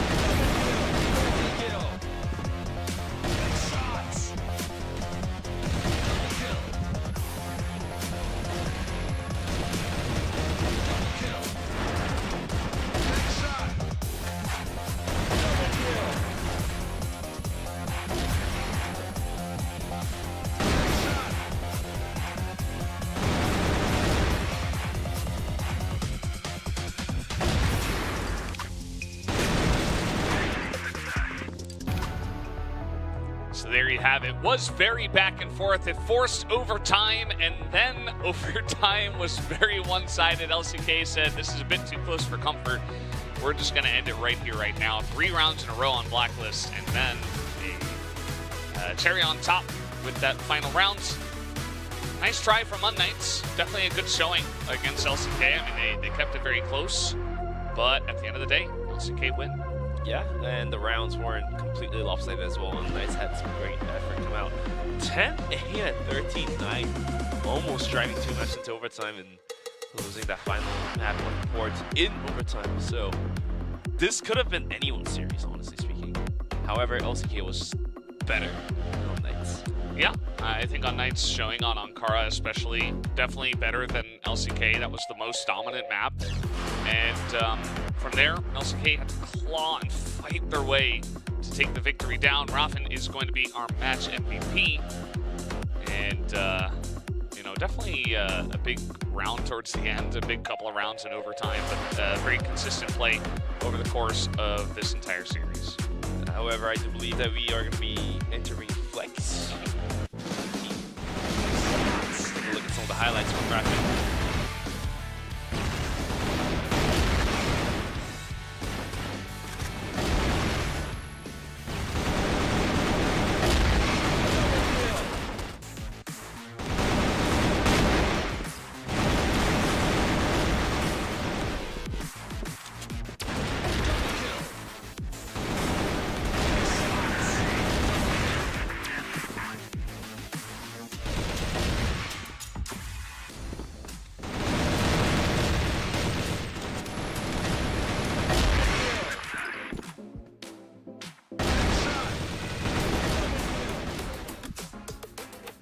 So there you have it. Raffen able to pick up the MVP. Excellent play from him and from the entire team of LCK. So big congratulations to them. We do have the interview ready right now with Flex. So we're going to be hearing from the IGL right now. Congratulations on your big victory today. It was a very close match. How were you guys able to claw your way to the victory this time around, Flex? Thank you. Well, when we started the series, we didn't really feel any pressure. Maybe that's why we underperformed. And then, not to take away from unKnights, I think they played great, but I think we were not ourselves in that first map and also like the start of the second map. But once like we started losing and like losing became like a reality, we really felt the pressure and that really helped us to get things going. If you were to consider one factor playing against unKnights, what was the one factor that you felt was the toughest and the hardest thing to play against unKnights? Well, I think they were doing a lot of mid-round info plays, like just they were gambling a lot that we were not holding specific angles, and so they were just like pushing mid-rounds, and they usually got the right call and they were able to flank us and stack bomb sites on Ankara. I think that was their strongest point there. Well, you guys are definitely one of the favorites in this entire tournament. Many teams have mentioned you and 3DL as the top favorites. So what is your guys' determination for winning this entire tournament, and how far do you guys think you can go in CFS this year? Well, for this tournament, our main goal is just to be top 3. Obviously, we'll give everything to win the whole thing, and you know, and I think we will win it. But our goal right now is just to be top 3, and just to qualify for the grand finals. And for the grand finals, I think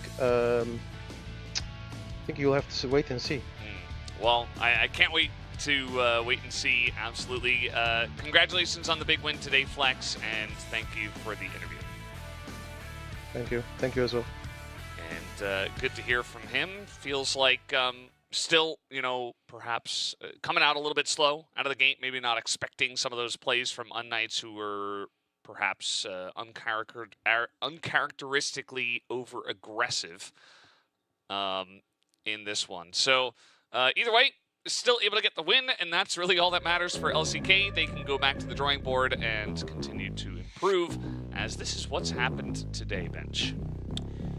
Quick rounds happening for the series number 1, but at the end of the day, we have flied through the series. 4 series happened on day 1. We have 2 more days of group stages, and then the top 2 teams of each group will be playing the playoffs. Yeah, so certainly some close ones we're going to take a look at the standings here, as two of our teams have won, 3BL and GV.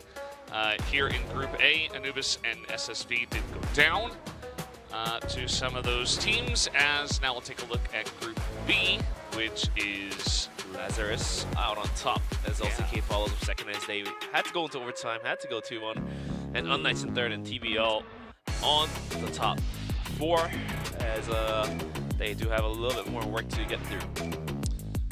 Yeah, and at this point, I mean, nothing's decided. We've still got 2 more days of group stage. Teams could totally change their situation. Let's say TBI wins 2 in a row. That could happen, and maybe they go on to playoffs. But definitely some good matches tomorrow. Going to be looking out for 3BL Anubis and also Lazarus LCK. Start off the day. Should be a lot of fun.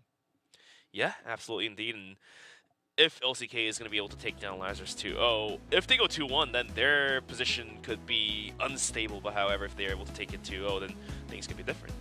Yeah, it's going to be a close day of games tomorrow, no doubt, as well. But we're done here for today. Thank you so much for watching CFS Regional Finals here for Eumena, and we'll see you tomorrow.